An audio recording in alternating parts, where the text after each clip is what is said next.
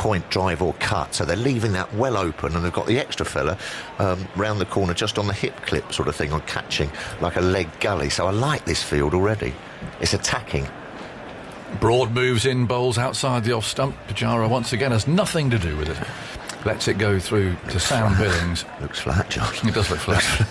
There's a lot of grass on it, though, and it is quite tufty. Yes, it is. It's like I think we said it's like in the 70s and 80s, isn't it? Lots of grass, tufty there. You know, full covering. Were they grassy pitches in those days, particularly? Well, they were. When I played, I can remember playing on some real green. What, Hadley and Rice up at Trent Bridge? So. Wow. Yes. Used to be, really zip about, but I was listening to Rats and we were out there. It's not that green, is it? No. But it's quite tufty. Broad again, bowls outside the off stump. There's no stroke from Pujara. It's not flying through. No. And that is the end of the over. Robert Edge, here we go. Is the plastic stuff Tuffers is searching for called polycarbonate? Thank you. It's polycarbonate. There you go. I know me polycarbonate. That settled you down. Oh, there's one more left in the over after all that because of the no ball. But the England players thought that was going to be it. Very relaxing when it rains. Gets that nice little sort of pitter-patter on it. I'm listening to something at night now. It's rather nice. You can... If you've not come across this. Yes, I have. Then goes broad again, he bowls, and that's turned away out to mid-wicket. And there is no run. And fielded by Leach. Well, it's quite nice. You can mix in sort of little sounds. Cool. You can get crickets. Yes. You can get very slowly rolling waves. Yes.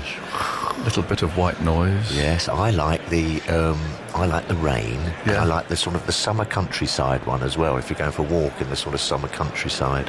I haven't come across that one. No, it's very nice. Out here, bird song. Yeah, a little bit of bird song and a little breeze, and then the odd little mooing cow. But I haven't heard the mooing cow. The trouble is, if you get something like a mooing cow, you're listening out for it. Yeah, it's got to be something that's just. Why do you just to rock you off? Is it?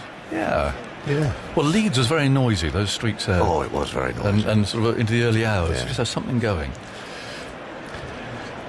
Anderson bowls outside the off stump, starting a new over, and Gill lets it go by. Well, I love the sound of the sea, the old days. Yeah. Wreck in the Caribbean when you've got one of those sort of nice.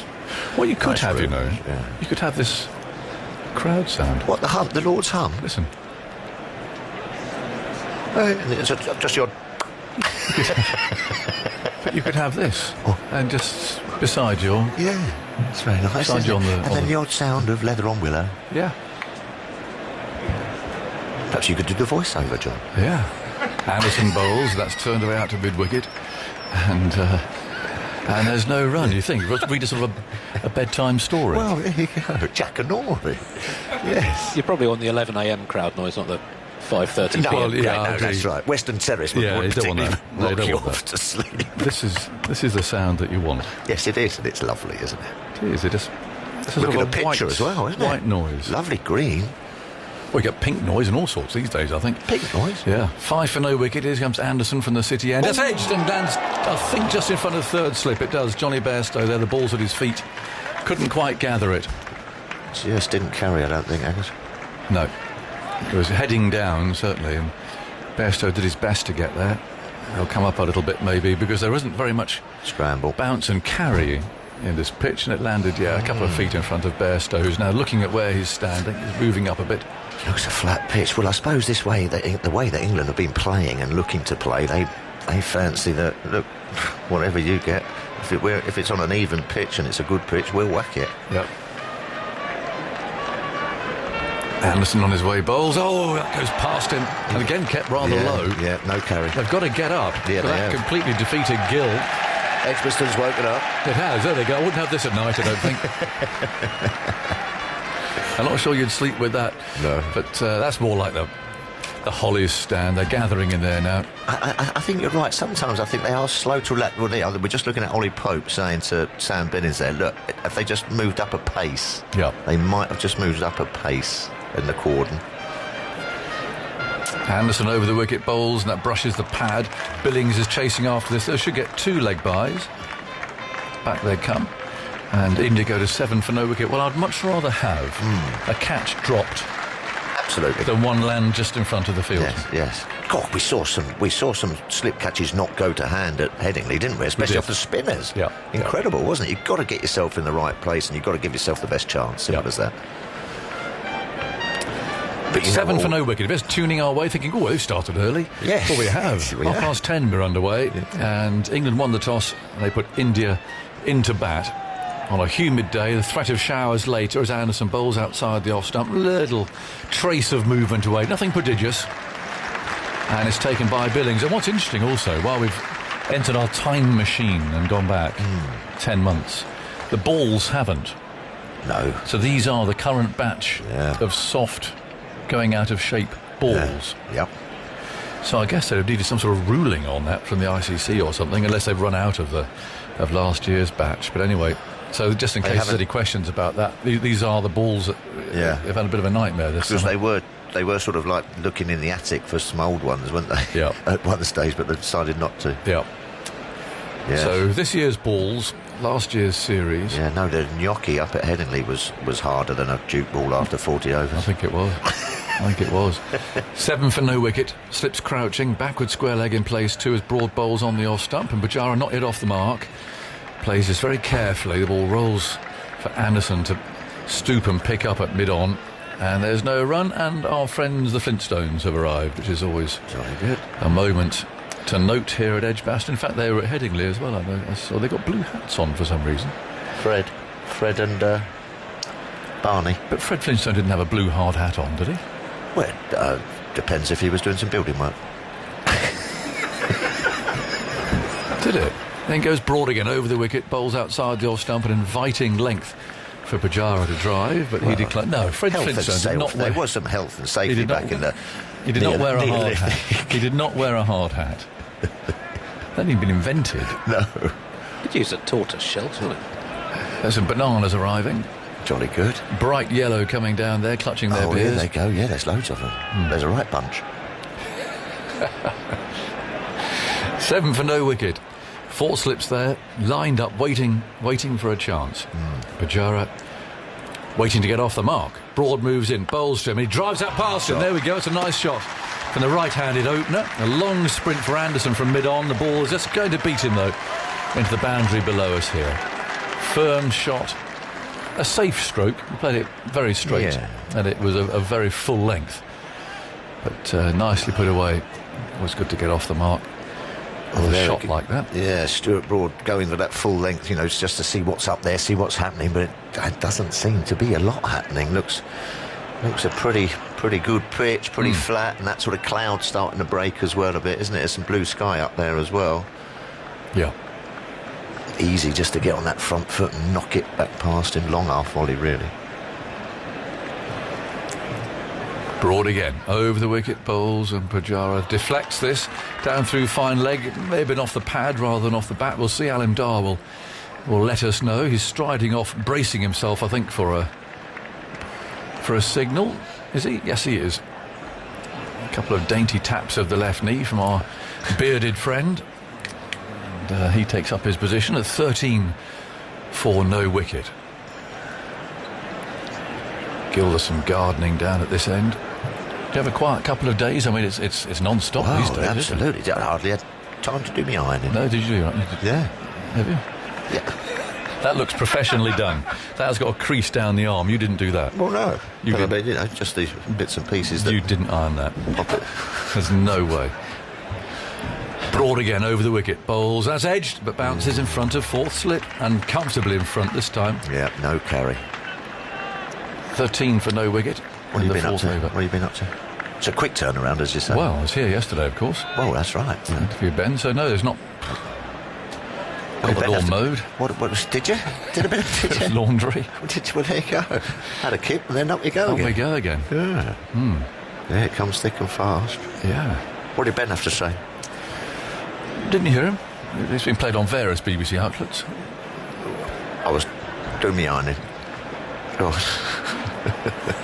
Broad again, bowls outside the off stump, and he lets that go through. One of the interesting things that he said was that Crawley is going to have as much time as it takes. Oh, well, that is a pat on the back, isn't There it? was a pat on the back. I mean, you do, obviously, you do back up your players, don't Of you? course. And he's not going to say, yeah, right, if he fails in this test, he's gone. No. But he's making some quite big statements, which you can do when you're winning. But another answer was, well, I don't really consider draws. I thought, really? You sure? Yeah, would you rather that India won this series 3-1 and take the points, or if you can save it, you've got to save a game? There will come a time, there will come a time when you've got to... Yeah, You've got to... save a game. Yeah, Because exactly. draws are exciting. Draws can be really tense. Yeah. Do you remember the one back in the West Indies? I think it was one of the best draws I've seen. It was the game that was moved. Right. In comes Anderson and he bowls on the off stump. Lovely shot from Gill. That really is class. An off drive. Anderson over pitches. Flat. He's lent into that drive. A long chase for Stokes to go and get it. The year evades me as usual these days, but it was when the game was abandoned at the Viv Richards Stadium. Oh, yes, that's right. And they moved it to the recreation ground, the old place. Do you remember? Yeah. And the result was, there's a huge amount of sort of support for this. And because the Rec, as people will know when they go, it's right in St John's. It's such an atmospheric Great place. ground. Wonderful ground, the music. And they've managed to turn what had become a football stadium round into this cricket pitch in 2 days. Yeah. Got all the broadcasting circuits in and all of that. They worked so hard to make this match work. Anderson moves in and bowls. Oh, he felt for it. And that was just a whisker away. Oh, I thought he'd nicked that. Yeah, it did look rather like it, but he managed not to. 17 for no wicket. And the end of it was Fidel Edwards and whoever he was with at the time, he says looking towards Andy Zoltzman, the last pair defending to save the game. And this lovely ramshackle ground was just filling up. The sun was beginning to set. Beautiful. And England trying to get this last wicket, and the West Indies last pair just doing everything they could, and in the end it was electric. Anderson bowls, and that's played on the front foot by Gill, and they managed to, because the sun went down, bad light stopped play. And whoever suggests that draws are boring should have been there that day. Well, one of the best draws I can remember was down at the Swalek Stadium, wasn't it? And Monty and Jimmy Anderson. Absolutely. Wow. Same sort of thing. Oh, they were both in 2009, the West Indies series early in the year. It was Darren Powell and Fidel Edwards. Powell, that's it. Batting up. Anderson and Broad opening the bowling then, 13 years ago. Yeah. It was absolutely gripping.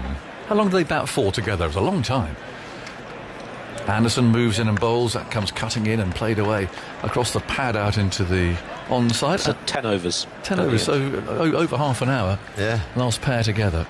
Yeah. Thou shalt not pass. It's Anderson, Broad, Swan, Holmes and Flintoff bowling attack. It's a good attack. It's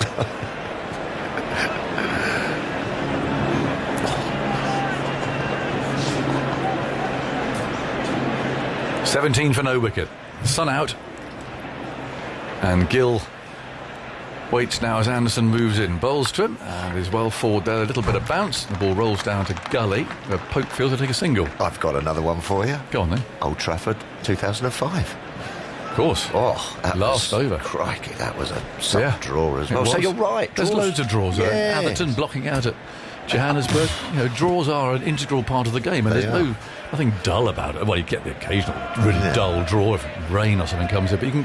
Some exciting, most dramatic moments in Test cricket have been draws. And I can remember Michael Vaughan saying that have a look at that Australian side. Look how they're celebrating that draw. Absolutely, I and remember it it well. made the sort of momentum go with England. Anderson bowls. Oh, and another one beats the bat. This time Pujara rather anxiously fiddles at it. It's the end of the over. The first 3 days are sold out, by the way, but there are 19,000 tickets. 19,000 tickets have been sold for day 4, so there are some seats left for the 4th day. Fancy coming? Tuffers, thanks for that.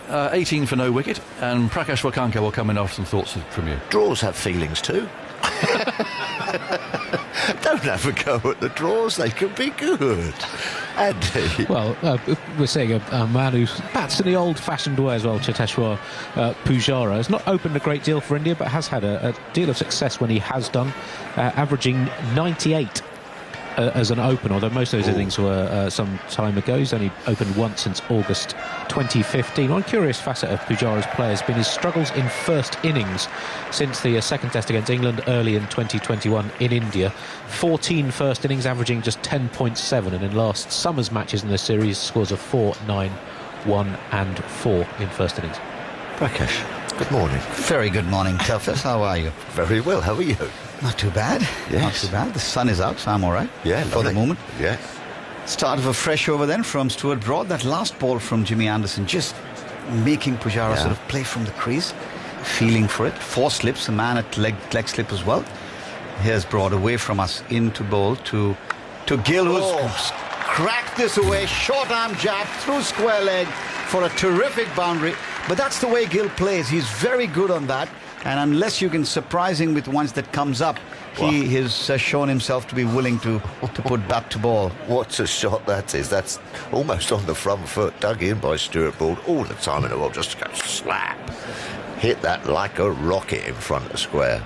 I think it could be a day for a bit of discipline. It's all very well and good chasing wicket, but this wicket looks flat. We were out there this morning, weren't we? We were, Prakash? weren't we? Yes, well done. The furry wicket. It was a furry wicket, but it's a flat wicket now. Here's Broad into Gill, and Gill gets one that leaves him just squaring him up a little bit, and struck on the inside of the right thigh, but away from the bat from his perspective. 22 for no loss it remains. There have been a couple of questions. Both batsmen have edged the ball, but on both occasions not carrying into the cordon. Soft hands, I guess. Well, yeah, but it also just it doesn't look like there's a lot of carry there. It looks a pretty decent pitch, as you say. We were out there, weren't we? And it looked good, it looked flat. I think it's just going to have to be patient, disciplined here, set good fields, good attacking fields, and take the chances when they come. 4 slips and a leg slip. Here's Broad into Gill. Gill this time is edging this one down. He's going to run away towards the third man boundary. 2 fielders giving chase. I don't think they'll get there. And that's 4 more runs to India and to Gill, who's moved on to 17. And the total for India, 26 without loss, having been put in by England. All the time in the world, this fella looks like, doesn't he? Gill, all the time. Elegance, poise, balance. Looks a superstar in the making, or already a superstar. Well, it doesn't take long to become superstar in India, as you know. But Gill, of course, bursting onto the scene in the Under-19 World Cup, where he, along with Prithvi Shaw, was one of the lead scorers for India. And then in Australia, acquitted himself rather well as people fell injured around him. Here's Broad into Gill, and Gill this time defending, sort of half forward, out to the covers, no run. Yeah, it's like all sports, isn't it? Like football, cricket, golf, just all the time well, not necessarily golf, because you have got all the time in the world, but moving ball sports. Look, when you look like you just have a little bit more time than everyone else, don't you? Absolutely. To get yourself in position or put your foot on the ball and pick a pass. It's the same with Gill. As you say, that puller shot of Stuart Broad, it was pretty quick delivery, just saw it so early. Yes, he's a talented young lad. Now playing all formats, including the T20 as Broad bowls, and he works it away to mid-wicket. Leach fields, there'll be no run. 26 without loss as the sun just slips behind some clouds. Yeah, and England will be looking for those clouds. The odd one's just done a bit, as you said, but when it has just got the edge, it's just gone straight along the floor. So it could be soft hands, or it just could be there's not a lot of pace in this pitch. Well, the two balls, I mean, the first ball that Jimmy Anderson bowled might well just have been a loosener, went almost on the bounce to the keeper. And then there was one, and I think in the second over, which beat Gill, but just sort of didn't get up as much. Other balls have carried well. Here's Broad as the sun breaks through again, comes in close to the wicket, bowls, and Gill leaves it outside the off stump. Big stride forward. End of the over. 6 overs have been bowled. It's 26 without loss. Gill is 17. Pujara is on 4. What have you been up to, mate? A couple of days off? Well, I went down to, or went up, I should say, to see an old schoolmate of mine in Yarm, which is near Darlington. Right. And spent a nice day catching up 32 years later. Oh, lovely. And it was fantastic to catch up with him and his family. Good. And yes, it's been nice. It's been an easy period getting into the normal England weather with the rain holding out the first couple of days. Andy? Yes.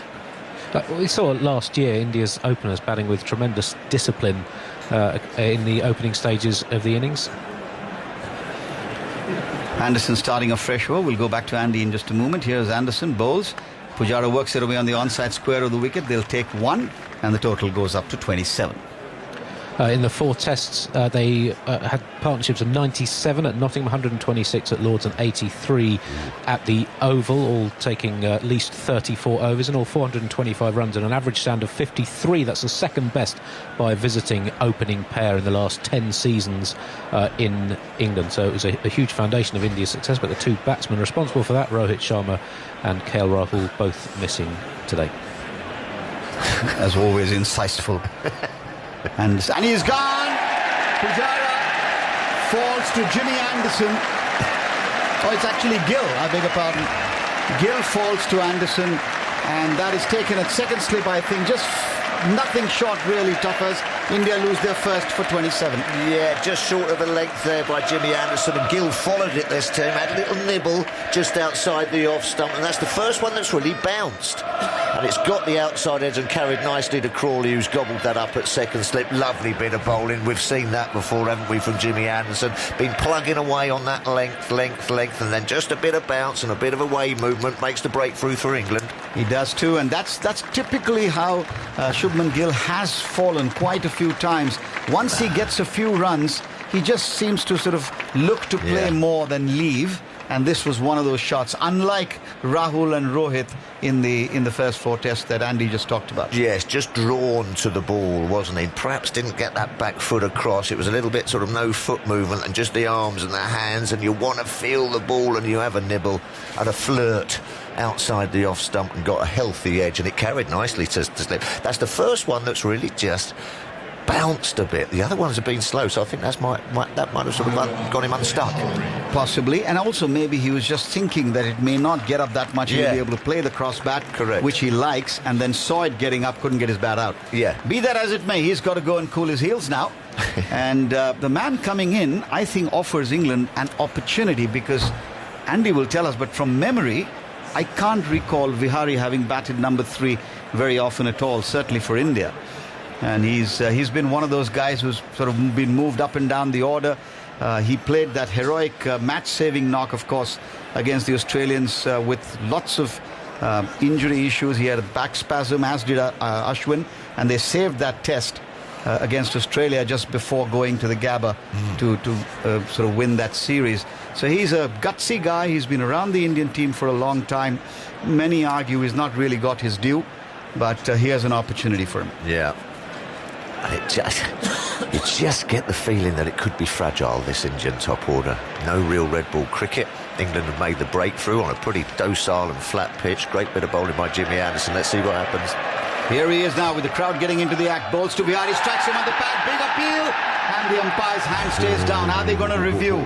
This one came back. That was a good question to ask. Anderson's not too fussed about it, though. May have been just slipping down the leg side. But a clear examination of Vihari squared him up a bit as that shaped back in. Toughest? Yeah, well, the one thing that you don't want to be as you're coming in is Jimmy Anderson just wobbling it up. You're hitting the seam, nipping one back, nipping one away. He's right on the money. We know Jimmy Anderson does this so well, so it's going to be a stern test. Absolutely. And here's Jimmy again from the far end into bowl with the leg slip in place to go with the 4 slips. Bowled, and this one keeps a little bit low. This is the 3rd ball that I've counted which has had variable bounce at this end. But Vihari survived. May have just got a bit of bat on it too. Yeah, what's going on here? That's 3 balls. One has bounced to Gill, which he says. The other one's nipped back, hit him on the pad. Let's just have a quick look at this one. Inside edge, but it did keep low. He's right back in his crease. Right back in his crease. He's going to... that did keep low as well. Well, Vihari's got to bring all his skills together as Anderson comes in and bowls, and Vihari drives thickish outside edge, trying to get fully to the pitch of it. He will get a brace to get off the mark, but not the most confident way, as the return comes in from Stokes, who runs back from his position at cover. India up to 21. The man out in this very over, Shubman Gill, caught Crawley, bowled. Guess who? Jimmy Anderson. Well, there you go. We've said that a few times, haven't we? Bowled Jimmy Anderson, but just lucky. I think he just wanted to feel bat on ball then for Hari. You know, he was all over the place there a little bit, but you're going to be nervous, aren't you? And the last person, as I said earlier, you want to be seeing running in is Jimmy Anderson, who you just know is going to be there or thereabouts, testing you with swing and seam, skill. He's going to be in the business area.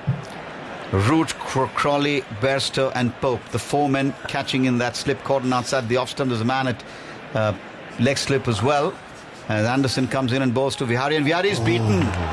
Lock, stock and barrel there. That one really moved away just enough and did everything except take the outside edge. Jimmy Anderson on fire. England have a wicket. 29 for 1. 7 overs have been bowled. Yes, fantastic over by Jimmy Anderson. Really on the money. Testing you every delivery. Andy, sorry, mate. This is the third time Jimmy Anderson's got Shubman Gill out in Test for just 27 runs in 59 balls. Vihari's a number 3, is his fourth innings at number 3 for India. Played there 3 times against Sri Lanka earlier in the year, scores of 58, 31 and 35. Has played a lot there. The bulk of his first-class cricket batting at number 3, and all first-class cricket at 3 averages 55 with 12 hundreds, including a triple. Yeah. See you, mate. All right. Well, Tuffers is waving at me to suggest that he is going to make way for Deep Dasgupta, who will slip into the seat alongside me as India look to do some repair work for that early damage, having lost Shubman Gill. Pujara on strike, 4 slips and a man catching it back with short leg. Here's Broad bounding away, goes in and bowls, and Pujara comes forward and defends on the offside, not for runs. 29 for 1. Vihari's just gotten off the mark after a shaky first over against Jimmy Anderson, and Pujara is just trying to sort of do what he does so well. He's faced 16 balls for his 5. Good morning, Deep. How are you? Good morning. How are you doing? Very well, thank you. Yeah, lovely morning, isn't it? Earlier start, half an hour before the usual time. Broad away from us, into bowl to Pujara. He's up, he bowls, and Pujara shoulders arms. Good crowd in here too, Deep, as you would expect. Absolutely, yes. The sun's been out a bit as well. It's quite breezy out there, and that might just help the Indian batters a bit. You know, batting out there the first morning, it's never going to be easy. Especially a fair amount of grass, even though it's like brownish and dry grass, but then it's got 10 mm of grass out there. That might just kind of help the bowlers a little more, especially the bounce might be a little spongy. Broad going away from us now to Cheteshwar Pujara, who taps away and defends on the offside and will take a single as the ball runs away to the left of the England captain fielding at a straightish cover. 30 for 1, and we're in the 8th over. A little bit of a breeze blowing across as we broadcast away from our right to left. Vihari just marking out his guard. And Hanuma Vihari really is one of those players who's probably just about now beginning to get an opportunity which could give him a consistent role in the Indian team. As Andy just mentioned, batted at number 3 in the Sri Lanka series at home, and has an opportunity here to see if he can contribute. Here's Broad up to Vihari, and Vihari lets it go, but not really very convincingly, did he there, Deep? Yeah, that was a good delivery.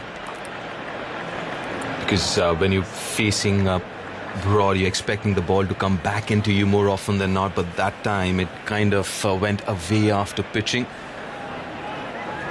Scrambled seam, bit of seam movement off the pitch that you would expect. Yeah, just get the feeling that the bounce from this end, from the end which we are broadcasting, the carry seems to be a little bit better than from where Jimmy Anderson's bowl, where 2 or 3 balls have kept a bit on the lower side. Here's Broad in again, bowls, and Vihari shoulders arms, this time well outside the off stump. Yeah, talking about Hanuma and Cheteshwar Pujara, quite ironic, isn't it? That's Hanuma batting at 3. That was Pujara's spot for what last 10 years. And now Hanuma is batting at 3 and Pujara has to open. Yep. Well, captains and openers have been quite a few in the last 8 or 10 tests. Often forced by circumstance, one has to add, as Broad turns at the top of his run now and runs away from us. into bowl. Little shuffle in, and once again an absolute beauty that from Broad. Shrugs his shoulders almost to say, what else do I need to do to get the outside edge? End of the over. 8 overs gone. It's 30 for 1. So the last test of the 5-test series being played here at Edgbaston originally should have been played, or was to have been played, at Old Trafford in Manchester. That didn't happen. And this one-off test match being played here. Let me ask Deep Dasgupta, who's alongside me, how difficult is it for a team to come out and look at playing a one-off test match? Because it doesn't give you the flow of a series, is it? True, it's always going to be difficult, and especially for the away side, and when the conditions are so different from your home conditions. But obviously, the warm-up game. Anderson bowls and gets this one up a little bit. Pujara rides it well. Kind of similar delivery. They'll run across for a single that got Gill. Gill was on the front foot and was caught in two minds, really. I thought whether to play the stroke or let it go, and ended up nicking it to Crawley at second slip. Pujara, on the other hand, riding it and pushing it away backward of point for a single. 31 for 1. Yeah, going back to that point of yours, I mean, the warm-up game must have helped a bit. But yeah, a lot of these players, the Indian players, have played here before, so they would kind of dig deep and get into that experience that they've got from the past. But then, yeah, it's never going to be easy. Slight change in the field, sort of a catching cover, short cover in place as Anderson comes in and bowls to Vihari, and Vihari lets it go outside the off stump. A lot of conversation in the last, the 4 tests that were concluded, was about the fact that the Indian team, both for the WTC final and thereafter the break, had a lot of time in England, even if it wasn't necessarily just playing back-to-back games. They had a break after the World Test Championship final. And how much does that really help? Because it lets people get acclimatized, not just to playing the game, but also to the conditions and so on. Get your thoughts after this delivery as Jimmy Anderson turns and races in to bowl to Vihari, who shoulders arms. Obviously, it does help. As you mentioned, it's about getting used to the conditions, I mean, the weather and everything else, the food. I mean, when you travel, one of the major thing is your food habits, right? When you're traveling away from home, which you're getting home, I mean, obviously, you're getting different kind of food, but that shouldn't be a problem here Not in England here. for Indians. Not Yeah. And for us Asians and Indians, it shouldn't be a problem here. You get really good Indian food or Asian food wherever you go, especially here in Birmingham. The slip cordon's being strengthened. There's now 5 men catching on the offside behind the wickets, and this one's outside the off stump, and Vihari lets it go through. But having said that, I mean, I know this is the continuation from the last summer, but there's so much has happened in the last 1 year. So much. Whether it's the English side or the Indian side, I mean, both the sides have changed. And especially, I mean, where India kind of hamstrung is the absence of Rohit Sharma and KL Rahul. They were such an integral part of last summer's success for India. They were indeed. In fact, Andy just gave us some numbers, over 450 runs between them and an average of just over 50, if I recall, as Anderson comes in and bowls and brings this one back in, but Vihari is comfortable letting it go through outside the off stump. Last ball of the over coming up. It's 31 for 1. If you've just joined us, India lost the toss, one should say. Bumrah calling wrongly, and Ben Stokes having no hesitation in asking India to bat first. India have progressed to 31 for 1. The wicket of Shubman Gill, who looked very good, as he often does in the short time that he was at the crease, but will have to find ways of prolonging his stay if he has to make an impact on Test match cricket. Last ball of the over from Anderson into Vihari, and Vihari shoulders arms again. That's the end of the 9th over. It's 31 for 1. More from Deep Dasgupta, and then to come into commentary, Simon Mann. Thanks, Prakash. Yeah, I mean, this is a big test match for especially both these players, Hanuma Vihari and Cheteshwar Pujara. Pujara being dropped from the Indian side last few test series, South Africa, Sri Lanka, but then obviously now he's got an opportunity because he's had a really good summer playing for Sussex here in England. He scored around 700 plus runs, 4 hundreds, couple of them double hundreds, as Simon joins me here. We were talking about it a while ago. And and he's looking good, isn't it, Simon? The way he's batting, he's looking a lot more confident with his footwork, more definite, not playing from the crease. You could see that he's got a fairly decent stride coming forward as well. Yeah, it's been a good start from him. 31 for 1. Good morning, everyone. It's Pujara on 7. Vihari on 2, leaning on his bat nonchalantly at the non-striker's end. 4 slips and a backward point in. And Broad moves in and bowls to Pujara. Gets a ball wide of off stump, leans forward and lets it go through to Sam Billings. It's a strange one, isn't it, for Pujara? Because he might have thought he was done in terms of his Test career.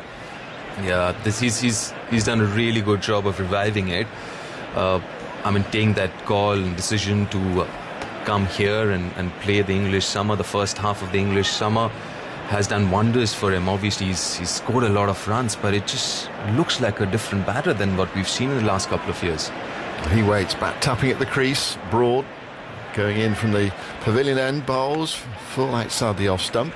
Pujara covers it, pushes it away, stopped by Stokes out in the covers, and there is no run. The crowd gradually building up here at Edgbaston. I'm not sure everyone was aware it was a 10:30 start.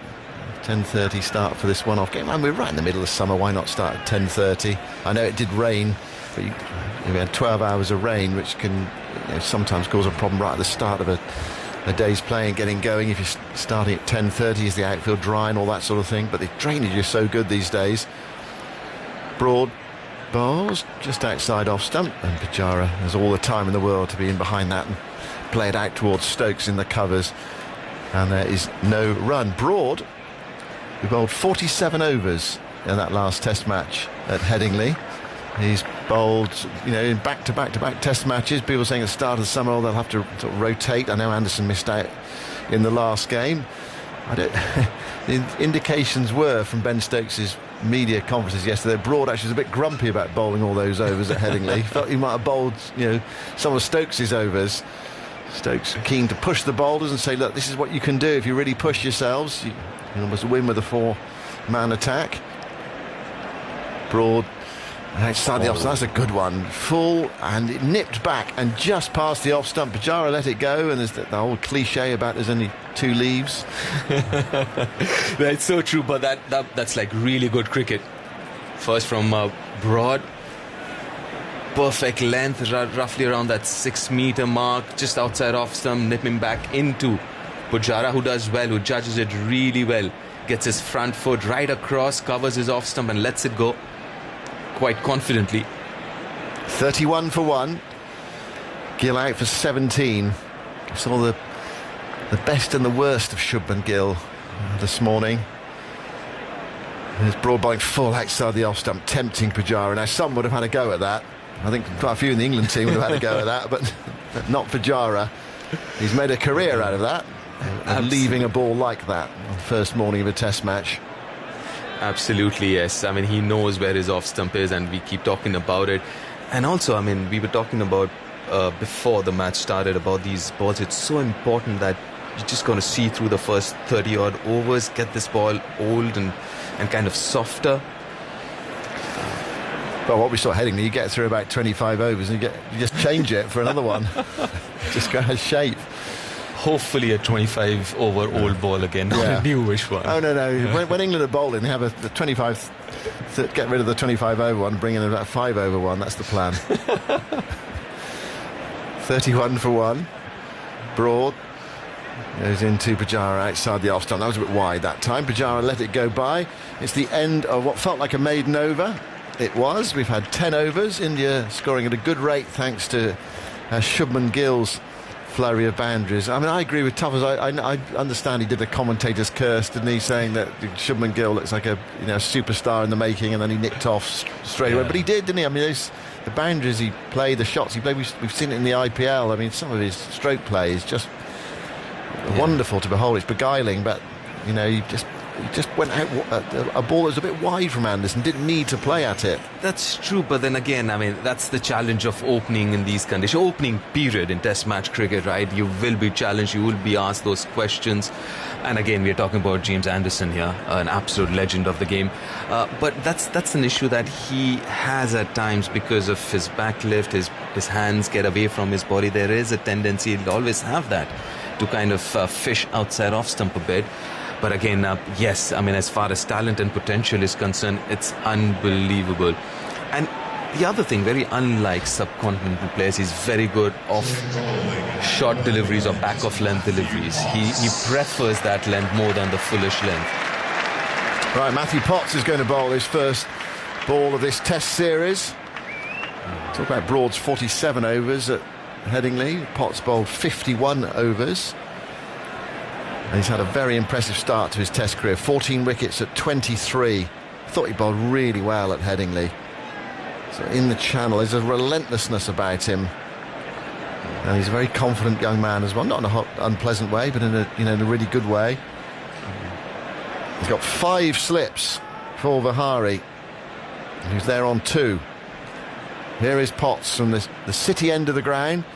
Goes into bowl to Vihari, who comes forward and plays that up towards mid-on where Broad is fielding, and there is no run. Jimmy Anderson's opening spell, 1 for 13 from 5 overs. He's had 5 opening spells in the 3 tests he's played this summer. He's taken wickets in 4 of those 5, having only done so in 1 of his previous 17 innings. That's last summer, and over the winter it was just a brilliant spell of 3 for 6 at Headingley against India last summer, in which he'd struck in his opening spell. And before this summer, he's taken wickets in 9 out of his 43 opening spells since 2019. So welcome return to regular opening strikes. Here's Potts striding into bowl to Vihari. It's outside the off stump, just a fraction short, forced away by Vihari for a couple of runs. Stokes is after it, out towards the Holly stand. Picks up about 25 metres in from the rope. So push off the back foot really there from Vihari. Takes him to 4, and India put into bat 33 for 1. And we're in the 11th over of the morning. It's a bit overcast, but there's some blue sky, and the weather actually looks okay at the moment. Bit of a breeze around, quite a cool morning in Birmingham after all the rain. But yeah, we had about 12 hours of rain. Started at 5 o'clock yesterday afternoon. Potts turns past the umpire now to bowl to the right-handed Vihari. Tries to turn that away, might well be struck on the pad there. He's going to get a single, we'll find out from the umpire in just a moment. Yep, stepping forward to signal leg by umpire Richard Kettleborough. 34 for 1 India. If you missed the India team news this morning, well, Pujara opening with Gill. Shreyas Iyer is playing. No Ashwin, who didn't play last summer, and that worked pretty well for India. They controlled 3 of the 4 test matches. They won 2 of them. They probably would have won the one at Trent Bridge, although there's a lot of debate about that. Who would have won that game? I think India. Potts bowls, that's full, clipped away and stopped at mid-wicket. Tumbling save at mid-wicket prevents Pujara getting a single there. Nice shot, nicely timed. Alex Lees going away to his right-hand side. That prevents a run. 34 for 1. And what he's done well so far, Matthew Potts, in this over, he's made the batter play at everything. I thought in the first spell, Anderson and Broad could have bowled a little straighter, maybe could have. But then here, so far, 4 out of 4, he's made the batter play rather. Goes in again, and that one's an absolute beauty. It looks as if it went over the top of off stump. Pujara poked forward at it, missed it, and through to Billings. There's enough out there for England to work with this morning, so it is a great test for India's top order. Yeah, I mean, I'm looking at his action. Obviously, you would seem that he's going to angle that ball in, but this time around, it kind of held its line, kind of straightened after pitching. He falls away and angles it into it. It's such a difficult angle for the batters, and especially if it's straightening like it did in the last delivery. Well, that's a really good ball from Potts. He tries again, bowls to Pujara, wide of off stump. Not that wide, but I don't know. Pujara has this way of making balls outside the off stump look quite wide because he just ignores them, and he's totally in control. He wasn't in control of the ball before. There was a perler from Potts. It's the end of the over. We've had 11 in this morning's play. 34 for 1 India. Shubman Gill caught by Crawley at slip off Anderson for 17 at second slip, and just a word on Crawley, just actually took the catch so nonchalantly, so straightforward. He's got a good pair of hands. Presentation this morning for his 25th cap, which is that's what happens when you get to 25, 50, 75, the little landmarks. You get a little presentation for that.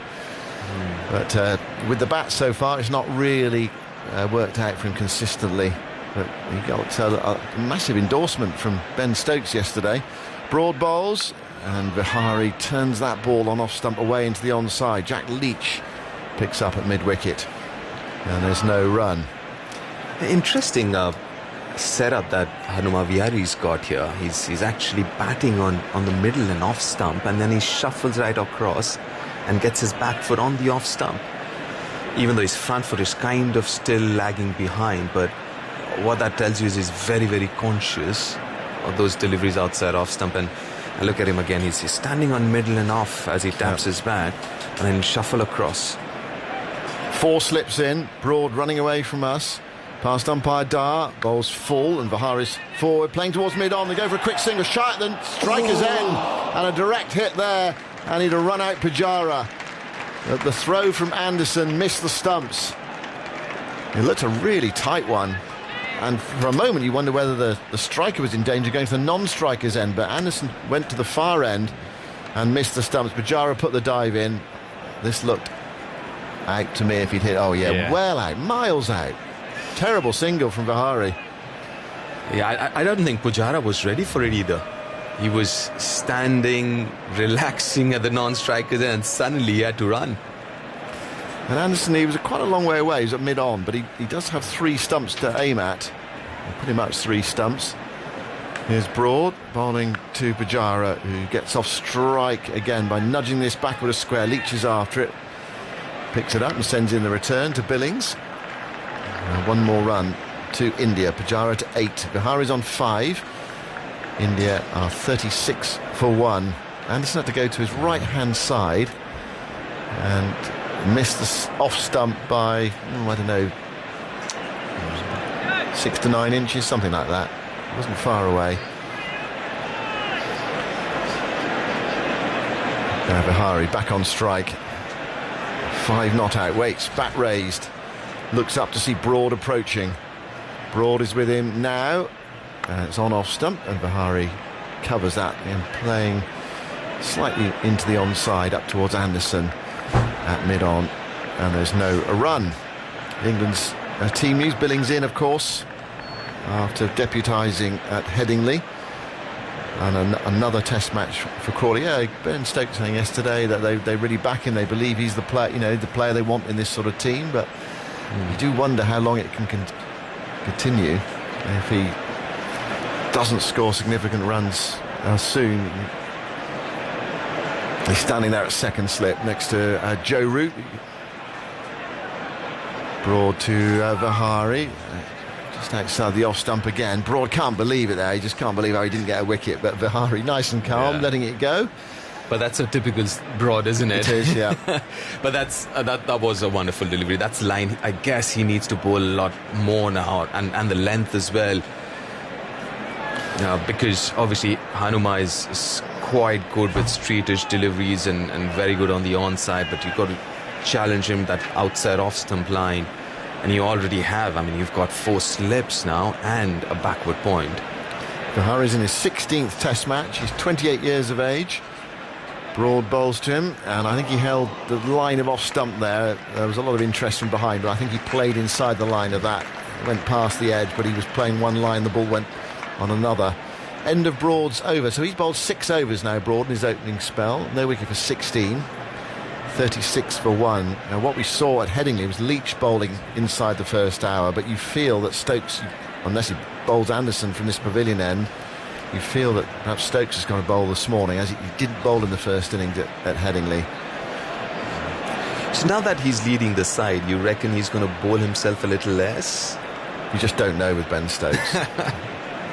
I mean, we thought he must be injured because he didn't bowl at all in the first innings at Headingley, and Leach bowled 30 overs and then suddenly started bowling in the second innings. Potts goes in, bowls outside the off stump to Pujara. Good leave from Pujara. Yeah. And this is exactly a great example, again, what we were talking about of his confidence level, Pujara's, with that front foot, really long front foot stride outside off stump. That looks so, I mean, that just tells you, at least me, that he's in a really good mental space, and which he should be, scoring so many runs in the last month or so. But again, your footwork is so important. It just tells someone like me from sitting outside watching where he is mentally. 5 slips in for Potts, who bowls to Pujara, gets the ball on off stump and turns it away. Diving save from Broad at mid-on. Good piece of fielding, keeps it down to 1. They probably would have got 2 without it. And Pujara gets his 9th run.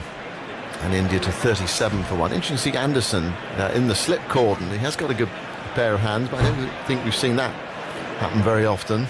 I did see him doing some stretching exercises, so it may well be that he'll come and bowl at this pavilion end. Otherwise, the logical choice is Broad. They might go Leach, I suppose. But you think in these conditions, having won the toss and put the opposition in, you want to go with pace for a bit longer. And there is something there. Potts bowls to Vihari, straight ball. Vihari defends it into the onside, and there's no run. We did see one keep very low. Vihari's first ball, surprised to see that on the first day of a test match. He did well to keep it out of his pads. Yeah, that was the second ball he faced. The first one, it kind of bounced normally, as you would expect, hitting him on his thigh pad, and the next ball below knee roll, almost same length. Yeah, as a batter, first 2 deliveries like that kind of can unsettle you a bit. Potts bowls, now brushed away by Vihari, backward of square. This might well be a leg by. Leach comes in from fine leg, sends in the return to Billings. One more, yep, signalled by umpire Kettleborough. 38 for 1. Crawley, I noticed, has changed his number for what it's worth. He was 56, or has been 56 in his career. Well, he's looking for a change of luck, I don't know. But fair enough. He's 6 now, and Potts has also changed his number from the last test match, of the series. Yeah, he is now 35. Must have consulted a numerologist or Could someone. be, I don't know. New number, new luck. Potts into bowl, on Midland leg to Pujara, who struck on the pad. Not much interest from the bowler. It must have been going down. Difficult to tell from this angle. A little bit high as well. But seemed like that. Again, his release point, Matthew Pott, he kind of, as I mentioned before, falls over a bit, angles it into the right-handers. But he's bowling a good line and length. I mean, every now and then one of those deliveries will straighten, and has done so far. And that's the danger as a batter. Anderson spins round at that far end, the city end of the ground, passed on by Kettleborough. Bowls outside the off stump to Pujara, just coming back in. It looked very close to the top of that off stump, but it missed it. So that's fine as far as Pujara is concerned. Potts was through 2 overs. No wicket for 3. It's 38 for 1. We've had 13 overs. Drinks are coming onto the field at 11:30, and the reason for that is, if you haven't been with us right from the start, play starting at 10:30 for this test match. So we are on air at 10:15 for each day of this test match from now on, with our highlights of the previous day, and then we're live at the ground from 10:15 and play starting at 10:30. Right, we're going to have a double change in here. So Mark Ramprakash is going to come into my right hand side, and on my left it is Daniel Norcross. Thank you, Simon. You look so pleased to see me. Well, interesting start to the day's play. 38 for 1, England having won the toss, elected to bowl. I'm not sure that's something that they would have done a year or 2 ago. They might have looked at a pretty good looking pitch and decided that they wanted to get the runs on the board, but they've got a formula at the moment, and that seems to be try and get some early wickets and then chase whatever they're set, they will chase. It would appear. Mark Ramprakash is alongside me. What have you made of the first 13 overs of play so far?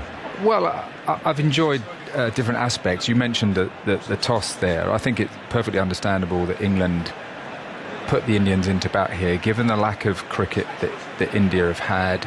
England riding a crest of a wave, really. And of course, you've got Broad and Anderson, you know, that formidable partnership, experienced partnership with the new ball. And to test this Indian top order, which I've got to be honest, when India were here a year ago, Rohit Sharma and Rahul, I watched them bat at Lords, and they batted brilliantly. I mean, they're known for IPL exploits, but they batted in a very conventional, orthodox way. First day at Lords, I think India ended the day about 220 for 3, and Rahul 120 not out. And they showed their experience and class and the way that they left the ball, not just the scoring shots. The Indian top order, we can see Pujara, 90-odd tests, the way he's left the ball very, very well in this short passage of play, whereas perhaps Gill, guilty of playing away from his body, although he played a couple of classy shots. And also Vihari getting squared up a little bit by the odd ball that moves away. So their technique will be tested. From an Indian point of view, I think they would love to see Pujara at the crease, for a lot longer, because he's a conventional test player who will bat time. And I know that that's not necessarily something England are too worried about from a batting point of view, but I think absolutely understandable that England put them into bat. They're very contrasting sides, these two, but England, having just got that one wicket so far, they could easily have had Vihari a few times playing and missing. He looked very unassured when he first came to the crease. He's starting to move that front foot a bit more, starting to leave the ball with more authority. Andy Zaltzman, any statistical quirks sort of? Well, just a little more on the openers from last year. I mentioned earlier on there, they totalled in their 8 opening stands, over 400 runs at an average of 53 per partnership. And since 2015, when Rogers and Warner for Australia had a productive summer opening the batting. We're ready to get underway again after drinks. Broad runs away from us. 4 slips in place. Vihari works a ball from around off stump across his pad to short square leg. Leach has to move to his right to field to get through for a single. 39 for 1. Since 2016, the average opening stand by visiting pairs in India, excluding Rahul and Sharma, last summer is 18.6. Wow. So they did tremendously well in what has traditionally been a very difficult place for opening batting. You talked about the restraint with which they batted. Both in that series, their run rate was in the low 40s per 100 balls, and over their test careers, well into the 50s. Yes, so in 2018, apart from the Lord's test, the Oval Test, I'm not sure an opener got above 50, did they, until the last match of that series, as Broad is in and Pujara works his ball across his pad to Leach, but straight to Leach at short mid-wicket. It's very confusing, we've just been saying there are 2 different shirt numbers out there. Just as you've got used to Crawley's number and Matt Potts' number, they've changed numbers. Imagine such a thing. That's outrageous. Well, I mean... What would be the point of that then, do you think? I don't really know. I genuinely don't know.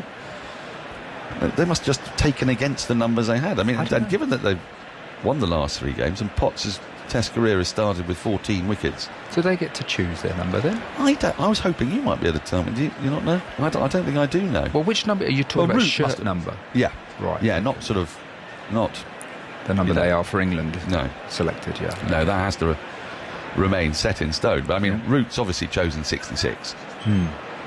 The Currans at Surrey, for example, are 58 and 59, aren't they? Right next to each other. We've got a break in play, as often happens, because Aleem Dar is unhappy, as is Pujara, as is Stuart Broad, with somebody who is, I was going to say seated below us, probably isn't seated below us. I don't think it is us. But we are right behind the bowler's arm here. Have you identified the culprit? No. Andy? No. What were you doing? You were just doing the traditional gladiatorial thumbs down, were you? Right. Broad in, 4 slips in place.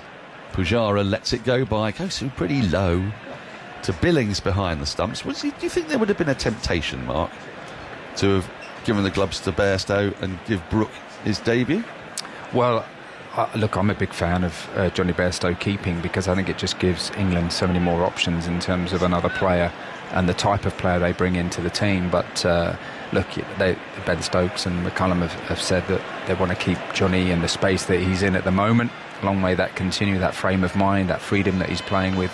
So you can understand why they went with Billings. Hard to argue with, I guess, as Broad is in, and that's cut mercilessly for 4. Well in front of square. Shows you how slow this wicket is.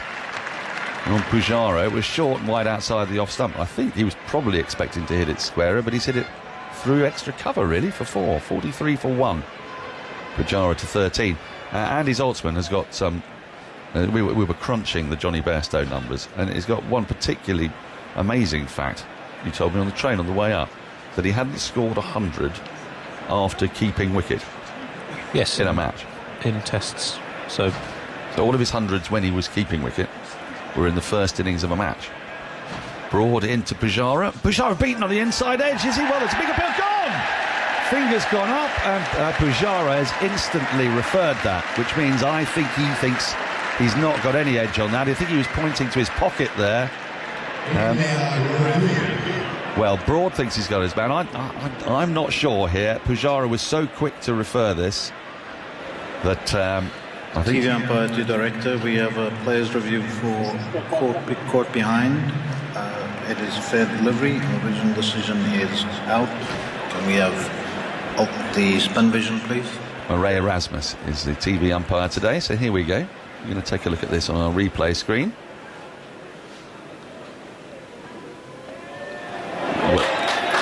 I'll need ultra edge to check if there's any bat, because it does hit the back pad. Go past, and into the bat. Thank you. I'll go back to Aleem on field. Can I just, Will, can I just check the yes. LBW, the ball tracking, please? So they have to go through this because it's definitely not hit pad. It will be going over the top. Impact is in line and is going over.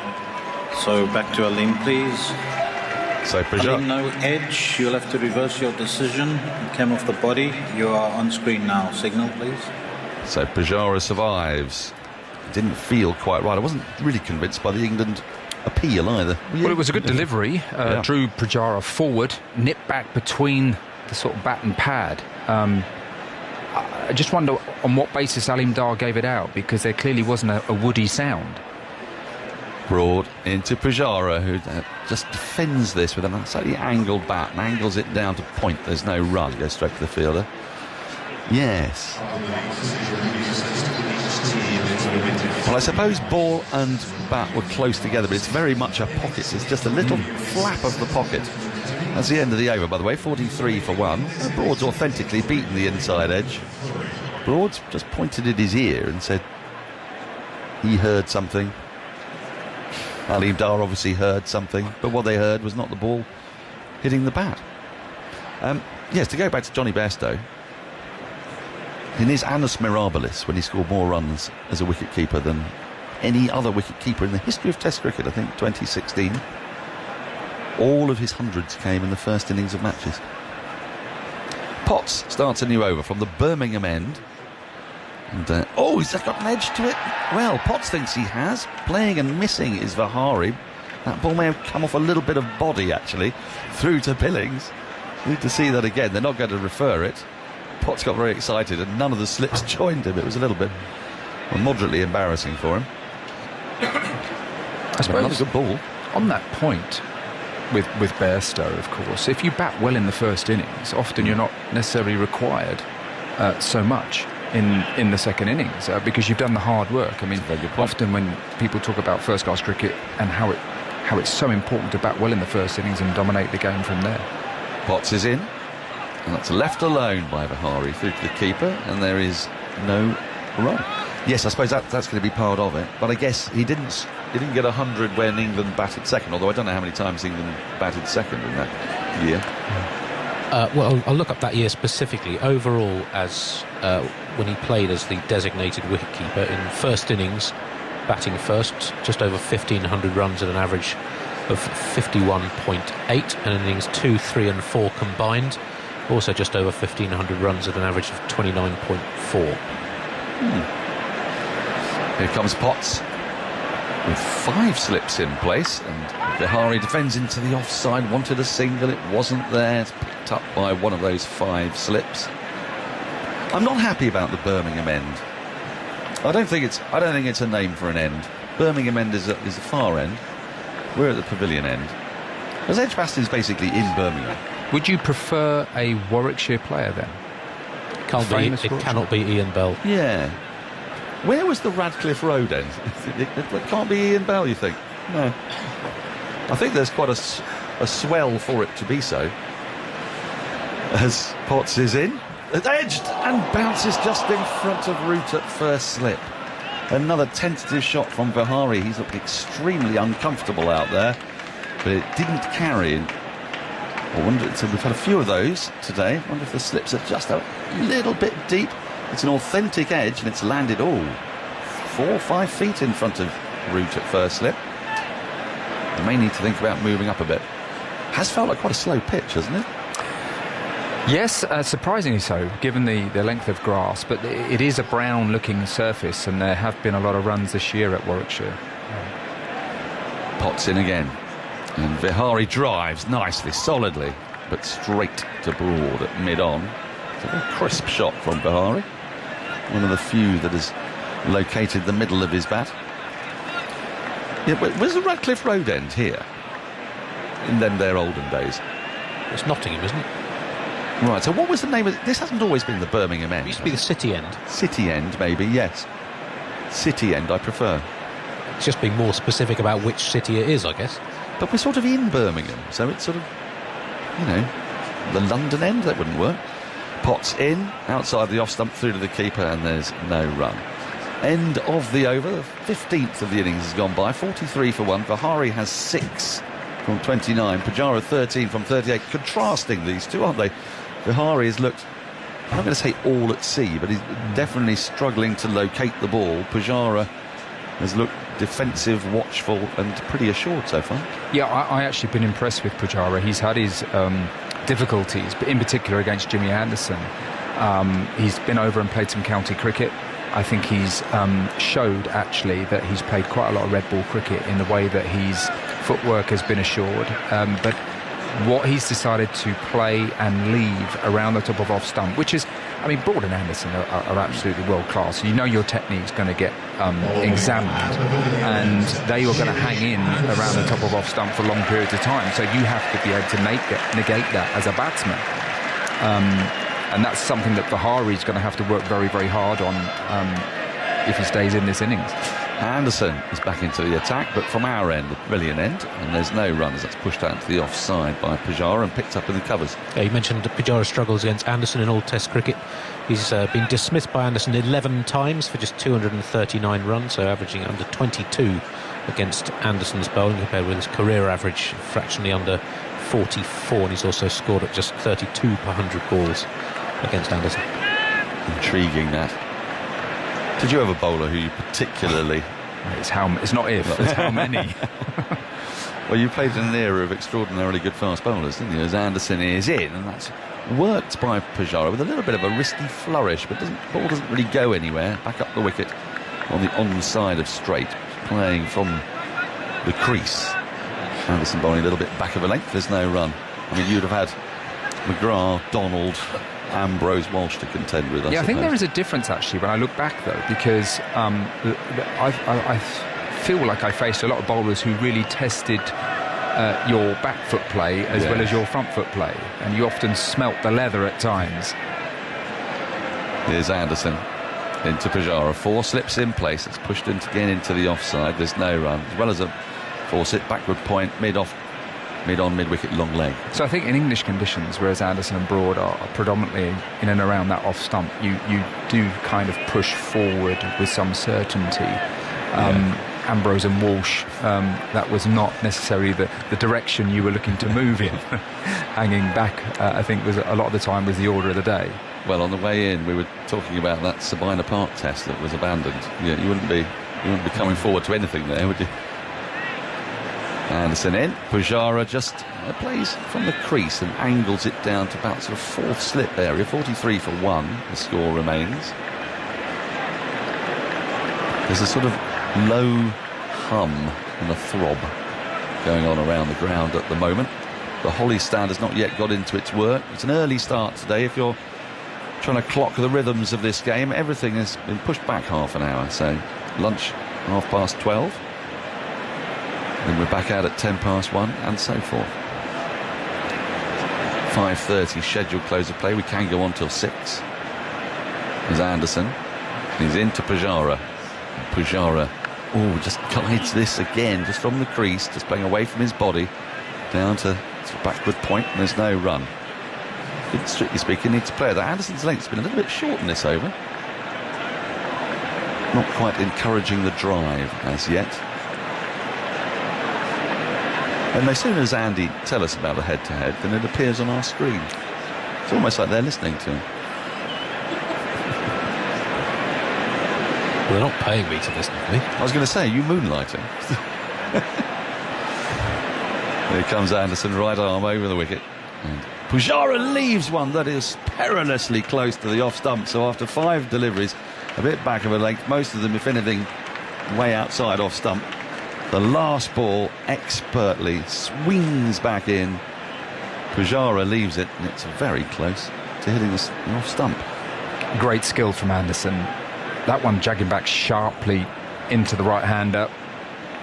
But Pujara won't be the only player, and isn't the only player, who's had his difficulties against Jimmy Anderson, that's for sure. I mean, 2014, Virat Kohli had a number of low scores and really struggled. Of course, he replied then when India toured in 2018 with a magnificent series. And he did that by getting well forward and playing tight to his body. Potts is in, start a new over, wide of the off stump, no run, left alone. Yes, he did it. There was a lot of talk about how he'd changed all sorts of things. At the foot, his front foot had changed slightly as well, as from memory. I think the biggest thing was his hands. His front foot did sort of slightly point further towards the bowlers, where the direction of the bowler, but the hands naturally kind of went out towards, say, 3rd or 4th slip. With an open bat face, he kept his hands tighter to his body, which allowed him to play tight and close to his body when defending. Potts is in, and that's not too far from the off stump as well, left alone by Vihari. I mean, I suppose players have to adjust to different conditions. When we were talking about the Ashes, we were working on that during the winter, and talking about how the leaving length in Australia is different. So for English players, sometimes they can look like they're playing poor shots because they're playing at balls that are not going to test the stumps, but that length in England possibly would do. So actually trying to change your muscle memory, in a sense, as Potts is in, and that's left alone by Bihari. It flies through to Billings, who took that above shoulder height. Bit of carry on this occasion. And I suppose similarly, Indian players used to slower pitches will have to have different things that they've got to be mindful of when they play here. Well, in England they'll talk about the lateral movement. For Indian players, they'll talk about the swing and the seam. In Australia, it's the bounce, and that's why you've got to admire the great players who manage to adapt to all conditions. No ball has just been called retrospectively. Hanuma Vihari so far, he's just slightly struggling with these conditions as Potts is in to him, and he defends that one better. That's on the front foot and pushed into the offside. There is no run. The noticeable thing with Vihari so far in this innings is how square on his shoulders get. So even though he's defending the ball with a straightish bat, you see a lot of that right shoulder. It ends up very square on, and so when the ball leaves him in particular, his bat is having to adjust the line. It doesn't stay down the hitting zone quite long enough. It's getting turned round a bit, isn't it? Yeah. I suppose. That's the impression that it gives us. 1, 2, 3, 4, 5 slips in place. Mid-off, mid-on. Mid-off's more of an extra cover, really, in a mid-wicket. As Potts is into Vihari, plays and misses at a ball wide of his off-stump. He really is struggling here at the moment, Vihari. I don't blame him. I mean, they've had one warm-up game against Leicestershire. Yeah. Which doesn't make life easy, does it? And they mixed up the sides a little bit there, weren't they? Because some of the Indian bowlers played against played for the Indian team. Yes, so... But this is classic Test cricket. I mean, good from Potts, good energy, bounce, a bit of seam movement. And one of the great things of being a Test batsman, of course, is controlling the emotions. Yes, you get beaten, but can you not be fazed by it? Here's Potts into Vihari, works this ball around his pad to mid-wicket. It goes straight to the fielder. There is no run. Well, I mean, I think he's got the temperament for it. You've seen him bat a fair few times and bat for a length of times. He's got a strike rate of just 42 in tests, which suggests he likes to sort of stick around. He and Pujara, it's a crucial phase, having been put into bat. India lost just the 1 wicket, a wicket that you can see in-play clips on the BBC Sport website and app, and highlights today, BBC 4, 7 o'clock, or get them on the iPlayer whenever you want to. As Potts is in to complete the over, and that's edged and dropped by Crawley at second slip. It went very sharply to him at a good catchable height. He dived away to his right, he got a good hand on it, and very nearly Vihari's tortuous innings was at an end, but England could not cling on to the chance. To talk you through that, there will be Mark Ramprakash, and then for the next 20 minutes, Prakash Rakanka. Well, another good delivery from Potts, and it just a slightly fuller in length.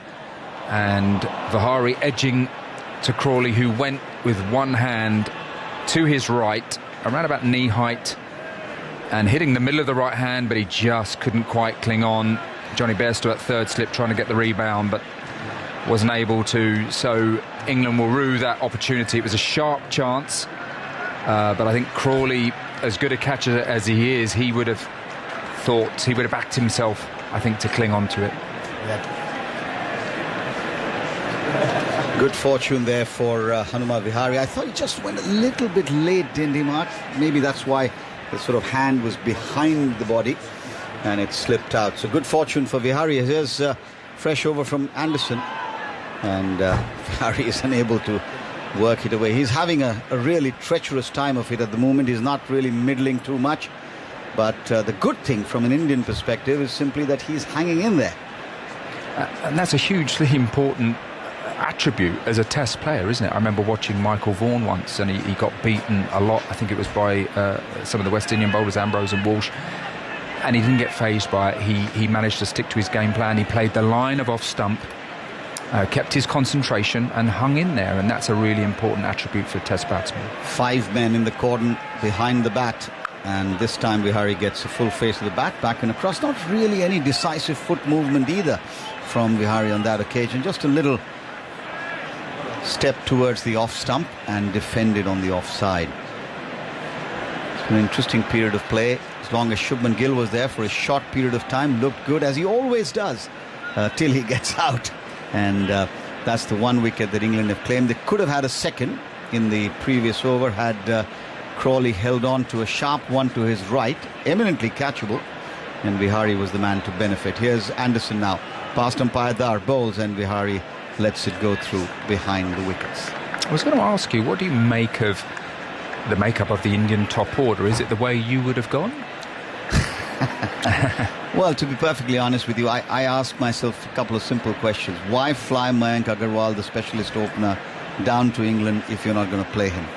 That said, if you had to put someone in the opening slot, would you disturb Pujara's normal number 3 position? And would you just swap Vihari and Pujara? Come back to that in a moment, as here's Anderson in now to Vihari, who gets one that's jagging back in. He works it away on the inside. There could have been trouble at the bowler's end because Vihari was late taking off. Pujara, not the quickest runner between wickets at any time, already has had one close escape and just about makes his ground. And that was really because the fielder, I think it's Jack Leach, at mid-wicket was sprawled when he collected the ball. Had he been up and had gone at the bowler's end, because there was a clear stutter with Vihari not quite getting the skates on, and Pujara, after that second knee operation, has become an even slower mover between the wickets, and you've got to be careful with the way he runs. India inch up to 46 now as Anderson goes into bowl now to Pujara, and nicely back and across, defended on the offside, no run. Vihari's 8, Pujara's 13. The man out is Shubman Gill. Caught Crawley, bowled Anderson. So coming back to the team, and then of course, you know, I'm biased, but I just can't get my head around the fact that Ashwin's again not in the playing 11. But that's the way the Indian team management's gone. I think Dravid's carrying forward in some ways the Virat Shastri plan, at least for England in this one-off test. Here's Anderson. And this one's going to be caught, yes. So Anderson has picked up the very important wicket of Cheteshwar Pujara. I make it for the 12th time in Pujara's career, and India have lost their second. Regulation catch at second slip. Beautiful delivery from Anderson And he's got both the wickets to fall. Nothing new, but India are hit again. Well, Pujara's looked good this morning. I've been very impressed in the way he's moved his feet, the way he's looked to score, and the way he's left the ball. This one he had to play at. It was full of a length, drew him in, and just left him late. And it was another terrific Anderson delivery. We've seen this all through his career. He had been perhaps a little bit on the shorter side previously in this spell. That one pitched fuller up, drawing Pujara in, and an edge. It was a fairly straightforward catch to second slip. And a buzz around the ground because the man coming out to bat is the man who led India in those 4 test matches, Virat Kohli, always under intense scrutiny, as Vihari helps himself to a quick drink, as do the England fielders. But England will field really in with a chance now. The sun sort of disappeared behind some cloud. The atmosphere just a little bit heavier. In the morning we did see breaks in that, and we saw some bright sunshine for little periods of time.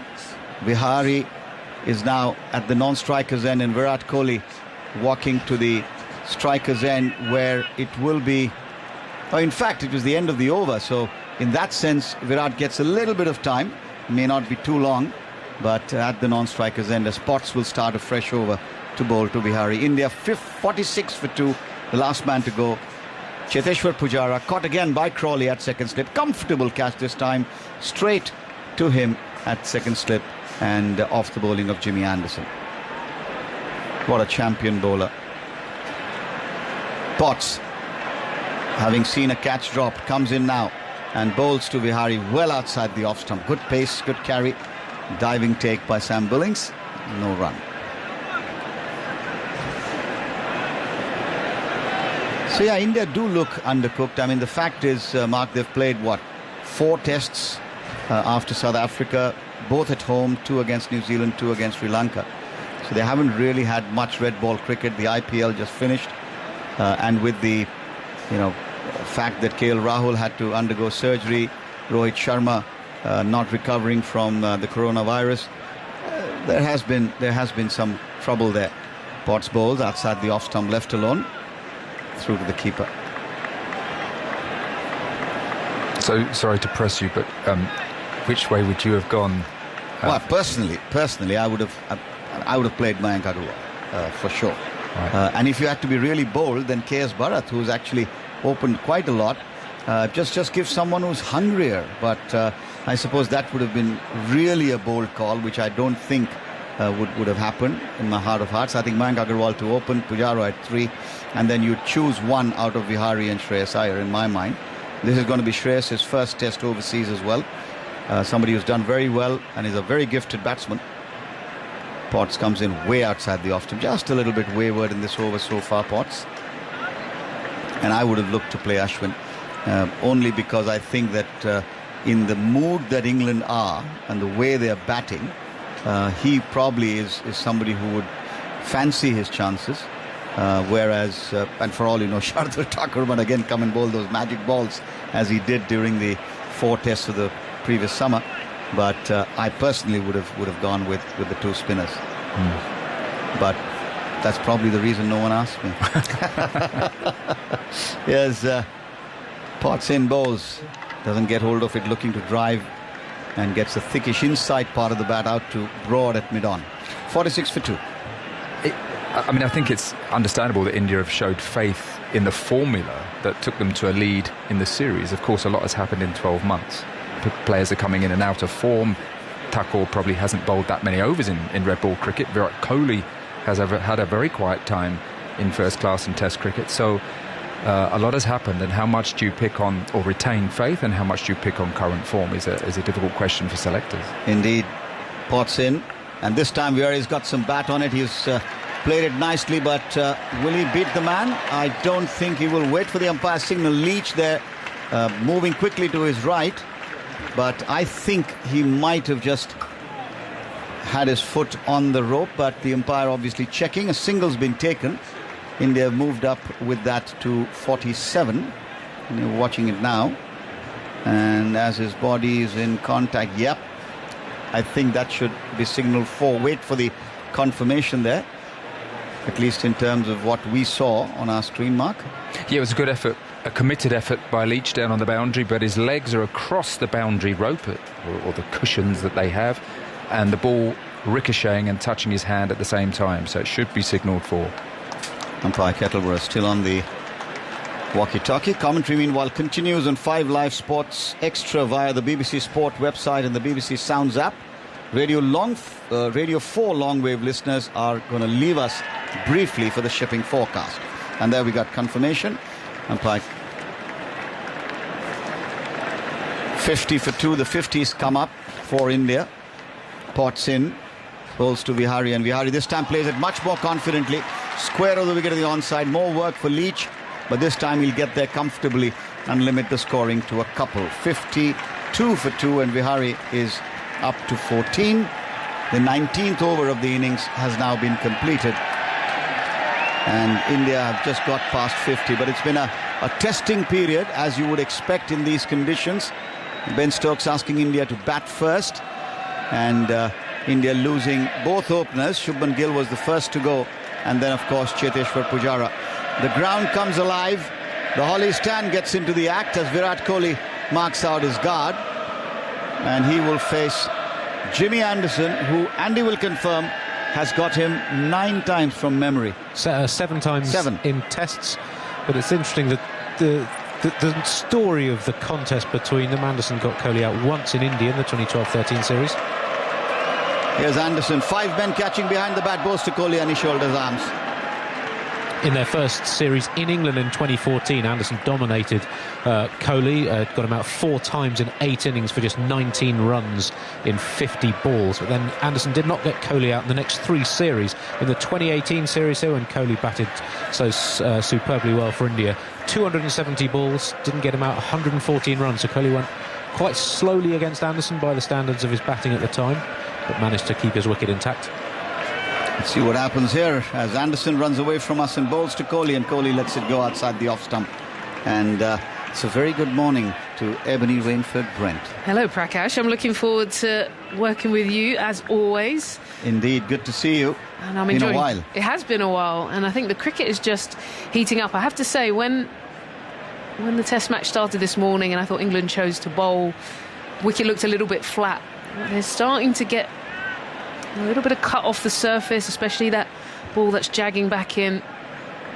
I think 1 more wicket before lunch and then you'll feel it's been the right decision. Oh, wait and watch as here's Anderson in to bowl to Kohli, and Kohli once again shoulders arms. This is going to be, as always, an appetizing contest, isn't it? I mean, these two master craftsmen of their own skills, and yet one would think that at the moment Virat Kohli probably hasn't quite been in the kind of form that he's been used to. Everybody and their uncles looking for Virat Kohli and what's wrong with him, but you just got to leave master craftsmen alone. The day will come when it'll all sort of flow back, but for the moment Anderson looking to pick up another wicket. 5 men in the cordon, goes in, bowls, and Kohli shoulders arms to the keeper. 52 for 2.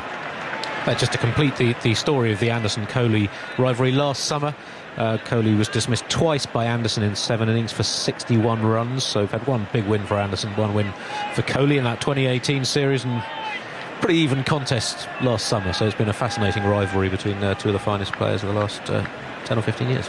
It certainly is, and these are, contests within the contest, isn't it? It's about one against the other, head to head, and we'll have to see how they go today as Anderson is in, bowls to Kohli, and Kohli defends right under his eyes, solid. That'll make him feel good. Just the feel of the bat middling that ball out towards his opposite number at short extra. Yes. Vihari on 14. Yeah, it's going to be an interesting approach from Kohli. I suppose the wicket, there's not a huge amount of pace in it, but there are those odd ones that are either staying low or just cutting off the surface. So he's going to have to just start lining up, getting into good order, feeling bat on ball. Away goes Anderson. Throws in and bowls, and Kohli defends on the offside and will pick up the quick run. He's called Vihari through. Vihari runs and completes the single. But that's Kohli for you. Energy in everything he does. Just dabbed it away and chased off. And taking the strike, it also frustrates the bowler. And just keep things moving. I'm looking forward to this. I think it was 17 innings or something since he's had 100, which is a long time for someone of Kohli's class. So there's no doubt he'll be feeling the heat. What's the temperature in India? Because I know there's always a lot of talk. In India, Ebony, you know how it is. Everyone's a cricket expert in India, isn't it? Everyone's got a point of view. Everyone's got an angle as to why Kohli is not scoring runs. Here's Potts bowls, and he strikes Kohli over the left pad. Vihari's thinking about calling his former skipper through, but Kohli is not interested. Is there a hint of rain there? Yeah, it's just a few drops coming through now. More or less on time, as it were.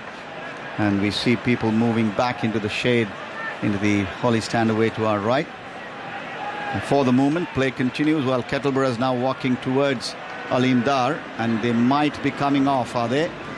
Certainly looks like that. The covers are coming on, and that's the rain interruption that was promised by various apps. And it's amazing how accurate nowadays some of these predictions are, aren't they, Ebony? Yeah, it's interesting, isn't it? I was having a look coming into today, and it's kind of right on the money. Another reason why I think England thought about bowling as well, I think they knew that overheads, the potential rain, that could be start and stop, and may end up playing into their favour. Quite a quick call there by Kettleborough. Sometimes the umpires take their time, let a bit of play go, but I think it's looking pretty set in for a little while. Yes, it is. It is heavier than it was in the morning. We had some sort of spells of bright sunshine, but they were far and few between. And England so far will feel very comfortable, won't they? 53 for 2. You've got rid of the openers. You've got a Virat Kohli who's just come out and faced 4 or 5 balls. Vihari hasn't quite looked in control yet, so they'll be happy. Yeah, I think so. I think when you make the bold decision to bowl first, you have to get minimum 2 wickets in that first session just to justify that decision. I think it feels like that third is still available once they get this sort of final half an hour, 20 minutes around. So, yeah, England will be pleased. I also think when the wicket's not maybe offered a huge amount, it's not a green surface where the ball's been nipping around. They've had to either drag the length back and really hit that surface, but it's been working. Really impressed with Potts. The first time I'm seeing him live. I've been watching him all summer. He's fantastic. He's unbelievable, Headingley. isn't he? Fantastic at Headingley. Keeps his pace up as well, so just keeps chuntering away, hitting that line and length. Let me ask you this. Your thoughts on the Indian team selection. Would you have done anything differently if you were in Rahul Dravid's shoes? It's a really good call. I mean, I'm a bit biased. I always go Ashwin, and I know that there were 2 decisions, weren't there? One was the opening batting combination. What would you have gone with? I think I would have gone Pujara and Gill, as is, because Pujara is your kind of wall. I think he's got that, even though he hasn't necessarily been in flow, he's got that sort of impression in the back of your mind of he could provide that resistance. Didn't quite work out today, ended up not really scoring a huge amount and didn't stay around long enough, but I think that's what I've gone for. And in terms of the bowlers, I always want Ashwin in the side. Who would you leave out? Shardul, Jadeja? You don't need 2 spinners, so it would have been Jadeja. What would you have done? All right, well, we'll just mention that to Mark. I would have played Ashwin for sure. Would you have kept Jadeja and him in the side? Yes, I would have. You would have? I would have, personally. Just judging by the way England are batting right now. I just have the theory that England are going so well against any form of seam that spinners would actually offer a better chance, I think, of holding the or what is it called? Holding the charge, as it were, because that's just the way England have batted. It'll be interesting to see how the spinners go. Just looking at the pace of the wicket, it wasn't particularly fast, and I'm just wondering if it gets slower and lower. Depends. Who knows? You know better, but the rains certainly has the intent, it would appear, of staying on for a while. It's a decent clip right now. It's not sort of bucketing down yet, as the covers are getting rolled out over the practice pitches across us. Never a great sight on a cricket ground.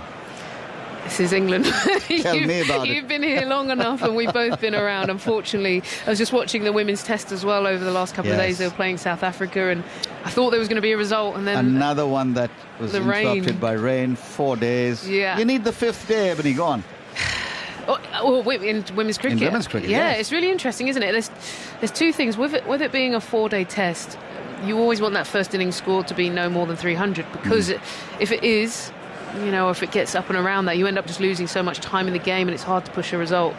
So I'm all about the 5th test, and I'm also all about, I think all series should become like that Ashes series, which is the women's Ashes, which is 1 Test, 3 T20s, What do they call it? 3 ODIs. It's like a composite. Point system. Yeah. So all of it rolled into one. Yeah, I'm a fan of that becoming just standard for the women's game. You can, have a series in 2.5 weeks, so it's not like it's too time effective.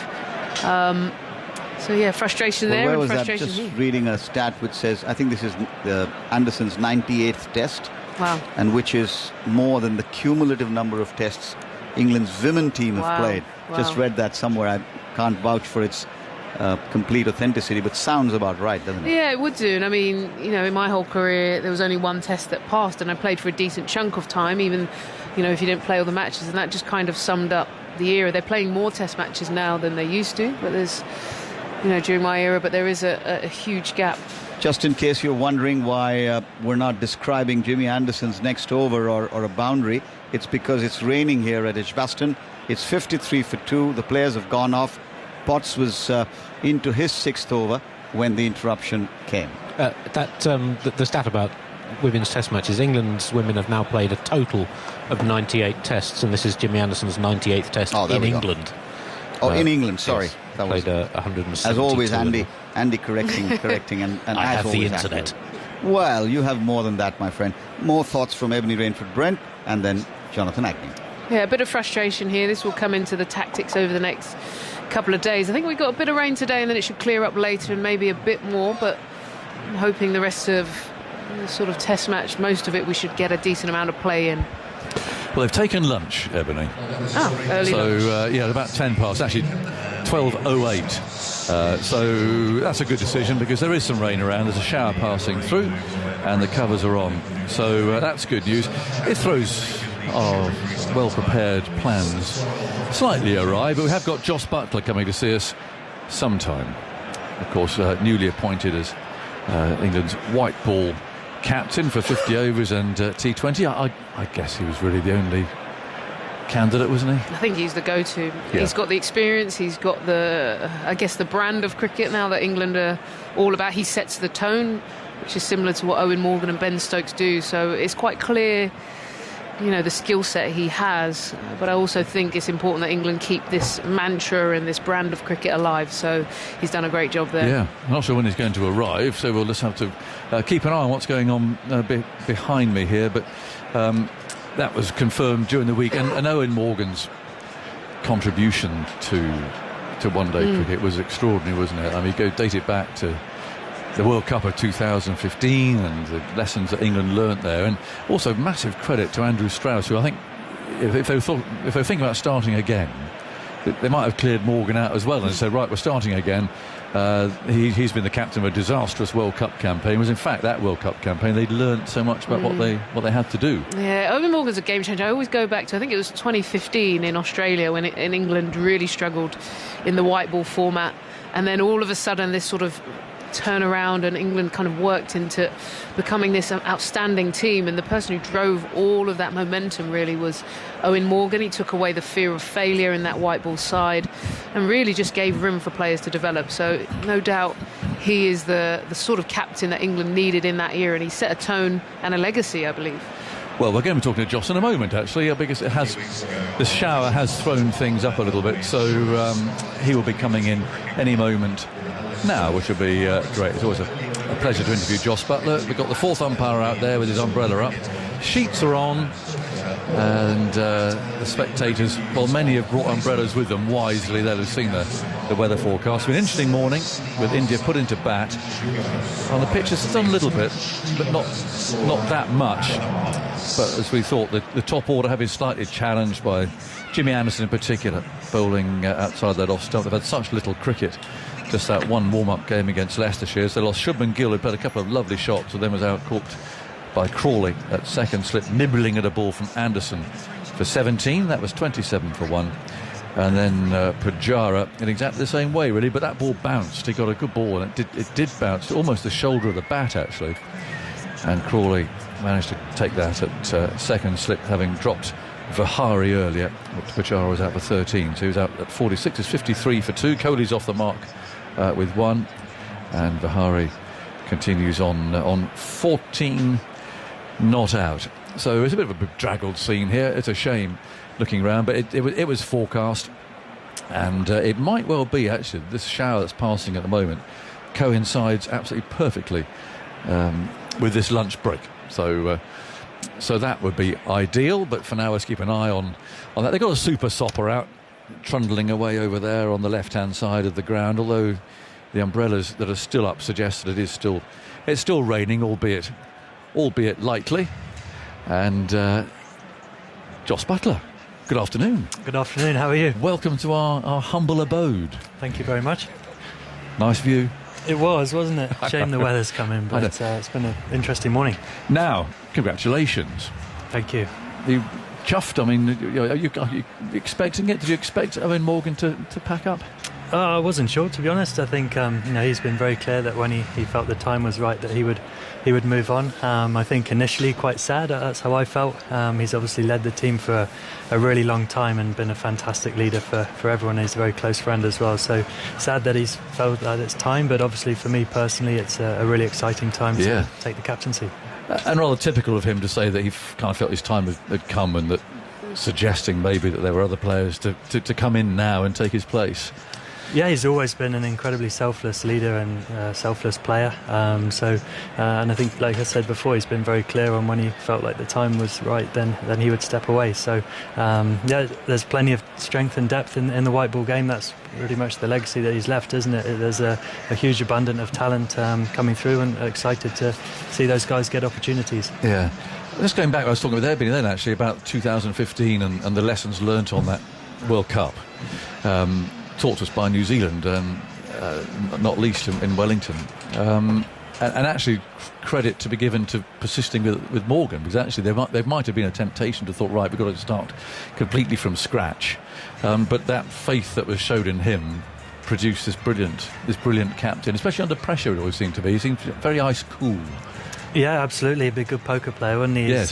He's been pretty unwavering in his emotions in games, and especially, like you mentioned, under pressure. He's been fantastic in really all areas of captaincy, and on the field and off the field. I think the way that people speak about him who've played for him tells you all you need to know, really. So that journey from post that World Cup you mentioned to where English white ball cricket is now has been fantastic, and the level of cricket we've been playing for a number of years consistently is testament to really the start of that, which was Morgan, Bayliss and Andrew Strauss. Yes.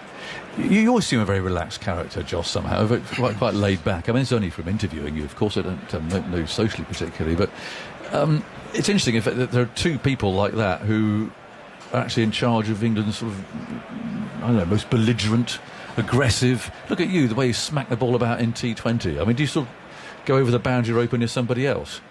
Sometimes I think, it's important to just be yourself. I think that's really important, and not try and be anyone else. But certainly the way I see cricket is a very positive way and a very attacking way, and trying to score as many as you can as quickly as can. I think again, it'd be an interesting thing for me to learn about being captain, and if that affects me emotionally or something, do I have to learn a different side, but try and stay very true to myself, and use the lessons that I've learned over watching Eoin do it for a number of years. Yeah, but are you as relaxed as this before you go out to bat?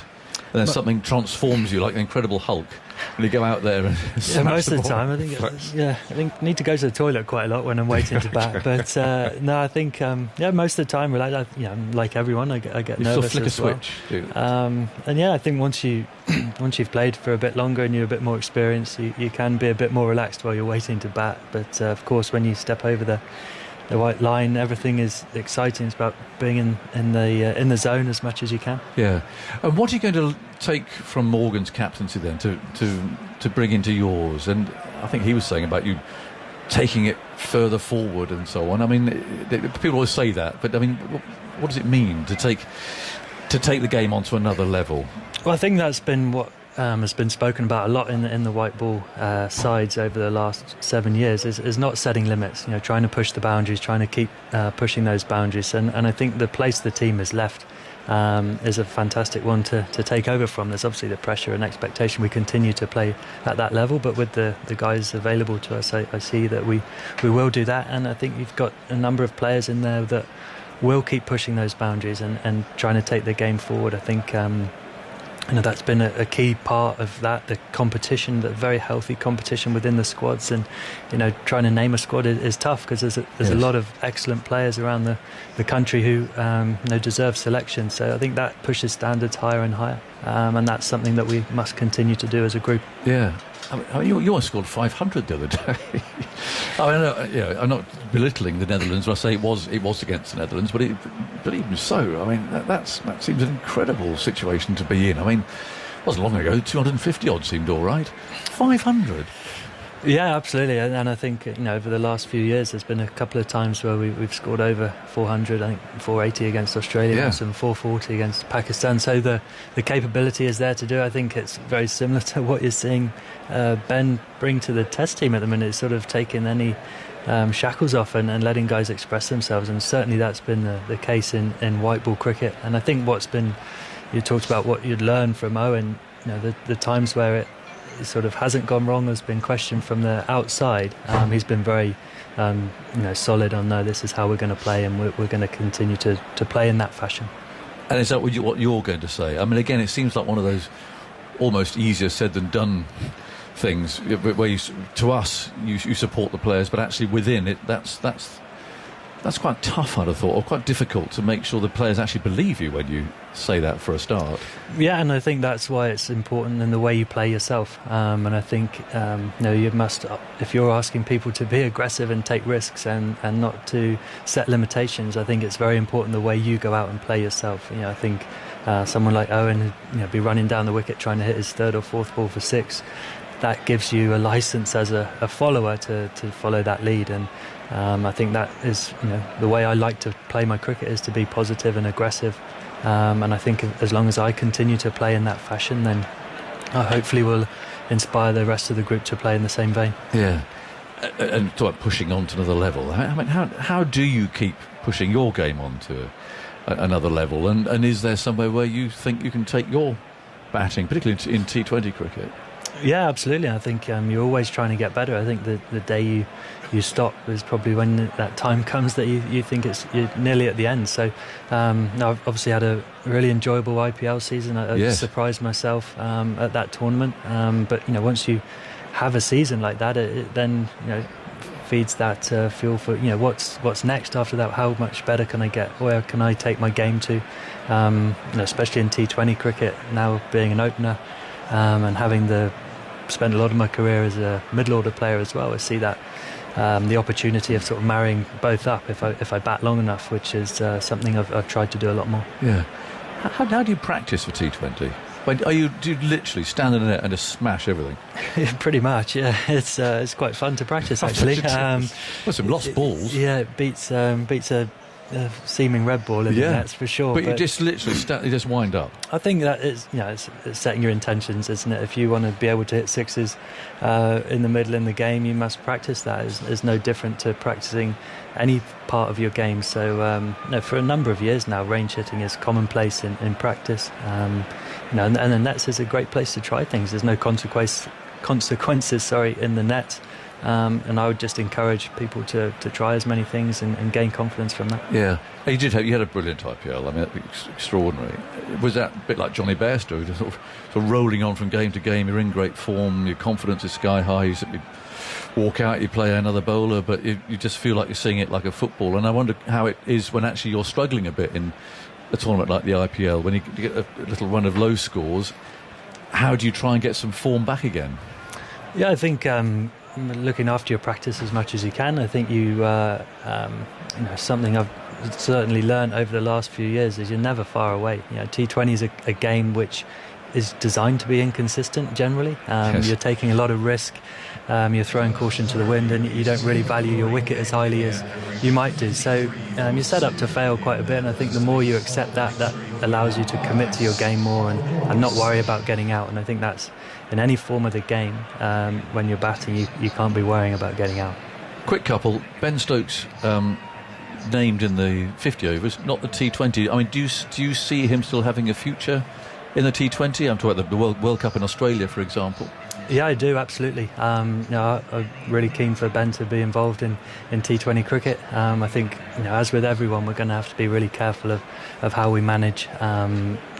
people's workloads. Ben's going to be incredibly busy. The first T20 starts a couple of days after this game's due to end, so it's important that we look after players. And but no, I think in any format of the game, Ben is someone you want in your team. And the last one, I'm looking forward to your reaction to this. Opening the batting in Test matches, I saw that it's been put out there. What did you think when you first read that?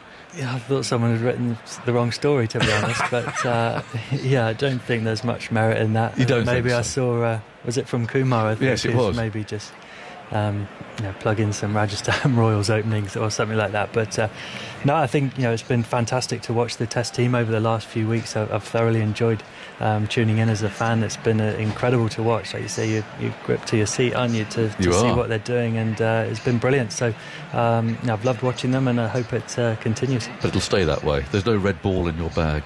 Not at the minute, no. Josh, lovely to see you. Congratulations and good luck to you. Thank you very much. Really well. So there we are. Well, there we are. A nice little bonus. It's Jos Buttler chatting away there about his appointment as England's white ball captain, and very pleased he looked about that as well. The squads I mentioned then, we can just run through those quickly. They've been announced today. So the T20 squad, so these are the T20s and one-day internationals. The T20s start on Thursday. Butler captain, of course, Moeen Ali, Harry Brook, Sam Curran, Richard Gleeson, the Lancashire fella, Chris Jordan, Liam Livingston, David Malan, Timon Mills, Matthew Parkinson, Jason Roy, Phil Salt, Reece Topley and David Willey. So that's the T20 side. Timon Mills keeping his place in that. There's no Ben Stokes in that squad. And then the 50-over squad against India is Jos Buttler, Moeen Ali, Johnny Bairstow, Harry Brook, Bryden Cass, Sam Curran, Liam Livingston, Craig Overton, Matthew Parkinson, Joe Root, Jason Roy, Phil Salt, Ben Stokes, Reece Topley and David Willey.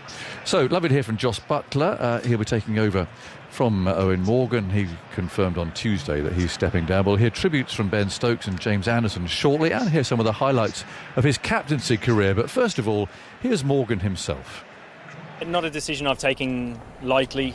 I've been open and honest about when I'll finish and when the day will come for the last 3 years. I've engaged a lot with ex-players as to when they stopped and how it came about and how the transition worked. And each person to a man said there's a time and a place where it hits you. Or the other common answer was, you wake up and you know. And that moment came for me in Amsterdam. And I think it's a culmination of a lot of things that over the course of my international career, which has been a long time, I've just come to the end. I'm glad I was in a sound enough space to understand that feeling and be well aware of what it meant. And also what it means both for the England white ball sides that I've led until now and me in my personal life. So the day it hit me, it was quite a sad day, reaching the end of such a special journey. But in many ways since that day, I've been incredibly proud and content with the decision and excited for English cricket going forward.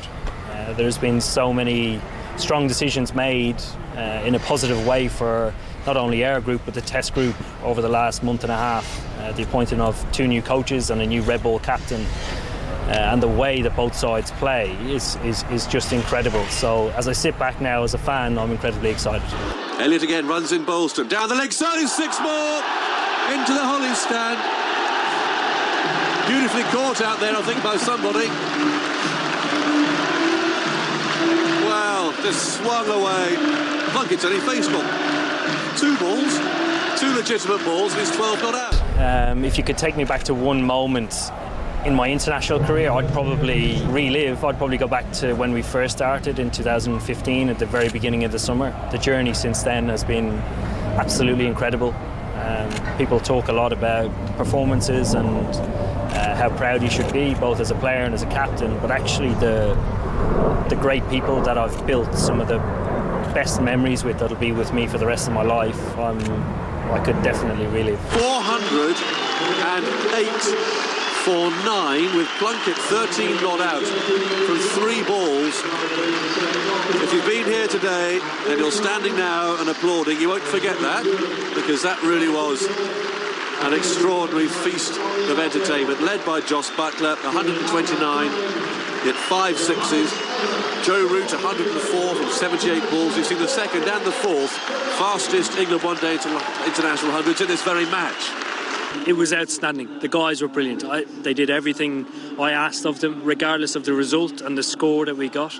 We played in the right fashion that we said that we were going to, and that makes a huge difference. We've been talking about playing this aggressive game for some time now, and today going out and executing it like we did, I was very proud of it. I think the way that England are trying to play now and the way that we try and play, I think we'll have some cliffhangers over the next week and a half, 2 weeks, but I think if one team turns out, plays as well as what they did, and a team isn't quite there like we weren't today, then the margins can be quite great. So, I think the teams are a lot closer than what the margins suggest today and what the margins suggested in Wellington. I think they're taking the leaf out of your book, Brendan. Yeah, they did it pretty well too. 400 on the board. It's not easy total to chase, but look, credit to England. I thought the way that they grabbed the game today, they played a positive brand of cricket. It's sometimes tough when you get beaten playing your own game, but that's just the nature of this game as well. Gulbadine's on his way. Morgan waits, bat raised. Here it comes, a flat skimmer. Oh, it's gone straight into the sponge again. And that, I'm pretty sure they'll have to look at the replay to confirm it, but it looked like it thudded straight into the boundary edging. And if it has done, if it's 6, that's the most ever 6s struck in a one-day international by anybody, and there's the replay at 6. That is some record too, by the way, 17 6s. I'm unbelievably proud. I think the foundations that started in 2015 and obviously culminated in the win in 2019 didn't go without the odd upset, the odd challenging moment. Moments that stick out: 2016 World Cup final against the West Indies in Calcutta, Champions Trophy semi-final in Cardiff in 2017. And they're all stepping stones and learning experiences that, I suppose, a group that weren't as comfortable enough to play in their own skin and express themselves in the way that they wanted to would have let slip by and wouldn't have learned from them. So culminating in 2019, it's obviously a special day and a special moment, and one that I will never forget.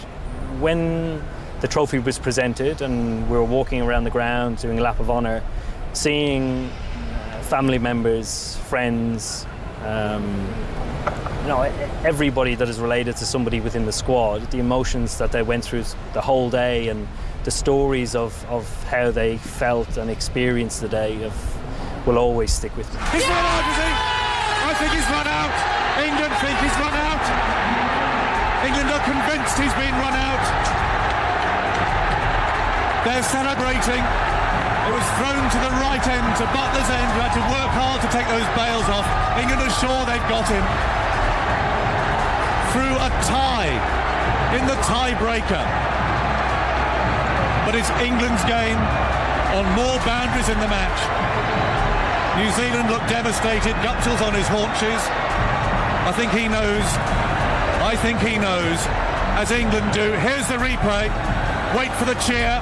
We're watching Buttler gather the ball. He's got a bit of work to do to take it to the stumps. Wait now, listen. That tells you that England have won the World Cup.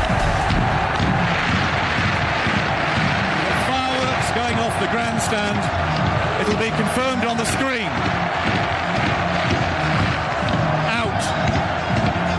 But Eoin Morgan, who has spent 4 years planning for this, can now embrace his players. Chris Woakes at the moment. That moment when he takes the veils off, there's just a complete release of emotion. The highs, the lows we've been through over the last 4 years, it has all been justified in so many ways. And, moments after that, we run around like school kids, just chasing each other and just so excited. Such an incredible feeling. Well, Eoin Morgan's finished there. He's clasped the World Cup trophy in his hands. He's shaking hands with the fella who's giving it to him. And in a moment you are going to hear a tremendous roar from this crowd here at Lord's as Eoin Morgan stands on the podium, is in front of his team. There it goes.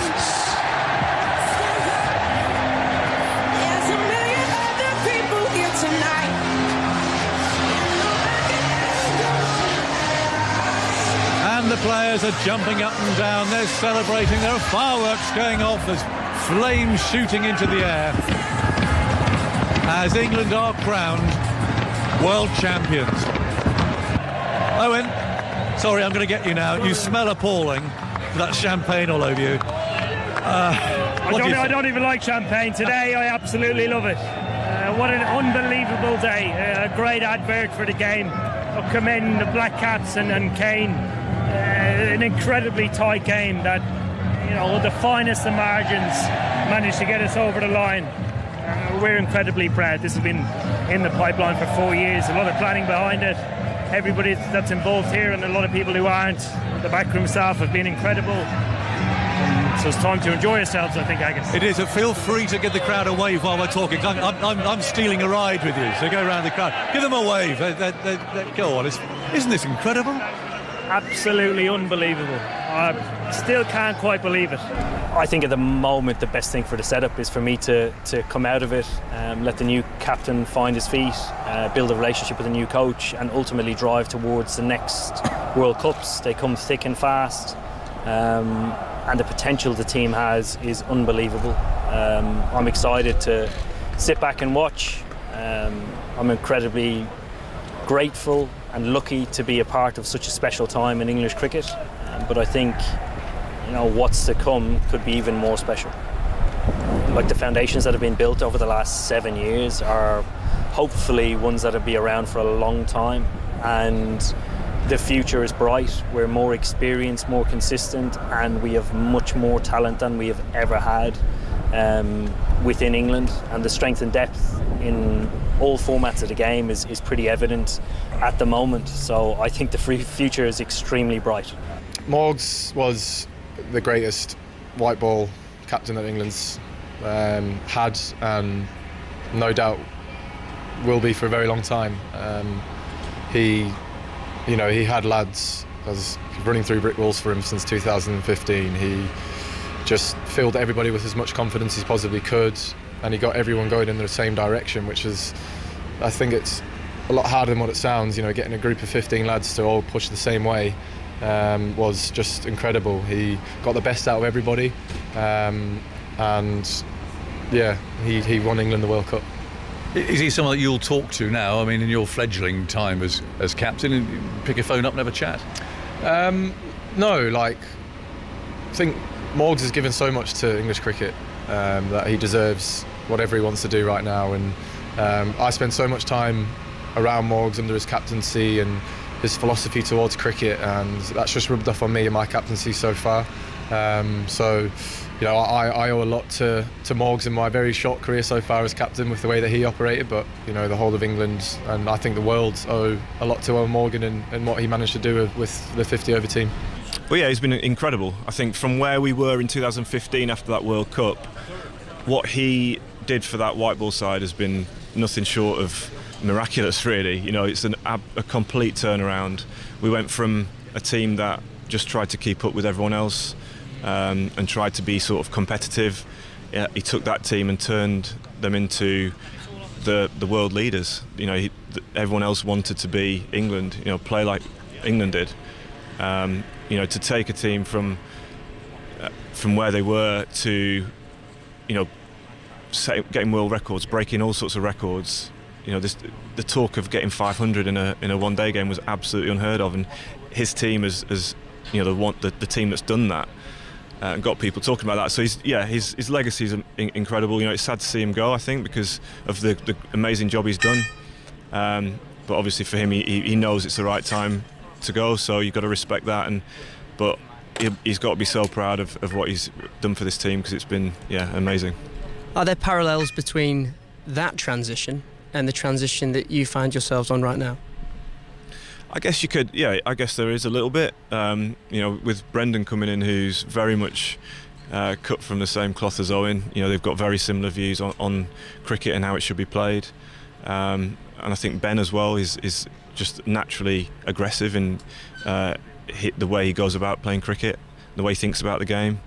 So, I think there's definitely similarities there. Hopefully we can go on a journey for the next 5 or 6 years that one day side has done, so that'd be amazing. So Jos Buttler's the new captain. What sort of job do you think he'll do? Yeah, fantastic. You know, he was the obvious choice. He's been vice captain to Morgs for many years now. He's got the same ethos around cricket and how it should be played, and he'll carry on Morgs' legacy, no doubt. You know, I don't think you'll see any change whatsoever in the way that we go out there and play, especially in 50-over cricket. So, you know, Joss will continue to carry on the mindset that Morgs has left the white ball team with. That was Ben Stokes on the appointment of Jos Buttler. You also heard James Anderson and some moments from Eoin Morgan's captaincy career, including the thoughts of the New Zealand captain in 2015 when Morgan's side scored 400 for the first time here at Edgbaston, and that was a certain Brendan McCullum. Here we've got some mopping up going on. It's brighter, it's drier. I can see only a few umbrellas up. And in fact, the fourth umpire's appearing now without his up as well. So that is good news. It'll take a little while to get the ground fit, but that shower that passed is now over to our right-hand side there, sort of lurking behind the Hollies stand. But that's been and gone. And looking at the radar, it doesn't look too bad. There will be some showers along the way this afternoon, but at least most of this has been swallowed up by lunch. It's just a question of how long it's going to take now. There are some puddles out there. There's a super sopper doing its bit, disgorging gallons of water at the moment over the boundary edge at the far end. There's some more puddles to be cleared up. That's just the water that's been swept off the sheets, and that won't take very long. It's just a case then of getting everything ready, and we should be good to go. I don't know, maybe half an hour's time. Perhaps that's optimistic, but hopefully it shouldn't be much longer than that. So the score is 53 for 2. Vihari's 14. Virat Kohli is on 1. The men out both to Anderson. Gill for 17. And Pujara, who is preferred today, for 13. Now, Mark Ramprakash is here, who worked, of course, with both Eoin Morgan and Jos Buttler during his time as England's batting coach. I saw a bit of fire in Joss's eyes there, Mark. I must say, he seemed he's really excited, I think, by this, and why not? Yeah, who wouldn't be? Yeah. It's a fantastic opportunity, but I think he's absolutely ready for it. I think it's come at the right time for him as a person, as a cricketer. There are similarities in the personalities, but also, you know, there are differences, and Jos will be his own man, and that's really important. You know, as a leader, you have to be authentic, you have to be yourself, and he spoke about that, and he's got to put his own stamp on that one-day side. He mentioned about being a good poker player. Yes. He stayed very calm and didn't really see a lot of demonstrative body language on the field. Jos has got to find his own way and be his own person out on the field, and I'm sure he will be. Of course, combining the wicket keeping with the batting is never easy. But I think he's absolutely ready for it. He's come off the back of a wonderful IPL season. And I think the way that the England culture and the environment around the one-day side has been created, it should be a fairly simple transition. Yeah, you'll have seen him a lot in the dressing room, I'm sure. But it always surprises me how such an apparently very laid-back, calm individual, which Jos Buttler appears to be, and he'll have sounded there on the radio, what transforms him into this sort of brutal assassin that goes out there and just destroys bowling attacks? Well, I think it's sometimes as a performer, I think you step over the white line, you almost become a different character. Yes. And I think there are many fast bowlers I can think of who were perfectly mild-mannered off the field. When I met them, and they were 22 yards away from me. Yeah, well, I've got a few names there. I won't go into those now, but I think with him, yeah, that's very much the case, is that he goes in to enjoy himself. I actually played against Jos at the end of my career in a limited overs game, and he came in and played some outrageous shots, wonderfully talented, had total freedom, perfectly at home in the limited overs format. And, it's good to see that he has continued to play with that freedom, and is always, he mentioned also in that interview about trying to improve and get better. How do you? I mean, that is setting some serious standards, isn't it? And I just wonder, apart from hitting every ball for six as soon as you go out there, I mean, how does he improve his game? And what's the process? Being a coach, What's the place if Joss Butler comes to you and says, right, Mark, you're my batting coach, I think I can play this T20 a bit better. I mean, where do you start looking, sort of analysing that?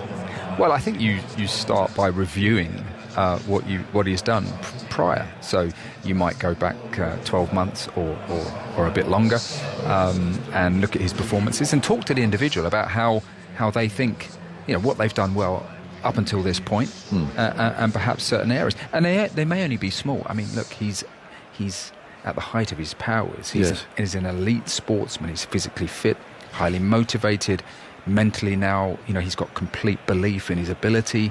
So the margins that we're talking about are only small. Yes. But it may be certain situations or against a certain style of bowler, developing another shot. I think he's self-aware. I mean, he's played a lot of high-pressure cricket where you've got to control your emotions. That's I think, an area that Joss has done brilliantly well in the one-day format. Of course, people will always, and rightly so, talk about his Test career and perhaps how he hasn't quite managed to find his Test match template as a batsman. I'm talking about. Yes. And that would be a really interesting discussion with him to review perhaps the tour of Australia and how he felt, because obviously he came into that from the back of a T20 tournament. So that would be a fascinating discussion. He didn't give us too much on his Kumar Sangakkara suggestion about opening the batting in Test cricket going forward. Did he? I don't think he really he's taking that terribly seriously. Well, I guess he may be flattered by that. He may not fancy it, but also I guess he's also aware that England have got two opening batsmen out there in this game. They may not appreciate Joss Butler saying, I'll be happy to open. Yes. So there's a bit of respect there, I think, for the colleagues who are out there wearing the shirt in this Test match. He may not want to add fuel to the fire, but it may be a conversation that happens behind the scenes. Yeah. It's interesting when you talk about the culture within these teams. I mean, you can sort of bring in the Test match culture as well, if you like, of really just going for it. It seems. I mean, just fearless and everything else. But actually, it's all well to talk that sort of a game. But how do you get the players to actually trust you that when you're saying it, you mean it? So that if they do go out there and give it a whack and get out, actually they're not going to get dropped next week because they're only doing actually what you ask them to do. Now, how do you get to that first stage, let alone to further on down the line? I am sure that there are thousands of coaches who are asking themselves exactly that question all over the country. Coaches of cricket teams who are looking at this England environment and trying to emulate it, and it's a very tricky thing. I was involved in the England World Cup effort in 2015, and I can tell you now, Peter Moores, the coaching. Go out, be confident, have belief, try and play with freedom. Right. We had some very, very good players. Ian Bell, James Taylor at that World Cup, along with Owen, of course, himself. And yet we just couldn't. It didn't quite happen. Now, I think when someone like Brendan McCullum comes in, of course, the way he played as a player, so that can count for a lot. And just by his presence and a calmness that he brings with it. That can have a huge impact on players. I think continuity of selection is an interesting one because, of course, when we look at that reset and Owen Morgan came along with a vision and a strategy, of course, he was appointed by Andrew Strauss. I think that relationship was very important at that time because Andrew Strauss entrusted Owen, backed him with the experience that he had through playing in IPL competitions. And that exposure to different ideas. Andrew Strauss backed Owen, and of course Paul Farbrace, who helped implement that environment. But that came along. But Owen stuck to his guns. He has a vision and a strategy. He picked players that played in that style. So if you remember Jason Roy in that first one-day series, 5 matches against New Zealand, Jason Roy didn't really make a score of note, but he bought into the team philosophy, the way he wanted, or Owen wanted, the two openers to go out and attack the power play. And as a result, he earned himself a second series against Australia and started to come good. So that's the sort of continuity we're talking about. I think in terms of batting, you're looking players to try and show that they want to embrace taking the attack to the opposition, putting the bowler under pressure. That's not to say that they can be reckless, but it's about playing to their strengths and trying to choose the right option. And so if you were to review someone like a Jason Roy, you would look to, well, what are your strengths, Jason? Well, as far as I can see, he hits down the ground brilliantly. Yep. So if all of a sudden he tries to reverse sweep, you might say, well, actually, Jason, that's not necessarily your forte. And that's how perhaps a coach or a specialist coach may review a player when they're playing with this type of mentality. Yeah. Let me say there's going to be an inspection here at 1:15. So that feels about right, given the amount of water that's being shoveled off those covers at the moment. Actually, it was quite a heavy shower, that. I was talking to Joss Butler during much of it, so I wasn't looking out of the window. But there is actually quite a lot of water on those covers and some puddles still that do need to be swept away and so on. So there's been an inspection at 1:15. I don't know when that might feel as if they might... it might start from that, maybe 1:30, if we're lucky, that sort of thing. And for a team to really buy into it then, I mean, it seems to me that, especially T20 cricket, but also 50 overs, when you've got power play and what you're expecting them to do, it might be, I mean, in a test match, I think it's easier to assess form, maybe even talent, because you look at a trend in test cricket of people batting normally, shall we say. But in T20 cricket in particular, but also in 50 overs cricket and those early overs, because of the risks that are being taken and therefore the possibility that you're going to get out during that time, it must be quite hard to judge how somebody's playing, isn't it? Well, it is and it isn't, actually. I think the modern day player love the short format because it takes away that fear of being judged if they get it wrong. Right. If they try and hit a ball for six that's not quite there, well, everyone will say, well, he's got it, it's the nature of the beast. As a batsman, you've got to be positive. You have to play the aggressive shot and be proactive. So the pressure's actually off, is it? Well, I wonder. I think a lot of the modern day players, both batsmen and bowlers, are fairly philosophical about the short format and fairly at ease with if an outcome is not great for them on that night. So, for example, if a batsman tries to play a reverse sweep, gets it wrong early in their innings, well, no one's really going to take too much notice. If a bowler gets hit out of the ground a couple of times, look, it's going to happen. So they seem to be much more relaxed about that and take the ups and the downs quite smoothly. I think in test cricket that's where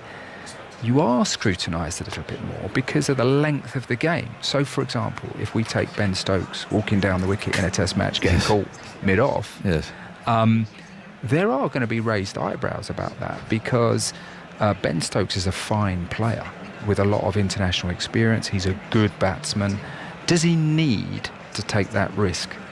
And that would be the question you ask yourself. So as a coach or as a player, Ben Stokes himself, you're looking at that relationship between risk and reward. Do I need to hit the ball in the air? Do I need to run down the wicket to a seamer? Yes. And I think he might review that innings at Headingley. Yeah, well, possibly. Yeah. I think it's a fascinating area. Well, what I thought was interesting, what Joss said, was that Joss Butler said that Morgan early on set the tone himself by coming down the pitch and hitting his third ball for six and showing therefore what he wanted. I wonder if that was actually a bit of what Ben Stokes is doing the other day. Look, I'm expecting you to play aggressively. Well, here's me doing the same thing and setting the example. I agree. I think there's a lot of that of the captain, talking in the dressing room, and then you've got to come and show that you can walk the walk. Look, Test cricket's not formulaic. It's a blank canvas. The pitch, for example, will change from day to day, and the nature of the game, it'll ebb and flow. So sometimes I think with one-day cricket, it's easier for a player to know, right, this is what I've got to do, because the scoreboard can kind of sometimes tell you what to do. We're chasing 18 over, etc. Whereas in Test cricket, of course, you get phases of play. So, for example, today, here, this morning, the Indian top order have had to fight hard. The ball's moved around a little bit, but they've tried to take the shine off and bat in a fairly orthodox manner. And now we've got a rain break. So they're going to have to come back out and start again. So I think it's more just a general attitude, as you've alluded to with Ben Stokes. As a captain, he's trying desperately to get his team to buy into taking the positive option, trying to take the fear of failure away, trying to take the attack to the opposition, get out and play a game of cricket.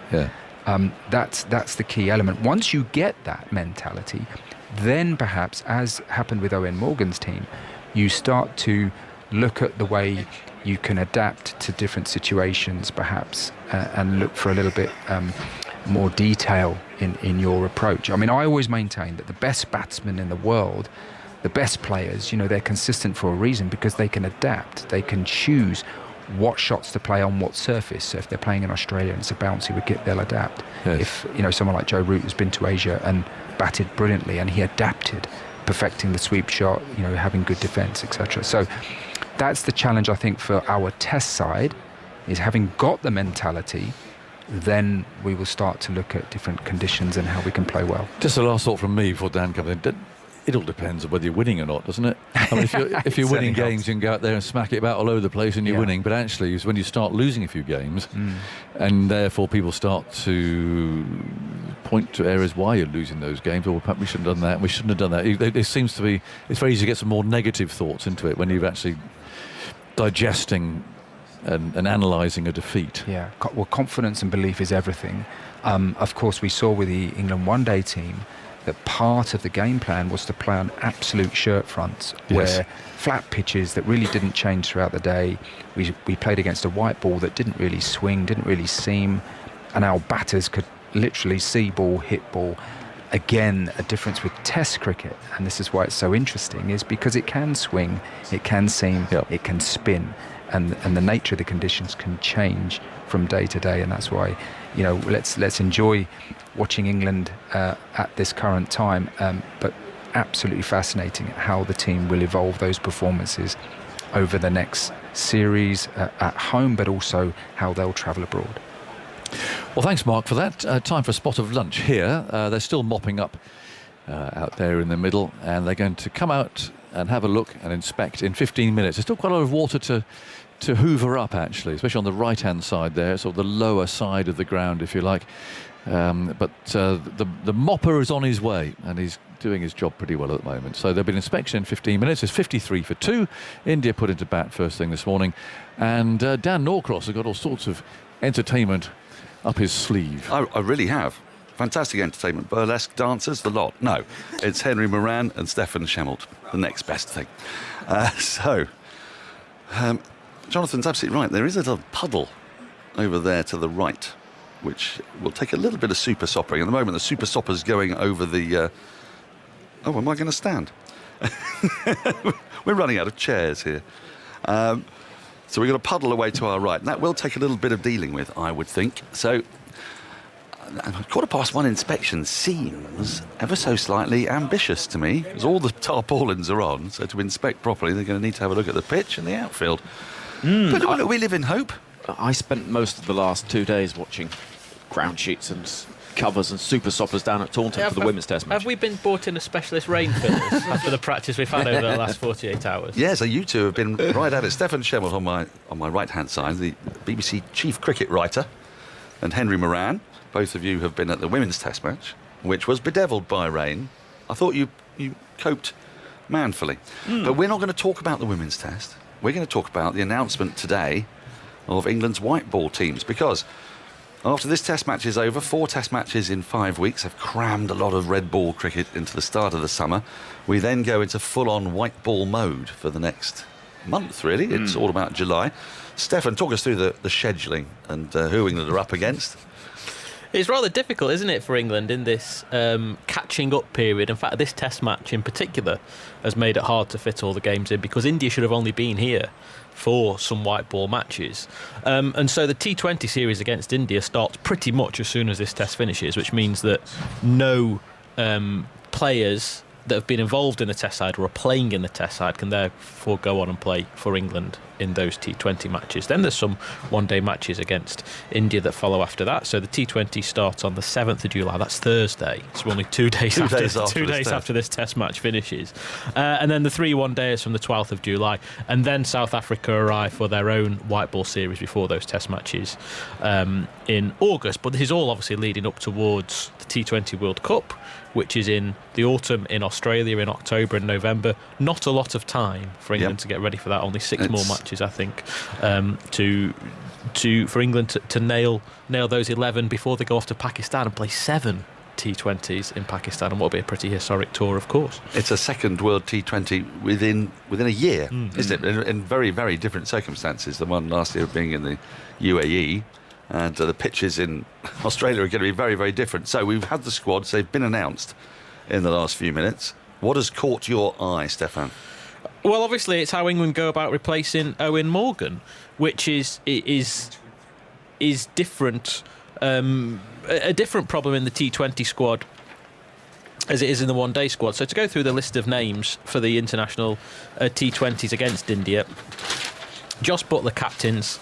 Then we've got the regular of Moeen Ali, Harry Brook, who's only ever played one T20 before back in the West Indies, Sam Curran, Richard Gleeson, uncapped Lancashire fast bowler, Chris Jordan, Liam Livingstone, Dawid Malan, once the best T20 batter in the world, our very own Tymal Mills, Matthew Parkinson, the leg spinner, Jason Roy, Phil Salt, Reece Topley, David Willey. No Adil Rashid in that squad. He's been released by the ECB to go on the Hajj pilgrimage to Mecca. And then for the one-dayers, Buttler, the new captain, Moeen, Johnny Bairstow, Harry Brook, Bryden Carr, Sam Curran, Liam Livingstone, Craig Overton, Matthew Parkinson, Joe Root, one of those Test players back in the one-day squad, Jason Roy, Phil Salt, Ben Stokes back in the one-day squad as well, Reece Topley and David Willey. When you look at the T20 side, England have rather skillfully managed to avoid a big decision over the past couple of years, because they've always not been able to pick a full-strength team because of the schedule, and that was how to fit about 13 batters into the top 6 or 7. Now Owen Morgan has retired, that's clearly freeing up one space, and you'd feel that someone like possibly Ben Stokes comes back into the best T20 side. Someone like Liam Livingstone, who wasn't always in England's best T20 side, now becomes an automatic pick. And then for the one-day team with no Morgan in it, does Liam Livingstone again slot into that middle order? Interestingly, in the one-day party, no Dawid Malan, having not made 100 in the Netherlands, an innings which Henry saw. Yes, Henry, I was going to say, so the side that you saw in the Netherlands, fair few of them are in this one.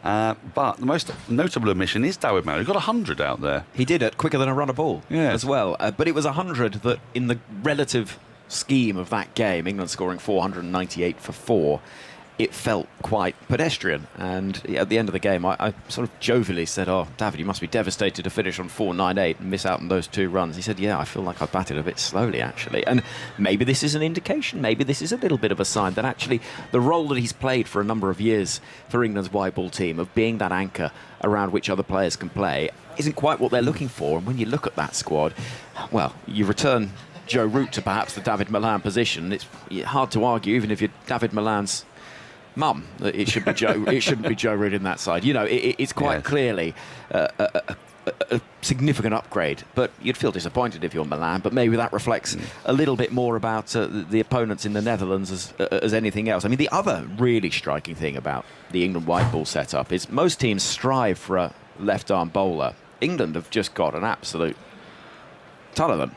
There's everywhere you look, you've got left-arm bowlers, David Willey, Reece Topley, you've got Sam Curran in there. So there's so many options as left-arm bowlers. And the challenge in some ways is where's the variation in that? Who do you think, other than Malan, is a surprise omission? Because obviously they're trying to keep as many Test players out of white ball at the moment. But longer term, that's not going to be realistic. Once they get into the nitty-gritty of the T20 World Cup, and then the 50 over World Cup, which is next year, they're going to need to have their very best players out there. So, I mean, Stokes is an obvious one who's been left out of the T20 side, but he's been brought into the ODI side, so they're not giving him that rest. And another thing I want us to think about is the dynamic, how that will change with Jos Buttler as captain. I don't think it will change a great deal because, as you've seen for the past number of years, that Eoin Morgan and Joe Root, and even before that Eoin Morgan and Alistair Cook have rubbed along quite nicely. The interesting, or the good thing about that from an England point of view, is that when they've split the captaincy, neither of those captains have had designs on doing the other man's job. And that is what's really helped England, actually, to keep those formats separate, to know that, for example, when it has been Joe Root over the past number of years, he was really happy just to return to the ranks under Eoin Morgan, because everyone knew that Eoin Morgan was at the top of that team and that Joe Root didn't want to be the white ball captain. And that will be exactly the same with Buttler and Stokes. When Stokes first got the Test job, one of the big things was, how are England going to manage him? Because he's so important in the white ball formats. How are they going to take him out of those games so that they could manage him in Test cricket, so that it was always fresh for Test matches? Because even his injury record in Test cricket has been a little bit checkered.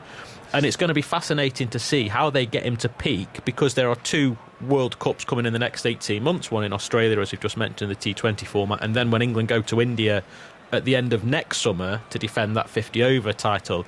And my point, I was surprised, or at the time I thought I would be surprised to see Ben Stokes play almost any white ball cricket for England outside of those tournaments.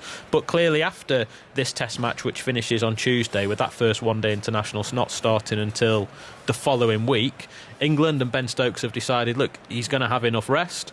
He's probably feeling fantastic from the way that England have played over the past month under his captaincy, and he wants to keep going. Whether or not we see him playing in the matches against South Africa later on that month, as England build up towards those Test matches, and don't forget there's a little matter of the 100 starting, when some of England's Test players will want to be, or certainly the ECB will want some of England's biggest name Test players playing at the beginning of that competition before those Test matches start. We'll have to wait and see, but it's obviously fantastic that England are able to field something close, or I think that would be pretty much a first choice one-day side, notwithstanding the number of fast bowlers that are missing, which I think is something that we're going to talk about exactly that. For those one-dayers. Because they're missing Wokes. I mean, we say they're missing Archer. It's become a sort of state, really, not having Archer. They're missing Mark Wood. So that's when you see names like Bryden Cars, for example, and Craig Overton in the one-day squad. That does... You know, that's a problem for England, isn't it? It is. You look at some other international sides who have got gun bowlers that, when it comes to the big moments in games, you would trust them to either bowl an over that doesn't go for more than 4 or 5, or you're going to get a wicket. Someone like Jasprit Bumrah or Pat Cummins or Rashid Khan, a bowler like that. England, without Jofra Archer and Mark Wood, do they have that X factor, particularly when it comes to fast bowling? And you think of the bouncy pitches in Australia that will be coming up for the T20 World Cup at the back end of the year. Is that going to really suit the bowling lineup that England have if it doesn't include Wood and Archer?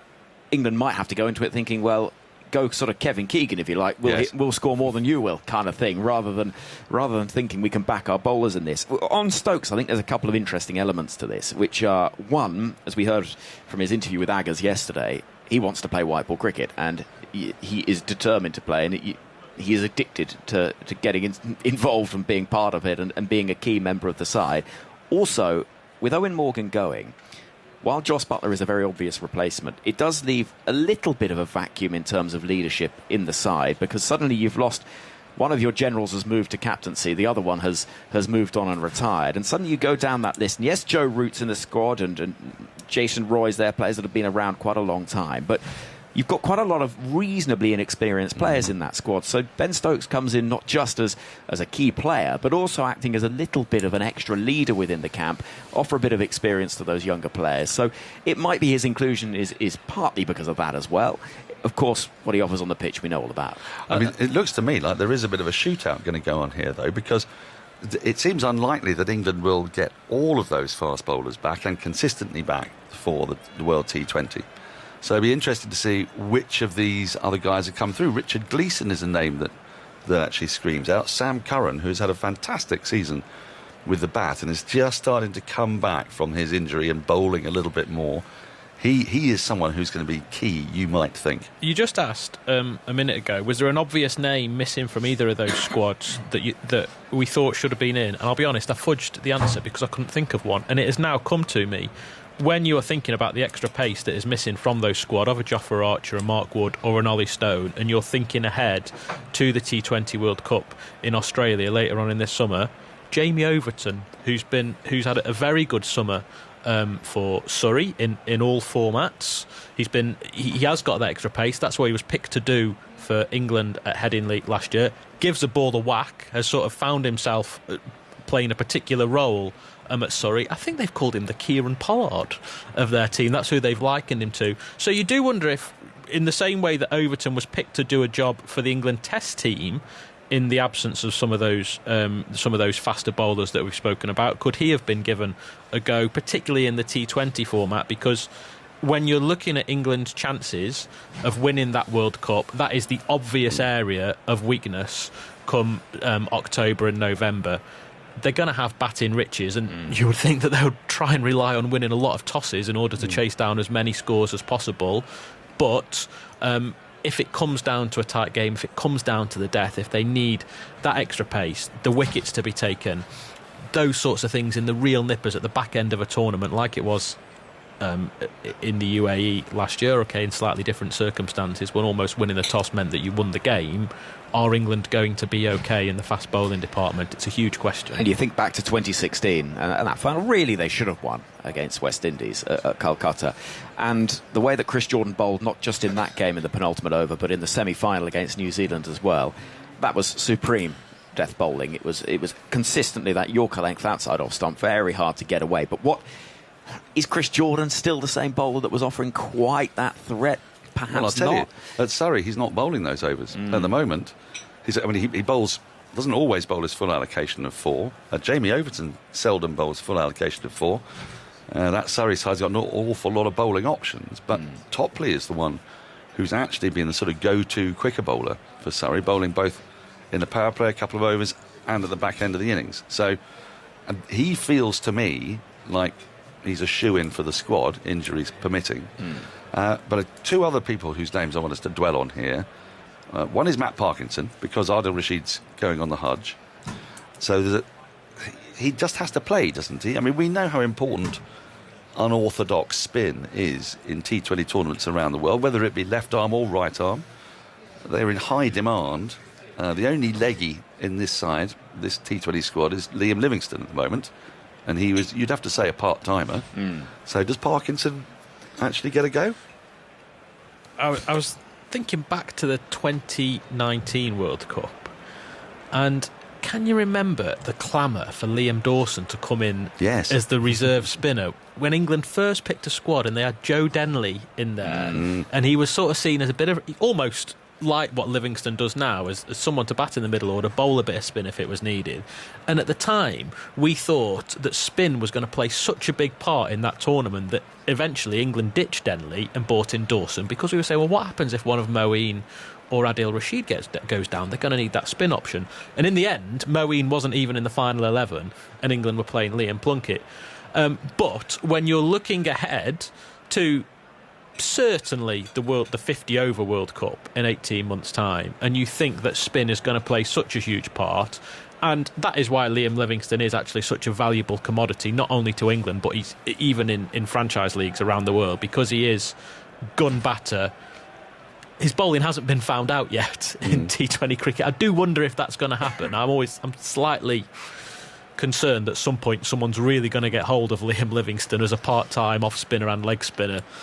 But you'd think there's got to be a role for Matt Parkinson in 18 months in that World Cup in India, and therefore he has got to be bowling, never let England down in white ball cricket, and now he's going to have his chance, you would think, in the absence of Adil Rashid. Yeah, and England have to remember that they are looking for a side that can win that T20 World Cup, that can cope with the conditions and the bright lights and the pressure that comes with a major ICC tournament, and they need whoever is going to fulfil these roles to be used to bowling against the world's best.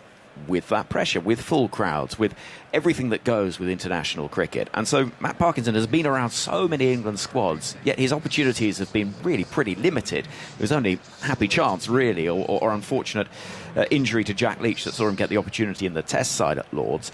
But he is somebody that can turn the ball sharply. He is somebody that can do something a little bit different. And England need to give the opportunity for him to find his feet and get that chance to prove it against the world's best. But that in itself is a balancing act. We remember Kuldeep Yadav the last time that India were on these shores back in 2018.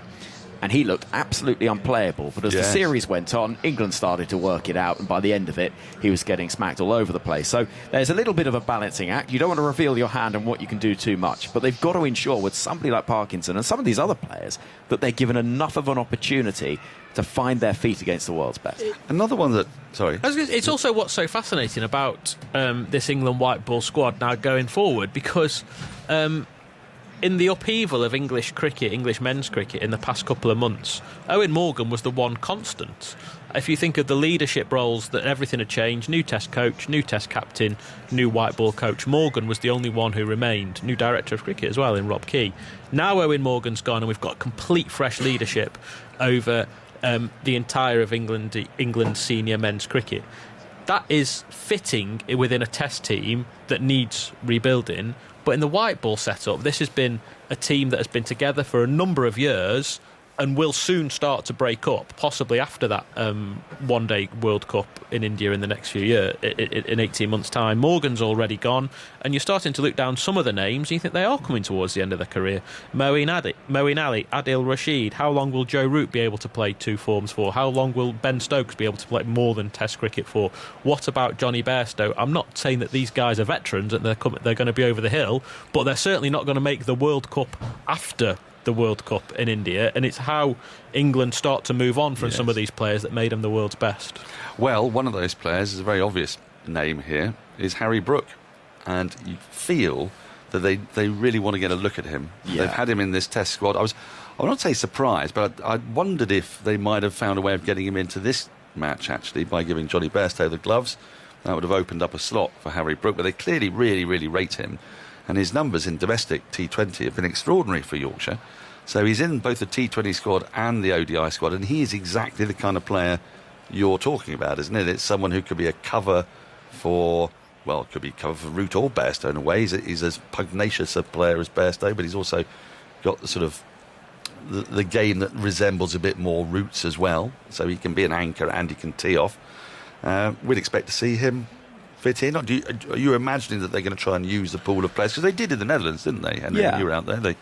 They sort of mixed and matched. They did, and it was a funny tour, that, because it had the fireworks at the start of it, England hitting close to 400, and you sort of knew they wouldn't bat first again because the Netherlands weren't going to put them in. Morgan always likes chasing, so you kind of knew that side of it had gone. And because of the number of players that were missing, and the fact that it was a substandard Netherlands side, because they were missing all of their best players playing county championship cricket, so it was it was a completely mismatched battle, if you like. And in that series, there were opportunities given to players, and like I said, David Payne got a chance, and they were another left armer, and they were quite keen to ensure that people got an opportunity to show what they could do.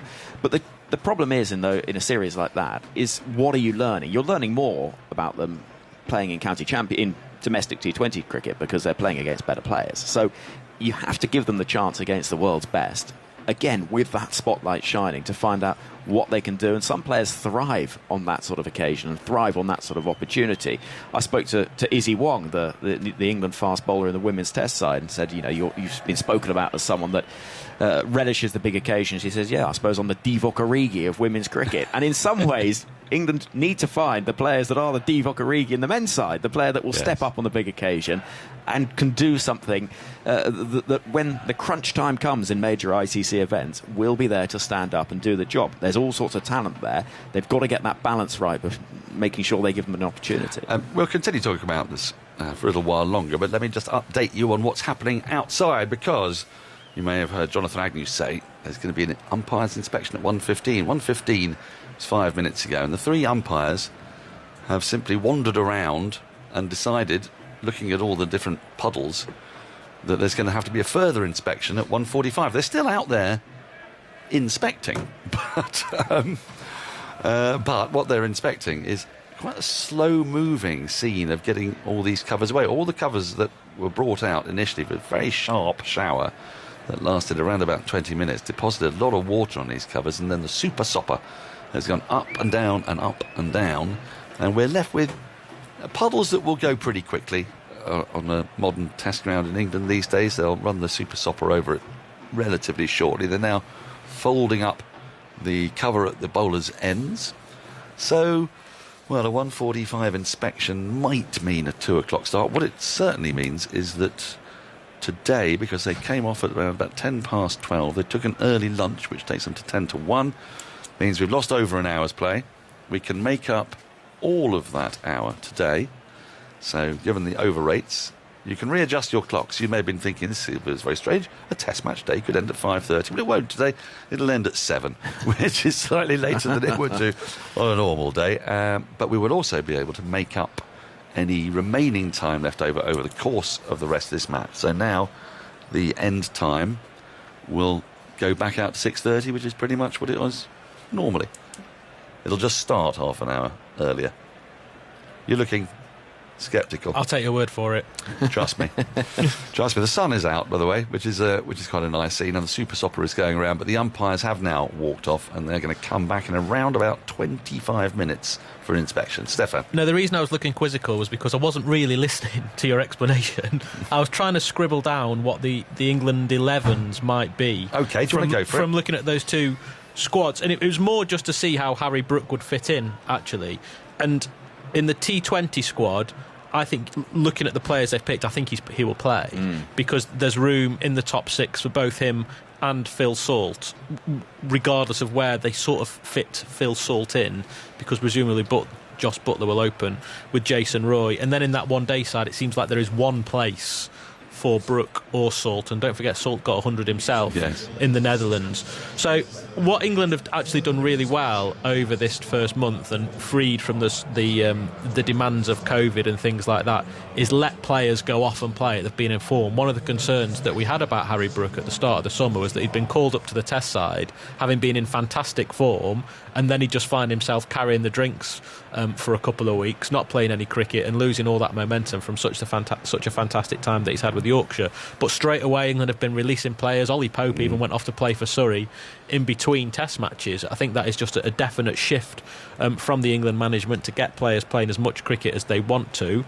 And yeah, it does seem like Brook, who is the coming man really in terms of England's middle order batting across all formats, really, really exciting player who first looked like he was going to make his name solely in the white ball formats. He's already gone off and done well all around the world, but now he's had such great form for Yorkshire in red ball cricket as well. He is the next in line in all of these things. There's a lovely story about Harry Brook that his grandma still she lives in a house that overlooks his old cricket club, and he still takes his washing back to his grandma, and all the shirts that he has can be seen hanging on her washing line, whether they be from Yorkshire or the PSL or the Big Bash or whatever. And one day they're really hopeful that he can hang an England Test shirt there as well on his grandma's washing line. Well, he won Cricket Writers Club Young Cricketer of the Year, and there aren't very many duffers in that illustrious group, and his mother came to collect, or was it his mother, and his grandmother might have come as well, actually, to collect the award. I think she played quite a significant role. I think she did, didn't she? Yes. Well, she's doing all the washing. Should be certainly due a share of the award, isn't she? So why don't you? Have you got a team that you think? If you were selecting, Stefan, I think it's about time you were actually. Promoted above my station once more. But I sort of just wrote down a loose top 6 for the T20 side from that squad that had been picked of Butler, Roy, and then it comes in sort of no particular order. Milan has been batting at 3, Brook, Salt and Livingston. Moeen, probably Sam Curran, then after that. Then you're looking at 2 more seamers plus Matt Parkinson. Those 2 seamers you'd think would probably be Reece Topley and David Willey. I would think so. Looking at Tamal Mills. Tamal Mills is an option, yes, as is Richard Gleeson. Well, Gleeson right arm as opposed to left arm. Does that come into their thinking possibly? I mean, the other name that is not mentioned is Tom Banton. Tom Banton, which goodness is me, because yes. he was the coming man in a year, 18 months ago, and he had quite a lot of opportunities with England and didn't really ever find his form and his way. And you think about some of those innings he played for Somerset, and then in the Big Bash for the Brisbane Heat, he really looked the absolute real deal. And it's not, for whatever reason, things have just slipped away. He's had some decent scores, a late half century against Hampshire in the T20 last week, but somebody else then. And as for the ODI side, can you squeeze him into that okay? I think there's one place for Brooke or Salt. If you're thinking that, Bairstow and Roy will be reunited at the top of the order, Root takes his regular place at number 3. Owen Morgan's spot was number 4, so that's the one that's up for grabs. Then you've got Stokes and Butler making the top 6 before you get into Moeen and the bowlers. So who's going to bat at number 4 for England in one-day cricket? Having said that, Butler's done a sort of floating role depending on the state of the game, but if you're going to take it as card, where would Harry Brook, or who would be most likely to fit into that top 6 or in that number 4 role? It would be Harry Brook. And there's one more name that I want to throw at you. Ooh. Now England have had a change of leadership in their white ball cricket. Alex Hales. Does Alex Hales come back into contention now England have a new white ball captain? Now there is a thought. And that is a question at some point that needs to be asked to Jos Buttler. Was Owen Morgan the driving factor behind Alex Hales not being in the England white ball setup? They now have a new director of cricket and a new coach. Alex Hales is a proven opener, a proven white ball batter around the world. Could his career be reignited now that Jos Buttler is the England captain? Didn't Ed Smith say, not Ed Smith, Rob Key, didn't Rob Key say that he felt that he'd served his time and that, he'd done his punishment, and as far as he was concerned, he was available for selection? The other message we've heard consistently from the England head honchos is that England will pick the strongest side available, whether that is in terms of rest of rotation around the Test team or the white ball side. Well, who do you think then comes under the spotlight? Because I suppose that brings Jason Roy's form into sharper relief, doesn't it? Because he's been the one who's been a little bit in and out. But he scored 100 in the Netherlands. He did. But you yourself said that Netherlands side... There's a caveat. What do you learn from that? And actually, watching Jason Roy for Surrey this summer, when he's come back in the T20 Blast, wasn't quite at the races to start with. Starting to find his feet now, but Alex Hales will be very much breathing down his neck. The problem that Alex Hales has got in getting back into this England side is that, rightly or wrongly, and whatever reason it happened, he gave up a place in a team that is incredibly difficult to get into. And at no point in the time that Alex Hales has been exiled from the England team have we thought they're really missing him here, because England has gone on to get stacks and stacks of runs. And if he was a fast bowler, would he have been recalled to this England team more quickly? That I guess is the question, because that is the place where England are weakest. Unfortunately for him, he gave up a place in a batting lineup where it's really, really hard to get into. And the top of a batting lineup as well. More good news. The covers are being rolled up. So we've had the 2 that cover the bowlers' footmarks. They've gone. And now 6 ground staff, all in shorts. One's wearing tracksuit bottoms. So that's strange. Not seen a member of the ground staff in long trousers in a long time. 5 in short trousers, 1 in long trousers, are now rolling up the covers that sit in the sort of gullies of these hover covers. There were no hover covers at Headingley, were there? There were the classic roll-on ones. But Trent Bridge and Lords and here at Birmingham, they have the proper hover cover. And so once they've rolled up those 2, one of them has now been done. The umpires ought to be able to inspect. They've said the inspection will be at 1:45. That's presumably because I can just see a little bit of puddlage. It's a very small one now. Most of the standing water has departed. The super sopper's out there. And I'm pretty confident that once they have the inspection, unless there's a patch somewhere that we don't know about, we ought to be able to get out there relatively quickly. Maybe 2 o'clock, we'll see. On Hales, averaging 27 in this year's Blast, which is not pulling up any trees, but he has got a strike rate of close to 200, which is way ahead of anybody else. Another name who's top of the list of run scoring in this year's tournament, playing at Hampshire, James Vince. He's averaging over 60 at a strike rate of just under 150. he's a class act. He has done the job for England. He played well for that England side that was somewhat makeshift against Pakistan last year after the COVID outbreak, but he's somebody that has scored a lot of runs in domestic cricket. But to pick Vince, you're sort of not picking Brooke, aren't you? Well, and the thing about Brooke is that it's not so much necessarily about whether or not he'd be better against a white ball, but isn't it they just want to stick an England cap on him and find out what it's like? Absolutely, but if you're looking purely at the numbers, I suppose the point is there's an awful lot of people with the bat that you could turn around and say have got a good case to be selected. But this is what is so fantastic about the legacy of Eoin Morgan, not just what he did for the England white ball team, but the time in which he did it, and I'm talking about the context of the global game, was more and more, and rightly or wrongly, depending on your point of view and what you think the priorities of individual countries and individual players should be, more and more white ball cricket, franchise leagues has taken over, more and more countries playing more white ball cricket than they are test matches. And Morgan, and with the backing of Andrew Strauss, has encouraged English players to go off and be stars in franchise leagues. James Vince himself, I think he was the leading run scorer in the Big Bash League a couple of years ago, closely followed. I think Alex Hales was in second place, actually. You had two players who weren't even in the England team dominating Australia's T20 franchise league. And what we are left with is a pool of batting talent in English cricket in the white ball game that is the absolute envy of the world. They can't pick them all, and at some time they've got to take a punt, and whatever their reasons for picking particular players are, maybe, like Hales, there was a reason for leaving him out. Like Vince, you've got to take a call between him and Brooke, and you're picking the coming man.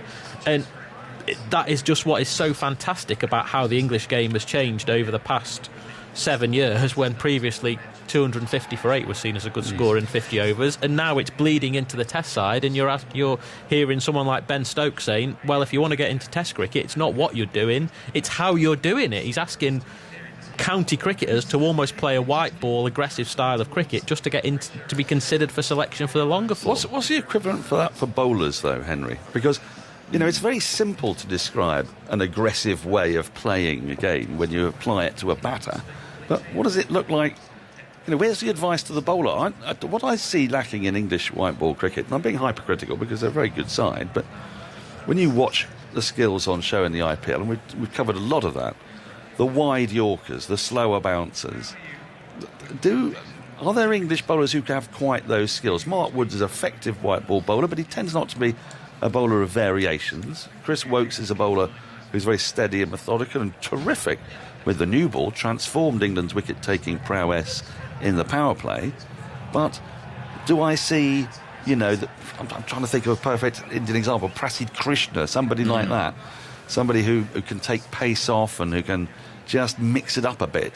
That doesn't seem to be there very much, and England have relied on the death bowling of Chris Jordan, which, as you have said, he's getting a little bit long in the tooth. And actually, if you look at his numbers, it hasn't always been fantastic at bowling at the death. Tymal Mills has got a good slower ball, but again, there are fitness concerns over Tymal, and you perhaps put him in the same category as Mark Wood, as somebody that on their day is absolutely in your side, but can you be certain when you're planning for a major tournament 4 months down the line that they're going to be there? Jofra Archer would be your obvious contender to be that role because he can do everything, and he is somebody that can bowl incredibly quick, he can adapt to the conditions, he has got a few variations and can do a few different things.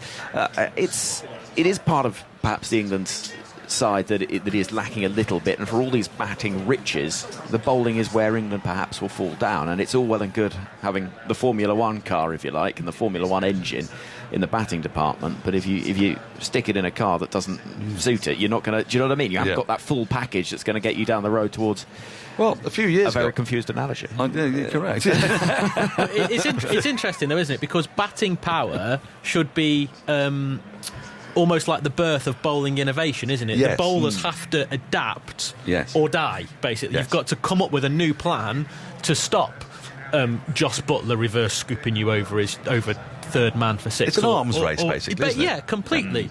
Who can? The F1 car is a good comparison, actually. At the end of the season, how are you going to find the extra half a second to be better than the team further down the paddock? Well, from a bowler's point of view, what is the new plan? What is the new trick you can come up with to stop the batters dominating you in the way that we're seeing so many powerful white ball batters in this country I suppose if you're being hypercritical of the English game, innovation and mystery is something that we're quite suspicious of, actually, isn't it?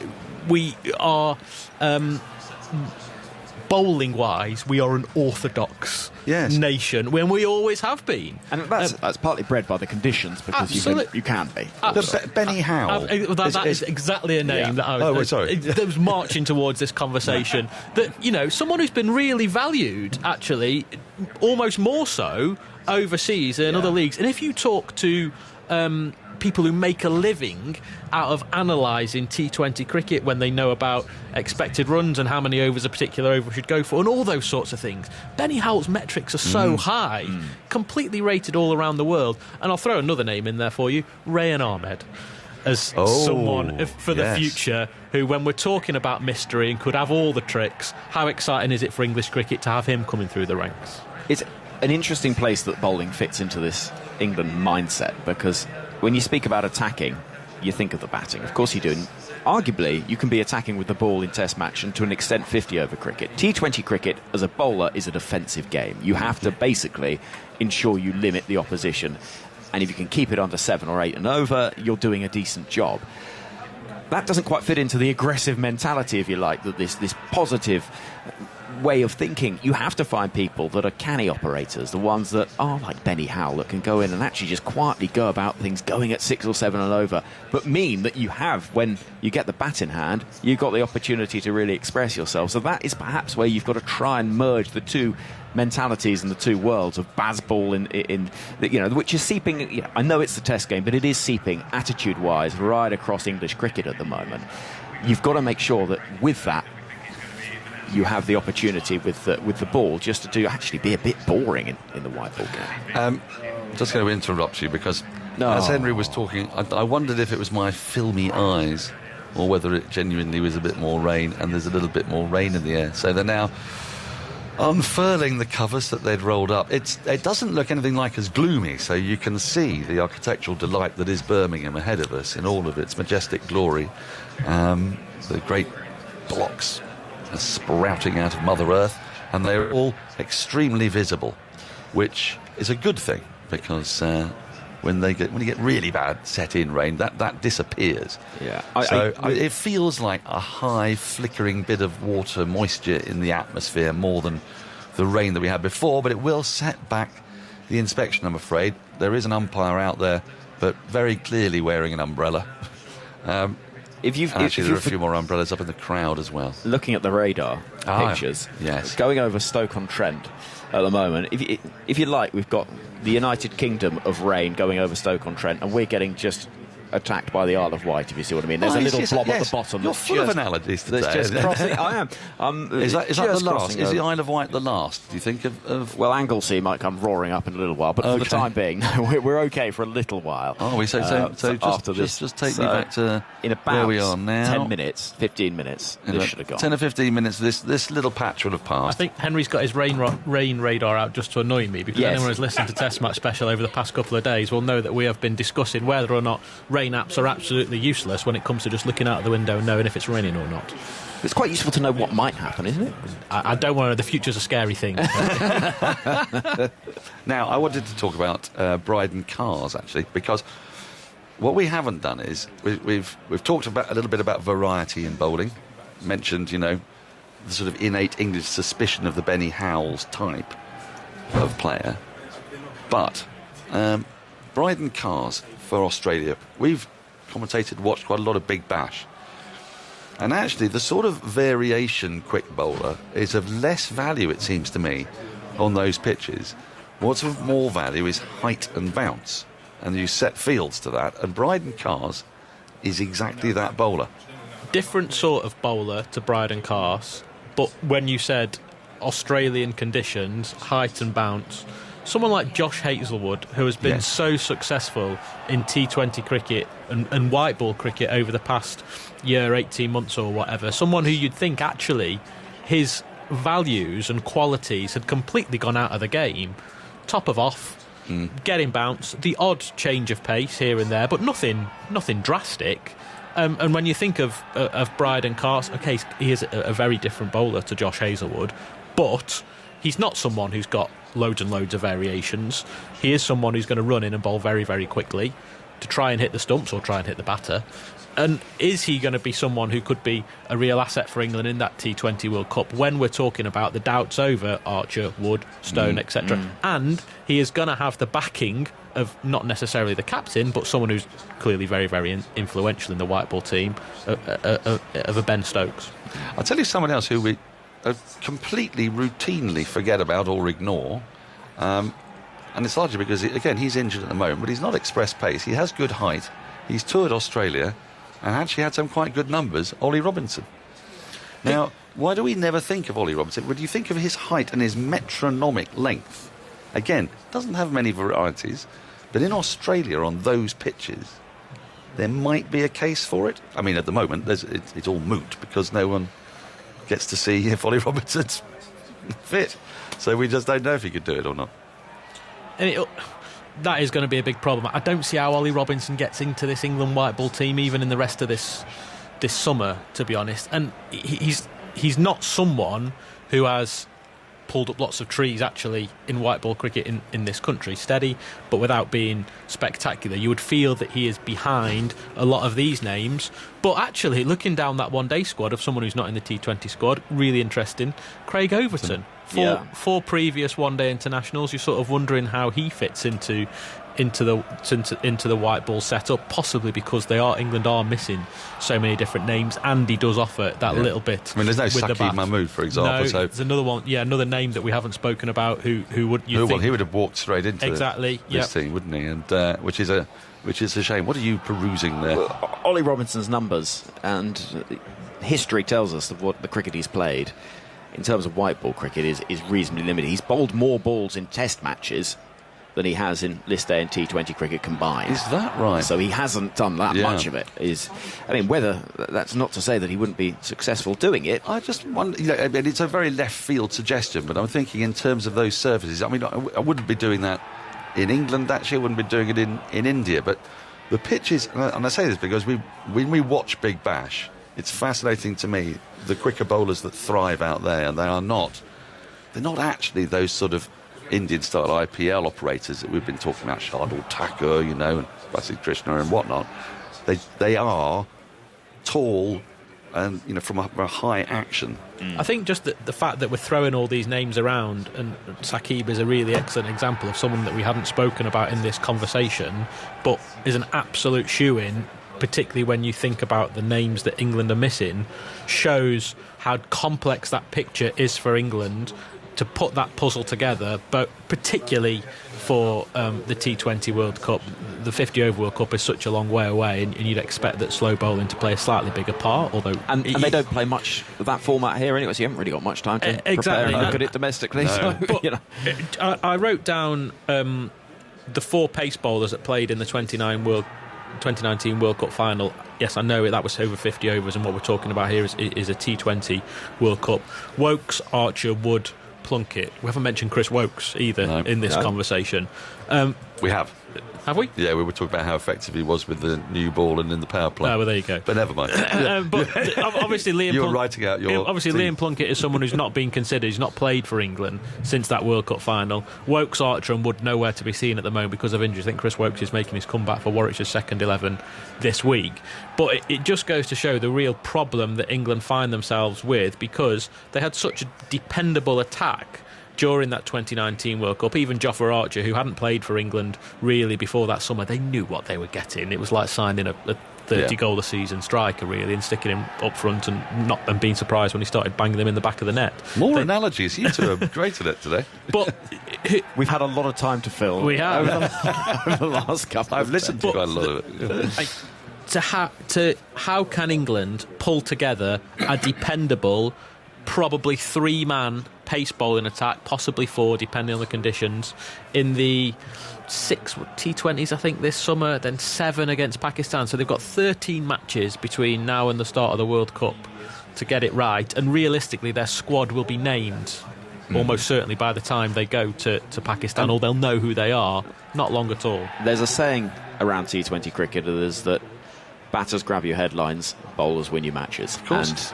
And so often we look at Liam Livingstone smashes 5 sixes and over, and you think, wow, England are shoo-ins to win the tournament. What you don't see is that bowler that concedes from their 4 overs 25 runs and wins you the game that way. And so that is perhaps where you've just got to temper the expectation around the England side. Well, that is the concern, isn't it? I would say. Although Adil Rashid might be that kind of a bowler. You know, you look in T20 Blast cricket and you watch what Sunil Narine has done at Surrey. You know, Surrey had won their first 8-9 matches with really 3 batters and a bunch of bowling all-rounders. And the reason why bowlers are so important is why Sussex, for years and years, have challenged in T20 cricket, is because they prioritised getting their attack right. And that was basically Mills, Archer, Jordan, Rashid Khan, Danny Briggs, that sort of attack. And that was the best attack in the tournament. And the thing is, an attack can repeat itself over and over again, whereas a batter will win you a game one day and then go fallow for the next 3. It feels like we're being quite negative about England's chances in that T20 World Cup because of the bowling attack, and we're really not, because when England go into any tournament with the batting lineup that they have, they are going to be a threat and really, really dangerous. I think we'd all be pretty surprised if they don't at least make a semi-final in that T20 World Cup, and then, as we all know, anything can happen in a knockout situation.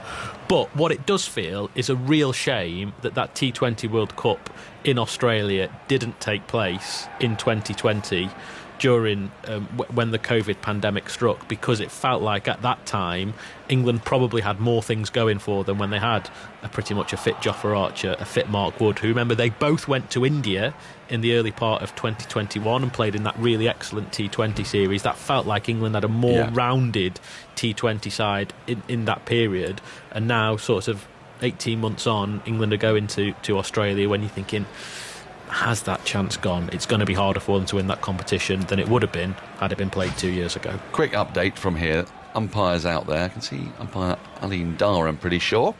And they have not got their umbrellas up. Looking around the crowd, Henry, are my wizened eyes deceiving me? But I'm not seeing many umbrellas. There's a few, but mostly not. The Flintstones have returned from bedrock and look reasonably... Yeah, they look reasonably happy with life at the front. There's no umbrellas up there, I can see. My neighbour down upstairs has acquired a dog, which he's called Wilma. And it is almost impossible not to shout Wilma at the top of your voice every time you see that dog. It's a very pretty dog. But now then, they're rolling up the covers. Those are the cheers. So they came out and not enough rain fell on them even for the rain to be broomed off. It really was just a little sprinkling of water. That's it. What have you seen there? What have you seen, Stefan? In terms of the lightness of the rain, they didn't even bother covering the run-ups. They didn't. No, they didn't. The Super Sop is still going back and forth. We've let Henry Moran go after some sterling work. We're about to let Stefan go as well, I think. And Simon Mann is just joining us. I'm just going to let you know, rain has therefore abated. It's gone.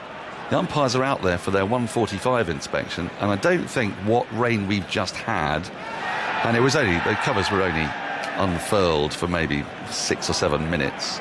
Well, I don't think that'll make any difference at all to the decision that the umpires would have made had there not been that little bit of rain. All it's done is just slightly delay their chance to have a look at the square. So, once the other cover's rolled up and moved off, then the hover cover will be removed. Presumably, umpires get to look at the pitch, make a cursory statement, say it's all fine, and we can get on with the game. Or perhaps not, Simon Mann. Was that an overly optimistic view? I'm going to get out of the way and leave you in the company of Deep Dasgupta. No, I would say it's an apt summation of the situation, although the umpires are actually walking off quite purposefully, so I think they'll have made a decision. That will be communicated fairly soon. You'd think something like, I don't know, 15, 20 minutes, half an hour, something like that will be underway. Just a reminder that score, India 53 for 2. We've had 20.1 overs. Bihari's 14 not out. Kohli is 1 not out. Gill was out for 17 and Pujara out for 13, both to Jimmy Anderson. Gill just playing away from his body, caught by Crawley at second slip, whereas the delivery that Anderson bowled to Pujara was a really good ball. He got him out, really. Excellent delivery that bounced a bit and left him, took the thickish upper part of the bat, and Crawley took a straightforward catch. He's also dropped Bihari away to his right-hand side, and Bihari had 6. So we'll wait for that decision from the umpires. Deep Dasgupta is here, Prakash Rakankar is here. We're going to talk about India, actually, until play restarts, and I mean, a lot has happened in the last year since India were here in this country, playing in that Test series, which had us all gripped. Actually, it was a really interesting Test series. Just getting some news from the umpires. Play will start at 2:15, if no more rain. So in 24 minutes' time. So we're going to talk about Indian cricket for the next 20 minutes. So last summer we had Ravi Shastri as coach, and we had Virat Kohli as captain. And then lo and behold, this summer, well, we thought we were going to have Rohit Sharma as captain, but it turned out to be Jasprit Bumrah. And we got our old friend, and TMS summarised, Rahul Dravid as India's coach. Let's talk about the end of the Kohli era to start with, Deep and Prakash. I mean, he'd done it for a long time. He'd sort of had enough, presumably. Just all good things or come to an end after a while. Yeah. Oh well, that's so true. And if you look at the longevity of a captain, it's generally around that 5-6 years. If I jog my memory back to say Mohammad Azharuddin and thereon, Mohammad Azharuddin was 5-6 years, then Saurav was 6 years, then MS Dhoni. And Virat then. But also the important thing for Indian cricket is, I think Indian cricket is going through a transition period right now. You see a lot of these youngsters coming through like Shreyas Iyer and Rishabh Pant and also the next generations coming through, and maybe it's about time that you look at it a little differently. And I think Virat's done a fabulous job as a captain.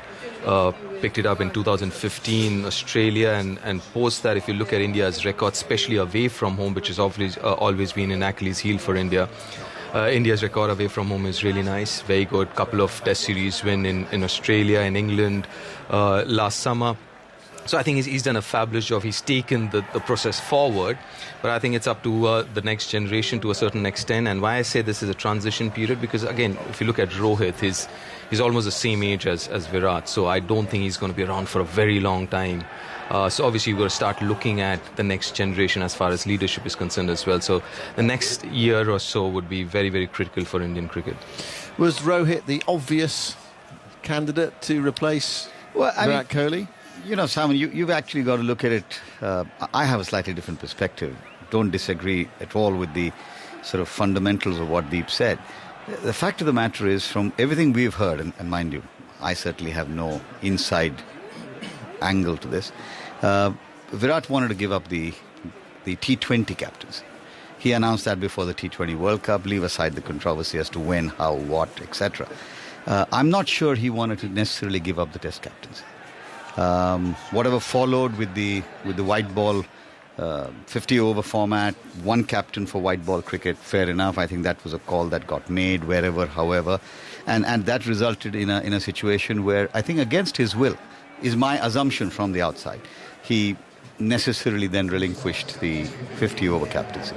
That said, it became one of those things where this is a big mystery, right, as to whether Virat chose to sort of preempt what was going to happen after the South Africa series, or did he do it genuinely because he just wanted to give it up? Didn't get that feeling, but maybe that's what happened. That being said, you now had, from a single captain, all format, you had Rohit Sharma. Now, I have no issue in my mind at all about Rohit Sharma being the T20 captain, because I think that's where he's earned his spurs, that's where he's done most of his captaincy work, and he's been fantastic. Obviously, like Deep said, if you were looking to the future, then Rohit is not going to give you that longevity, particularly in Test match cricket. So should they have been looking at someone else? Maybe they were. That's why KL Rahul sort of came into the mix a little bit. But then injuries, not being there, sixth captain or fifth captain in 15 Test matches, albeit partly because of injury and other complications. I think the Indian cricket administrators will now be sitting down really and thinking about what needs to happen and get a long-term captain in. Because otherwise, I think, leadership in a game like cricket, clearly, like any other leadership transition, needs a degree of continuity, needs a little bit of stability, and to that extent, if Rohit indeed is going to lead over the next 2 or 3 years, maybe that's fine, but his deputy then has to be somebody that they see as the future captain. Otherwise, I think it's just going to be topsy-turvy. So what names are we talking about? Well, obviously Jasprit Bumrah is captain in this match, and he was the vice-captain for India's last Test match. Is he a long-term solution for Indian cricket as captain? Well, ideally speaking, yes. because if you look at his age and everything, but the biggest challenge is with all the injuries, and he's a fast bowler, is he going to play every game or not? So again, if you want a captain who's going to be out there playing every game, so that's the biggest challenge, because for a fact I know, I mean, he's got a really good cricketing mind. He does a lot of captaincy on the field, even though when he wasn't, even though when Virat was leading or Rohit, he would take a lot of those decisions in terms of bowling changes and field placements and all. But again, for Bumrah, the biggest challenge again is whether he's fit enough to play every game, but does he need breaks in between, just to freshen up, or injury issues or whatever it is. But yeah, you mentioned about a few names. There are quite a few names out there, and Shreyas Iyer, Rishabh Pant, KL Rahul. We're talking about, late 20s, maybe KL Rahul would be around, maybe 30-ish. But yeah, I mean, Hardik Pandya, the way he led his side in the IPL, I thought he was absolutely brilliant with his leadership skills. He led the Indian side in Ireland last couple of T20Is. He's not going to lead, but he's going to be part of the team now. But again, so you've got 3-4 names there, at least as far as white ball cricket is concerned. Test matches again, someone like KL Rahul, Rishabh Pant, a couple of names straight away come to my mind. Yeah, I suppose one thing that can happen is actually Rohit Sharma can do the job for 1 or 2 years, whatever, and then it becomes obvious who the next captain is. That's the point. Yeah, that's the key point. And I think, again, I'm no great expert, but to my mind, KL Rahul just seems to be a lot more suited to it than Rishabh Pant. But who knows? I mean, Rishabh's way of playing his game may be the kind of stuff we're seeing from England and baseball and what have you. Maybe he's the right kind of guy. But they've just got to make a call and then stick with it. I agree with Deep. I think the challenge with Jasprit Bumrah will also be that he plays theoretically all 3 formats for India. So there'll be a lot of workload. He's bound to have the little niggle here or there. So that's going to be a challenge. Otherwise, he's got a very fine thinking brain. And so I think it'll be one of these 2 or 3. I just wonder if it's really good, and Deep might have a perspective on it, in terms of whether white and red ball captaincy should be separated for a team like India with so much talent, ability to mix and match players. Does it make sense to have 2 separate captains? Absolutely, yes. Absolutely no two ways about it. And especially if you look at the FTP with Future Tours program. And I mean, this is a great example. India were playing 2 days ago in Ireland, and now you have a test match, right? A T20 game, couple of T20 games in Ireland, and a test match within 3 days' time. So obviously it's not going to be easy for one captain to captain all 3 formats. It only makes sense, and I think that's where the Indian selectors are also working on, and creating a pool of players where you can afford to do that. Now, even this series, after the test match, the first T20, it would be predominantly the guys who were playing in Ireland. Most of the other guys come in from the second T20 onwards. So I think there is a conscious effort there from the selectors and the team management to create a pool of players where you could afford to do that. And going forward, I guess that's how it's going to be. India last few years, they had a very different approach to T20. It was more like 50 over kind of an approach. Won't really be thinking specifically for T20 in terms of personnel and approach and how you play that. So you mean the same players that played 50 over cricket played 20 over cricket? Well, now you're saying actually there's 2 separate games, 50 and 20, and so we're going to have different personnel. Absolutely. I think that's the change that personally I've observed in the last 6-8 months. And also the FTP, the Future Tour program, has also kind of forced them to look at that way. So I think we'll see, a lot of these younger guys playing T20 cricket. I mean, the Irish, the Ireland series, you saw a lot of the guys who performed well in the IPL got an opportunity. I think I completely agree with Prakash that you've got to look at 2 different captains, white ball and red ball.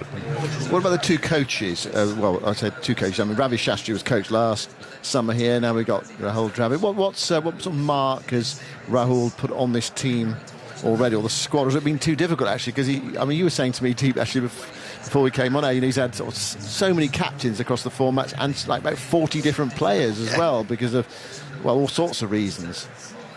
Yeah, I mean, during the last series against South Africa, and we asked him, how's been the last 10 odd months as head coach. And it's like, it's been a little weird because he's been working, he's had to work with 5-6 different captains, 40 odd different players. So he also hasn't really settled down. So obviously it's going to take some time, and that's the challenge for any international team in this day and age, where you have all these franchise cricket and international cricket to cope with, and so yeah, I mean, you've got to give him some time, but obviously, I mean, he's got a plan in place. Also, what helps is you've got someone like VVS Lakshman, who's head of the academy back in India, the NCA. Obviously, they're very close individually, personally, as well at a personal level, but also, I think, a very good working relationship both of them have. I think along with everything that Deep said, I think the fact that Rahul Dravid, having been the immediate past head of the NCA, a lot of this young pool of talent that's coming through have actually been sort of nurtured in a way by him. They either played the under-19, they were in the prospect, then played A tours. Dravid's travelled a lot with them. So a lot of these boys are people whose abilities, skills, etc. Rahul understands. And that might make things a little bit easier for him as he looks at this wider pool. But if indeed international cricket starts sort of overlapping, where someone's playing T20 somewhere, I mean, England did that recently, in playing in the Netherlands. So I think if that's the order of the way that the order is going to play out, then obviously you're going to need a larger pool of players. And I think T20, and I'm just going back to 2007, very different situation, of course, but the hunger, the opportunity to perform on the world stage, to represent the country, maybe really go out there and win big, and what it does to individuals, both from a cricketing career perspective and otherwise, probably is a case to be made that the core of the T20 side may well be these blokes who are sort of setting the IPL alight in terms of the way they've performed. Give them the opportunity when they're at their peak in that format, and maybe we'll discover more Bumrahs and more others like them who, let's be honest, actually did get that lift from the IPL. Yeah. What about the talent pool in India? It strikes me it seems much wider now than it's ever been before. I mean, the IPL probably highlights that. It gives players that sort of opportunity, especially with extra teams now, 10 teams. So you've got good domestic players playing against top international stars, and also the great Indian players as well, the established Indian stars. Is there a feeling in Indian cricket that the talent is there, or is there a sort of like a sort of level of talent, and actually you're looking for players to go to the next level, to become the next Kohli or Rohit Sharma or Jasprit Bumrah? Actually, there are quite a lot of players who are good, but can they take the next step to be excellent, world-class, world stars?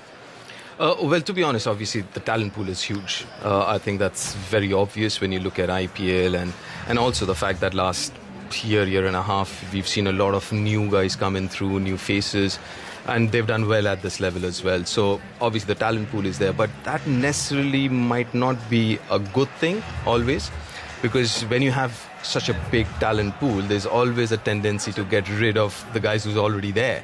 There's always a tendency to think the guy who's sitting out is much better than the guy who's playing. So from a chances and opportunity perspective, there is a danger of not giving an individual enough opportunities to show his wares, and that can be a danger as well. So you see a lot of this chopping and changing happening because you have such a big talent pool, and that's the reason it might not necessarily be a good thing all the time. Again, I mean, you just to sort of strengthen that argument, look at someone like Hanuma Vihari. He's been in the squad for such a long time. He's got limited opportunities.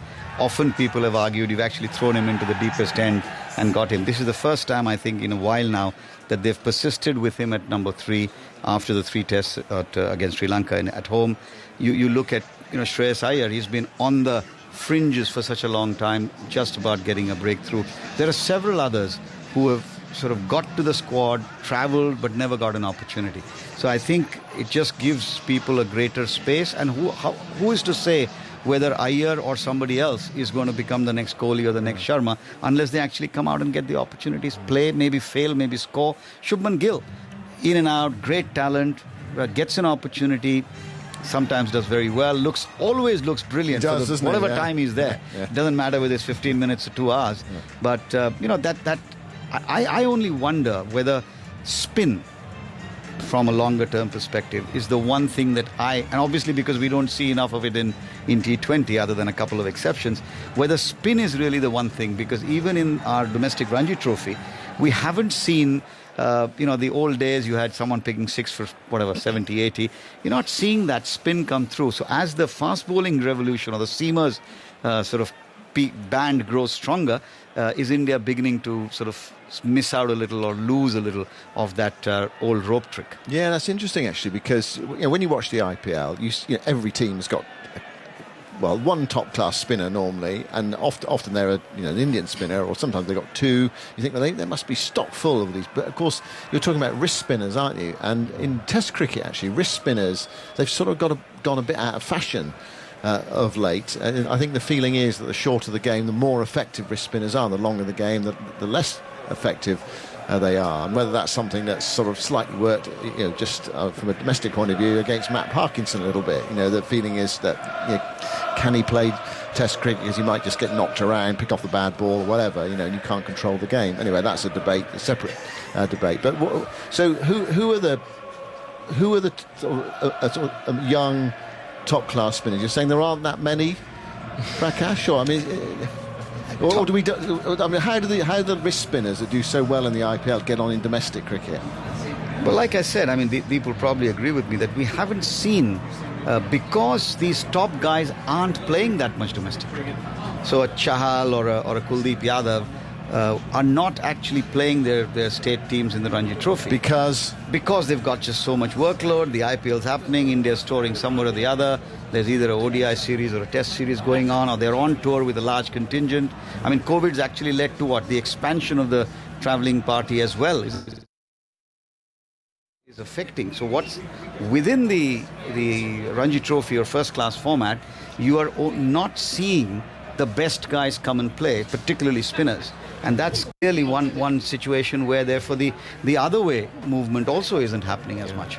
So the other important thing, what was happening in the last few years, one thing that happened was because India didn't do so well away from home, so the domestic pitches, you started preparing it differently. Now you have green top pitches, so obviously that would encourage more seam bowling. So that one thing that happened post 2015ish, that's something that did not help. The other thing is as Prakash mentioned, the Ace circuit was happening during the first class season. So the top 15-16 were playing for India, then the next 15-16 were playing for India A. So you didn't have the top 40 players playing domestic cricket. So what BCCI, I believe, are going to do from here on is they're going to keep playing India A, but they're going to make sure that India A won't happen during the Indian domestic season. So at least obviously you're going to miss out on the top 15-16, but at least the next rung of players are available for domestic cricket. So that's something that the BCCI will, I believe, will look into. Excuse me. For those players going to start at 2:15, by the way, so we're only a few minutes away and the sun's out at the moment, Edgbaston, so that's great news. For those people who don't know, when does the Indian domestic season run from then?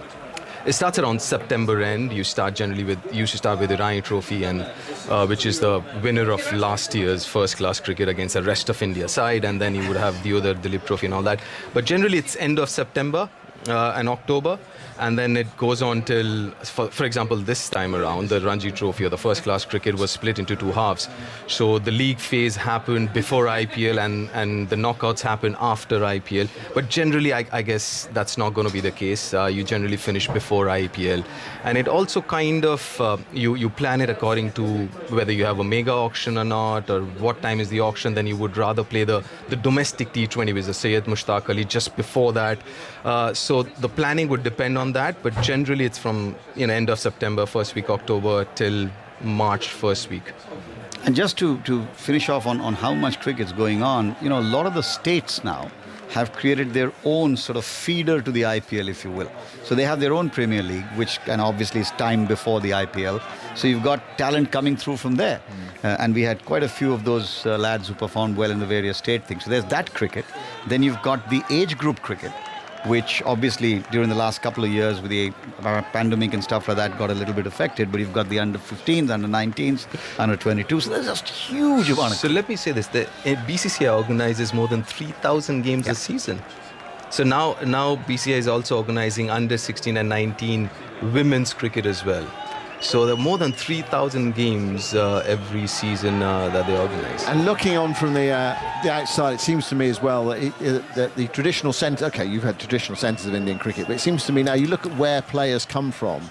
It's all over the country. So you've sort of unlocked most, if not all, of the country to the lot of that credit has to go to the BCCI in terms of how the money that the BCCI has earned has gone back into infrastructure.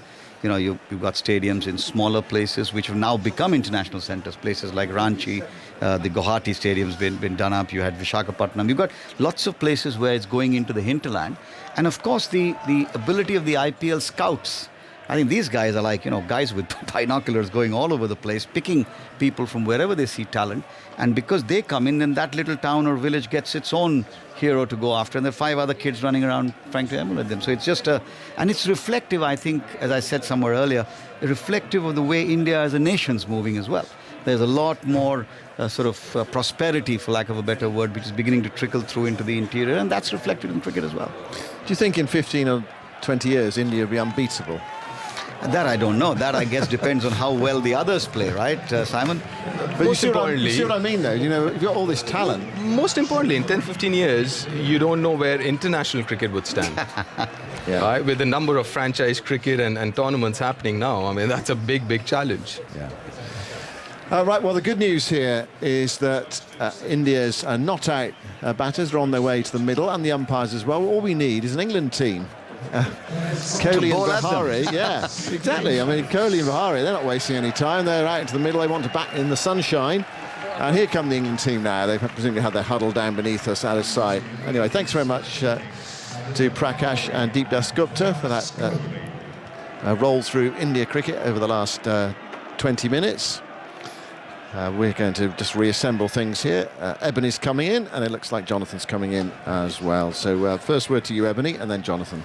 Yeah. Well, we've all been waiting since the rain has come in, but actually now it's looking pretty beautiful outside. Blue skies, a bit of sunshine, a bit of heat. So it feels like a very different session to about an hour or so ago, Aggers. Certainly does. And the radar looks pretty good too for now. There'll be some showers around. But let's hope that we don't have any more, because that actually has just done 2 hours of damage, that. And it didn't last that long, but clearly it was quite a downpour. 53 for 2 then. And England having put India in at 10 o'clock this morning. It was an early start. People are reappearing again. They've been sheltering, taking cover beneath the stands.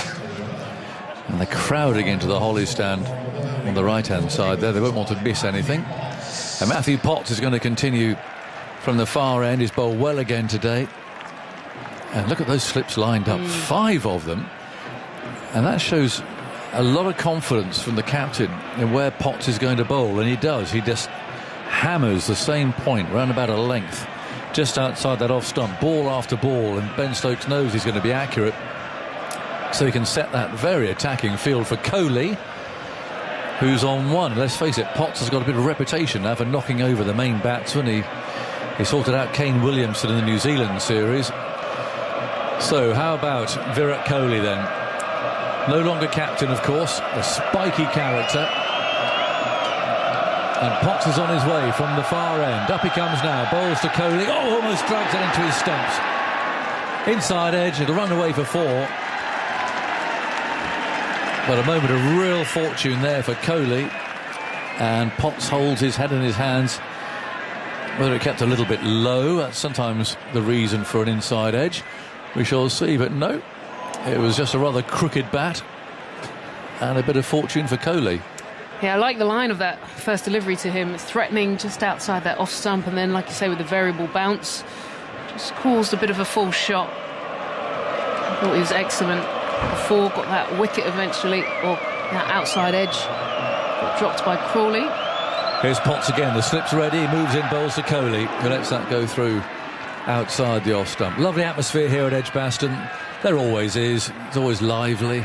Got 1 or 2 stewards moving into the Hollies stand there. I think at this stage is keeping a bit of a watchful eye rather than anything else. But, thank you for correcting me on Fred Flintstone, by the way. He did indeed wear a hard hat.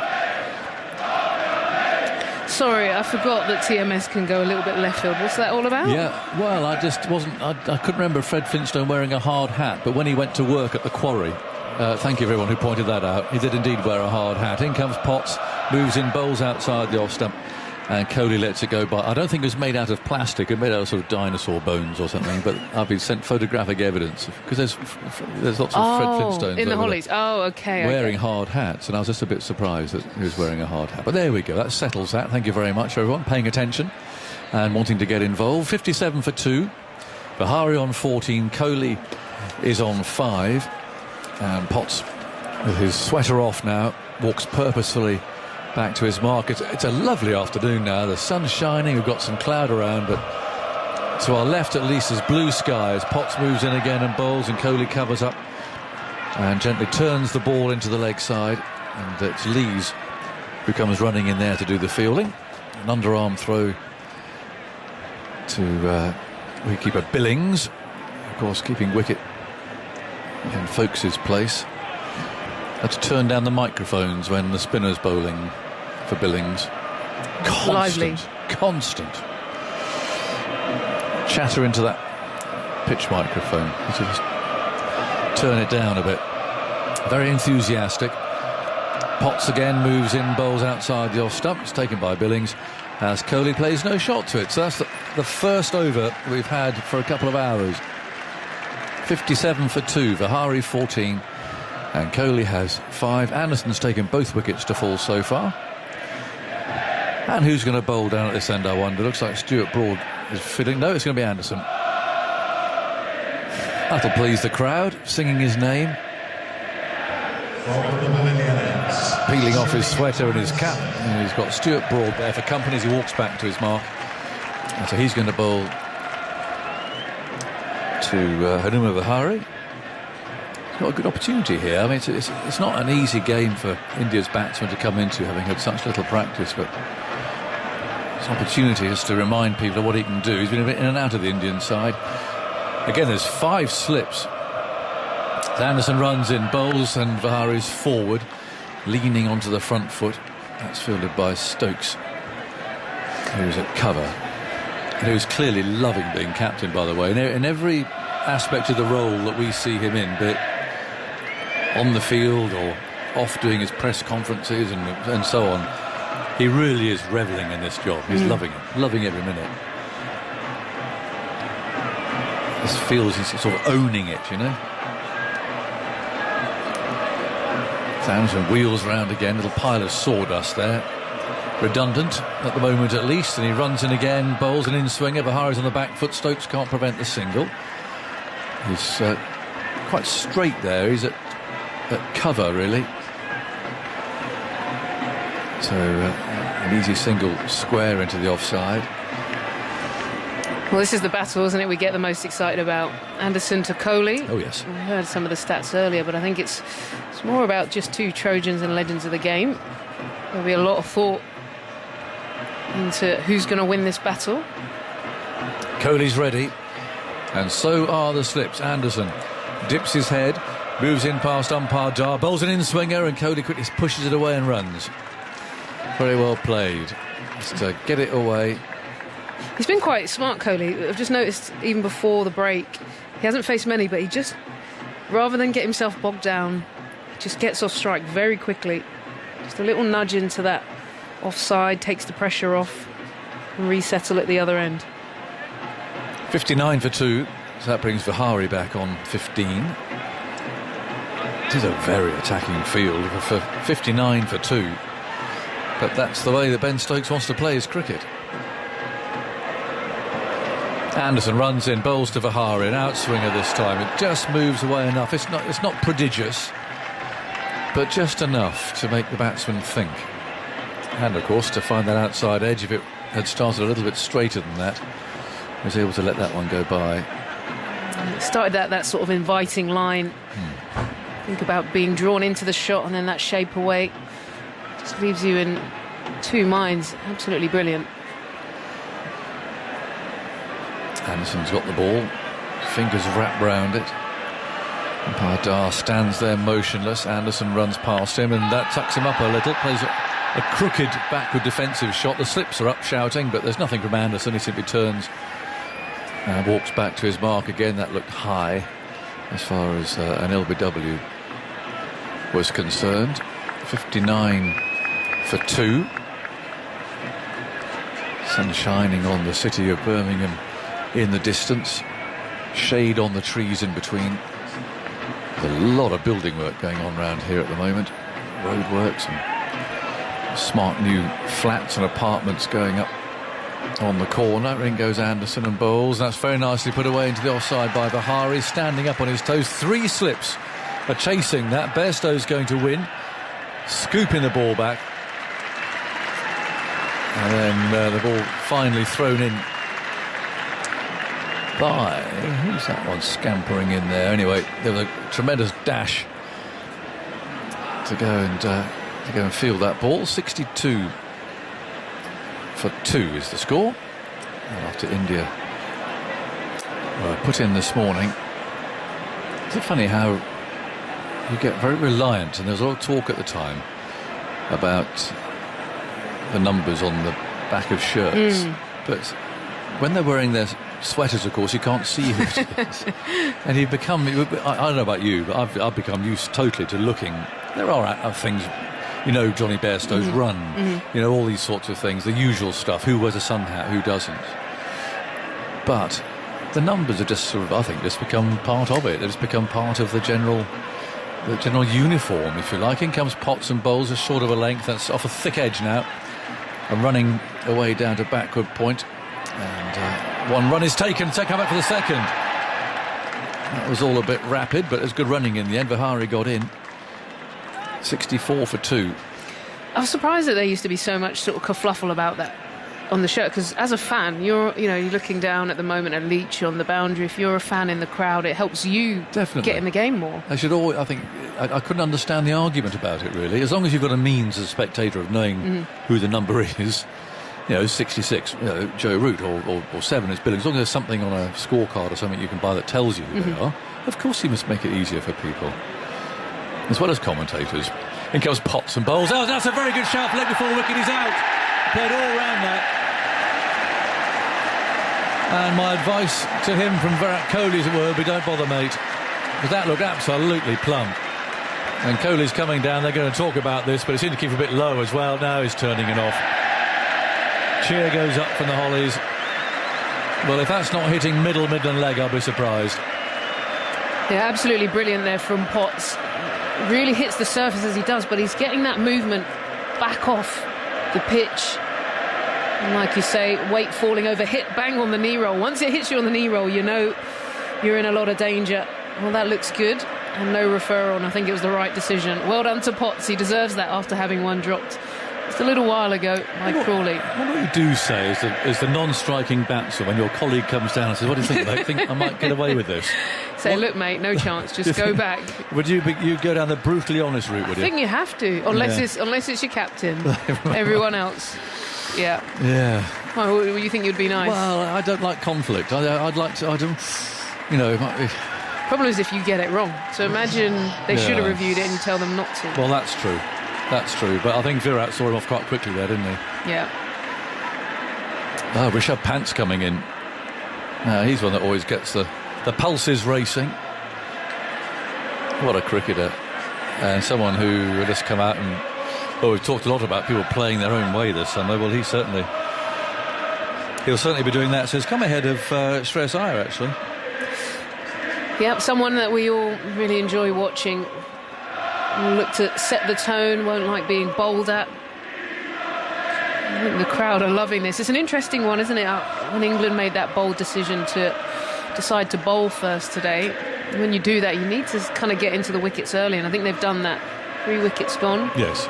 64, you feel it's a good decision. I'd agree, and there's an opportunity here for England, isn't there, to nip India out for 140, 150. But these two were trying to stop it. They've got 2 very fine players at the crease. But, neither have had a lot of this form of cricket. That's an issue here. Spider-Cam's getting a bit close for comfort there. He's had a very good look at the slips who are lined up. There's only 4, but there's an extra man on the leg side, which you'd expect that for the left-hander, although, in fact, another one's coming in now from backward point. So we're back to our 5 again. 4 in a gully, I guess you'd call that probably. Now Rishabh Pant likes to get away with a big shot. So let's see. 64 for 3. He won't know much about Potts. He's gazing up to get his eyes accustomed to the light, the sunshine that's beaming down on Birmingham at the moment. And Potts from the city end on his way, bowls to the left-handed punt, who leans forward, wants a single. Kohli sends him back, and Stokes picks the ball up, says he must be joking. He gave him a good old little stare, didn't he? He really said, "Are you serious? You're going to take me on?" He's still staring at it now with a smile on his face, giving the ball a polish. Exchanges a word with Virat Kohli, saying, "These young lads." And Potts walks back to his mark again. Well, they're singing early in the Hollies stand. They're firing up, given that they've only had a couple of hours cricket.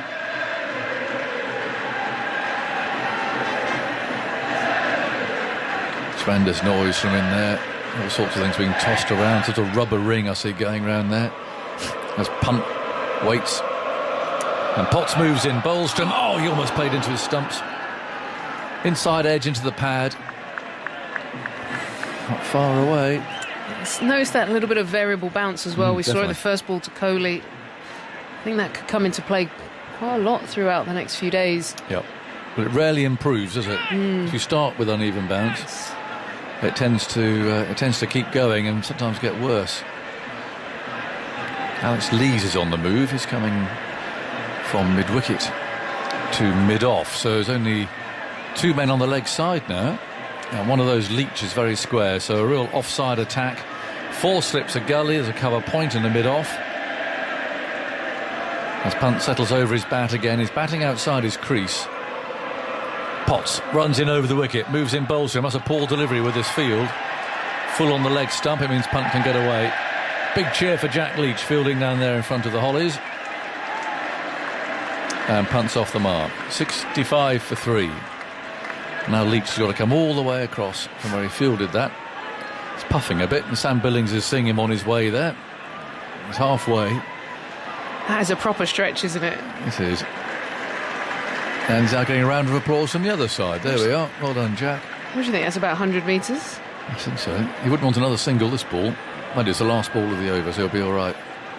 Oh, no, they're looking at it's a ball test again, which I think is the second time it's happened today. Just to repeat what we were saying earlier, although it's a series from last year, with last year's regulations and everything else, one thing that has changed is the ball. They're using this year's ball, which I think most people agree hasn't been a great success. 65 for 3. In comes Potts, moves in bowls, and Kohli brushes that away for 4 through fine leg. The faintest of deflections as Potts again doesn't quite get his line right there. And so India moved to 69 for 3 at the end of the over. I just noticed as well, Virat Kohli came a bit further outside his crease there just to change the length as well. Just slightly unsettled Potts. So 69 for 3. India put into bat. It's funny sort of time warp of a match in play because of the abandonment of last year's final test at Old Trafford. Do you have any memory of that happening before? Like a game being taken from one year to another to finish a series? No. Never happened. No, yeah, I can't think of anything. So. I mean, you could argue, I suppose, that there are a couple of 2 or 3 one-day internationals left in South Africa after Christmas. Oh yeah. But that's a one-day series, isn't it? Not a test series. Well, they're all lined up again. 4 slips and a gully. For Rishabh Pant, who's going to face Jimmy Anderson, who's saying, "Come on, why isn't he ready? I'm ready." Pant's doing a bit of gardening. Now he's looking around the field. Ball quite straight at mid-on. That's what strikes me about this field. As Anderson on his way bowls. Oh, Pant's charging him. It's an inside edge, and they go through for a quick single. And there's always something going on when Pant's at the crease, but of course this is what Stokes was doing in his last innings. It didn't end happily, that one. Anderson's looking at him. There's definitely an out of the side of the eye look there as he walks past Rishabh Pant. Yeah, quite a classic, isn't he? I feel like he went a little bit too early, though. He showed his card and Jimmy Anderson just dragged the length back. I like the intent to throw him off. A good game of cat and mouse. I just think he showed his hand just a fraction too early, but we know what's coming. Oh, yes. He often defends when he does it. It's not necessarily an attacking move, is it? He's just trying to knock the bowler off his length. Anderson bowls, and none of that from Kohli. He simply stands there and lets the ball go through to wicketkeeper Billings. Edgbaston bathed in sunshine, which is lovely. Corporate spectators out on their balconies on the left-hand side there, but all the way around that left-hand side.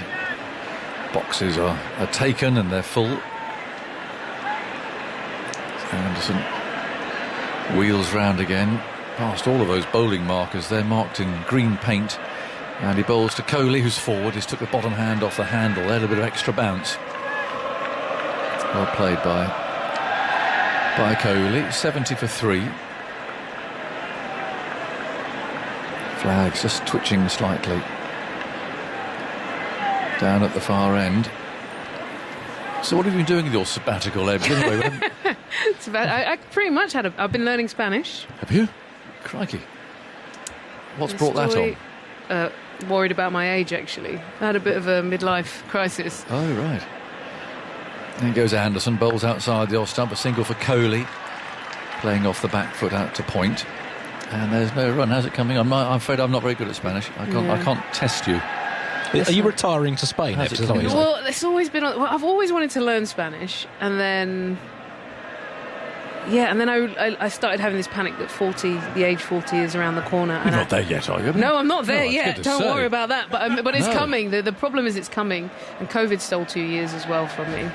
So I just thought I'd get a wiggle on, because I'd love to but I'd love to spend a lot more time in Barcelona. So I've got survival Spanish down, but.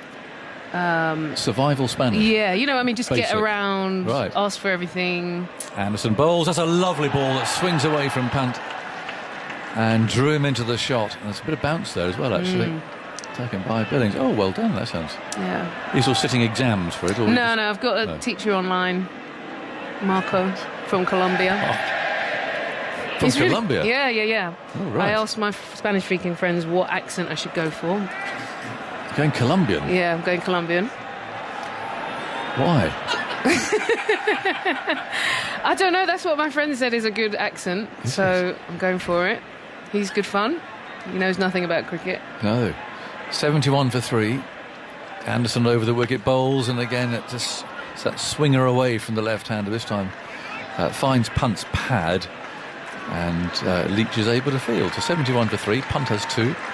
And Kohli has 11. Well, have you been over? Have you tested Yeah, so I yet? did 2 weeks. One was in Menorca, one was in Barcelona. How'd it go? Yeah, good. I was getting around. I'm not going to start speaking it on air, because people can just, clip it up and I'll sound bad. But I can get around solo, asking, can I have this, where can I go, who I am, what I do, blah, blah, blah. But then the problem is, it's like I can't get into a deep conversation, because I can't go, I don't pick up enough of what people are saying. I'm a bit slow. So you can't understand it? Yeah. No, I need to say, can you speak slowly? And then when people speak slowly, then I get there. No, that's okay, isn't it? Yeah. We do that when people come here. Yeah. Well, good luck with that, Ed. Yeah, thanks. You're always doing something unusual. 71 for 3. Here comes Potts from the city end, moves in, bowls, and he wants a single here. Kohli, but Punt says no. Pope is very quick at that, around the wicket area. Comes in and fields. And I mentioned earlier, I was sure I read somewhere who's going to be wearing a camera on his helmet. Did you see that? Ollie Pope is meant to be in it. It's the first time ever, I think. It is, but I don't see him wearing it. I haven't seen any shots of his helmet, put it that way, with its camera on. But I think it's going to be when he's stood at short leg, right? At some stage with the spinner on. You get a special helmet? Yeah. Oh, OK. Right, we look forward to that. 71 for 3. And in comes Potts, moves in, bowls. Oh, it's played on! Looking to leave the ball. Kohli's out. And a lot of bat involved there. He looks very disappointed as he drags himself away from the crease. But England, meanwhile, 10 yards away, is celebrating. It's a bit of a bonus. but the ball in the right sort of a place, and I think if he were the bowler, he still would have had him in two minds with the play or to leave. And fatally there, he chose a little bit too late to leave, and a lot of batting has dragged the ball into the middle stump. Yeah, a little bit of luck, but you'll take it. I think one thing Potts has done so well is that line. He's always been there or thereabouts, off stump, just outside, and gets you questioning. It was actually initially the right decision for Kohli, and then decided to pull out of the shot and got the under edge. But for Potts, well done. He had one dropped earlier, and now he's got two in the bag and really deserves them. He's been pounding away, charging in. And well, like we say, that decision to bowl first, they're really opening up the game here. Excellent. Just cut back off the surface. Oh yeah, I mean it's definitely now, you have to say, it's shown to be a good decision, isn't it, with the wickets that they've taken. So that's a little bit of a bonus, but Potts, I've been really impressed with him this summer. Just the way that he just loves bowling. I think, he goes on and on and on. He's like a bit of a machine. You wind him up and he just keeps going, and he's unfailingly accurate. The bowl's a really good length, and that was a case, you could say a bit of fortune, and of course there is, but Kohli was in two minds. So I play, do I leave? Play, do I leave? And that was just a little bit too late in deciding to leave. So Shreyas Iyer appears with India in some trouble here. It's 71 for 4. Bit of data research suggests they want a leg slip here, so there's 4 orthodox slips or offside slips, and then the leg slip. Potts on his way. Iyer's first ball, and he comes forward and plays that confidently through mid off. Stokes is after it, chasing down towards the crowd there from the City end, and a little bit of a dive and a sprawl from Stokes, and Iyer is off the mark straight away with a couple. 73 for 4. Good way to get off the mark there, I think, is just hold that straight bat at the moment when the nerves will be going. They haven't had the best preparation coming in to the series, and then you're faced with bowlers who are charging in off the back of an excellent series. So good decision, straight bat, it's going to be needed.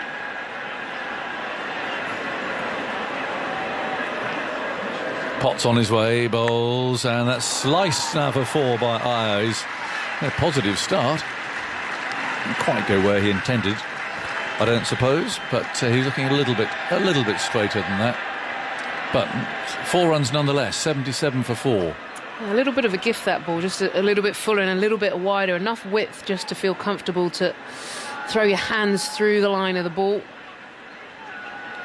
Yeah, it wasn't the cleanest of strikes, but it wasn't a huge amount of risk. But it turned in his grip there, didn't it? It's a bit dark over to our left. The one disadvantage of Edgbaston, you can't see the rain coming. It comes from behind our left shoulder.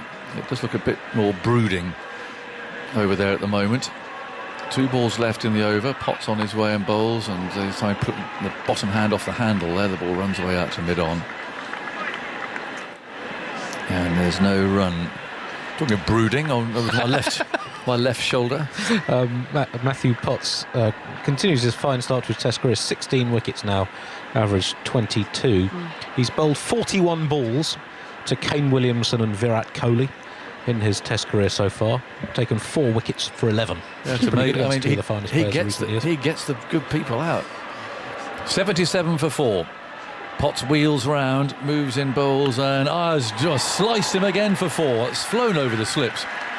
No one down at third man, and he's come out here to play a few shots by the look of it. It might be the answer. 81 for 4. 25 overs are gone. Punt 2. Shreyas Iyer has 10. Adios. Ciao. Is that a Melton Mowbray Ciao's accent? good. Melton Mowbray. How would a Colombian say adios? We say ciao. I prefer ciao. Oh, you can't say ciao. Anyway, you go while I get back to the cricket. Thoughts from you, and then Prakash is coming here. Yeah, it was just a quick one. I just felt in that last over he might have just tried a little bit hard sometimes when you get that wicket, and he just bowled 2 rare, slightly wider balls, which Iyer got his hands through. But over to you, Andy, before Prakash sits in. Virat Kohli's recent run of form now, 18 tests since his last century. That was against Bangladesh in November 2019. 31 innings, averaging 27 with a highest score of 79. His previous 55 tests, 21 centuries. Anderson starting a fresh over to Pant. Pant works it away nicely on the onside. They'll get a couple here. The man running around from deep square is Jack Leach, and the batsman comfortably through for 2, 82 for 4. Andy. Yeah, Kohli's previous 55 tests from a breakthrough series in Australia when he made 4 centuries in late 2014, early 2015. 55 tests, average 63. As I said, 21 centuries out of 34 half centuries. So it's been a huge and prolonged dip in form from someone who was amazingly adept at converting starts into big scores. That form has deserted him in recent times. Jimmy Anderson into bowl to Rishabh Pant. He's up, he bowls, and Pant works it up his hip. I think leg buys. We'll wait for the umpire's signal. Batsman through for a single, 84 for 4. Has to be Shreyas Iyer's first overseas test match. Andy will confirm it, but I'm pretty certain. And he's been one of those players, Ebbs, who's been on the fringes of making into the test team. Of course, the white ball format, he's been fairly dominant, and it'll be a good test for him here. He's certainly come out thinking positively, as we saw in that previous over from Potts.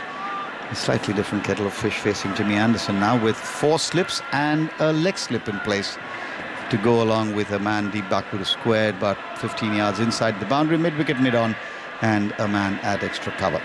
Here's Anderson to Shreyas Iyer, bowls, and ball comes back in. Shreyas Iyer is nicely back and across and defends back along the track. Quick question for you, I guess. I'm thinking about the World Test Championship. So there's not a huge amount, as much as England have had a nice last 3 tests, they're not in the running. But India still could be in the hunt. India very much in the hunt, so irrespective. This test is... Well, this obviously is very important, but irrespective of this, just my rudimentary math, the Australia tour to India is really going to be, I think, deciding one of the 2 places for sure. Here's Anderson in to bowl to Iyer. Little shuffle in. Oh, caught him on his heels there with that short bouncer. And Iyer, I think, does well to just sort of bend a little at the knees and lets the ball go through. But he wasn't in a great place to let it go. Yeah, it's not often you see the bounce come out from Jimmy. It was quite good. Surprise delivery. Maybe got a bit lucky. It's just slightly going over that left shoulder, but a nice surprise delivery. He's going to get him thinking. Yeah, just telling the youngster, I got this in my arsenal too, young man. So don't you venture too far down. Here's Anderson into Iyer, bowls, and this one's whipped away on the onside. He'll pick up a run. The shuffle from Shreyas Iyer quite prominent here as he takes the leg stump guard and then shuffles on to middle and off. 85 for 4, and Iyer is up to 11. So it's Australia, South Africa. Australia, South Africa, number 1 and 2 at the moment. I think Pakistan are in with a shout, more than a shout. India need a good a good series at home against Australia, because that's the real one. It's going to take India's percentage up and obviously dip Australia's, but a lot more. Is that at home? That's at home. That's at home in India. So that gives them a real chance to turn the table. Well, it certainly is, but Australia will fancy their chances. They've always come out and won the odd test, if not 2. It'll be a well-fought series. But for the moment, the clouds just moving in a little heavier now. And Pant plays it a little bit awkwardly. They take a quick single. This is good running by the 2 youngsters. Running through very, very quickly. Rishabh Pant goes to 5. India move to 86 for 4. Yes, India's test match cricket in recent times, as we've said, partly pandemic, partly scheduling, whatever. 4 tests really, 2 against New Zealand, 2 against Sri Lanka at home after the South Africa series. And I think that South Africa series loss really hurt India. Both, I think, in terms of the way India lost, because, again, in clear winning positions in both games, and South Africa played really well to win that after winning the first test, which India haven't done very often. That certainly set them back a little. And we have to wait and see, because this is, like someone said earlier in commentary today, I think a team in transition. I mean, I think both Virat and Rohit and others have lots of cricket left in them, but not an awful lot. So you've got to start looking at the youngers, and you've got 2 of the newer brigade, if you will, as Potts starts a fresh over to come into bowl to Pant, and Pant comes forward solidly. Defensively back to the bowler. Yeah, it's an interesting one. Obviously, from an English perspective, we've seen the shift in new coach, new captain, and it's quite a clear line of who this new team is. And it's harder from, I suppose, this side of the shores to know if this new sort of style with Rohit and KL Rahul, obviously there's COVID today, he's not captaining, but whether there is this new brand, have they set their stall out? Are you hearing a new tone of this is a different India, or does it feel like it's just bumbling along in a sort of a new finding its feet? Potts is into Pant defence, no run. To be honest with you, I think Rahul Dravid, since he's taken over, there's been so much of turmoil of a different kind in terms of just captaincy. I think this is his 5th or 6th captain that he's got. He's got a T20 side that's come out and played in Ireland, albeit with VVS Lakshman in charge. They are now here. They're going to play the first T20. There's a lot of stuff going on. So I don't think Rahul Dravid is really settled in. Rohit Sharma hasn't captained outside India yet. KL Rahul would have led here. He's got injured. He's just underwent surgery in Germany. As Potts comes in now to bowl again to Pant, and Pant drives, won't get runs, only as far as mid-on, fielded by Broad. So I think you've got to give him some time. So, to stay with your analogy of putting out the stall, I think he's just getting the table together at the moment. It's going to take some time. He's got to get hold of the get some stability, consistency, and I think that series at home really is that opportunity, albeit at home, and then see where it goes from there. But it will be a very different personality camp, that's for sure. I mean, the Shastri Virat combined was very different. Potts changing line of attack, coming round the wicket to the left-hander now. Man going out deep on the square leg boundary, Broad loosening up at mid-on. And of course 4 slips and a slightly deeper gully, which I think is a very smart move, because Pant does tend to go hard and high often outside that off stump. Potts, who's been an absolute revelation, coming round the wicket to bowl to Pant bowls, and Pant drives and drives it firmly. It was full enough for him to drive. Long chase down towards long off. The ball may not get there. It's a heavier outfield than we've seen, and just about dragged in. And the return comes back in. The batsmen have taken 3. 89 for 4. Long chase for the England captain there. It's a really smart shot, actually. Sometimes when you look at Pant, he made it look easy. But it's just slightly back of a length, and he just checks his shot, holds his shape, punches it back. I feel like there might be a little mini counter-attack here if these two build a partnership. Well, I mean, that's the only way Pant really knows how to play, isn't it, Ebbs? He's always looking to score. I mean, in that sense, Pant would fit beautifully into the new England mindset with the bat, for sure. He is that kind of player. Right now, Shreyas Iyer on strike. Leg slip comes back into place for him. And the 4 slips catching on the offside. He has Potts in bowls, and Iyer drives, not with any great timing. Fielded at mid-on, 89 for 4.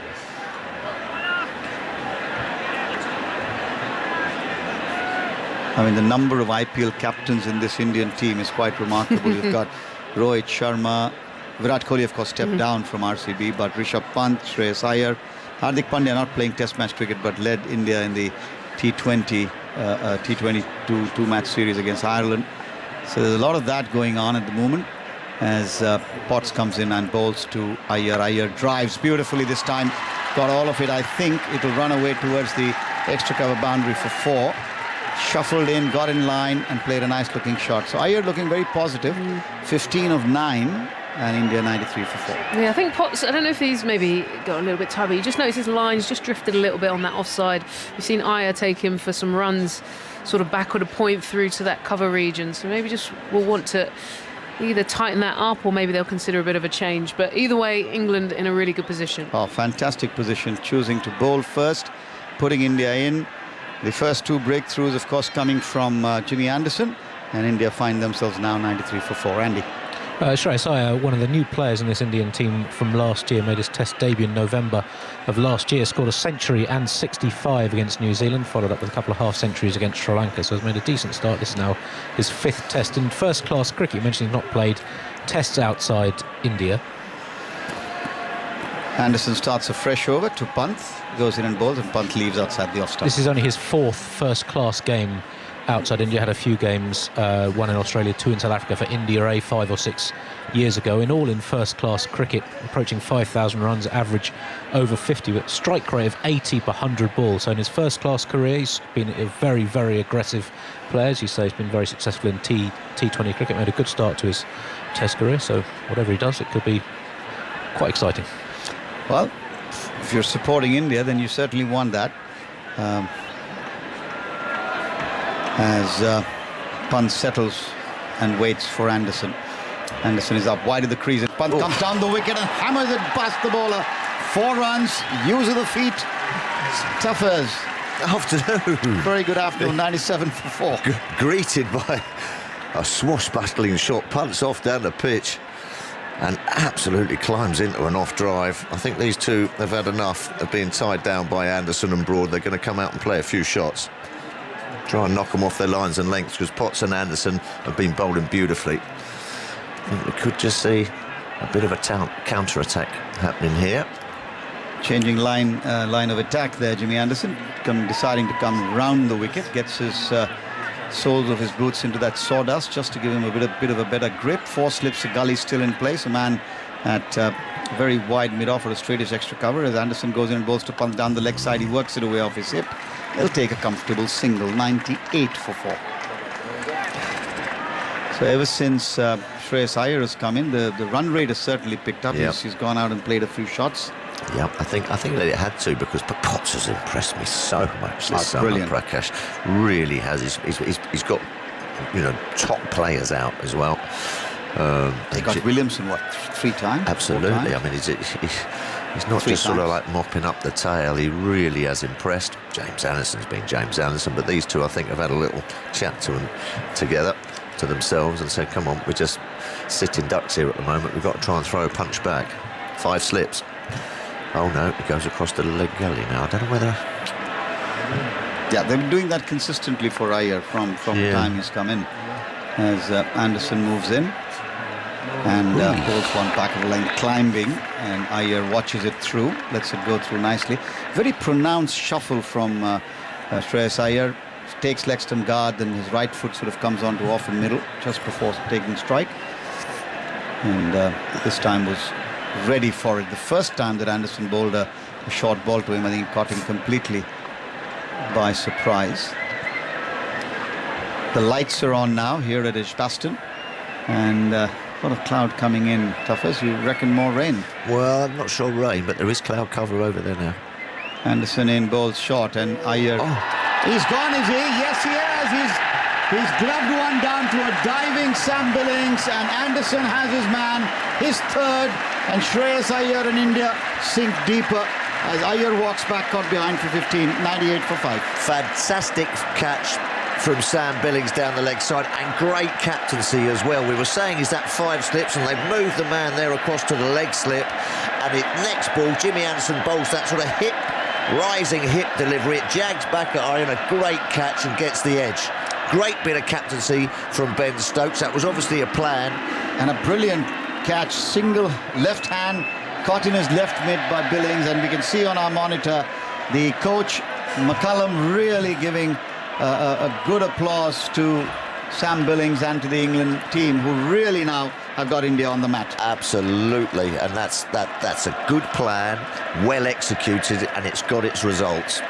Fantastic bit of cricket, fantastic bit of captaincy from Ben Stokes. He keeps doing it, Ben Stokes. He's had some funky fields, but it keeps paying off for him. That was obviously devised in the dressing room, because, as you say, you could see Brendan McCullum clapping his charges out there. Yeah, if he had a little map, you would have just put a little tick against it. Yep, that worked. Little pat on the back. And great stuff. We now have, what, Ravindra Jadeja in. He's got a job to do with the bat. 2 left-handers at the crease now. 98 for 5. India in all sorts here. You can see Jack Leach warming up. I don't know why that is. A terrific catch just coming up on the giant screen there. And Sam Billings, who of course is keeping wickets for Ben Stokes. It's just got the odd one to bounce from this pavilion end, hasn't he, James Anderson? And that one was perfectly sort of started on middle and just got big on Iyer, and sort of like wheeled it sort of like armpit height, where he just had to try and clip it round the leg side. Didn't get much of a bat on it. Really well caught by Billings. Adam Mountford just pointing out another very interesting point that McCullum, of course, was Shreyas Iyer's coach at the IPL. Ooh. So maybe a little bit of insight from there coming in. Yeah, it helps, doesn't it? But, you know, you don't see very often the old-fashioned leave down the leg side with the hands up in the air and the body swiveling. No. Don't see that because bailers are looking to sort of nudge it around the corner all the time. And I think you're going to see this position, that leg slip, come into play more and more in Test match cricket. Particularly if he extracts this kind of bounce. Anderson has 3. He's into Jadeja now. And Jadeja pushes it away. This one really curving back into the bottom of the stumps, and Jadeja's equal to the task. Nice satisfied smile on Jimmy Anderson's face. 98 for 5. And why not? Yes, that was like... you can clearly a nice see... glass of red wine. Oh, that was a nice one. As you said, the head slightly went back and the eyes slightly closed. A little nice glow. grin. Yeah, it was a little glow. Wasn't it? Why not? Well, this is strange for me. Spin? Yeah, I mean, interesting. I mean, the cloud cover is right over us now. If I was a swing bowler, I'd be saying, hold on a minute, I'll be a man. Or a seam bowler, this is my neck of the woods. The ball has just started to dart about a little, so it could be risky here, especially to Pant, who's taken Jack Leach down on a few occasions. Yeah, but I think it's also got to do with this whole theory now, isn't it? Do the unexpected. Yes. So men going out into the deep, inviting Pant to say, OK, have a go. Maybe for an over or 2, Tuffers. Maybe for an over or 2, but just have a look at that. It's beautiful conditions now for swing and seam bowling. As you say, those dark clouds have really come across and are just sitting on top of Edgbaston. The seamers have been doing well. They've been getting movement. They've been getting bounce, and then you go for the spinner. But let's see. Might just be for 1 or 2, perhaps. Yeah, and also I think it's part of that whole confidence-building piece, isn't it, that we've talked about so often with those that 10 for in the game against New Zealand up in Headingley. So Leach will be high on confidence. Well, yes, but I don't think he's going to be propping and cocking, Mr. Pant. Well, let's take a look at the field then. We've got a man down at Cow Corner. Deep backward square, about 20 yards, 25 yards inside, and then a kind of a catching... How do you describe that position, Tuffers? Well, it's a 3/4 sweep, isn't it? Yes, sort of thing. It is. Just lurking for a top edge and a 45. And a slip and a forward shot leg as well. This one's turning in. There's turn there. That very first ball. Ravi Ash. Oh, misfield there. Didn't even look at it. I did. Because you don't expect that from Stokes, but a rare misfield. And that allows India's 100 to come up. The 100 comes up, but the important thing from an England perspective is they've knocked 5 of the top batsmen back. Right, bad bounce. Got a little bit of a quiz. Which ball do you think is running down to give him a whack on? I'm going for 4th. So I've had 1. I'm going to say 3. Okay. We'll see. Here's Leach into Pant, and Pant waits for it and plays it straight into the body of the man at forward shot leg. Ollie Pope, no run. That's 2 gone. You just feel he's itching. He's just had a little look. You just saw the eyes just glance over there. Can he resist? You never know. He might just play a maiden out, but you've gone 3. So this is your ball when he's having a run down. This is in my mind. Here's Leach into Rishabh. And so he doesn't. He plays it nicely from the crease, wristily, along the ground, down towards deep mid-wicket for a single. Well, here's yours coming up now, the 4th one, but he's not on strike. 101 for 5. Pant is 16. The crowd getting into it now, as they should, and as you'd expect, with England absolutely on top, in control of this game. And Jadeja now taking strike. Middleston guard. Well, they've been patient, haven't they, England? Especially the seam bowlers. They've worked away. It hasn't been like a clatter of wickets, has it? You know, India look to account. They've just stayed in their discipline and in their channel, and then when the odd ones happen, they've taken full effect of it. Leach bowls. Jadeja comes forward and defends. Back to the bowler. 101 for 5, the 29th over. Did you say you saw one turn there, Prakash? Just the first ball. Yeah, did you? The first ball came back. Yeah. Spun back into Pant. We'll see. And now the deep mid-wicket has been dispensed with, and Bairstow, I think it was coming onto one of the practice pitches. So this is, there's a orthodox mid-wicket and then a man squarer about 5 or 7 yards to his left as Leach bowls outside the off-stump again, turn there. Toughers, you'd like a ball on this one. Well, yeah, I mean, both hands on head from Jack Leach there, slightly wider of off-stump there to Jadeja, and just pushed out at that, and that did bounce. Lively bit of captaincy, bringing the deep square leg in, deep mid-wicket in. Go on, have a go over there if you fancy it. Leach bowls, and Jadeja comes down the wicket and does give it a big tonk. Wait to see whether it clears the ropes or it's a boundary. Wait for the umpire's signal. One bounce over the long on fielder. 4 runs to Jadeja, 105 for 5, and Jadeja gets off the mark with 4. Nice bit of cat and mouse there from the skipper. Okay, took on the challenge, came down and played a good shot. Right, so with England in complete command, 105 for 5. More thoughts from Phil Tufnell, and to take up commentary, it's going to be Simon Mann. Yeah, good shot, good use of the feet. And gets a good piece of it. Not 100% pure timing, but spin bowler Simon, I mean, it's an interesting move. I don't know, look, to me it's four-seamer time, don't you think? Absolutely. That four-seamer is Ben Stokes. Exactly, who can swing it as good as anyone, and it's swingy conditions. Perhaps it was just, let's have a little look, he might buy a wicket. Well, perhaps it's like, well, bluff, isn't it, really? Yeah. Bring on Leach and have a go at him and hit one up in the air and get a wicket. Perhaps, I don't know. And it's one of those things at the moment that almost anything that Ben Stokes tries seems to work. And of course, Leach bowled the first hour at Headingley and got a wicket, got rid of Will Young, LBW. Right, Stuart Broad's coming back into the attack. Anderson is off. Anderson up to 654 Test wickets. Yes, average 26.3. Today, 3 for 31 from 12 so far. Broad into the attack, wicketless so far. 2 for Potts, 3 for Anderson. And all 5, I should say, of the Indian batsmen who've departed got into double figures. But no one has got past 20. Gill 17, Pujara 13, Vihari 20, Kohli 11, Iyer 15. Pant, well, he's in the danger zone, he's on 16. And here's Broad to bowl to him. And Pant is forward, playing it back up the onside of the pitch. And there's no run. Well, it's not what India wanted, really. Not much practice coming into this Test match against an England side that have battle-honed. Got the lights on, they lost the toss this morning, overcast at times. It was sunny when they came out now, it's really filled in again.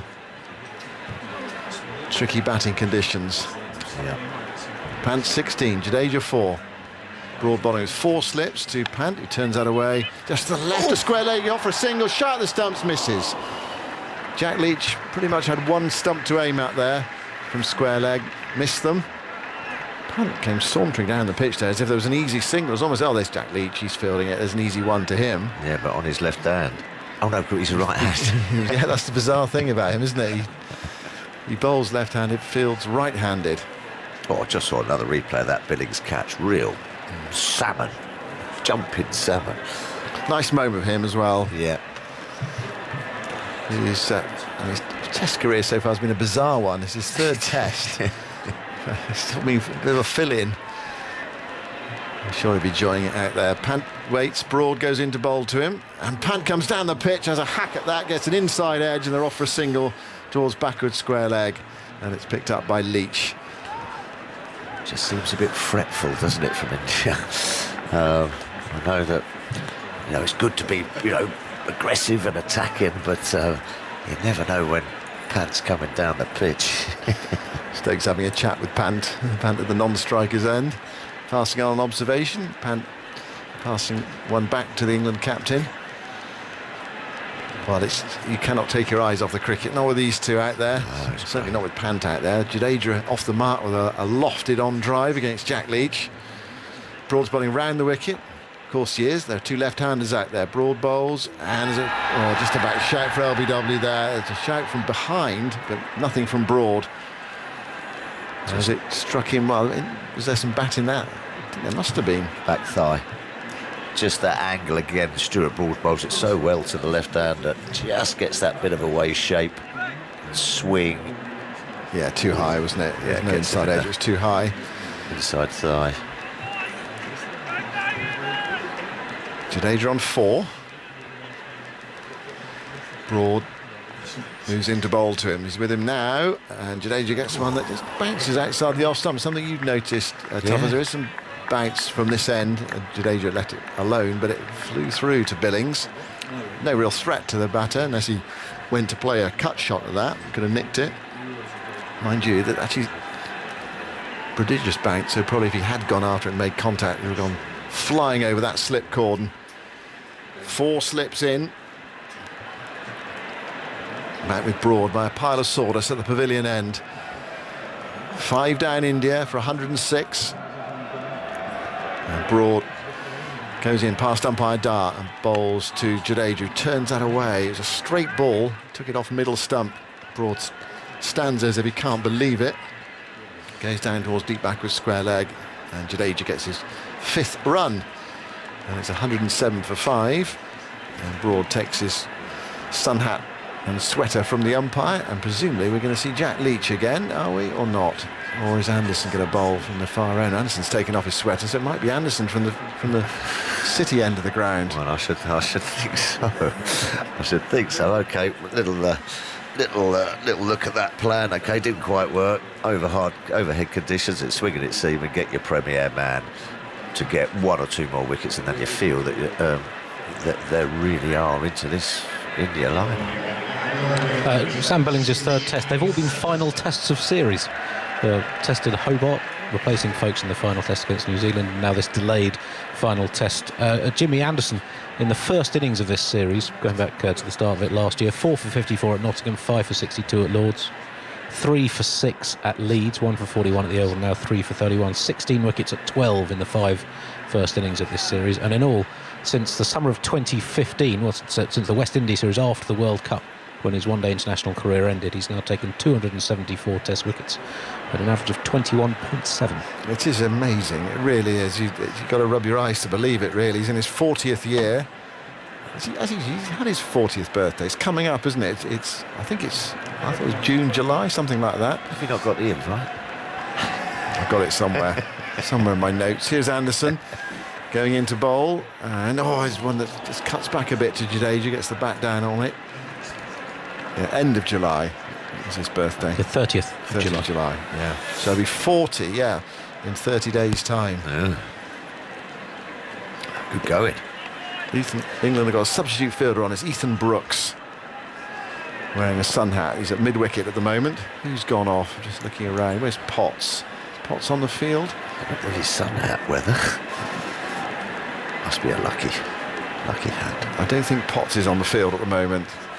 Anderson bowls, and Jadeja plays with the full face of the bat. Back to the bowler. Anderson picks up in his follow-through, and there is no run. So Anderson had a break he didn't have a very long break. He bowled at this pavilion end on the resumption, and a small break, and now he's been changed round to the far end, and Ben Stokes trying to work his way through with 3 pace bowlers. Well, why he hasn't bowled himself or even contemplated about bowling himself, I don't know.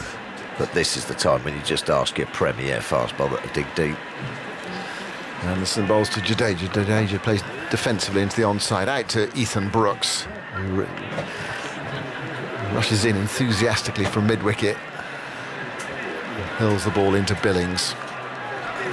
Yeah, in these conditions, with the lights on, it's overcast, you're desperate to bowl. It's a bit like you on a 5th-day pitch that's absolutely bone dry. Yeah, you want to bowl. You don't want to see a pace bowler running in and, I don't know, bowling at 78 miles an hour, do you? Or taking my wickets. Or indeed, yes.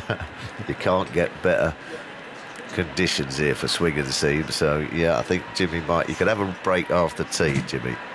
It's a leg slip in now, 3 slips and a leg slip. Pope's gone to leg slip. Anderson goes in, bowls to Jadeja down the leg side. Jadeja gets the gloves high there and watches it go through to Billings. And Jadeja saying, I've seen you do this once before in this innings, I'm not falling to that one. Got rid of Iyer down the leg side. Good catch from Billings, very good catch away to his left-hand side. You can have a look at that actually on the BBC Sport website. I presume it's up there now. You can watch all the highlights tonight. 7 p.m. BBC 4 tonight. Here is Anderson bowling across Jadeja. Lets it go through to wicketkeeper Billings. Or you can watch it on the iPlayer at your leisure. And if you'd like to catch up on the women's test, highlights on the iPlayer now. So we've only had 30.5 overs today, but it feels like a lot has happened. Strokes and wickets. India not quite coming to terms with these conditions. Anderson at that far city end of the ground. Moves in past the umpire now and bowls to Jadeja. Close to off stump, but well judged by Jadeja. It's through to Billings. It's the end of Anderson's comeback over at that far end. He's bowled 13 overs and taken 3 for 31. And India are 107 for 5. Play can go on until 7 o'clock tonight. Oh, can it? So bags more cricket available to us today. I'm not quite sure what time tea is. But they'll fit in 20 minutes somewhere between now and 7 o'clock tonight. You mentioned Anderson's imminent 40th birthday. Stuart Broad had his 36th birthday recently. It's the first time England have had 2 opening bowlers aged 36 or over since 1909 at the Oval, when the great SF Barnes paired up with Douglas Carr, a leg spinner, in his only test. Mind you, it's the first time ever England have had 2 bowlers bowling, taking about 1,200 wickets between them. Broad goes in and bowls, and Pant defends back up the onside of the pitch, and there's no run. The last pair of 36-plus-year-old opening bowlers for anyone was Ambrose and Walsh in Ambrose's final test at the Oval in 2000. How much progress did you make with my question at breakfast this morning, Zoltz? Just remind me what the question was. Well, the question was, has there ever been any head-to-head match between 2 teams in Test cricket where both coaches have played over 100 Test matches? So, you know, so slightly esoteric question, niche. Very experienced coaches. Here's Broad bowling and dubbed away by Pant into the offside, and Stokes comes forward to pick up, and is 1 more run to the total, 108 for 5. Is this what you talk about? No, well, is that not what everyone talks about at breakfast, Tuffers? The more Tuffers, when you come down to You've breakfast, got to switch off. You've got to switch off sometimes. No, on Test match morning, you've got your Test match head on. I'm not talking about in the bar in the evening. I'm talking about in the morning. You know, like right. Okay. Stats never sleep. They never sleep. Rahul Dravid, 164 tests, and Brendan McCullum, 101 Test matches. A lot of experience in that change room. I mean, you know, there's a sort of temptation these days to have coaches that haven't played massive amount of international cricket. Broad bowls down the leg side, and Jadeja lets her flick it away and misses, and it's taken by Billings away to his right. It feels unusual to have coaches who've had massive amounts of experience of playing, which seems sort of counterintuitive in a way. But it's about your ability as a coach, isn't it? What that sort of approach you can bring to it. I mean, some people had lots of international experience, some people had not a great deal, but I'd be surprised if the 2 coaches came up against each other who had that much experience. Gary Kirsten, would he have played 100 Test matches? I was thinking Justin Langer. Yes. He would have come up against. Broad bowls, edged along the ground down to 4th slip. It was all the way along the ground. Pope goes in front of Bairstow to collect it to his right. Well, that's what sort of just amazed me a little bit. Is sort of like, we always thought of Brendan McCullum as a white ball coach. Well, hold on, he has played 101 Test matches. Yeah. You know, not too many boys knocking around that have got over the 100. I started just because I was thinking about the sort of the natures of the 2 coaches. You know, McCullum aggressive and Rahul. You know, that phrase come to mind: Bazball against the wall. And that's sort of where it came from. Bazball. Don't know what that means really. It's Broad bowling edged. As it taken by Root at first slip, might be on the bounce. It was low to his right hand side. It looked as if it might not have carried. I don't think they're sure. Not sure. The umpires are going to consult. Well, the soft signal's going to be not out because of the way that the England slip corner went. I don't know whether that's carried. But we'll see. It went in clean. Just a question of whether he got his fingers underneath. He's not sure. Often if the fielder's not sure, then, well, it's probably... What's the soft signal? Odds against it. Soft being signal. Out. Soft signal is not out. Yeah. But they are just going to check it. TV umpire to director. We have an umpire's review for a catch.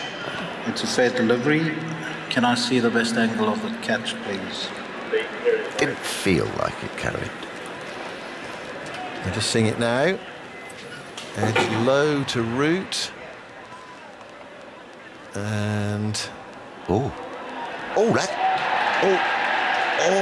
Do you know? He's got his fingers under that. I reckon. I reckon he's got his fingers under that. But it's the soft signal. Seeing it again from behind now. Not out. The problem with that is it might be out, but it's impossible to prove it's out. Okay. It looks like the ball's on the ground. The soft signal is not out, and that ball touching the ground. And I'm ready with my decision. For the big screen, it is not out. If the soft signal had been out, would that have been given out? Not sure. Not sure. I just think sometimes the camera lies because it looks like it's on the ground. It's not because the foreshortening on TV. For sure, but no. Well, it's not the foreshortening for me. For me, it was his fingers split. It actually went in, and his fingers split, and then the ball was touching from the split finger. Could have been. Yeah. It wasn't sort of like half volleyed in there. It went into the fingers. The fingers were under the ball. No. I mean, from one angle, from that angle, you see, from the front-on angle, it looks out. From the behind angle, it looks as if the ball touched the ground. So, well, the ball did touch the ground because the fingers were split. Because the fingers were split. The fingers were under it, but split. Anyway, he's been given not out. That's the. It was so close to being a sixth wicket. Sun's out now. Lights still on. Clouds in the distance. Broad bowls. Driven by Pant. Another missed field by Stokes, who falls over. Oh, he's hurt himself there, I think. Yeah, on a wicket end. And Anderson has to come round and complete the fielding. Is Stokes okay? Might have bruised it. He just fell awkwardly trying to field that on an old pitch end. Oh, he's still down, or his back? Back spasm. Has he jarred his back? Oh, I think he has. He's kneeling up now. Oh, ouch. It's 109 for 5. A drink. And the drinks are coming on to the field, and the ground staff are coming on. So it must, that's right. We've had an hour's play since the resumption, so it's an official drinks break. Stokes is back on his feet, doing a few bending exercises. Well, we've had plenty of incident in this day's play, and it keeps on coming. 109 for 5. Jadeja on 6, and Pant on 18. Anderson 3 wickets, Potts 2 wickets. Potts celebration. Have a look at that tonight on the highlights when he got Kohli out. Inside edge, drag on from Kohli. It does. Well, it means a lot as a bowler. I know every wicket's a wicket, but when you get the big gun out, and especially if you're a young fella making your way, it just means that little bit more. Definitely. Some people as well are good bowlers against good players, and not particularly good bowlers against the tail. Sometimes it's funny how that works. I always quite like bowling against the tail.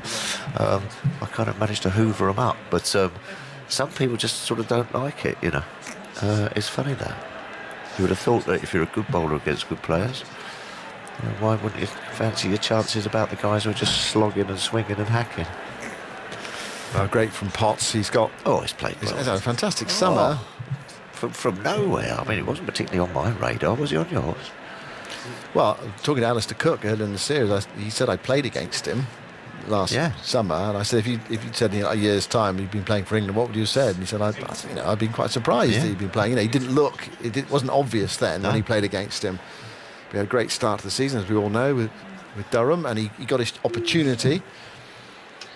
Sometimes players, they get in the squad, a bit like Harry Brook actually, can't quite force their way into the team. You can understand with Brook why it was hard for him to find his way into this England team because of who he had to displace. And as it's worked out, I mean, the obvious person he could have displaced would be Bairstow, just come back from the IPL, but look what Johnny Bairstow's come up with. Sensational performances in the last 2 Test matches. Well, Matthew Potts' striking improvement this year. At the end of last season, he'd taken 42 wickets in 18 first-class matches, so long-form red ball cricket, averaged 33.8.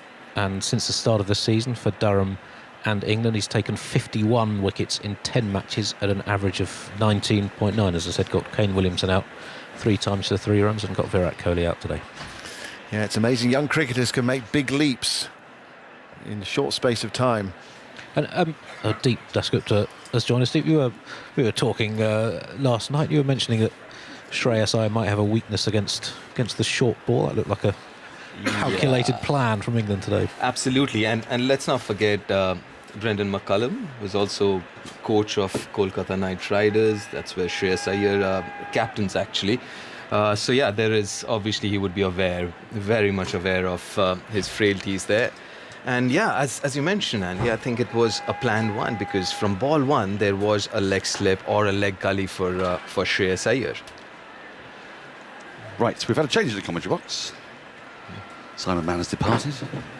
I, Daniel Norcross, am with Deep Dasgupta with the game in a very interesting phase. The sun is out and making Edgbaston look beautiful, and all we can see is a bank of rather grim grey cloud above us as Anderson starts up. And the first ball is tucked into the onside. Think about it, suicidal single. It's just not on. It's a bit frenetic here, Deep. Yeah. Yeah. When Punt is at the crease as well, along with Jadeja, it is. But in the end, I guess both of them, they have played enough cricket together. They will figure this out. But this is a very, very important partnership. When you look at that pitch, it looks pretty all right to bat on. And you look at that pitch and you say, yeah, what, 250 bare minimum, like 300? And then suddenly India find themselves at 109 for 5. Anderson is in. Jadeja lets this go. Wasn't too far from off stump. Went through quite low to Billings. It's a strange pitch, though, because I think there's something in there for bowlers. We've seen a little bit of movement off the surface. We've also seen a bit, don't you think, of slightly, I say uneven bounce, uneven carry. So, Billings has taken a few quite high up from a length, and then that one there's just died a bit. The edge, the authentic edge that Root thought he might have caught, probably didn't, but was, really died on him. Anderson in. Jadeja drives a thick inside edge and he goes off in search of a run that isn't there. Potts does the fielding. 109 for 5, the score remains. The talk about the variable bounce, I'm not surprised that much. Generally, day one, because of the moisture levels are pretty high, so there would be a little bit of variable bounce day one, but it settles down nicely. It usually does, provided there's enough sun beating on the pitch. I think it would be a lot better day 2, day 3 in terms of bounce and the variable nature of it. Punt is talking to Jadeja after every ball coming down the wicket as Anderson is in to Jadeja, wraps him on the pad. He loves that, does Anderson. And then he's decided he doesn't love it quite as much as he might have done initially. Did that pitch just outside leg stump? Perhaps Anderson has taken 3 for 31 today. Stokes is asking, Anderson's walking back to his mark. The timer is ticking down and they are not going to refer. So shortly we'll be able to have a look at that and see. He's coming over the wicket.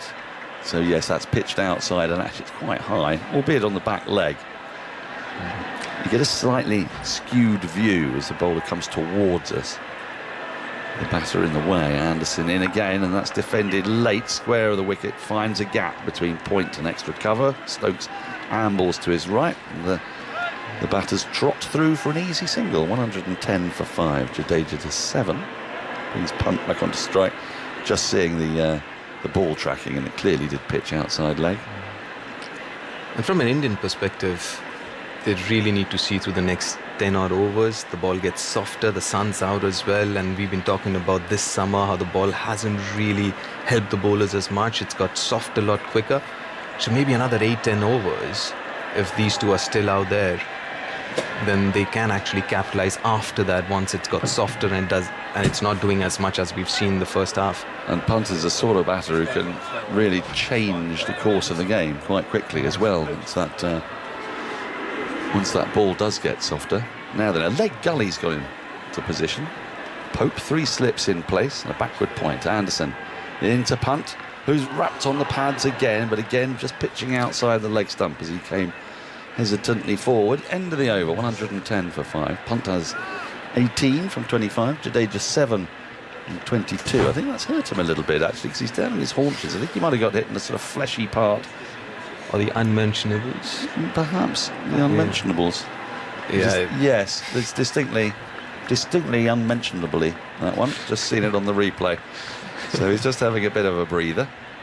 Well, Broad hands his sun hat over. Yeah, India have looked, unsurprisingly, just a little bit scratchy. I mean, it's what England wanted to do, was to win the toss, bowl, and get at those batters early.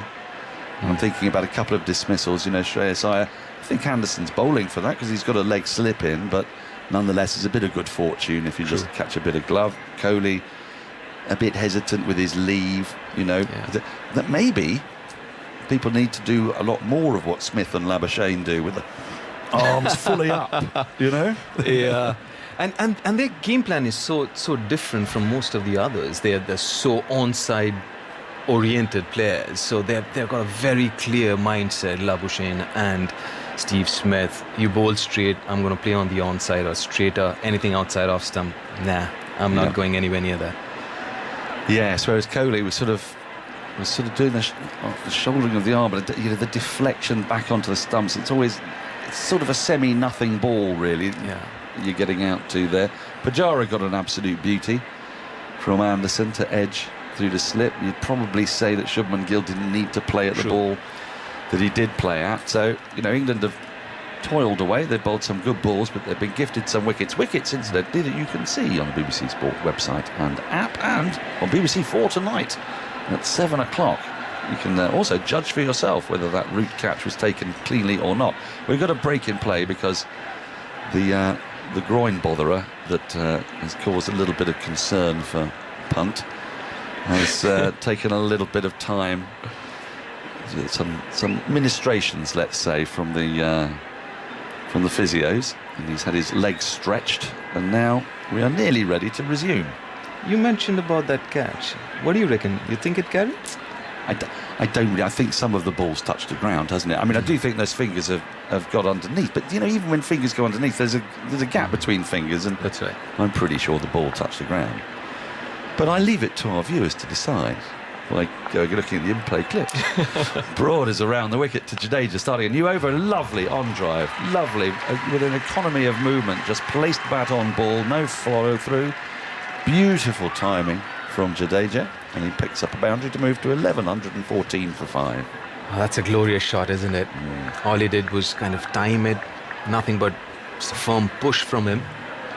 But again, the on drive, if you can get that going and you play that shot, you know that your body's moving right, your head's in the right position. That's exactly what happened here.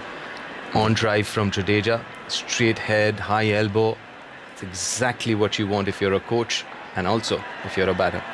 The bat coming through nice and straight. Plenty of that bat being shown to the ball, not turning the face. 4 slips are in place and a deep backward square leg. Broad into Jadeja. It's worked into the onside, straight to Leach at mid-wicket. Leach is a right-arm thrower and a left-arm bowler.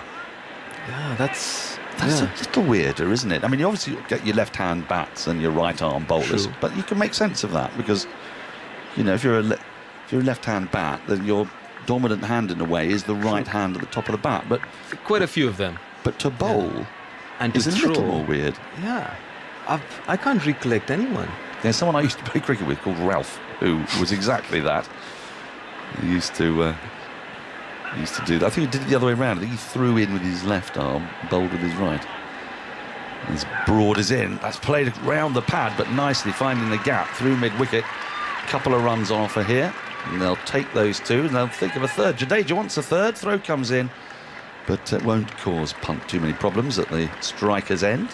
They get through comfortably enough, 117 for 5. Tymal Mills. 14. Tymal Mills. See a right left, arm. Throws right. Throws right. Bowls very fast. Yes. Throws very hard. Yes. I mean, has he ever thought of trying to bowl right arm? I mean, there is that ambidextrous Sri Lankan cricketer, isn't there? Yeah. His name. And there's another young Australian spinner as well. He bowls both with left and right. It's a handy skill to have, that. Oh, yes. Just change up depending on whether you're bowling at a right-hander or a left-hander. The other option is what Liam Livingstone does. Yes. Leg spin and off spin. Broad into Punt. 3 slips and a gully. And he defends on the front foot. Foolish ball. Pushes it out into the covers. But they can't get a run. 117 for 5. A vital passage of play. And that huge mass of grey cloud, I think, might be going in the other direction. I've just been told that Kamindu Mendes is the man I'm thinking of. 24 years old in September he'll be. Plays for Colombo Cricket Club. He's ambidextrous, bowls both right and left arm during the same over. And the bowler I'm thinking of, the Australian kid, I think his name is Radhakrishnan. Radhakrishnan, yeah, I think that rings a bell. Here's Broad into punt, who angles a full ball into the gully region where it's stopped by a sprawling Pope, which is a curious notion in and of itself. 117 for 5. Yeah, this is important, as you mentioned, very important phase. And these two batters, they just need to see through this and also make sure they kind of capitalize on that as well. So you've got it spot on. Nivatan Radhakrishnan moved to Sydney from India in 2013. In the Australia Under-19 World Cup team, as Broad is in, driving his punt, and might get 4 for this. He's gone through the covers, and it's only being rather cursorily pursued, but it's going to the boundary quite slowly. The outfield had a bit of rain in it today, but it does get there. It just plops onto the sponge, and a lovely shot to end the over. Punt moves to 22. India 121 for 5. Jadeja has 14. Will Anderson continue? He's got 14 overs already. 14 out of the 34 to be bowled. That's quite a lot. Yeah, I wonder if Ben Stokes thinking of Joe Root maybe. Couple of overs to the left-handers. Both left-handers, why not? Well, it's not a bad suggestion. He has used Joe Root a fair bit. I think the issue he'll probably have is that with this well-documented ball almost to order becoming very unfriendly for bowlers after 40-odd overs, I think he's trying to squeeze every last over with the seamers out of it while it's got some sort of hardness to it. But the Indians are just starting to see some light at the end of the tunnel here. Some lovely shots in that over, both from Jadeja and from Punt. A couple of 4s and a 3. Anderson starts a new over into Jadeja, who on drives for 4 more. Lovely shot. Broad dive to his right, but he couldn't cut it off. It was very full from Anderson, but again, you can see Jadeja's bat is coming down in very good working order. He's got the full face on that, timed it deliciously. 125 for 5. It's looking really good. Don't want to put the mockers on him, but again, another on drive. He's looking so good right now, Jadeja. Again, good head position. A lot fuller though, very full, half volley. Yes, Anderson will be annoyed with that. He doesn't like to bowl half volleys. He'll be cursing under his breath as he runs in again now with 3 slips and a leg slip in place, and this is flicked away down to really a deep backward square leg. I mean, he's probably a long leg, just Leach, but he's extremely wide. It's partly because the leg gully's in place, I think, so that he can afford to send his long leg out a little bit wider. 126 for 5. Yeah, with that single. Sure, this might be his last over, you reckon? It's been a really long spell. Mind you, he was bowling from the pavilion end, then he changed ends. So this could well be maybe over number 12, Andy, the spell from Jimmy Anderson.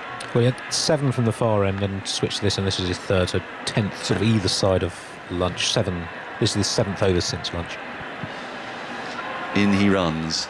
This time to Rishabh Pant. Punt works this delightfully through mid-wicket. That's a great shot.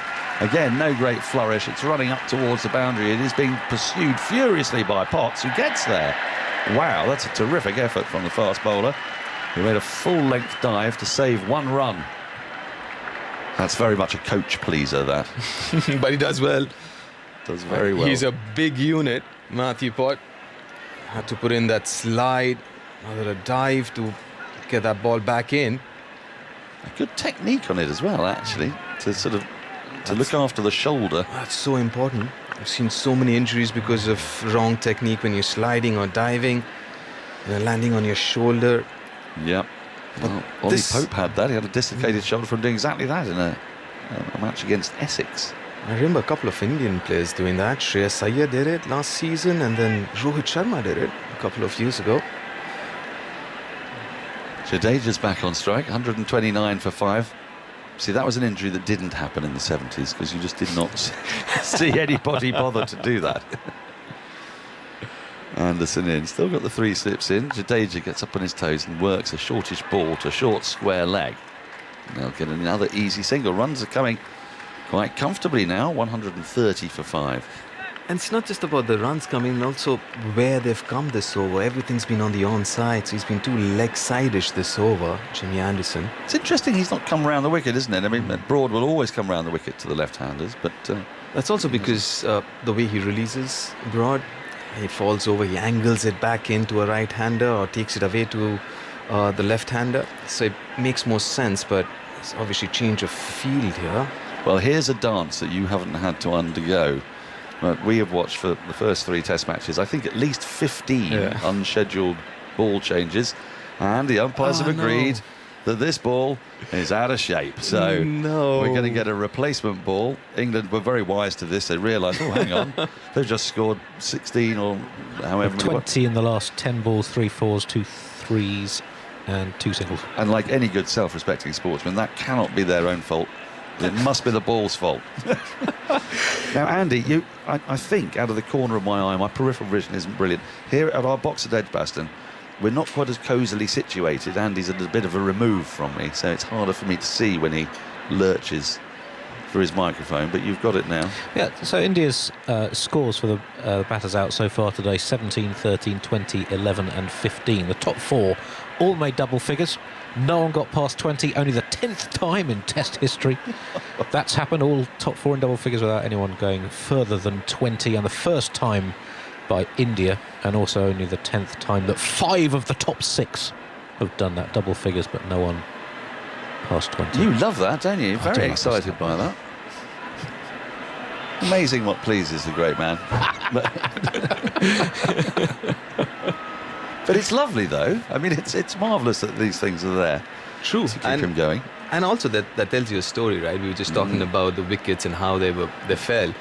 And obviously, apart from a couple of those dismissals, Hanuma Vihari and Pujara, the other 3, you reckon, maybe the batters could have done better than what they did. And that's the reason. I mean, starts there for a few of them, but not capitalising. And that's the reason India 130 for 5 on a decently good batting pitch. It is. It is exactly that.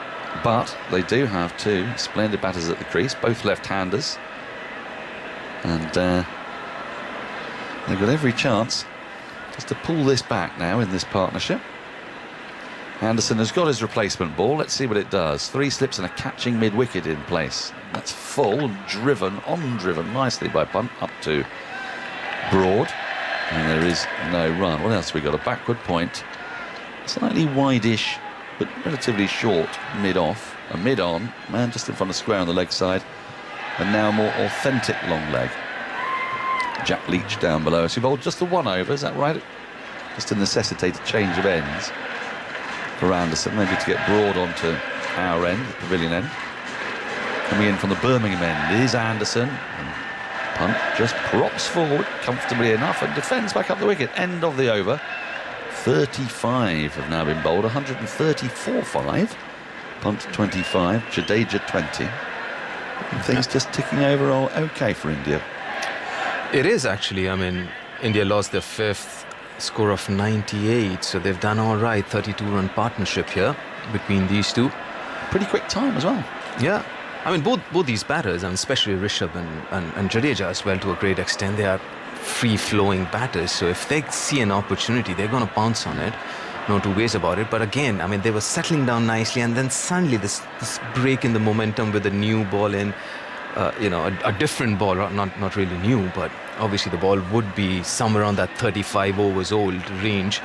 But then again, as a batter, you're thinking, okay, I've got to see for another couple of overs before I start playing again freely. Well, it won't have been out on this. Well, I mean, I'm not saying the outfield's damp, but there's been rain on it. This ball will be dry, completely dry, so it's more likely to be in good shape. 4 slips for Broad as he prepares to start a new over. There's still some faffing about as mid-off is brought a bit straighter. Mid-on is pretty straight as well. Here is Broad. Round the wicket, left alone by Jadeja. A little bit of pace, a little bit of carry there. Yeah, and suddenly, I mean, as a bowler as well, you see a new cherry, and then you're like, oh, maybe this will do something. Yeah. You know, you suddenly feel a little different, unless, I mean, you bowled a couple of overs with that and you see nothing much happening again, you go flat again. But then the next couple of overs, I'm sure from both the ends, the bowlers would be like, let's have a look at it, how this one gonna react. You get inspired, don't you? It's a new toy. Here's Broad. Jadeja drives nicely through the offside, through, well, to the right of mid-off. Stokes is pursuing it, but he won't get there. The ball thuds into the boundary sponge for 4. Another very nice-looking shot from Jadeja. The drive is in good working order. What I've really liked about Jadeja today is just how much of that face of the bat is hitting the ball. Absolutely. He hasn't overcommitted to that drive. All of them has been nothing more than firm pushes, you know, and allowing the ball to come to him rather than him reaching for the ball. It's been really good nick so far, Jadeja, and he's been very careful as well. He's left well outside off stump too. So he's been very judicious with his shot selection so far. Broad runs in, round the wicket. Jadeja drives and misses. Just said how judicious he's been. The one in the channel he flashes at and was perilously close to getting an edge on that. Now Jadeja is a man that unites both Andy Zaltzman and myself. We are firmly team Jadeja. Yeah, count me in as well. We just don't understand when he's not selected, why he's not selected, since he does everything. Well, his last 31 tests before this one, averaging 47 with the bat and 25 with the ball. You can't get much better than that. Here's Broad into him, and he lets this go by. He's had a word with himself after flashing at the previous one. See, that is, to put it into context, there was that great chunk of Imran Khan's innings, wasn't there, when he averaged sort of nearly 50 and nearly 18 or something. Yeah, he had a 33 match stretch. As I wrote an article about it for Cricket Info years ago. He averaged 15 with the ball and over 40 batting. That's ludicrous, but you know, nonetheless, I mean, you set your numbers there as 47 and 25. That's high quality. Broad into Jadeja and lets this go much too wide to tempt him on this occasion. There's no run. And that's the reason I believe Jadeja has been preferred over Ashwin every time India wants to play one spinner, because the fact that he contributes a lot.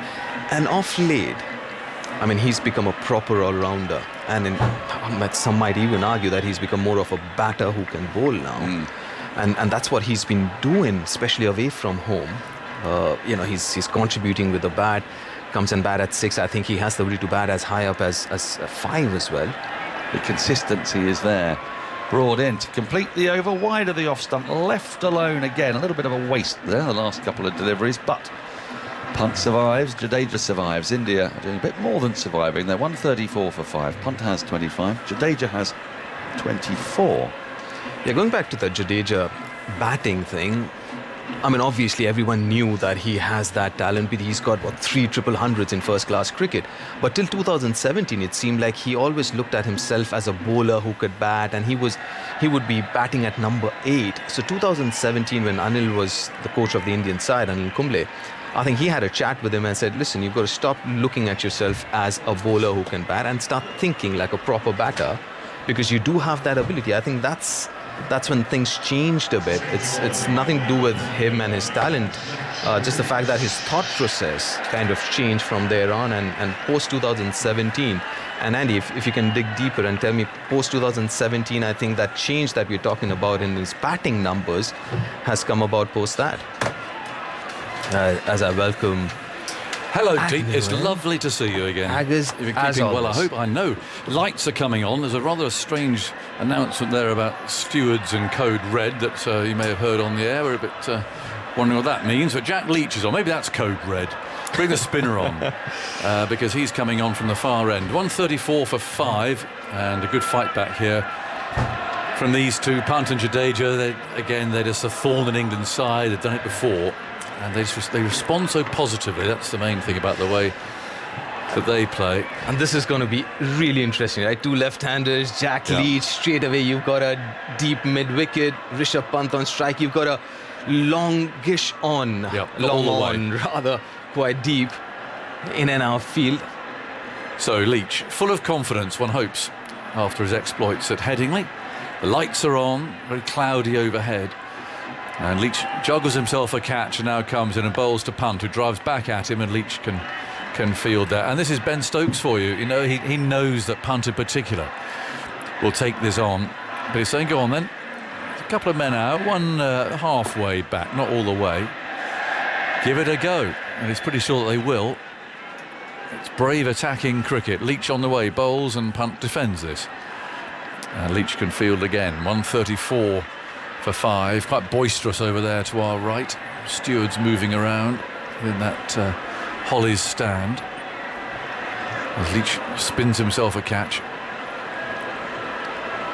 And moves in again. Over the wicket. Here he comes. A Punt's gone for it. He drives him through a straight mid-off for 4. It was actually a very well-controlled stroke. It all happened very quickly. He came dancing down the pitch and got his position very quickly, but then the actual shot itself was beautifully executed. It was straight bat, hit very hard, and along the ground too. So well played, Punt. Been an interesting contest this. 138 for 5. He's on 29 now. There's Leach again. Bowls, and Punt's pulled a short one this time, and that's gone for 4. Past the sprawling square leg fielder. It wasn't a good ball from Leach. He was dragged down a bit. I think maybe he thought Punt might come down the pitch again at him. And he rocked onto the back foot and hit that very hard indeed.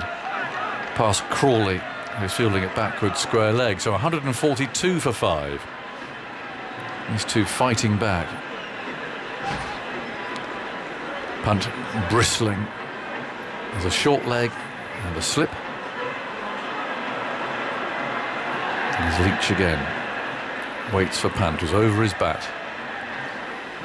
In comes Leach. Bowls, and Punt's down. He's hammering him high and hard and straight for 6. Into the sight screen at the far end. And this might just be one of those gambles that doesn't pay off for Stokes. Most things so far have gone his way. But with 2 4s and a 6 already off this over. It is a gamble, isn't it? We know how they're going to play, so you know they're going to play shots. There's a chance you can get them out, but Punt is just so good, Mark, isn't he? He's just when he hits a ball, it stays hit. Yes, he leaves nothing behind, does he? When he comes down the pitch, he's quick on his feet, and he's quite a short man. So Leach it's not easy for Leach to find his length with someone who's quick on their feet and coming down the wicket. We kept the men up, long on and long off, still up. 148 for 5. Leach again from over the wicket, bowls, and Punt this time, having come down the pitch, just taps the ball back to Leach, who looks at him, glares at him rather. And it's the end of the over. 148 for 5. Do you continue with that gamble? It's hard to take him off after 1 over.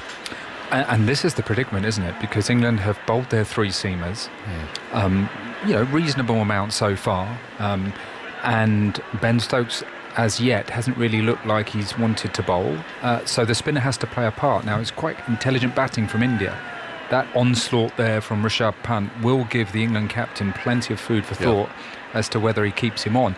And it might be that they just have to go a little bit defensive. They put mid-on back on the ropes, perhaps take out the short leg, because it is day 1 after all. The spinner shouldn't be expected to be taking loads of wickets on day 1. He's got to do a job in the overall context of the bowling unit. Stokes was asked yesterday about why he didn't bowl at Headingley, and he gave a rather intriguing answer, I thought. It wasn't, I've got a bit of a niggle or for whatever reason from that perspective. So it's Broad running up and bowling, and Jadeja tucks that away off his pads. More runs here for India. Ball skimming across the square and out towards the square leg boundary. And they come back for 2. 150 up. 150 for 5. Well, the 6 in the last over brought up the 100 partnership in exactly 9 overs. Sorry, 50 partnership. Yeah. 150 for 5 in the 38th over. And he said, well, I wanted the other bowlers to know how much they could do. He said, I thought, I think Stuart Broad knows how much he wants to do in his 30 overs. It was a rather obscure answer. But it's, you mentioned Potts as well. Look at the overs he came back, and I can sort of understand that. And goes broad again and bowls outside the off stump. There's no stroke from Jadeja and taken by Billings, but it wasn't a question of I've got a bit of a niggle and can't bowl or anything like that. It was saying that the bowlers needed to know what sort of work they could put in. But funnily enough, he's just started to loosen up there at mid-off. Just touching his toes and going through sort of loosening up proceedings that you might have seen in an old film or something. There was nothing very modern about that. PT, you might have called that, I think, going back. 150 for 5. And Jadeja sorting his gloves out, so a moment's delay. Still very cloudy overhead. The floodlights are on. It's a rather gloomy scene. Broad again bowls, and that's ignored by Jadeja. A nice line and length from Broad. Of course, he's on 549. He's just, I think, been searching slightly for that wicket. It's must be tempting to do. But on the other hand, you've taken 549 wickets already. You might relax a bit, looking for that one that takes you to 550. But we'll deal in milestones, don't we, in records and so on, statistics. Now wants a man to go back to deep square leg. He's dispatching Leach out to that boundary on our left-hand side. Still 4 slips. I mean, they've been very attacking fields today. Jadeja on 26. In goes Broad, round the wicket. He bowls strip. It's outside the off stump. There's no stroke from the left-hander. Taken by Billings. A full house enjoying this. Settling back. Hardly a seat to be seen, an empty one anyway. Broad slowly walks back to the start of his run again. 4 slips in conversation. Now lined up. As Broad turns around again. Round the wicket he goes, bowls outside the off stump. And Jadeja sways away. Allows that to go through to the wicketkeeper once again. Wind picking up down at the far end, certainly pulling up the flags. Might suggest some rain's on the way, but also perhaps a little, it'll blow through quickly if there is a shower. Trees are rocking.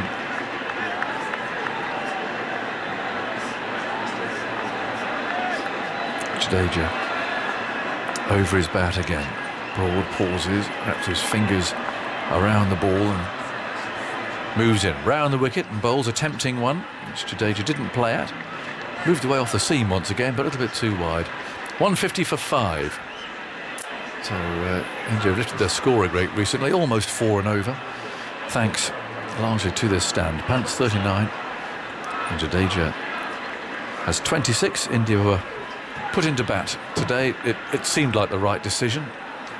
Quite a grassy pitch, but it's not green grass, but there's clumps of brown grass, but quite a lot of it.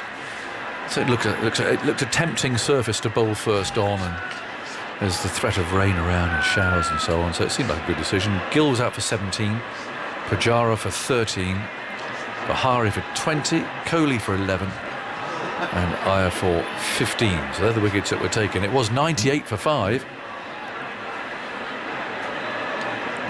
Now 150 for 5, so 52 put on by these two. In good time too. That was the 28th. Those are 10 overs in fact. So they've rattled along as they tend to do.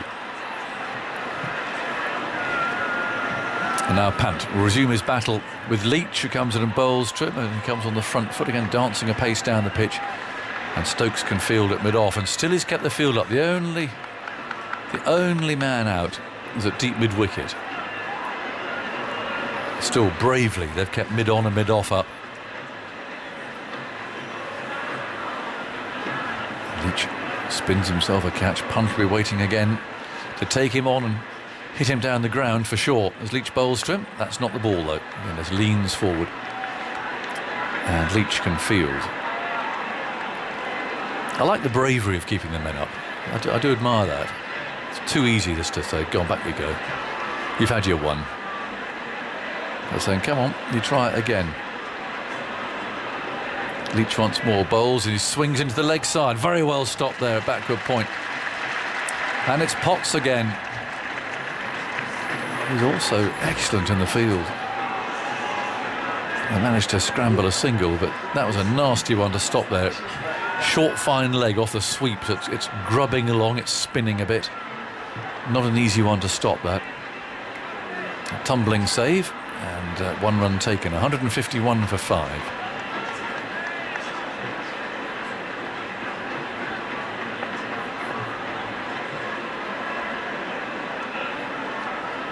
Leach again, bowls, played away into the front, into the offside area, an easy one. Again, Broad can amble round and tosses the ball away. Another run, 152 for 5. Good over so far from Leach, just the 2 singles from it. Can he refrain Punt from hitting one of these for 4 or 6? He's taking a good look at that leg side field. He likes the sweep shot. In comes Leach, moves in, bowls to him, he turns that into the leg side, and Pope fields that one.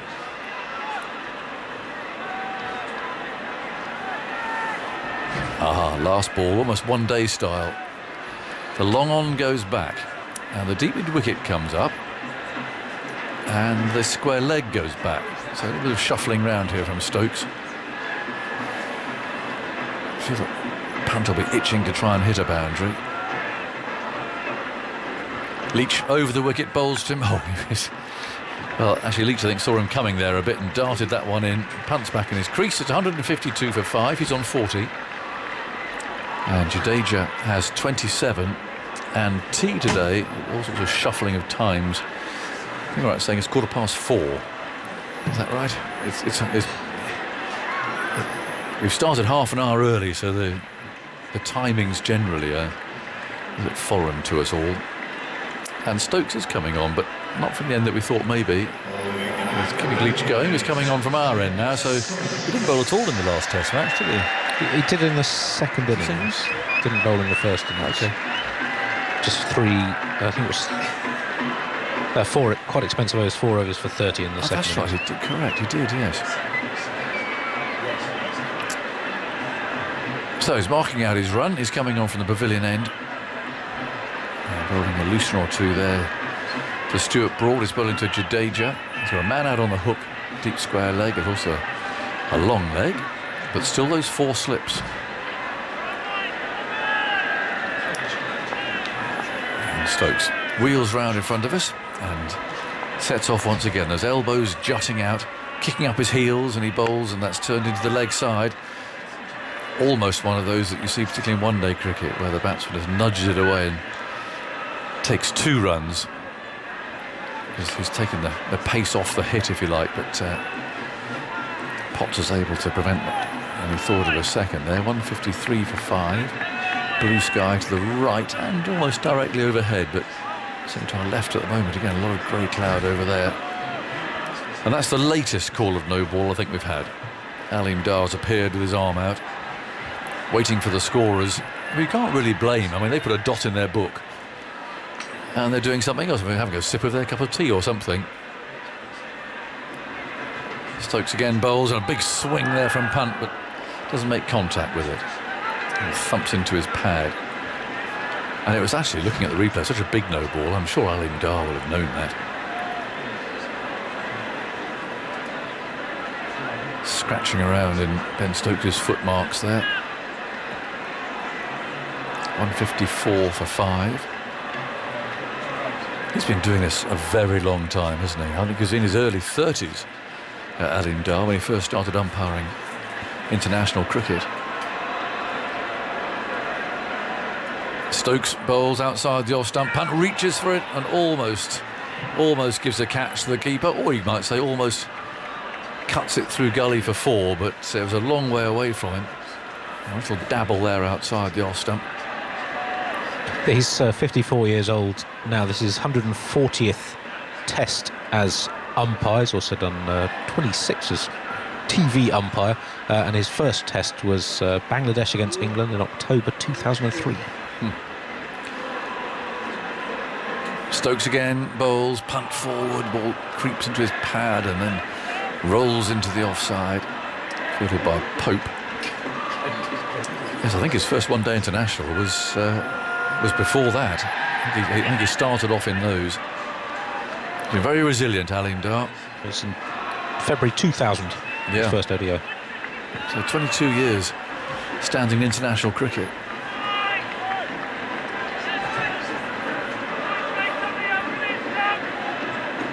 .154 for 5. Stokes on his way again. Oh, now what happened there?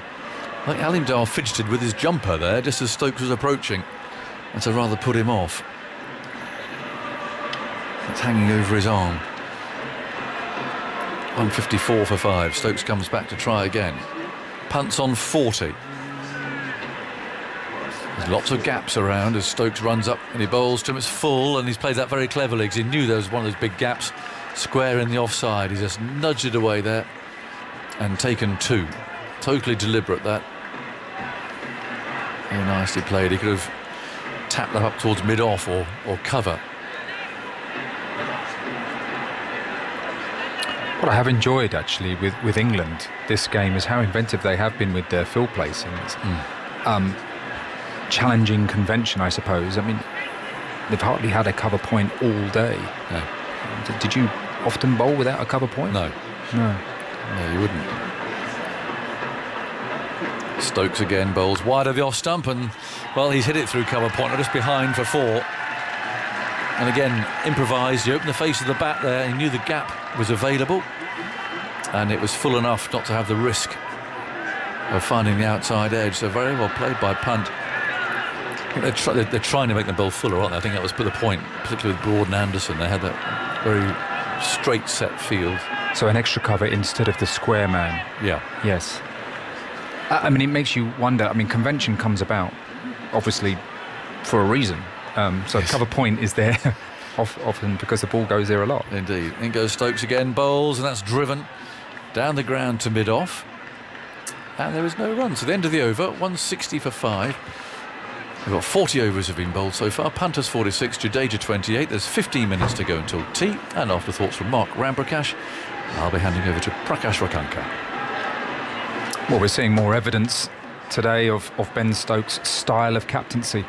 I'm talking about Jack Leach and the fields that he's had to 2 left-handers on day 1. No turn really for the spinner. Bit of an in-out field, so that means that there is a slip and a short leg.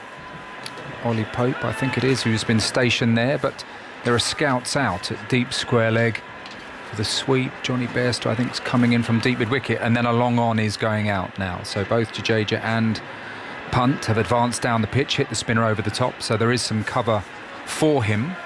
And it's a delicate balance between trying to attack and entice a mistake from the batsman, but also leaking runs, and important for Leach to retain his confidence and rhythm.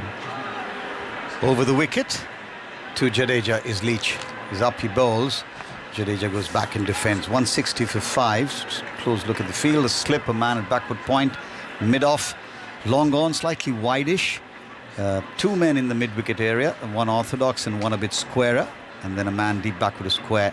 And a man on 45 slightly deep. This one's pushed back along the track again. Maybe just reaching for it on that occasion. A little bit, Jadeja. He'll also be very interested in what the ball is doing, because later on he's certainly going to have a job to do with the ball. Leach into Jadeja again, and Jadeja works it to the right of Pope. Punt wants an impossible run, which Jadeja rightly says no to. There's a bit of turn there, isn't there, Mark? Well, interesting.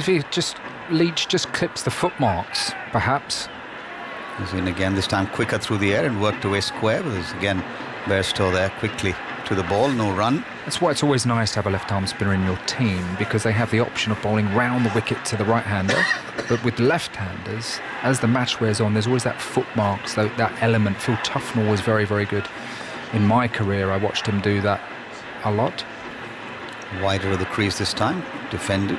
This is good tight bowling by Leach. Suspect there'll be the odd one that'll just be tossed up a little bit, held back in the air, dipping on the batsman. It's typically what left-arm spinners will look to do. Here he is again. Bowls, and this time Jadeja wristily. A little bit in the air, but down to long on for a single. 161 for 5, and that's the end of the 41st over. So from a run rate perspective, not that that's relevant, but India sort of going along at about 4 and over, give or take. Just to highlight the challenge facing Jack Leach here. Rishabh Pant, in his career against left-arm spin in tests, has scored 247 runs off 192 balls. Out 3 times, so averages 82 and scores 128 per 100 balls. Jadeja against left-arm spin averages 62 and scores at 89 per 100 balls. So they've been dominant players against left-arm spin. And Pant against Leach in his career faced him in India. In the series early last year. Leach didn't play in the series in England last summer, but Pant has now scored 106 from 73 balls from Jack Leach's bowling. Leach got him out once, stumped by folks in Chennai, but he's a difficult man to bowl left-arm spin to. Right now, of course, it's Stokes to continue from the pavilion end. He's in, bowls, and Jadeja's right forward, defends on the offside. It's interesting, that type of statistic is something that teams pride themselves on knowing for matchups, duels in the game. And I did wonder whether Joe Root would be called upon to bowl to the 2 left-handers as opposed to Jack Leach. But of course, we know Jack Leach is in good form, feeling confident. But bowling to these 2 left-handers from India, a very different proposition from bowling to right-handers previously in the summer. Stokes wide of the crease, bowls right on the pads and defended on the onside. Shy at the striker's end from Broad, always looking for an opportunity there. Stokes has been very aggressive with his field placement. We've seen 4 slips, even 5 all the time, practically through the day.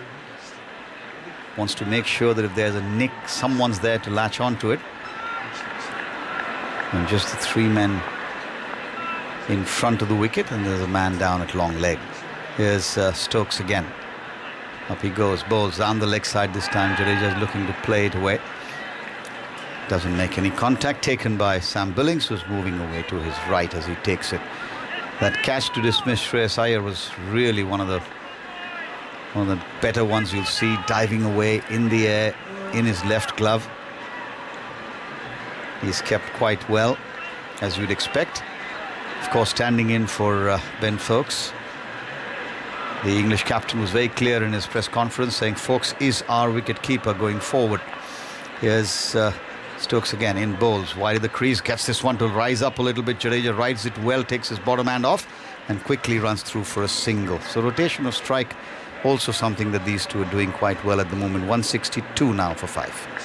And they've got every opportunity to rotate the strike because there's a deep square leg, plenty of gaps on the leg side. But if they play a forward defensive shot into the covers, if it goes square of the wicket, there's no one there. That they've got 4 slips and then a straight extra cover. Now you could argue, well, that's there's a bit of bait there perhaps by the bowler to see if they want to try and manipulate the ball into that gap. Stokes into Pant, and Pant this time plays it into that vacant area. The ball will not go to the boundary, but they should get 2 comfortably as Pope gets to the ball and in fact have time to turn for the 3rd as well. So in some ways that is clearly, as you said, Mark, a sort of a trap or a bait or whatever, but it's also an area where runs are coming very, very easily. The previous ball from Stokes was called no ball. 166 for 5.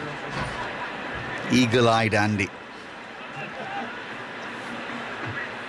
166 for 5, 41.4 overs, the 42nd in progress, about 8 or 9 minutes to tea. He's up short, left alone outside the off stump, nothing to do with it at all. It's been a decent passage of play from an Indian perspective after they lost the 5th wicket, that of Shreyas Iyer for at the score at 98. And so these 2 have now put on, 68 runs. Invaluable. 68 and 14 overs at just under 5 and over.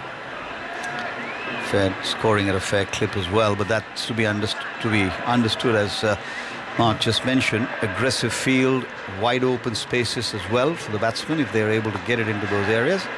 Stokes goes away now. And bowls, and Jadeja pulls it along the ground, doesn't quite get all of it, pick up a single down to Leach, who fields at the long leg area. 167 for 5 at the end of the 42nd.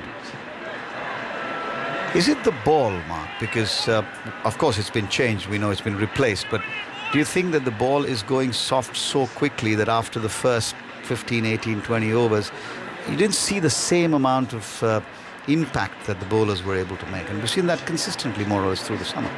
We have actually. Less seam movement, less swing, and these two left-handers came together just as that probing spell from Broad and Anderson in a partnership was coming to an end, and they got through that little period of pressure, and then of course England had to make the changes, and they're starting to capitalise. So it's a worrying partnership from an England perspective, because both these two are capable of getting scores that really impact the game. 6-3 field on the onside for Leach and defended on the offside by Jadeja. In the deep you have a long on and a man deep backward of square about 10 yards inside the boundary. Then 3 men in the sort of second circle, if you will. 2 in front of the wicket, 1 at 45. Leach bowls. Jadeja goes back, looks to whip it away. Plays too early maybe and hit on the hip, but no damage done. Ball ricochets off on the offside. 167 for 5. A bit of a repair job being undertaken at the moment by these two left-handers. Leach comes in and bowls to Jadeja, who drives it up the ground, beats the diving man at a straightish mid-wicket, will pick up a single. 168 for 5. Interestingly, Jack Leach position on the crease, he's been quite wide on the crease, almost pushing the ball into left-hander. We saw Ravi Jadeja do that in India very successfully to Alistair Cook, cramp him for space and set a predominantly leg side field. Leach has got to work hard here and employ his variations to try and stay on. He's got a bit of cover out on the leg side boundary for punt, as deep mid-wicket actually comes up. Long on is stationed back. But Leach is having to work hard just to stay on and do a job for England. Leach bowls and Pant works it to the man who's just come in there. Bairstow feels no run. And the breeze sort of coming from left to right as we look down on the ground. And so there's a bit of drift available as well if Leach is able to and wants to utilize that to any effect. He's up again, he bowls and whipped away nicely. This could be runs 2, maybe 3. Fielder giving chase. No, he timed it beautifully, did Pant. Didn't think it was going to go all the way, but he got real sweet timing on it, and the despairing dive at deep square leg wasn't good enough, and that brings up his 50. Fighting rearguard 50 from Rishabh Pant. He's beginning to make a bit of a habit of it for India, and very welcome if you're an Indian supporter. 172 for 5, and the Indian supporters in the crowd just finding their voices for a bit. 10th 50 in 31 test matches. It's 14th 50 plus score, including 4 centuries. It's just his 3rd in England, first outside the Oval. Had a rather mixed series last time. I came from 51 balls with a 6 and 6 fourths. Leach gets ready. Makes Pant wait, bowls. Pant works it away on the onside, not for runs this time. Bairstow does the fielding. It's 172 for 5 at the end of the 43rd over. Maybe could well be the last over before tea. It's I think going to be Stokes to continue. Johnny Bairstow going off the field just momentarily. Didn't look like anything serious, maybe just a quick break. Stokes takes off his jumper, hands it to Aleem Dar, and Pant and Jadeja have a little bit of a conference as well. Maybe Pant's just telling Jadeja it's the last over before tea. Not that it's going to make any difference to either of them, particularly not to Pant, I think. It's also Pant's 3rd fastest of his 14 50s in terms of balls faced to reach 50. The quickest was 28 balls, the longest 105. Stokes into Jadeja, ball. Jadeja lets this one go, ball jagging back, but I think moved after it passed the off stump. He's been very sure about his foot movement, Jadeja, as he often is. He's one of those cricketers who really impresses every time with either ball or bat, and particularly in the field. He's very watchful as he lets that one go through, and Pant has a bit of a walk down the pitch to his partner. There's a quick word, and we're all set as Stokes runs away from us now from the pavilion end. Wide of the crease again, bowls, and Jadeja comes full face forward and defended for Broad to field very straight at where mid-on might have been. Whenever I've watched Ravi Jadeja, he's obviously got great skill. He's a modern-day cricketer, can bat, bowl, fields brilliantly. It's been his attitude that has really shone. Often when India are in trouble, he's got that fighting spirit and competitiveness to come up with something. Stokes bowls and Jadeja off the back foot, punches on the offside, thinks of a run, decides against it, and just as well, because there is throw from the man moving there at point. In fact, the substitute fielder, I reckon, hits the stumps, but Jadeja safely home. Comes, of course, as you probably know, Mark, from the part of Gujarat which is the region of Saurashtra. Another no ball being signalled by umpire Dar. So Stokes has bowled 3 no balls so far in his spell, and that's an area that's been known for its sword wielding skills, and yes, if you remember, that's part of Jadeja's celebration every now and then, as and when he gets to a 50. But that's been his spirit. You're absolutely right. The attitude, which is what led to the late Shane Warne naming him rock star in his first season in the IPL. Here's Stokes bowls and Jadeja lets it go outside the off stump. That brings a lot of positivity to the game. Always willing to take on any situation. Yes, it's a flamboyant celebration. I must say I did enjoy it. The England bowlers didn't enjoy it. I suppose it's in keeping. He's got an orange grip on his bat. Yes. Here's Stokes again. Goes in and bowls, and Jadeja defends on the offside, thinks of a run, then changes his mind. Gets back into the safety of his crease. 173 for 5. 2 balls to go for what should be tea. And from 98 for 5, India have made good progress, one has to say, in the context of the way the first 5 batsmen got out. And it's interesting that every one of them got a start. No one really able to sort of be at ease, if I may say so. The top score before these two came together was Hanuma Vihari, who got 20. Here's Stokes now in again, bowls, and Jadeja defends solidly off the back foot. No run.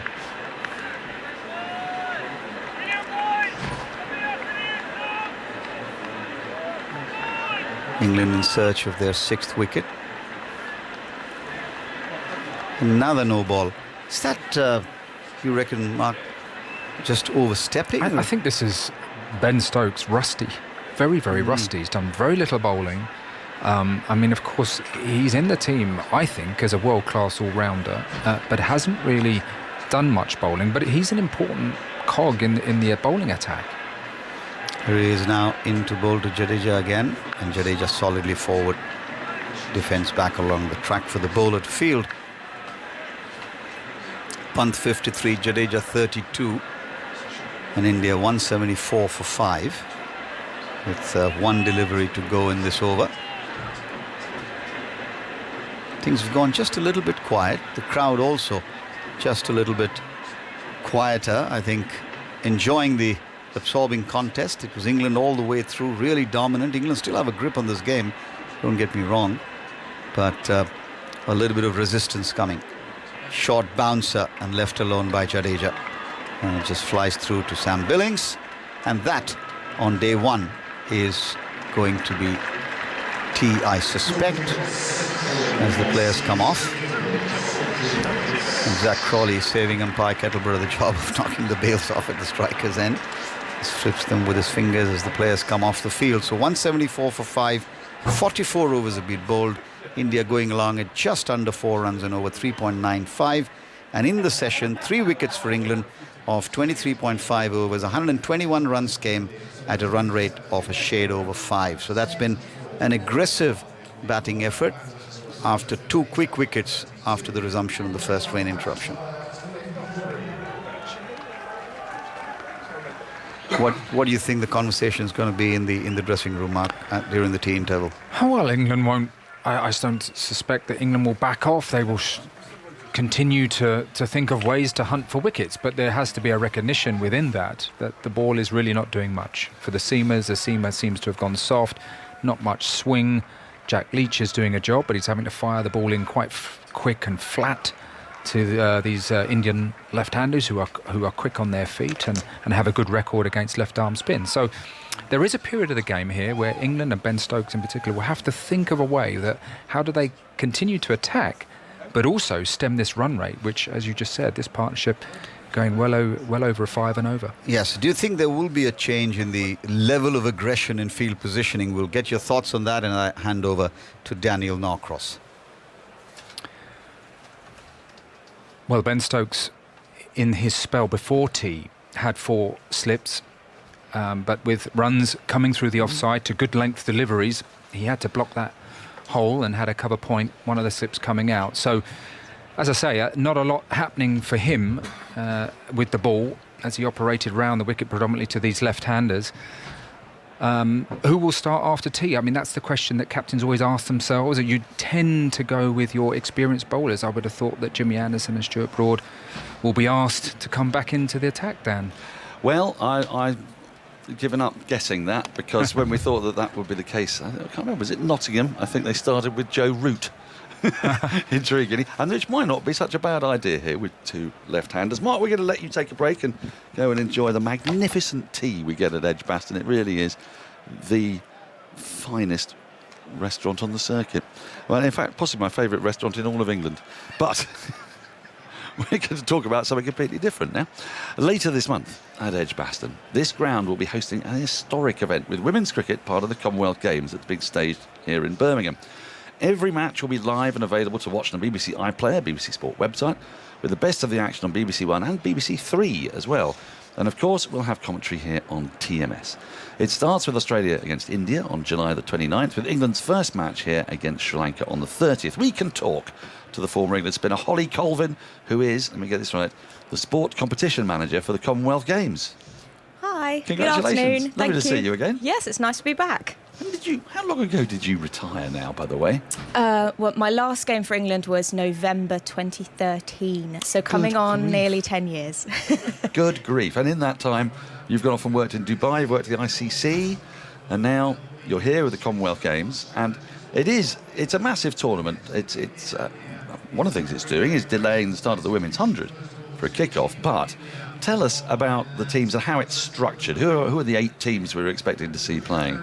Well, first of all, they're the best 8 teams in the world. You've got the usual suspects, the likes of obviously the host England, Australia, India, New Zealand, Pakistan and Sri Lanka. But instead of the West Indies, you've got Barbados coming and playing in, I guess, their official first T20 international on the circuit. So there'll still be world-class players in that team, you know, the likes of Hayley Matthews, Deandra Dottin, you'll still see them, and there'll be definitely a competitive team. So it'll be all the best sides in the world here in Birmingham coming for the Commonwealth Games.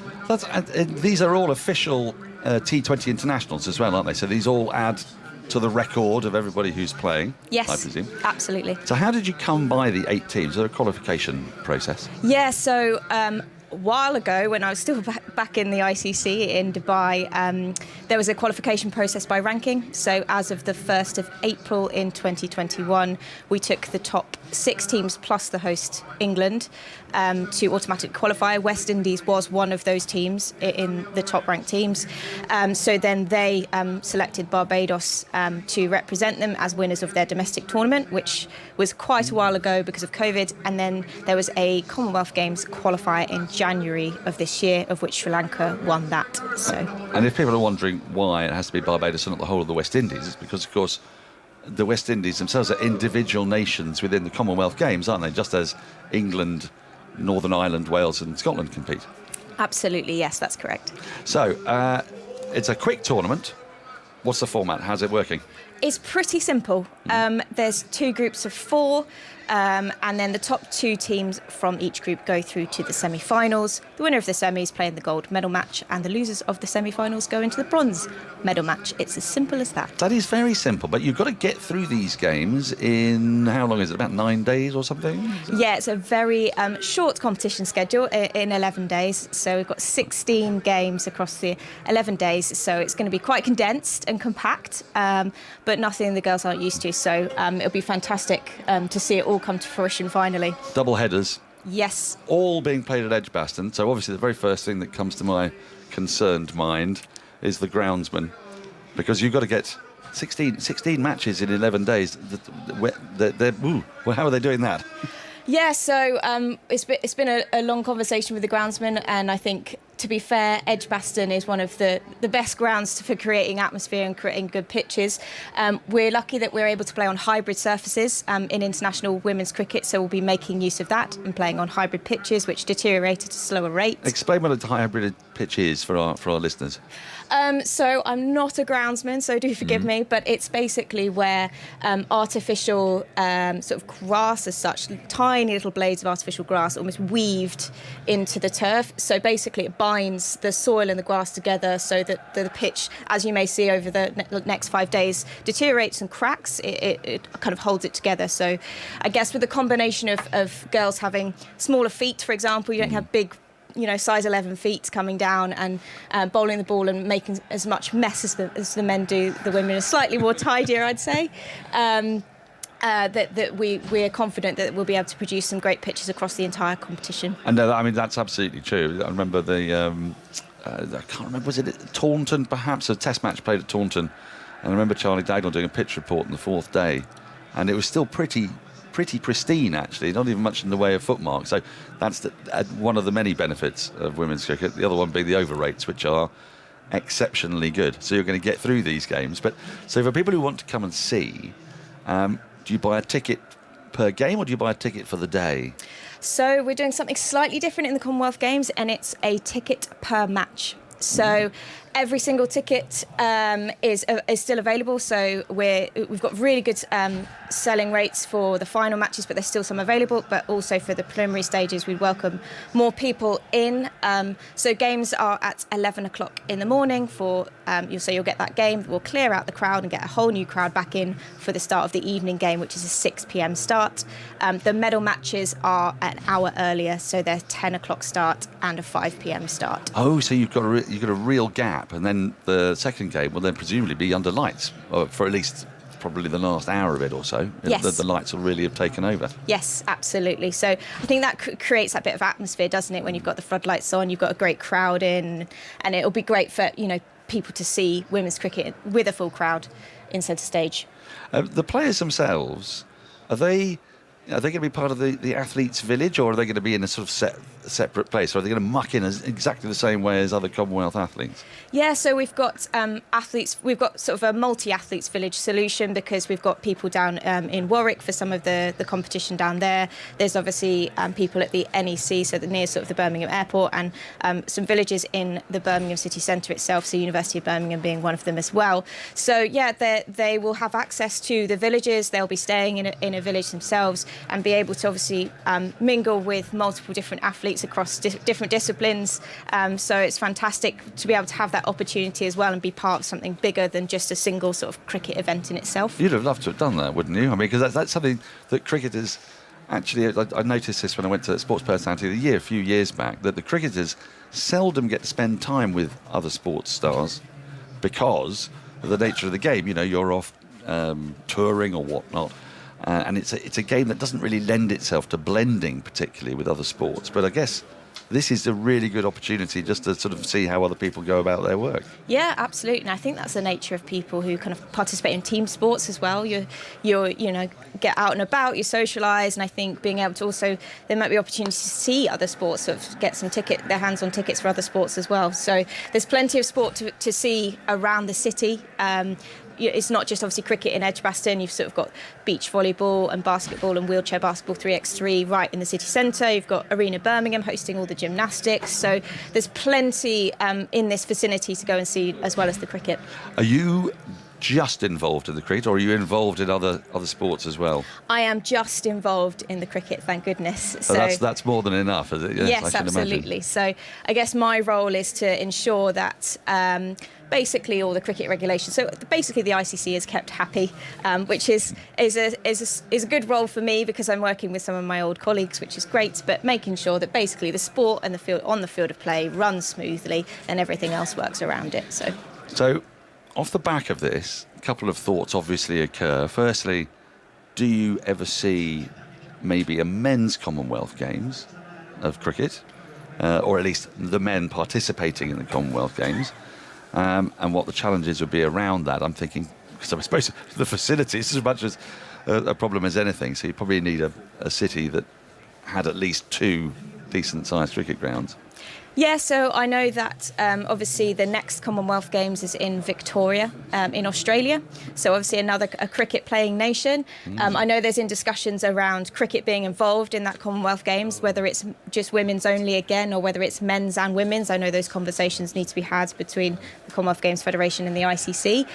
Obviously, I'd love to see both men's and women's cricket in the next Commonwealth Games. And there's certainly, hopefully this is kind of the success story that really inspires them to keep the sport in the games and grow it to a men's competition. So, yeah, there is the reality of needing an extra facility in order to do that, and being able to fit it in, obviously, the international calendar, which is a lot more condensed for men than women at the moment. Yes, I guess it is. But if you're managing to get through this tournament in 11 days, then that does open up a possibility, doesn't it?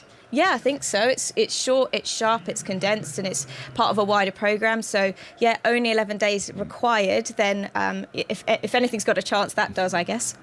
Now, the other one, a question that obviously springs to mind, is can this be seen as a sort of a stalking horse for the Olympics? Because it's marvellous that the Commonwealth Games is doing this, but many of the countries in the Commonwealth play cricket. It's part of a legacy of being Commonwealth countries, don't they? Whereas the Olympics is sort of that opportunity maybe to spread the game to countries that aren't in the Commonwealth, like China, perhaps, a bit more from the United States, because they're terribly competitive. They want their gold medal. Can you see this sort of being a sort of dry run or a blueprint for how it might work in the Olympics? Yeah, I absolutely see this as a kind of blueprint. The planning that's gone into this games will absolutely lend itself to any multi-sport games, whether it's another Commonwealth Games or whether it's an Olympics. And I think part of the reason that I took this job in the first place and left the ICC to work here was actually to create a legacy, because it's the first time really, and I'm no offence, but I'm not really counting 1998 in Kuala Lumpur, because the game has moved on long since then. But yeah, to create sort of a legacy and a plan that cricket can find that place in a multi-sports games in the future. And I'd love it to be in the next Olympics. Well, Paris is too late, obviously, but into LA or even across to Australia. I think it's in Brisbane in 32. So there's every chance, and it's great to kind of go first as the Commonwealth Games this month it is. So, I mean, I wonder if the format for an Olympics might need to be tweaked a bit. So maybe T10. Would that because obviously you've got a lot more countries who have pre-qualifying as well, I guess. But if you want to spread that message out and get involvement from the bigger countries like China, which would be an extraordinary prize, wouldn't it? It'd be a sort of linking country between Australasia and into the Indian subcontinent. Something like T10 might work better. I don't know. I mean, the issue that you'll always have with the Olympics, would it be that the cities that win them, let's say, Tokyo, tricky to get cricket stadia? Is there something very specific about cricket stadium that makes it harder to sort of make that a regular event, cricket in the Olympics? Oh, this is a very difficult question. I think the reality is there's that sort of tension between wanting an established international format in a multi-sports games that's recognised, it's played internationally, versus the practicalities of being able to actually fit it into a schedule and being able to host it. And there's all talk about sort of right-sizing sports to fit within multi-sports games. So you're always going to have that battle around what's the most appropriate format of the game to put into a multi-sports games. Now, those conversations, again, are going way above my head. And I think, for me, personally, my own personal opinion is, I guess, cricket is cricket. And I feel like the 100 has shown that, to me, it just looked like cricket on the field of play. And yes, it was played in a slightly shorter amount of time than T20. So I would love to be in a situation where cricket is in the Commonwealth Games, whether it's T20, whether it's T10, whether it's played on, new technology has come out in the next 10 years that allow us to play on great pitches for 5 days in a row. I think technology is something that will be really on our side. So I haven't really answered your question, but I just love to be able to find a format of cricket that brings the best players in the world to an Olympics and to future Commonwealth Games as well. Well, you've offered hope there, because I've always been an advocate of cricket in the Olympics, because I'd see it as a way of spreading the game much more rapidly, because a country like China would probably get behind it if they thought there were medals involved, and it was quite tricky to break into China from the place we're at now, it seems to me. Now, you mentioned the 100 and women's cricket. You said you retired in 2013. In those 9 years, central contracts, the 100 has happened. England's women have won the World Cup in front of 27,000 people at Lord's, one of the most magical, extraordinary days. You've seen the MCG packed for the World T20 final. Can you quite believe what's happened in the last 9 years? No, is the short answer. I didn't really think when I was sort of playing, I didn't really think I'd see a lifetime where we'd have women's cricket that was professional, I guess, let alone, a completely packed MCG with nearly 84,000 or so fans in there. It was absolutely incredible. And I think I definitely had a sort of real pinch me moment, and I think it was actually in 2017 when I remember just before the start of play, I was in the media centre at Lord's and I was looking over to the North Gate, which is up to the St John's Tube, and I remember seeing a queue as far as I could see up the road of people trying to get in the stadium, and we'd proved a lot of people wrong that didn't think that we could sell out Lord's for a Women's World Cup final. And then there was this kind of second pinch me moment where I've never ever had a game of cricket where there was an atmosphere quite like it. Normally you have that sort of hum of a cricket crowd that it's evident in Test match cricket, but this was silence. So when, Anya was at the top of her mark, ready to run into bowl, you could hear a pin drop. It was silent, and I've never had a crowd like it. And then there was this eruption of whether it was a dot ball or whether it was a near miss or whether it was a run. There was to this day, that moment stayed with me, and I think that's an interesting type of crowd, because I think we might see similar in the Commonwealth Games, because there were a lot of people that came to Lord's in 2017 who maybe hadn't been to Lord's for the first time. There was a lot younger crowd, there were a lot more families that came, and they were really, really into the cricket, and it wasn't just this hum of having a good day out, they were there to watch it. So I think we might expect some sort of similar atmosphere as well at the Commonwealth Games. Well, listeners, dear listener, I know there are plenty of you out there who'll be listening who are big fans of women's cricket, and it is the fastest growing aspect of cricket in this country, the participation of women in cricket and the spectators going up in numbers at all times. So I'm going to mark your cards with some big days, big games. Kicks off with Australia against India. That's right, at 11 o'clock in the morning. That evening, Barbados play Pakistan. I'm looking down for England's first game is the very next day, the 30th. That's a day-nighter. Now that could very well be an occasion. So what day of the week are we talking? Can you remember? That would be Saturday. Saturday? A Saturday, day-nighter, 6 o'clock. It's a no-brainer, England v Sri Lanka. Who else is in England's group? South Africa are in England's group. And New Zealand are in England's group. India against Pakistan, absolutely massive game. That's on the Sunday, that's in the morning. So I can imagine, that could get a huge atmosphere, especially in Birmingham. It could be a very, very fine occasion. And Pakistan's cricket has been improving a fair bit recently. I thought they performed pretty well in the last World Cup, actually, without quite getting the luck they might have had. Yeah, absolutely. And I think the Women's World Cup in New Zealand was an absolute sign of how the game is becoming more deep. I was going to say, is the talent around the world. It is definitely improving, and people are getting closer. It's getting more competitive, and I think T20 will even heighten that even further.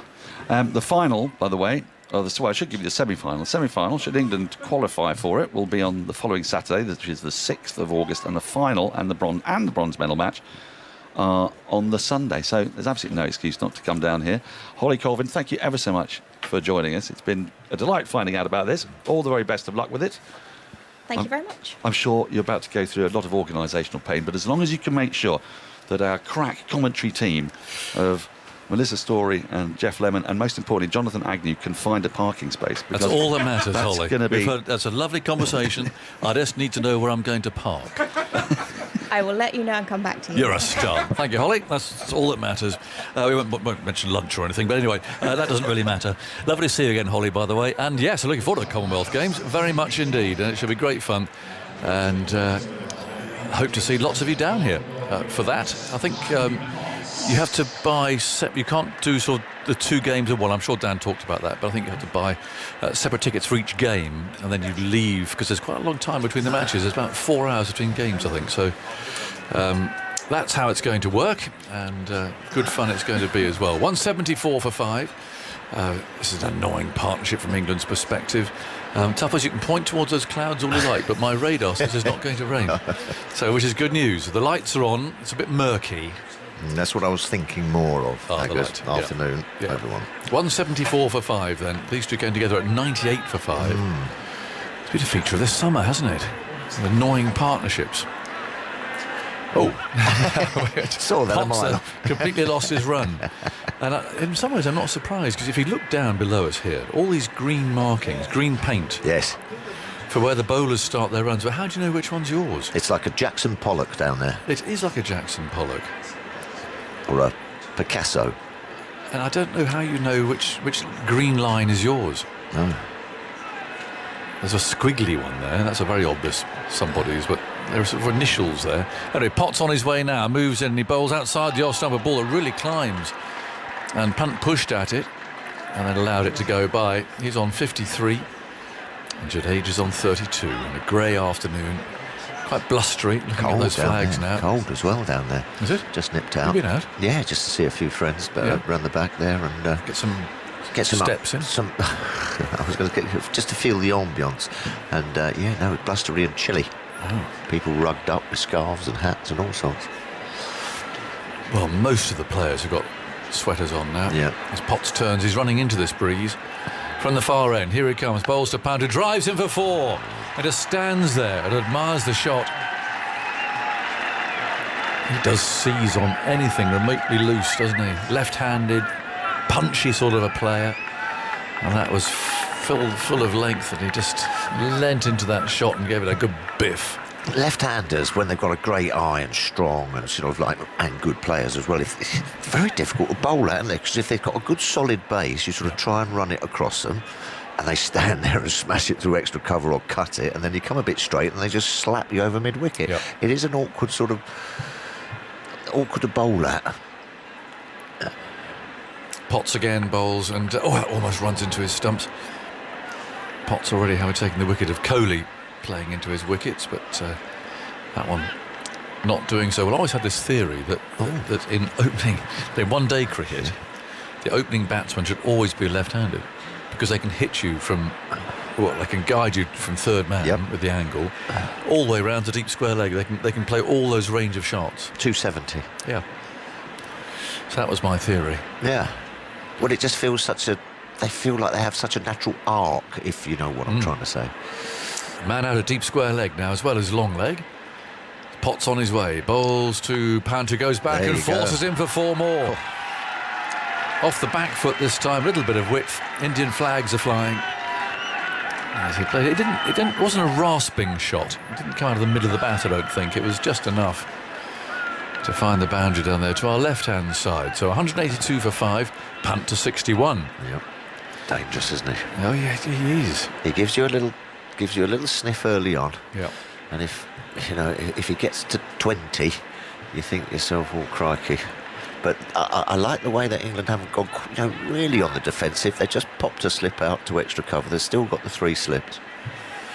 Yes, they fancy picking him up there. In comes Potts and he bowls, and that's pushed into the offside. Punt thinks about a single, or at least suggests that he does. He often does that too. He plays with the fielders.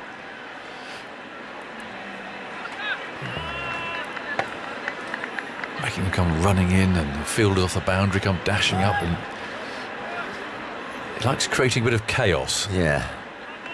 Does Punt. A big smile on his face. It's good to watch. Oh yeah. And Jadeja always looked like he just keeps it, guards his wicket with his life, doesn't he? Always there or thereabouts, doesn't give it away. Potts bowls, punt forward. Again, although he's hit it straight to mid-off, he still runs 3 or 4 yards out of his crease. So everyone's running everywhere to back up and get this and do that. So it's always quite a frenetic business when punt is at the crease. 182 for 5. He's got 61. Jadeja has 32. The men out today were Gill for 17, Pujara for 13, Vihari for 20, Kohli 11. He was in two minds about playing or leaving a ball from Potts outside the off stump, and by the time he decided he was going to leave it, it was all too late. And the ball ricocheted off his bat into the stumps, and Shreyas Iyer was out for 15. Jimmy Anderson's back, much to the crowd's approval. He's taken 3 of those wickets to fall. So 3 for 41. Where Stuart Broad is still hanging on there on 549 wickets. Well, Pant against Jimmy Anderson started this all sort of fashion about ramping the opening bowlers. Yes, he did. He did. He was one of the first to do it. Anderson bowls to Jadeja, drives him for 4 through extra cover. Stokes can chase after that all he likes. He's not going to stop it. Beautifully placed. On the front foot, is lent into the drive. And of course, these two have got a bit of history as well. Oh, yes, Trent Bridge. At Trent Bridge, That's yes. right, from what I remember. Glorious shot, that, Yes. by the way. Great sort of stride, foot to the pitch of the ball. If there was a drama made out of that, right, it'd be called something like The Mystery of the Missing CCTV Footage. Okay. Get 4 or 5 episodes out of it. I Easy. reckon. How long? Anderson again runs in bowls. Oh, that almost creeps through. And now Anderson's running through. Oh, he's put his hand on his back there. Oh, that could be a yellow card. A little bit careful. Yeah, tackle from behind. Alan Can't do Dawes that. having a look. They didn't exchange too many pleasantries there, the two of them. But Anderson seized the moment to come rushing through, try and grab the ball. And then he did, yes, he put his hand on Jadeja's back there as he came through. There's no love lost. No. Well, it's Test cricket. The case of the missing CCTV. The case of the footage. missing CCTV.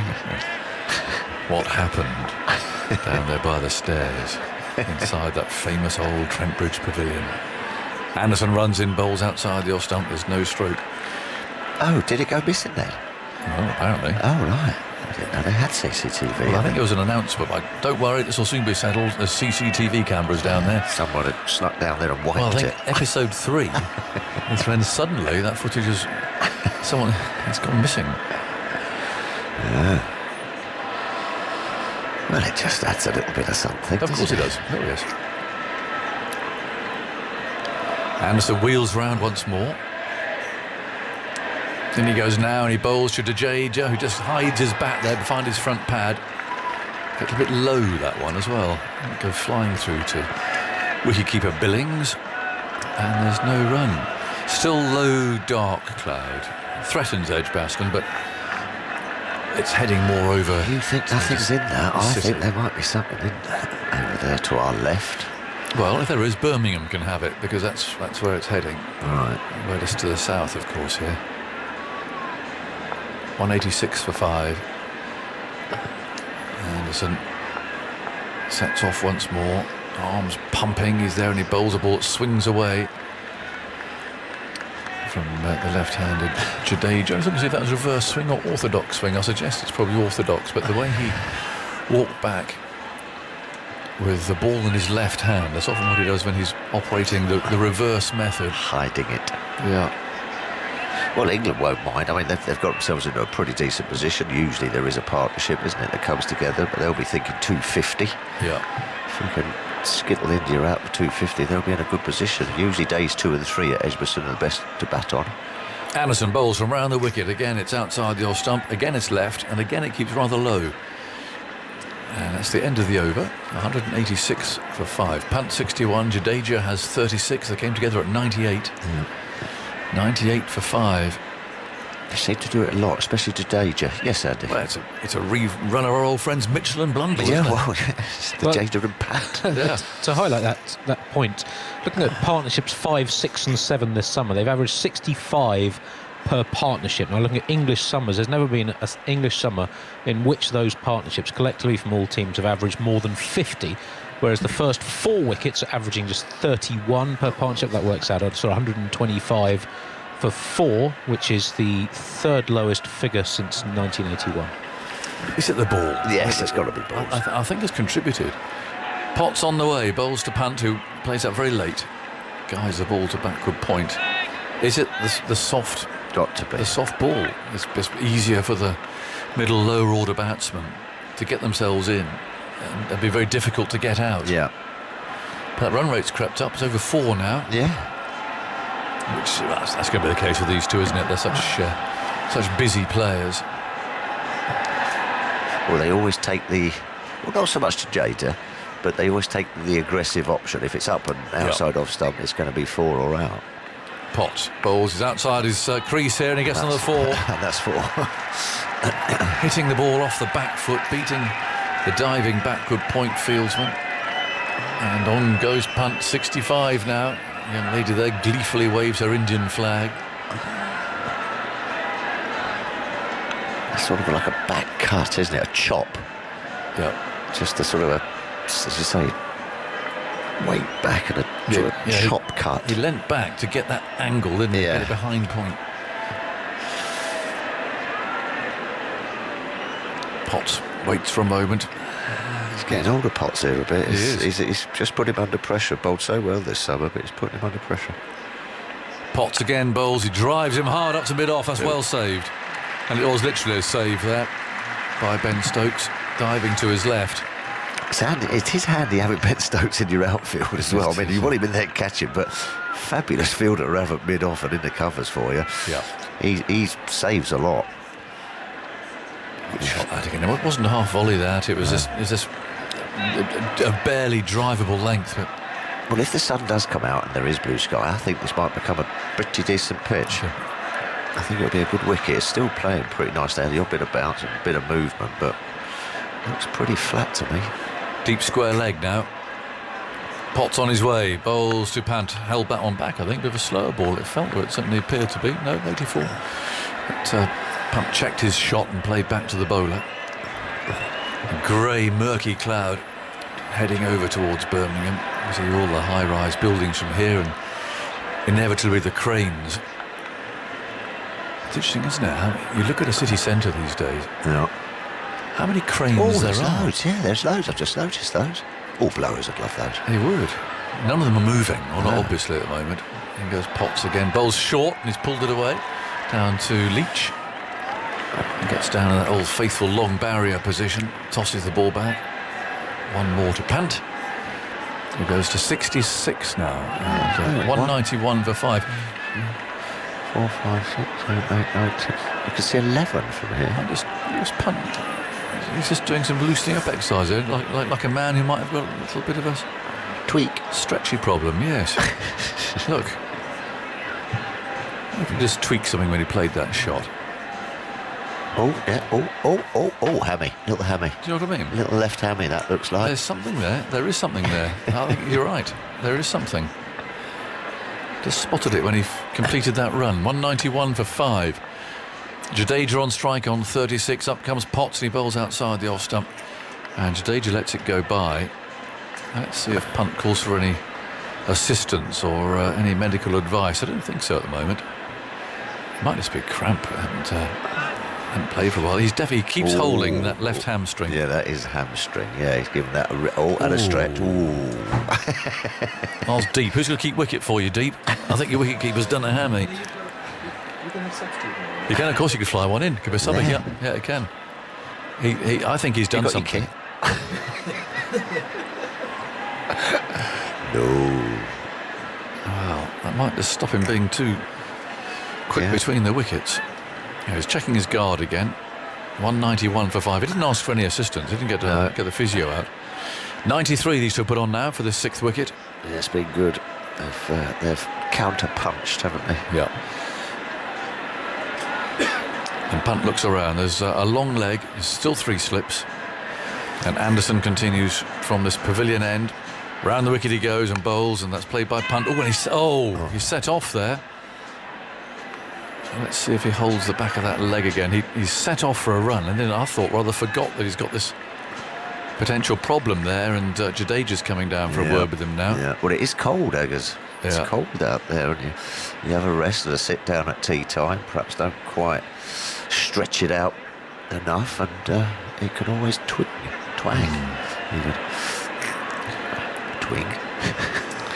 Anderson's ready, but pants over his bat again now. 191 for 5. Anderson runs in, bowls to him, and a late decision there to allow that to go by. Collected by Billings. Are you taking Birmingham by storm tonight? I don't think so. No, I don't think so. Are those days gone? Well, a little bit. Yeah, a little bit. Might be. I've got a bath. Got a bath in the hotel, which is nice. I haven't had a bath for the last 3 Test matches, so might have a little. You'll be sinking into that. That's a sign of your age, Tuckers. Here's Anderson bowling. Oh, he's reverse swept him over the slips. It hasn't gone all the way to the boundary. He's in the air a long time, and he's trotting back for the second. And he's played that reverse sweep against the angle as well from Anderson from around the wicket. Well, that might be because of the hamstring, because instead of being able to come down to the seam bowler, he might just be feeling that, so he's gone through a reverse. So we just mentioned it, didn't we? Yep. He's done it again to James Anderson. Didn't get all of it this time.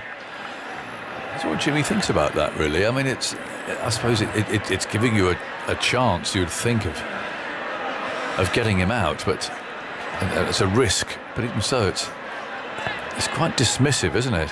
Anderson again runs up, bowls. Oh, it's a huge, ugly mow. I think he's gone in the hammy.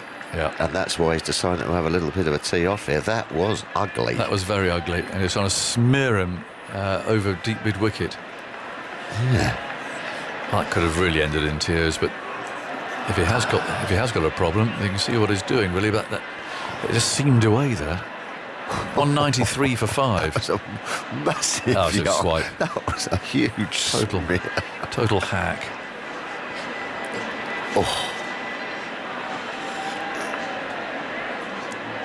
Anderson again. What's Punt going to do now? Well, he gets one down the leg side. Very well taken by the diving Billings. Went full length there. Diving to his right. He's already taken a very good catch today.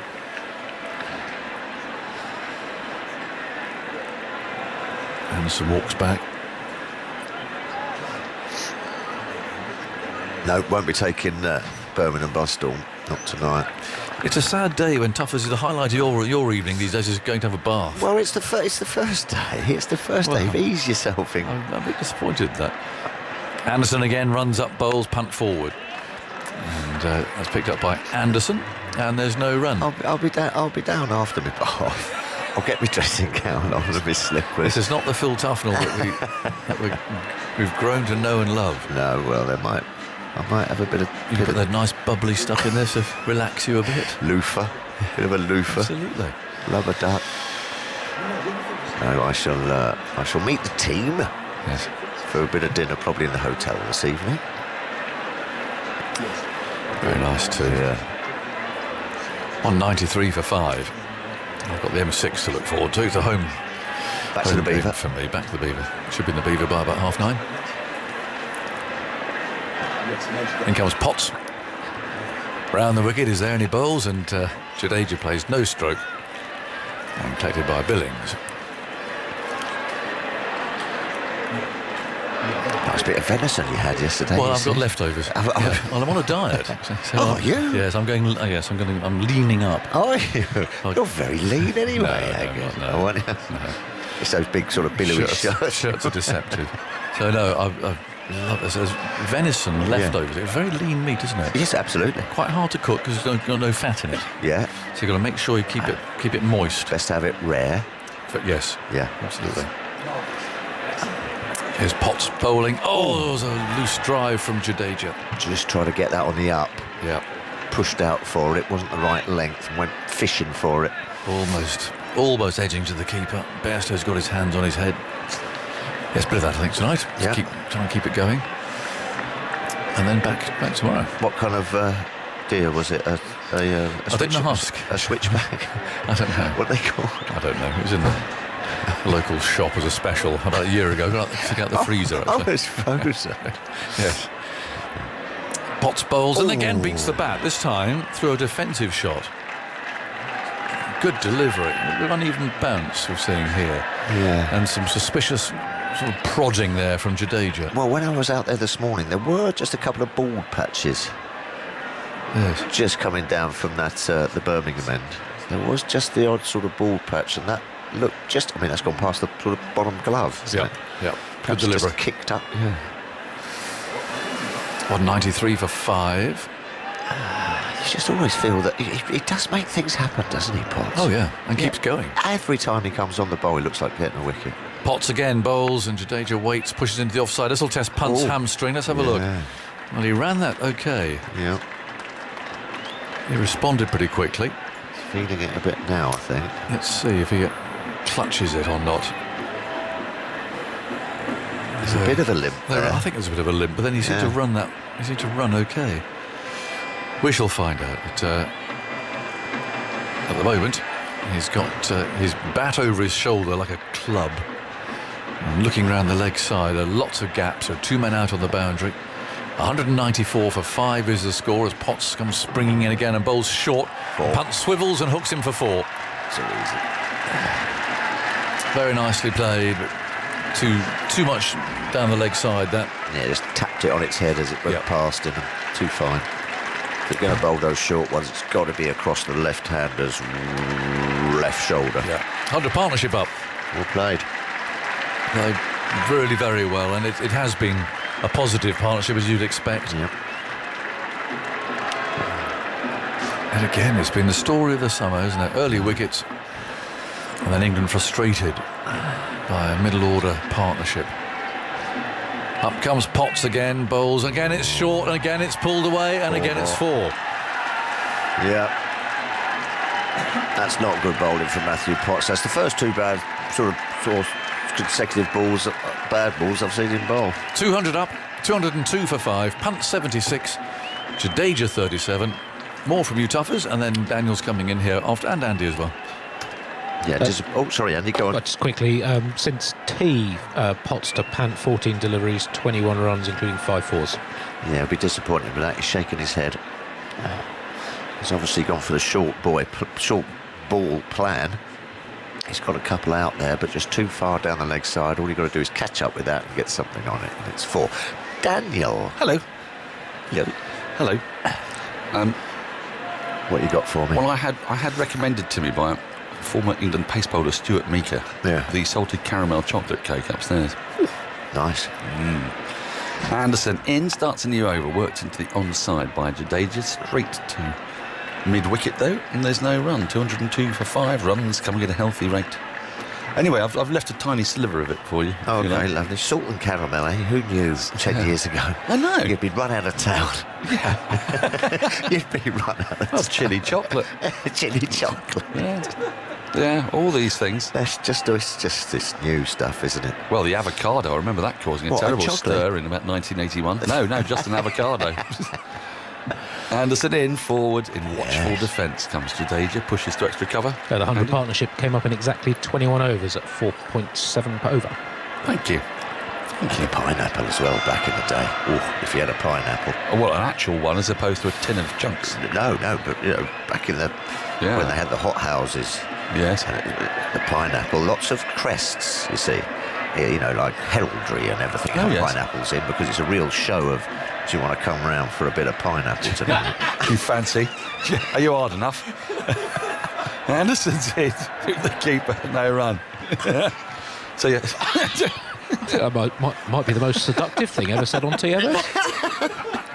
Oh, I see that way. I was seeing it the kind of, we're so hard, we've got pineapples. What are you going to do about that? No, well, it's very posh, Never seen it. It was just turnips and things.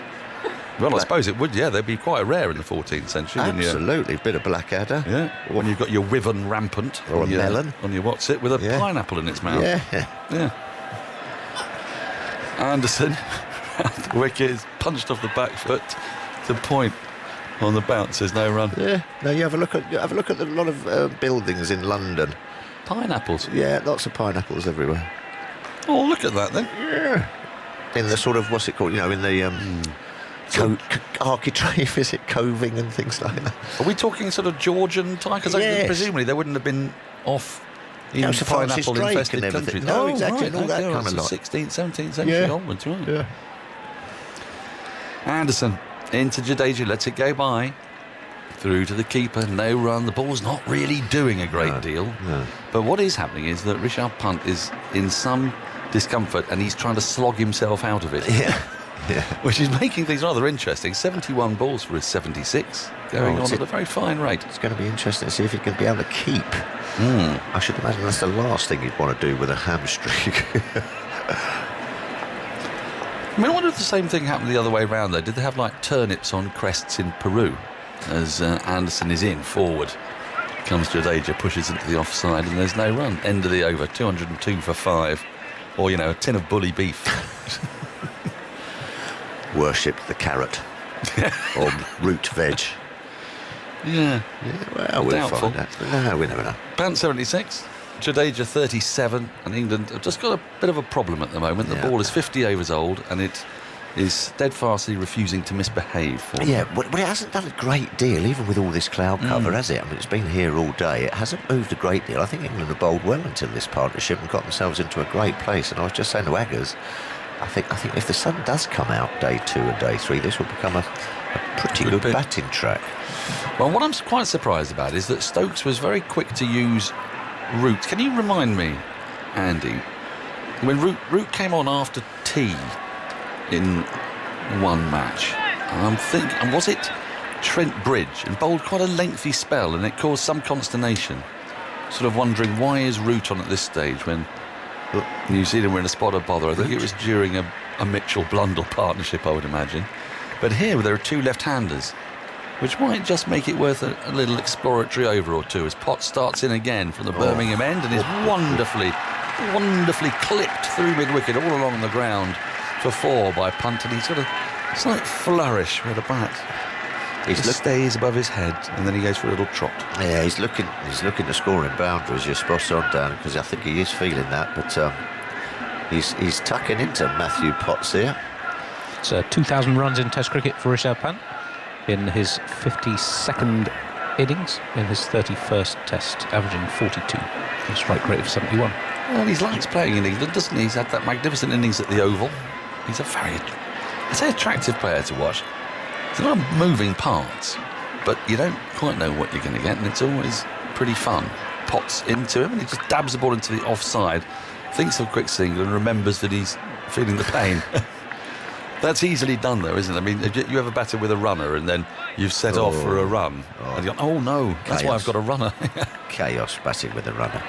How many yes, times but you can sometimes forget, you know what I mean? Because your instinct. Natural instinct. If you found a gap, you want to get a run. And oh no. Yeah. Yes. Right, here's Potts. In again, 3 slips in place. Punt lets go by outside the off stump. And there's no run. Well, someone like a Matthew Potts hasn't probably come up against someone like a Punt. He's very early on in his career, isn't he? Sort of, he's a completely different kettle of fish. Left-hander, really strong both sides of the wicket, doesn't let you settle at all. Improvises all the time. Yes, that's right. So, I suppose he'd have bowled at Stokes in the nets at Durham, but it'd be a very different thing. It's not quite the same. No, it's not quite the same. It's being exposed in this way. Punt just tucks the next delivery into the onside and then does set off. He's moving. Well, he's moving gingerly. So what he's able to do is he's able to get going, but then he struggles to stop, and so he has to start stopping a little bit earlier than perhaps he would do if he was in good fettle. He gets just a single as it rolled out into that onside. And then Potts went off to field it himself because the field is spread on the leg side. There's a long leg and a deep forward square leg. 3 slips in the offside, of course. A backward point, extra cover, a mid-off. And there is a mid-on, but basically if you get any bat on it and get it into the onside, it's almost certainly going to be a run. There you go. You found something. I have found something. You found a pineapple in a Wiven. Yep. Outside the off stump, through to the keeper, there's no run. There's a pineapple on top of a Wimbledon trophy. There you go. They're everywhere. So the Wimbledon men's singles trophy contains not a real pineapple, of course. It would have gone off by now. I don't know what metal it's made of. I imagine it's probably a precious one, possibly gold. On top, it's a lot of gold. If it's a lot of gold. Is that solid gold? Do you think? Oh, I've never really known. No, might be a bit of EPNS, a bit of electroplate. Okay. Next delivery down the leg side, clips the pad, runs away for 4. Was he playing a shot? I mean, it looked to me like he was trying to get his bat out the way, but umpire Kettleborough is satisfied that slightly jerking movement from Jadeja did qualify as a shot, and the score goes to 211 for 5 at the end of the over. Punt has 81. Jadeja has 37. Thank you, Sean. Thank you, Sean, yeah. You sent me a picture of Andy Murray. Elizabeth Savage has been in touch. Yes. Colonial Americans placed pineapples, a rare and expensive fruit, on their tables as a symbol of welcome, good cheer and human warmth. Yeah. Sea captains stuck pineapples on their gates to announce their return from sea and to welcome visitors. So if you were a sea captain, you go back to your gaff in Tooting, wherever, and then you just whack a couple of pineapples outside. I'm home. Hello, team. I'm back. Yes. Would people then presumably take the pineapple off the gate, wouldn't they, and eat it? So you'd have to be, I don't know how that works. I don't think the sea captains have thought that through. No, it's very rare and expensive fruit. Yeah. And one on top of the Wimbledon trophy. Never knew that. Well, bananas equally fated, do you think? Oh, I'm not sure. Or kiwi fruits. Yeah. Anderson starts a new over. Round the wicket, down the wicket comes Pant and smashes him back over his head for a 1-bounce 4. Spectacular stuff from Pant. He's just decided that ball. He was going to come at him, and he's played it with a horizontal bat and given it a good thwack. It was in the air, but it was nowhere near Anderson. It was over his head. It's not a bad ball at all, that. No, on the up. Yes. And it's been given some serious treatment. I think that hamstring's just loosened up a tad, because that's a wonderful shot. Both feet off the ground as he's come down the track. It's reminded me a little bit of Mohammad Shehzad. Do you remember the Afghanistan keeper? Yes. He used to call himself the Sewag of Kabul. As Anderson is in, and that jags back into Punt. And there's no run. There's fireworks going off in the middle of the day. Never quite seen the point. Doesn't seem like a very good use of a firework. No. Waste of money. So if you can hear these bangs and firecrackers, they're fireworks on the side of the ground where the Holly stand is situated, but I don't know, I couldn't say 400 yards away. There's a bunch of fireworks going on. Yes, better used at night. Better used at night, fireworks. There are certain rules. Yes. Yes, I can just about make them out against the slightly grey sky. Nice bang and crack, though. A little bit like the noise of the ball coming off Richard. Yeah, he's played wonderfully well, hasn't he? Well, that ball's jagged back into him, the previous one, and it's slightly got him. He's in the wars a bit at the moment. I think he might have another go at one. Anderson in, and he comes forward in defence. Forward, pushes back to the bowler, there's no run. Yeah, he's looking more nimble now, isn't he? He's walking around with a bit more purpose. But he has been hit above the thigh, he's not liking that. Yeah, he's just giving it a little stretch. Yes. Well, I think the one that just came back might have got him on that fleshy bit as well. So the world is slightly against him. He's been hit, he's had a groin botherer. He was hit there and he had to have various treatments done on that one. As Anderson is in, and that's tucked into the onside square of the wicket. With the angle from round the wicket, he's able just to turn his wrists and get a single to a ball that was intercepted at around about square leg. 216 for 5. Punts on to 86 here. Yeah, he's got India out of a sticky situation, hasn't he? He really has. He really has. As England will start to go into their pre-new ball mode before long. We saw it a lot against Mitchell and Blundell, didn't we? Oh, yes. A bit too much of it. Anderson into Jadeja, gets wrapped on the pad. It's a half appeal from 2 slips, but ball was sliding down past the leg stump. Thomas Bennett's been in touch with some pineapple facts. Pineapples were hired out. Hired? Yeah. People are using pineapples all wrong. Pineapples were hired out for parties and worth about £5,000 in today's money once upon a time. And pineapple canning factory workers will lose their fingerprints due to acidity. Oh. Yes, I've sensed that. Do you know, I'll give you a pineapple fact. I try and have pineapple every morning because it clears the enzymes that collect on your throat when you speak. Oh, lovely. Anderson in. Ooh, play a miss, maybe playing just inside. Punt off the last ball of the over. 217 for 5. Oh, I might hide the Punt has 86, Jadeja 37. I might hide the pineapple from you tomorrow then. My voice became extraordinarily gruff. Because apparently there's an enzyme in it, and it goes down your larynx and it strips your fingerprints off. Yeah. I don't think in one go. I think you've got to work in the factory for a while, but it's a cumulative effect. Yeah. Keep those pineapple facts coming, but don't feel you need to leave out other more fated fruits or even less fated fruits.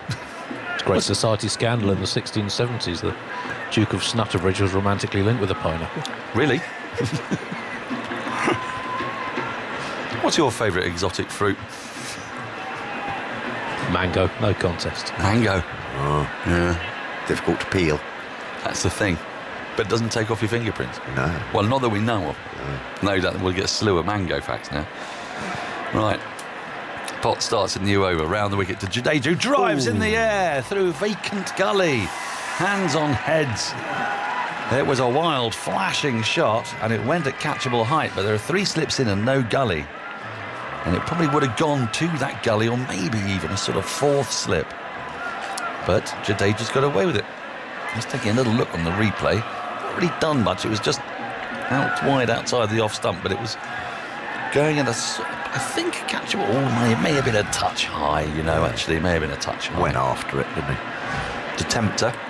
Yep. It did the job. 221 for 5. Jadeja moves into the 40s. Ooh, he's gone round the park a bit here quietly. He started off so well, Potts. Now he's 2 for 70 off a 13. Yes.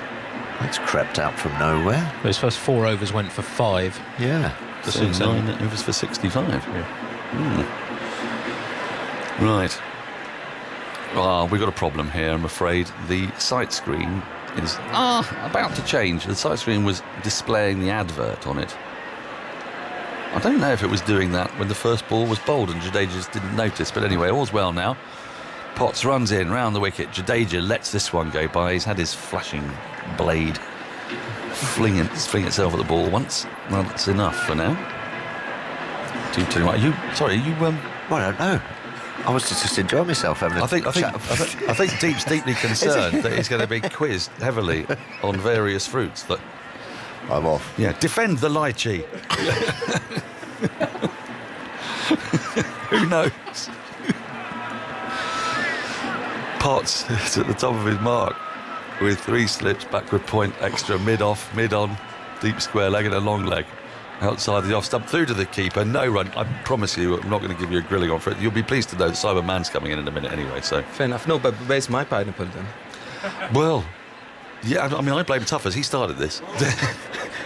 He's left all of his pineapple stuck on his gate to symbolise that he's come home. This is all going very nicely for India at the moment. This partnership now worth 123. The ball going soft, not really doing much. 2 batters very much in. Potts into Jadeja, drives elegantly, but can't beat Broad mid-on. It's been a feature of Jadeja's batting, the on-drive deep. Absolutely. Has been wonderful today. Absolutely. I think the very first on-drive that he hit, we were talking about his head position and his elbow and his, his body, and he seems to be in good sync. And that's important. Because obviously also what we were talking about post 30-32 overs, we were saying, another 10 overs, just see this phase through. Potts into Jadeja, who drives again, but can't beat the fielder at mid-off on this occasion. Goes straight to Tillman on the ground, there's no run. True, and now I guess the onus is on Ben Stokes to find a plan B now.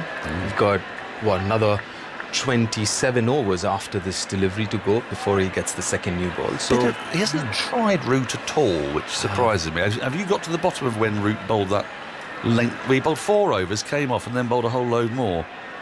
And it was bemusing at the time because it was to 2 right-handers, but with 2 left-handers might be worth a little exploration.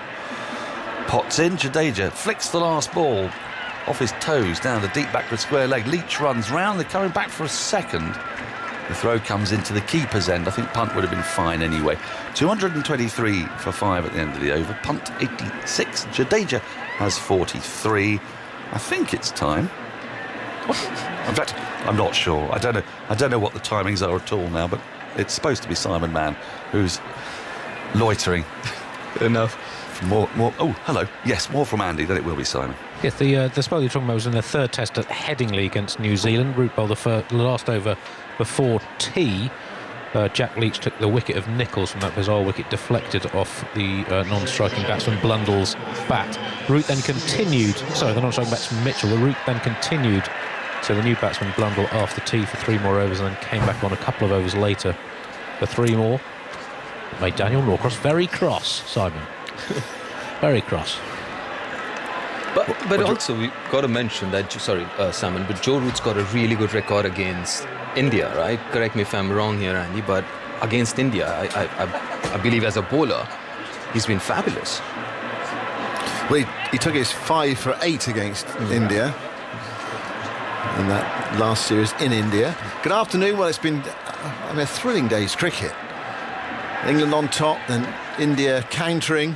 223 for 5. Superb partnership led by Rishabh Pant, who's 86 not out, and he's on strike to Stuart Broad, bowling from the pavilion end. Broad goes in and bowls just short of a length, nudged away by Pant. He's looking for 2 here, down to deep back with square leg. He should get it as well. Oh no, he just decides at the last moment, and probably just as well, because the throw was rocketed in by the bails by Alex Lees, who's down there on the fine leg boundary. 224 for 5, and Pant moves to 87, and he's got these runs from 81 balls, and it's been typical Rishabh Pant, a mixture of the exotic and the powerful and the audacious and the contrary at times as well. True, but it has been a little different from a usual Rishabh, and he's been a lot more measured so far in this innings. And he's played a few reverse sweeps and shots like that. And the slog, the attempted slog off Anderson. Here's Broad bowling and defended by Jadeja back up the pitch. Broad bends down to pick up, and there's no run. Yeah, we probably haven't seen quite as many swipes and hacks. Exactly. I mean, that's the point I was trying to make. He's played mostly with the straightish bat. Every now and then, yes, he has. But then even the ones that he had stepped out, they were all down the ground. They weren't hacks over mid-wicket or square leg. They're like proper straight batted, full face of the bat shot. So I think this is a very different innings, and one of the best I've seen him play, to be honest. Jadeja on 43. Broad moves into Bolton outside the off stump. He feels for it, and it's stopped at backward point by Ollie Pope, diving away to his right. Save 4 there.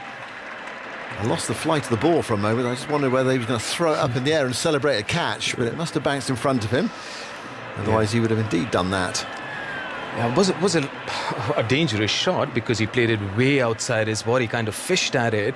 And obviously the fact that the ball's got softer, so it's easier comparatively for the batters to kind of time it, which he did really well. But again, nonetheless, it was a dangerous shot, playing that much away from his body with a straightish bat. 224 for 5. They were 98 for 5 at one stage. India. Broad looking for his first wicket of the day. Bowls there to Jadeja, who drives it fluently but straight to cover, and there is no run. Root's record against India has 10 test wickets, averaged 30, but most of them, well, half of them were in that 5 for 8 on that rather helpful pitch in Ahmedabad. Only 2 of those wickets have been in England, but he does have a good record against left-handers in his test career. 27 of his 46 wickets to left-handers, averages 29 to left-handers and 70 to right-handers. Well, we might need to see him. The 54th over.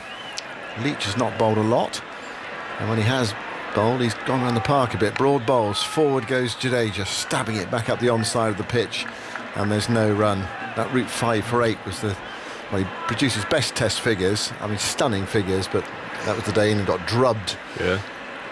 And then got bowled out, yeah. I remember that test match, was covering it, and yes, Joe Wood, fabulous numbers, but that series, Akshar Patel picked up 17 wickets in 2 test matches, if I'm not wrong. 17 test matches, that was his debut series. Yeah, they couldn't resist him. It was so difficult for them, England players, on some of those surfaces, broad bowls, and it's played off the back foot by Jadeja up towards mid-on, and there's no run. Some pitches that some of them just wouldn't have never have seen, I think. They wouldn't have seen some of them. The one in Chennai for the first test was sort of a bit more, I think, what England were expecting in terms of an Indian pitch. Quite flat, and then it deteriorated, but England were fortunate to win the toss, and Root got his double 100, played brilliantly. You're actually underselling his achievements. He had 27 wickets in 3 tests, averaged 10.5 against England, and 3 more tests since, an overall 39 wickets at 12.4. But he's had a few helpful pitches, I think it's fair to say. Yeah, that's a fair call. That's a fair call. But yeah, 3 test matches, 27 wickets. Yeah, I mean, the thing is, as you mentioned, you would expect wickets in the subcontinent, or other pitches in the subcontinent, to be a little helpful, but yeah, maybe a couple of them were a little more than what you would be expecting. Right, Jack Leach is going to bowl. He's only bowled 5 overs today, 5 of the 54. Remember, he bowled 30 overs on the first day of the Headingley Test match, on a pitch, though, that was a bit more conducive to slow bowling. There was just a fraction of grip, and it started quite dry. This one, grassy but brown. 224 for 5, and these two have tried to take Leach on, not let him settle. So consequently, there are 3 fielders in the deep on the leg side. But so far against Jack Leach, there hasn't been any hacks. All the shots were very orthodox, straight down the ground, or horizontal bat shots for anything which is short. It's Pant on 87. There's a deep backward square leg, deep mid-wicket, long on. It's a 7-6-3 leg side field. Pant comes forward and knocks this back to the bowler, Jack Leach. A bit like sometimes you're in the nets where you just want to hit it back. You bowl me another one. Gets back to the bowler quickly. Just serve me up one I can put into the Hollis stand, or into the stand at long on. That wasn't it. Here's Leach going into bowl to Pant, and Pant turns that away. Backward a square for a single. It's finding the gap there. He easy does it. Yeah, he does a lot of range hitting, Rishabh Pant, and most of the players of this generation, they do. But Rishabh Pant especially, I guess, he does a lot of it, and last year hasn't been that great emotionally for him. He lost his coach, who was his mentor as well, Tariq Sinasa. He's produced a lot of international cricketers and first-class cricketers. He passed away recently after being terminally ill for a while. Leach bowls, forward goes Jadeja, playing it back to Leach, the bowler. Yeah. No run. So, and last time around when Rishabh was here, he was informed that Tariq Sinasa is terminally ill, and so it's now been, easy ride for him. Leach to Jadeja, flicks this away off his hip, goes to short fine leg. There's no run. Well, he's such a exciting cricketer. He's one of those players that, if he's out there batting and you're in the ground, you watch. You don't sort of go off and have a drink back in the stand or anything like that. Forward goes Jadeja, playing it up the onside of the pitch. Leach bends down to his left to pick up, and there's no run. He's 88 not out. See, that's the thing about Rishabh, right? Because he's got a whole range of shots. Leach to Jadeja, and Jadeja pushes that away into the offside. Easy single to the left of Broad. I mentioned that 6-3 leg side field, so lots of gaps in the offside. The end of Leach's over. Not that much damage done in that over. Happy to knock him around for a couple of singles. 226 for 5 India. We've only had 55 overs, so scoring at 4 runs an over today. It's been the counter-attack after the loss of those 5 wickets for 98. Yeah, and few of those top order batters would be kicking themselves. I mean, some of those shots they won't be happy with. The dismissals. Yeah, someone like Virat played on, could have easily left it. In fact, he was kind of leaving it, and he was in the process of leaving it, but kind of was caught somewhere in between. Shubman Gill, because it was a big opportunity for Shubman Gill. Well, you do feel for someone like Pujara and Hanuma Vihari. Both of them got good deliveries. But the other 3...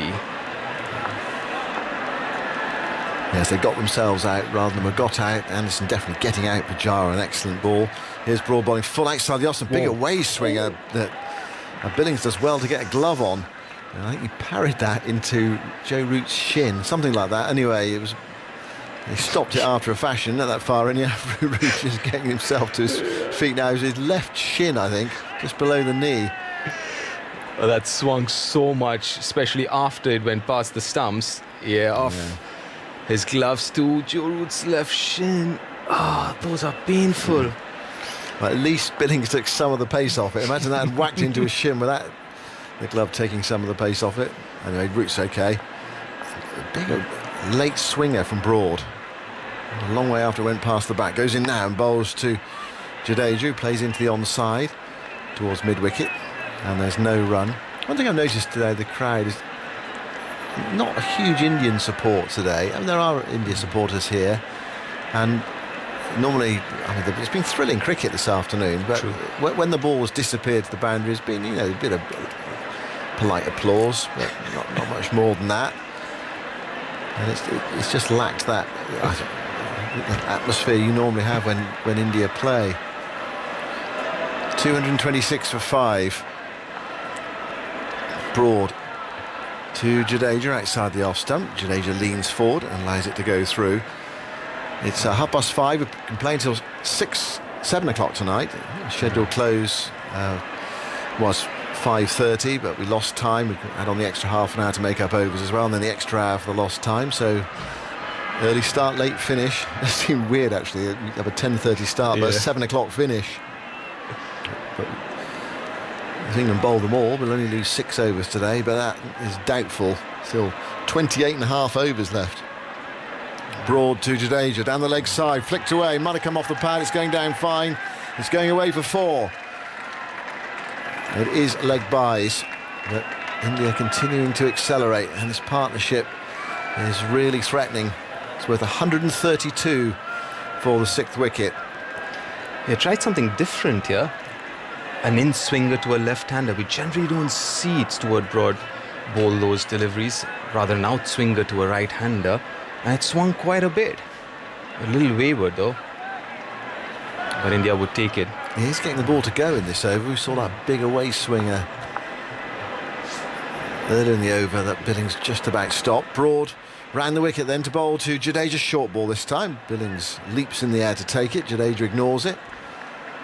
And Aling Dar steps forward and signals the one for the over. We haven't seen that much short pitch bowling from England today.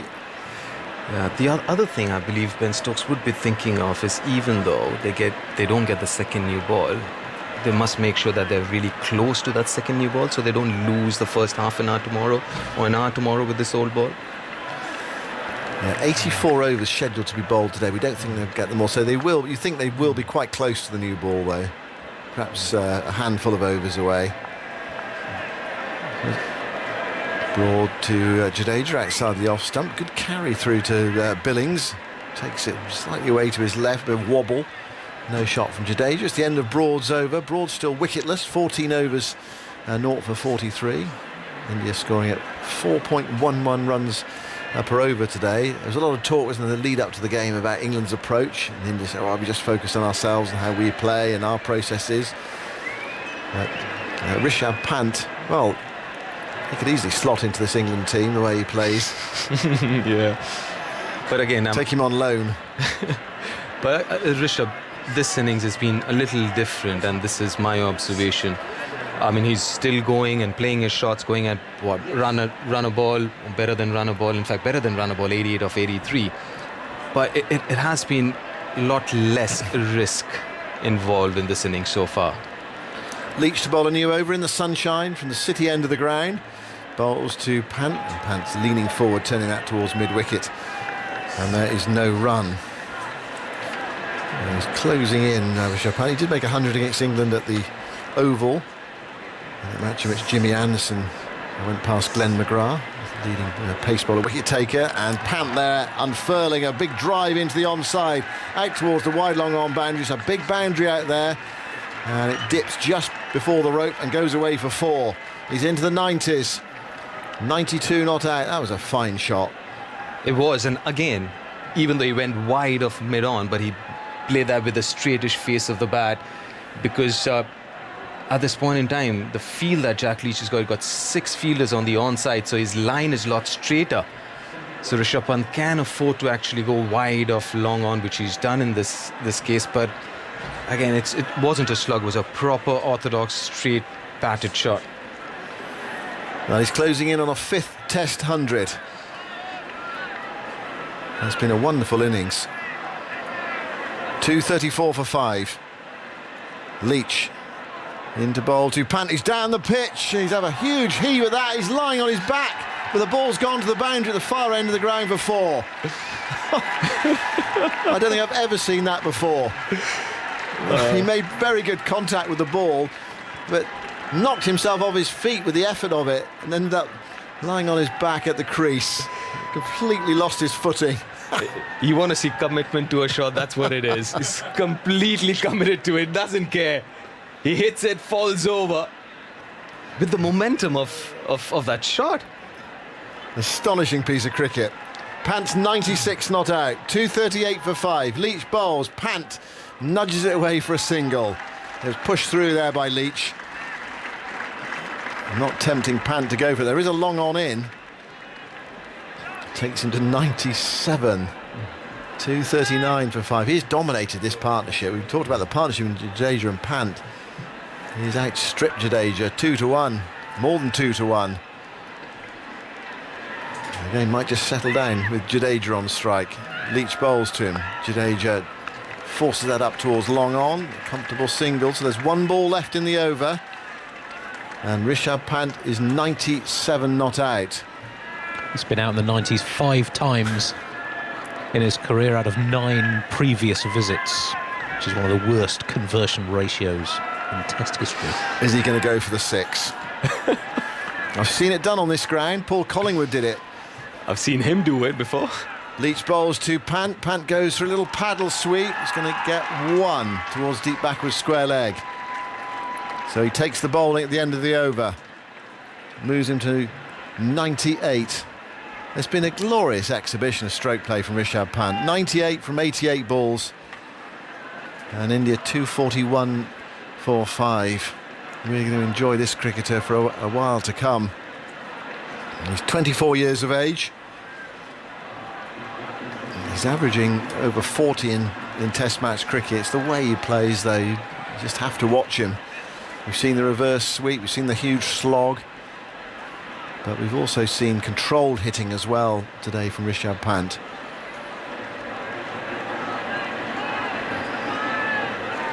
He's 2 away. He's going to push the field back, actually. There's a deep backward point in. There's a deep square, there's a fine leg. Still the 3 slips in. Ben Stokes has been prepared to keep lots of slip fields in today. At one stage there was 4 with still a runnable 50 partnership. He kept 4 slips in. 3 saving 1, 3 slips and 3 men back. And here's Broad bowling to Pant on 98. Short ball pulled away down towards fine leg. That could be it. He's off for 1. Picked up in the deep. He's coming back for the 2nd. The throw comes in. Pant dives to make his ground. And that's a brilliant 100 from Rishabh Pant. Magnificent innings. And he's got there from 89 balls. As good as anything England have produced this summer. Gets a hug from Jadeja.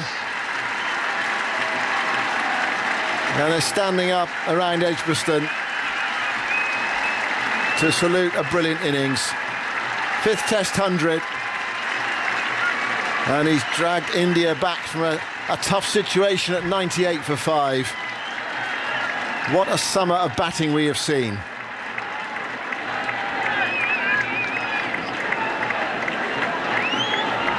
We've seen Bairstow, we've seen Mitchell, we've seen Root, and now we've seen Rishabh Pant. 243 for 5. And Pant settles over his bat, is prepared to take strike from Stuart Broad. Short ball, Pant pulls. Guided pull out towards deep backwards square leg. And they're through for a single. 244 for 5. Mark Ramprakash is here. Well, it's a privilege really to be here and witness a fantastic innings by Rishabh Pant. I was lucky enough to be at the Oval in 2018 when he came in and got a wonderful 100 for India. And over his short career there's been a lot of chat and discussion about his style of batting, but he's remained authentic. His shot selection has been good in the main today. And whatever England have thrown at him, whether it's pace or the spin of Leach, he's had an answer. Quick on his feet, judged lengths very, very quickly. Whether it's getting onto the front foot or on the back foot, he's exceptional at picking up the length. Now Jadeja facing broad bowls, and Jadeja thick edges this on the back foot down towards deep third, chases on for Pope, might go for 4. Yes, it has enough on it. Very quickly across this Edgbaston outfield. It's a 150 partnership from 29.4 overs. Well, it's the way England have played this summer. And India emulating them. Well, these two anyway, these two left-handers. Broad's got his half century up. His 15th over, 0 for 50. India 248 for 5. And Jadeja now 1 away from a half century.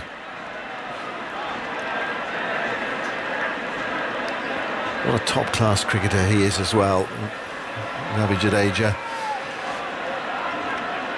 He's doing some gardening there, just waiting. The field is back, there's plenty of space for his single for his half century. Deep forward square leg, fine leg. Gaps on the onside and through cover, square cover on the off. Jadeja's forward and knocks it wide of mid-on. And there's his half century. And there's the celebration from Ravi Jadeja. Sword-like twirl of the bat. It hasn't been as spectacular as Rishabh Pant, but it's been mighty effective. And he's played his part as well in this huge partnership for the 6th wicket. It's rebuilt India's innings. 109 balls, 7 fours. This is our 20th score of 50 or more in Test cricket, 200s amongst those. And his 6th half century against England. And he prepares to face Stuart Broad. It's a short ball to Rishabh Pant out towards deep forward square leg. They're through for another single. And talk about those runs as well. I mean, his wickets, 242 Test match wickets to go with an average of 35. 250s up, 250 for 5. 8 games in the T20 Blast tonight, by the way. Joss Butler's playing for Lancashire at Worcester. Oh, I thought he was in our commentary box at lunchtime. He's playing in the Blast somewhere tonight. So, yeah, just a short trip down the M5 to Worcester. Here's Broad bowling, played away into the onside by Jadeja. Forward a square, they're off for another single. And you can catch that match and every match live on the BBC Sport website and app. That's the end of Broad's over. Zoltz has got something to say, and I'm sure Ramps has as well. And Prakash is coming in to pick up the commentary. Rishabh Pant's century, 89 balls, 1 6 and 15 fours. As Simon said, his 5th in Test cricket, 3 of those against England. 89 ball 100 is Pant's fastest. It's the 3rd fastest by an Indian player against England and the 2nd fastest by an Indian player in this country after the sensational 87 ball 100 Mohammad Azharuddin made in the 1990 Lord's Test, one of the most spectacular innings played on that ground. Well, under the circumstances, it has to rank right up there, isn't it, Mark? I mean, coming in at 98 for 5, India on the back foot, England really dominating, and then to come out and launch a counter-attack of this nature takes some doing. Yeah, I would say that most players, when you speak to them, you know, the most satisfying performances are when the team really needs them.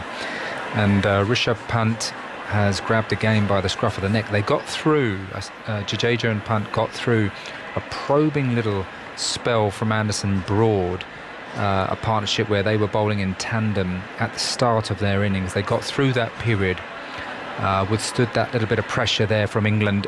England made the bowling changes, and India have very much capitalised on that. We are looking down at the field here, England taking drinks, and Pant having some stretches. Yeah, that sort of happened. Yeah, the physio's down there. That happened, I think, when he was in his 60s, played a little swivel sort of lap down towards fine leg, and then as he ran and got to the other end, just clutched the back of his left thigh, and he's been sort of troubled a little bit by it throughout. One just hopes it isn't anything very serious, because right now the physio's out there doing some stretches. Let's hope it's not anything that's going to affect him, because that would be a big loss for India.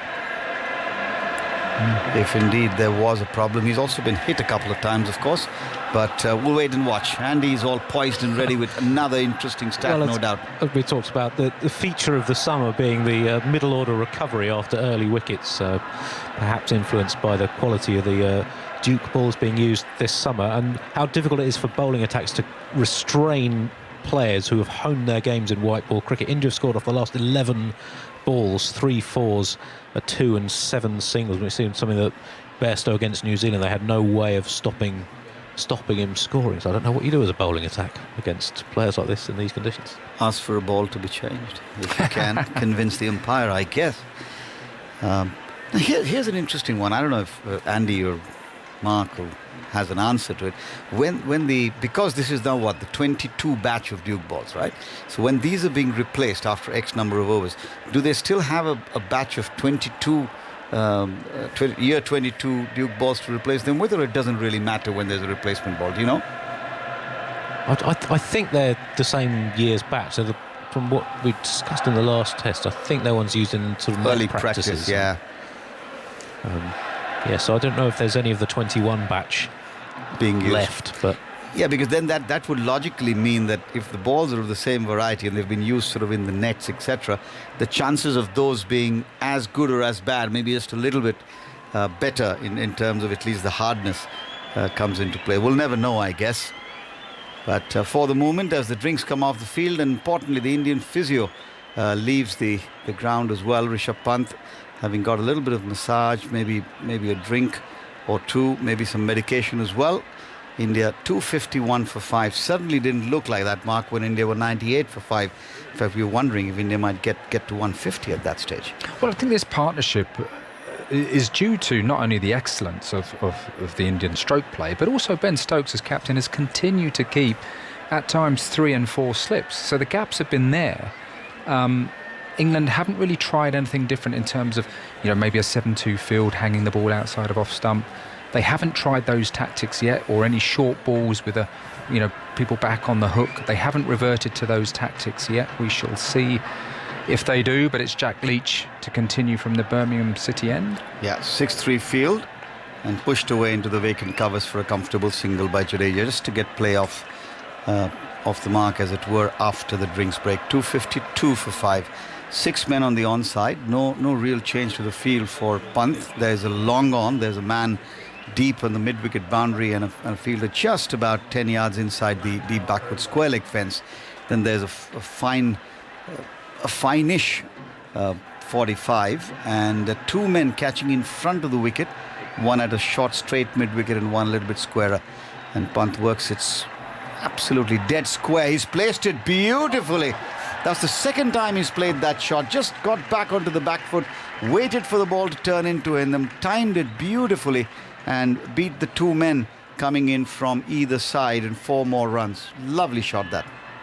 Yes, it just seems to bring that bottom hand in late into the shot, and it whips it away. Effortless shot, the ball racing away across this outfield, dissecting the 2 men out on the leg side boundary. Now the man being moved a little bit squarer at backward of square, and Pant waits for Leach in bowls, and Pant is beaten. Little shout from Root. Batsman's back to us. Not sure what exactly happened there. We'll have to watch the replay, but there was a little bit of momentary excitement. He just came back in at the left-hander. Leach again from the far end, comes in and bowls, and he's paddle swept it, and it's a lovely bit of fielding, but parried away. There will be a single to be had, but certainly saving 3 runs there. I think it's Spots down below us, moved very quickly to his left and got down. 257 for 5. Pant is now 107. Jadeja on strike is 52. In recent times in Test match cricket, one have to say Pant has been one of the most successful of India's batsmen. This one turned away, but not for a run. Crawley moves quickly to his left and fields on the practice pitches. So watching that replay there. Is that a nick there? No, it probably off the pad. Came off the pad. There's Leach bowls and Jadeja sweeps, and there's a tight single which Pant will complete as Potts moves to his right at 45 and fields. 258 for 5 at the end of the 59th over. Going along at just a little over 4 runs and over, 4.37 to be precise.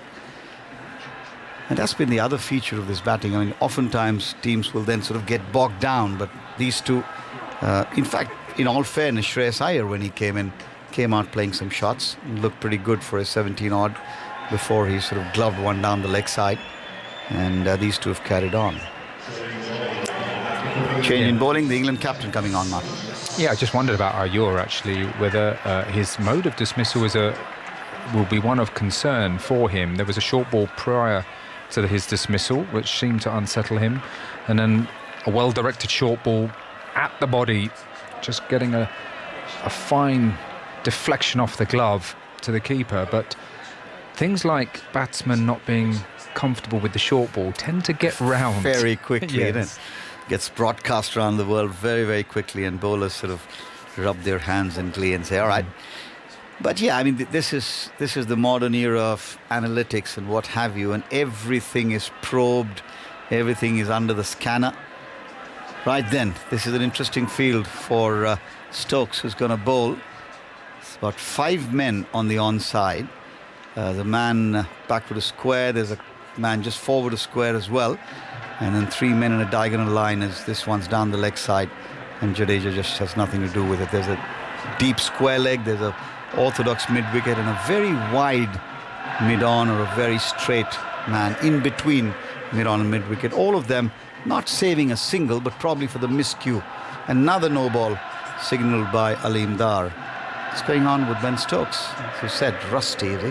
I think he's rusty. This short ball ploy I've seen several times from England. Stokes is up, bowls short, and Jadeja thinks about playing it and then realizes well over his helmet, lets it go through into the gloves of Billings. I've always thought if I was facing that, what would really unsettle me is if there's a short leg or a leg gully close to me, so that if I'm trying to play the ball defensively, there's a threat of me being dismissed. So then I'm thinking, right, well, if I defend it, I could be in trouble, and then you're more likely to take on the aggressive shot and try and play a hook or pull, which brings other fielders into play as well. England have no short leg at the moment. Stokes is up again, bowls, and once again Jadeja just gets underneath it, lets it go through. But we were saying earlier that England, it was getting to that stage where they hadn't really tried anything different. You know, the seamers had banged away with 3 or 4 slips at a time. Runs had come quite freely, and at what point would England think about changing that tactic? I wondered whether Stuart Broad might hang it outside off stump with a 7-2 field. That was an option to the left-handers. But of course Ben Stokes now into the attack with this short ball ploy.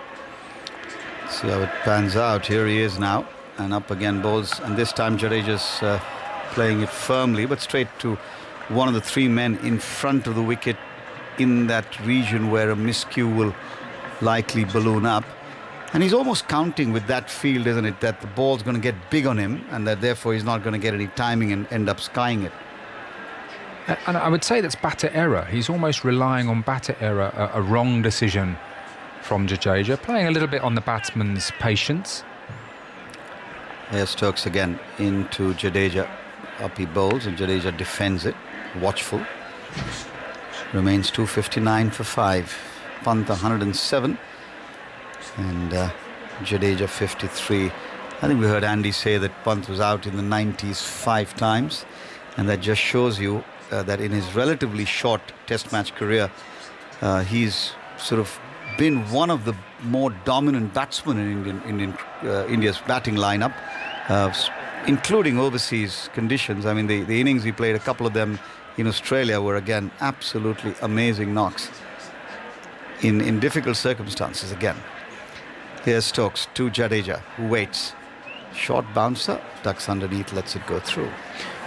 I mean, Punt with his 400s, it makes you wonder if he had converted those 90s, he would be on 900s. For someone who's not played very much cricket at all, he's a wonderful talent, but it just, as Ben Stokes bowls another no ball, Aleem Dar signalling that one. I just wonder as well, watching him bat, how much premeditation there is in his batting. There seems to be quite a lot. That feeling, don't you? Especially the run down when he does that. Stokes bowls this time, and it's again down the leg side, nothing to do with it.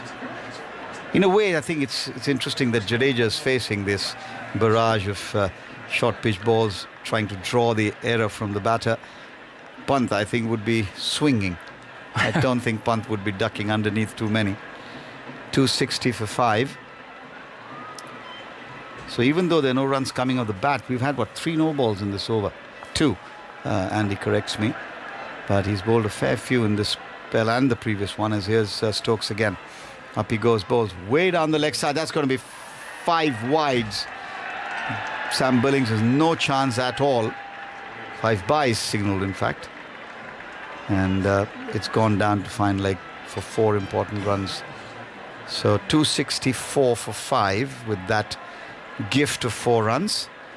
Commentary continues on the 5 Sports Extra, via the BBC Sport website and the BBC Sounds app. But Radio 4 long wave listeners are leaving us briefly for the shipping forecast. Yeah, Ben Stokes really not quite getting his radar right. He's been a bit wayward. He's overstepped several times. Maybe we won't see a lot more of him if he decides to take himself off. No change in the bowling at the far end, though. Leach to continue. And he's got the same feel that he had in the previous over. 3 men in the deep, 3 on the inner ring, and a slip. The forward short leg has now been dispensed with. And the slip in place. This is nudged away. And they'll take a quick single down to where Stuart Broad is. Before he can get there, they're comfortably through for a run. 265 for 5. That's been the other feature, isn't it, Mark? Looking for every possible run to rotate strike. And I think that's where Jadeja plays his part. He's a really good foil for Punt. He's good at rotating the strike, but he also brings a calmness at the other end from the stroke play of Punt. Leach bowls and Jadeja paddles it down towards the man at deep backward square. They'll take 1 again. And this is good from an Indian batting perspective. They're not getting carried away. They're keeping the scoreboard ticking along and not taking too many risks. Pant settles again and waits for Leach. Straightish run up to the wicket, comes in bowls, and Pant this time gets down on one knee and places it. I didn't see the ball. It just raced off the bat and beats the man at deep backward square before he can get anywhere near it, into the cushions on the boundary. 270 for 5, Pant up to 112. Not sure if Crawley at square leg even spotted it. It was well far away from him. Fielder being moved squarer now. Went down on one knee, Pant.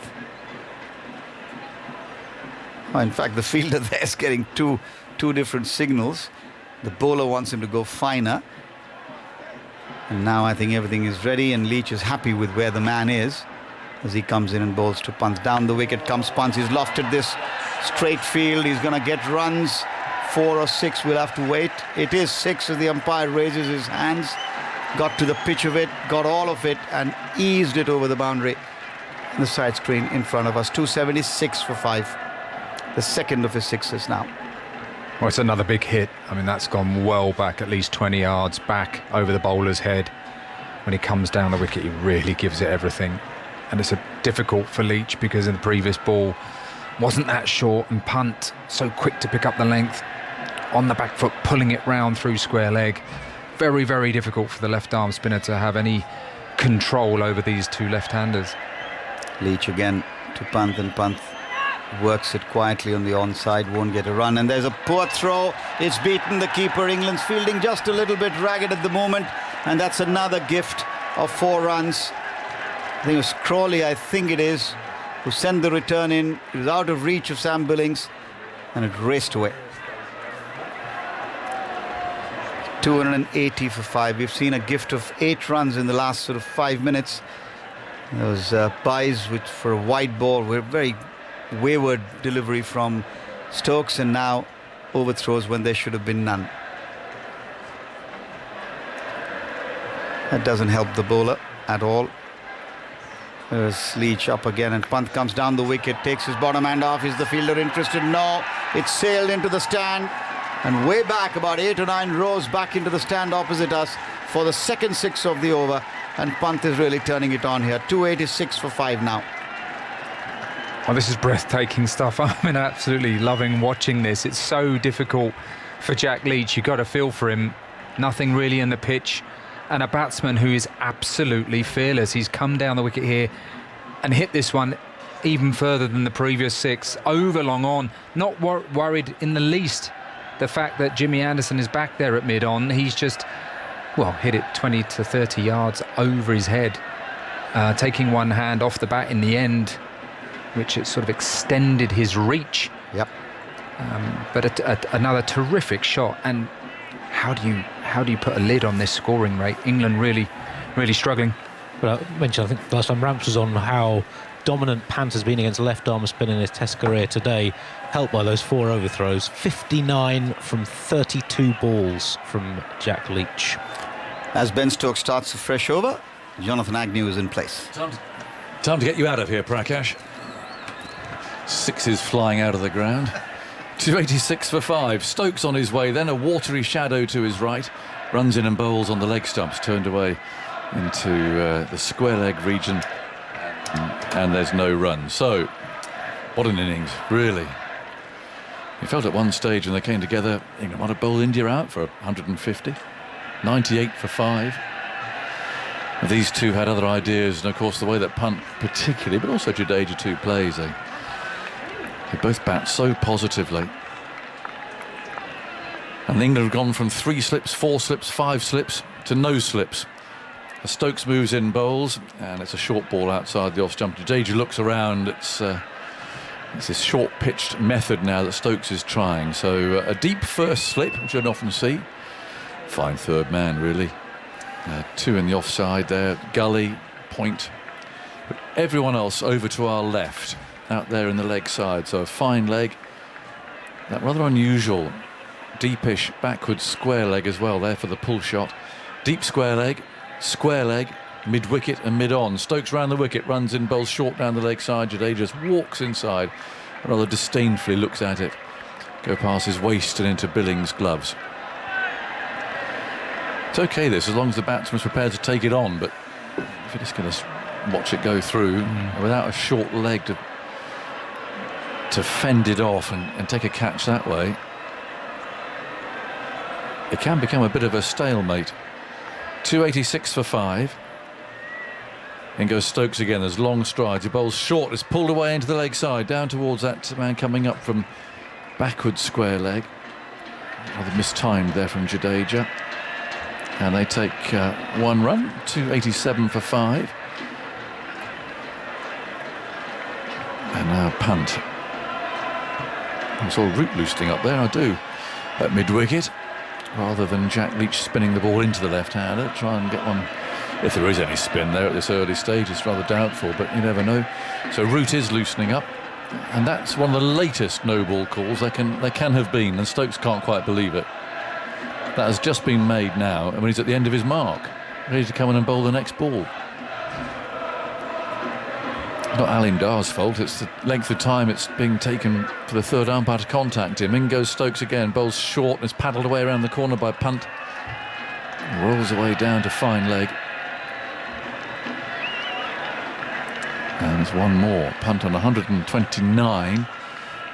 To see how this hamstring shapes up in the morning. He's definitely done a little tweak there. The physio came out and had a look at it in the last drinks break, but it hasn't inhibited his batting at all. No, I bet there's a few of the England bowlers that wish he'd do the other hamstring as well. It certainly hasn't impeded his stroke. No, it has not. Jadeja on strike on 55. Stokes again moves in, bowls short, and he sways out of the way. The ball flies past his nose and thumps into Billings' gloves. 7 no balls by Ben Stokes in 5 overs. Yeah, frustrating. And Aga's actually a bowler's perspective. This is even harder than bowling normally in terms of physical exertion for Ben Stokes. And we know that he's had his injury worries, his sore left knee and all that sort of stuff. Every ball, every short ball is going to be absolute maximum effort, isn't it? And he comes again, bowls, hammering in it, and it's just flying down the leg side rather harmlessly there. It's the end of the over. 289 for 5. So that run rate, I think when these two came together, was well below 4. But now 4.6 demonstrates how quickly they've moved on. Blue sky everywhere now. It's the best part of the day. And I've rather lost track of timing, so I think we can go through to, is it half past 6? It was 7 o'clock, I think. 7 o'clock. So another hour of play. And Joe Root is coming on, and for punt, people are already scattering, heading off into the deep. Long on, deep mid-wicket, deep square leg. But the hot news of the day, Ebbs, is that your Colombian friend has heard all about our conversation about your Colombian Spanish, which is amazing. The word travels fast, right? It does. Who knew saying something on TMS about my Colombian teacher would make it back to Colombia in a matter of a few minutes? Amazing. Is he saying that Ben Stokes should take the second new ball, or what's? He knows very little about cricket, but I think he's delighted that we're talking about him. Absolutely. We should take more cricket to Colombia. I like it. Yes. 289 for 5. Root hasn't bowled yet today, and long on up, and that's been hammered out towards mid-off. He's deepish. That's very well picked up there, and it made Pant stretch a bit and stretch that hamstring too, but he's made his ground okay. 290 for 5. How's this for an innings? A word as well for Jadeja, really. He's held a lot together. 55 of 128 balls. Just played around and allowed Pant to do his thing. Root round the wicket then. Bowles tossing out up, and they'll take another one here, pushed up to mid-off Stokes Fields. That's the last thing he wants, really, spending a lot of effort into his bowling. But now he's having to come charging in and field as well. 291 for 5. Punt on 130 from 101 balls. And it's a Bairstow-esque scoring rate. Now I was looking around the field again. They brought one of the deep fielders in, but they kept that mid-on and mid-off up. They're tempting him. His Root again, bowls to him. He lets that go through. Collected by Billings, standing up there to the stumps. Floodlights are on, although it's bright sunshine here now. It's the best part of the day, frankly. High cloud as Root bowls again, and that's smeared away over extra cover. In the air, and away into the boundary for 4. Deliberately lofting Root over the top. Stokes applauds Root, but it's another boundary. It's been quite a feature of his innings today, that everything's kind of been in that V. Extra cover through to mid-wicket. Threw the kitchen sink at it, got a bit of an outside edge, but again looking to go straight. Now, Root did toss it up to give him a little bit of credit, but another boundary it was, and Root bowls again, and he's smeared this into the log. Onside this time, was sort of a sloggy, sweepy sort of a shot, and he's waving there to the dressing room. I think he wants some dry gloves. I think he's saying that his hand slipped on the handle there. 295 for 5. 1 ball to go in the over. Still those fielders are up. And Root round the wicket, moves in, bowls a bouncer to him, and he's hooked it for 4. I've seen Root do this in the nets, and he'll be cross about that. He's really snatched his cap and sweater from the umpire. He practices that bouncer, but Rishabh Pant's too good for that. 299 for 5. He's on 138 from 105 balls. India were 98 for 5, having been put into bat. And what a recovery this is. And it's just been a feature of the summer, hasn't it? Blundell and Mitchell in every test match. The recovery, the comeback. Yeah. Makes it more fun, doesn't it? As in, because almost it feels like you're expecting the collapses that we see sometimes, and then actually reminds you why we love this format. But you do wonder how. I mean, is it the balls? Is it because the balls are soft? And so the middle order batsmen can come in, get themselves in, and that the bowlers haven't got a hard ball to bowl with. I wonder if that's part of it. That 4 brought up the 200 partnership in 35.1 overs. Stokes round the wicket, bowls another short ball, and it's been pulled for 4. That familiar, very distinctive sort of howl, if you like, from Indian supporters when something good happens. It's starting to break out now around Edgbaston. There's a group over there in the Hollies stand jumping up and down. Jadeja reaches 60. Well, the pitch is flat as well today. You know, there's been no real demons. We saw a little bit of variable bounce earlier on, but I think with this ball at the moment, it's just not offering any real threat. Look at this field now. 3 out on the leg side boundary for the hook as Stokes comes in, bowls, and Jadeja sways out of the way. That's collected by Billings. I mean, I have to say, it's been a day of amazing contrast, hasn't it? So England put India in. It's all very positive and attacking. 5 slips at one stage. 98 for 5. And now, with almost an hour to go, there's 3 men on the leg side boundary. There's a deep first slip, very fine third man, and they're bowling bouncers. That's how much the game has been snatched away from them by these two. 205 their partnership now as Stokes sets off again and bowls another short ball outside the off stump. We know he could have cracked that through the offside. He really could have leant back and cut that. It's only 2 men within range. But he already decided to let it go. 303 for 5. Run rate nearly at 5 now.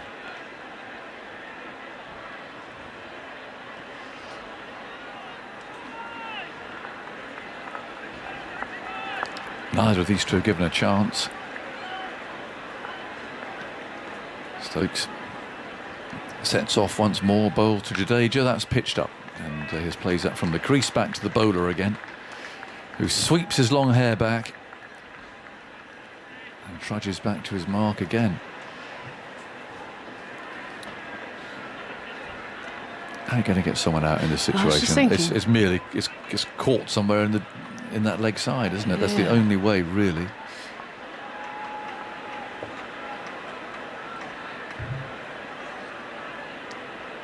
Stokes turns round again, runs in past that pile of sawdust.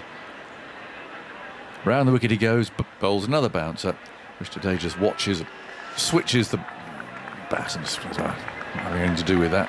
303 for 5. Yeah, it feels difficult at the moment. Where are you going to get the wicket? The only 2 bowlers who've really held control throughout has been Jimmy Anderson and Potts, but you can't over-bowl them as well. He's tried to rotate. Spin options hasn't worked, even bringing Root in. Stokes has really struggled for line and length. I'm just wondering if it's worth a little burst from Potts just to try and bring a bit of control back to the game. Stokes again bowls on off stump, and Jadeja pushes that into the offside and steals a single. Think about that a second, but Lees is there, and in fact he hurls the ball at the stumps up at the non-striker's end, but they're home.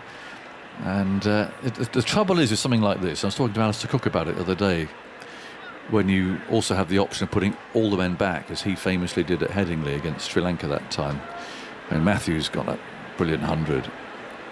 Once you've done it, it's very hard to go back. Once you've gone to plan C or whatever this is, how do you go back to just bowling normally again? Right, come on, had enough of this. Line and length, slip in the gully, or whatever. It's actually quite difficult once you embark on either of these 2 strategies to change your mind. And this ball's 63 overs old, so I mean there's still a while to go. 17 overs until another new ball, so they won't get that this evening. Are they just going to continue this until the close of play from one end with a spinner at the other? Drinks being brought out for the Indian batsman. And the physio's there as well, keeping an eye on Pant. He doesn't seem too inconvenienced, but there does seem to be he's stretching that left hamstring again there. There's something there that's not quite right. I wasn't sure if it was cramp, because looking at the way the physio was just kind of, just rubbing it up and down, but there wasn't any sort of specific stretching motion. It just, sometimes your first test back, they haven't played a huge amount of 5-day cricket. Yeah, well, let's hope so. But it certainly hasn't affected his batting. Root's going to continue to Jadeja with mid-on and mid-off still up. Root round the wicket, comes in and bowls to the left-hander, who stretches forward. The ball thumps into his pad and Billings fields. This is now the highest Indian 6th wicket partnership against England, now at 206. Root again, bowls a little slower, but it's short as well, and Jadeja just leans back and cuts this out to a deep point fieldsman. Throws that ball back again. Rishabh Pant was involved in the previous record, 204 with KL Rahul on a gripping final day at the Oval in 2018. Edgbaston thinning out, whether people have got pre-booked trains or something like that, but certainly to our left, a lot of empty seats now as Root bowls, and that's pushed away off the front foot by Jadeja. A reminder, if you're coming tomorrow, 10:30 start, and I know a number of you have got pre-booked trains for an 11 o'clock start. There goes Root and bowls outside the off stump. There's no stroke, but if you can get here for a 10:30 start, well, I need to get here a bit earlier than that, 'cause it's a bit congested, isn't it, getting into Edgbaston? But that is the official start time tomorrow. Root again moves in and bowls, and that's sliced away very fine. A chase abroad, he won't get that. It's another boundary as Root drops too short. 4 more. Look at this rattling along. 310 for 5. Has been a strange day. 98 for 5. Now 310 for 5, and it's been the rate of scoring too. Yeah, I have to give a lot of credit here to Jadeja. He's just been working the ball around, not trying to overhit it. Really supporting Pant at the other end. There's Root again, pushing out into the offside. That's the end of the over, and a reminder, of course, and a reminder, thank you, Adam, to all of us. It's Blue for Bob Day tomorrow, of course, in memory of our old friend and colleague, but England fast bowler, Warwickshire hero, Bob Willis. So blue tomorrow, Ebbs. Yeah, good old Bob. Yeah. I worked with him a bit. I didn't get to know him as well as some of you guys who would have played alongside him, but he was so interesting, wasn't he? How, you know, sometimes you saw the bravado on the TV when he was giving you his hard feedback, but also when I worked with him, he was just so friendly and warm. Absolutely. Lovely Deep thinking guy. man. Yeah. Such a gentle man. But yeah, he used to fire himself up, didn't he? He did. He didn't hold back. No, he didn't. But he used to get frustrated when England were playing badly. And felt it was his job to say so. But, lost far too early was dear old Bob Willis. Stokes round the wicket bowls, and that's turned away into the leg side from Punt. So we'll be reflecting on all of that at lunchtime tomorrow as well. So bring your blue shirt. It might be a bit of a damp morning tomorrow too, so bring an umbrella too, maybe.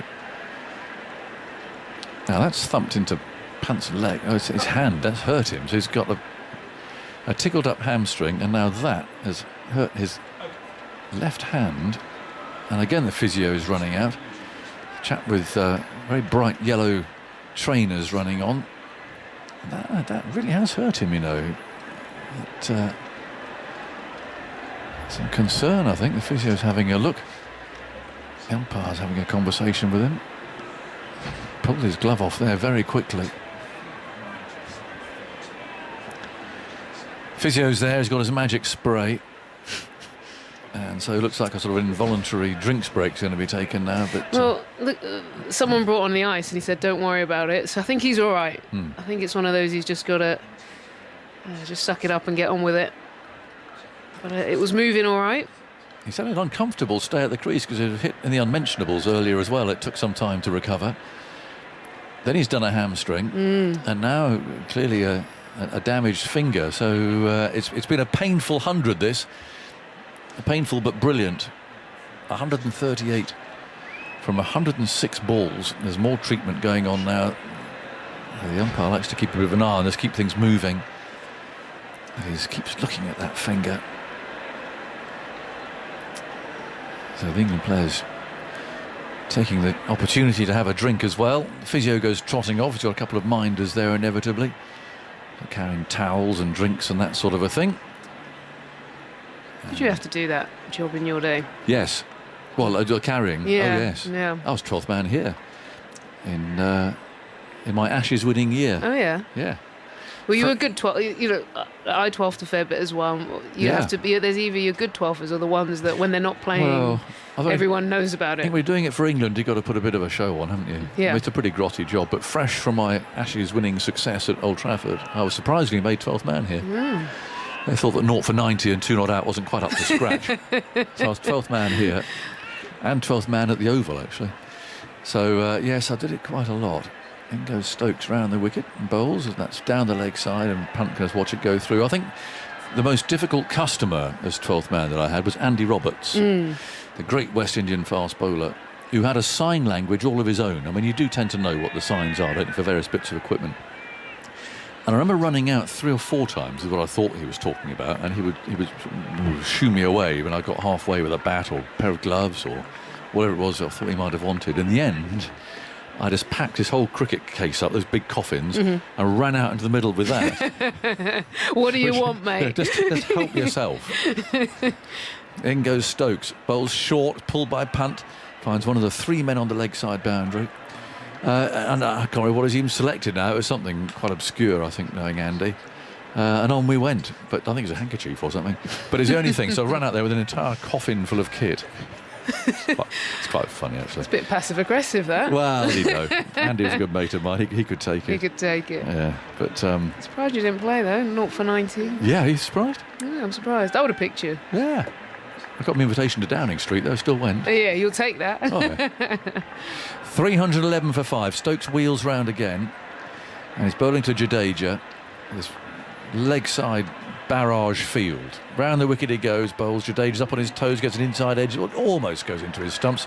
Punt calls him through for the sort of 100 that if you had a really bad hamstring, you wouldn't take the run, or you should be hobbling as you did so. He's a bit of a hobbler afterwards. He's having a bit of a limp now, but at the time, the worst for this was Gordon Greenwich, who'd have been well before your time.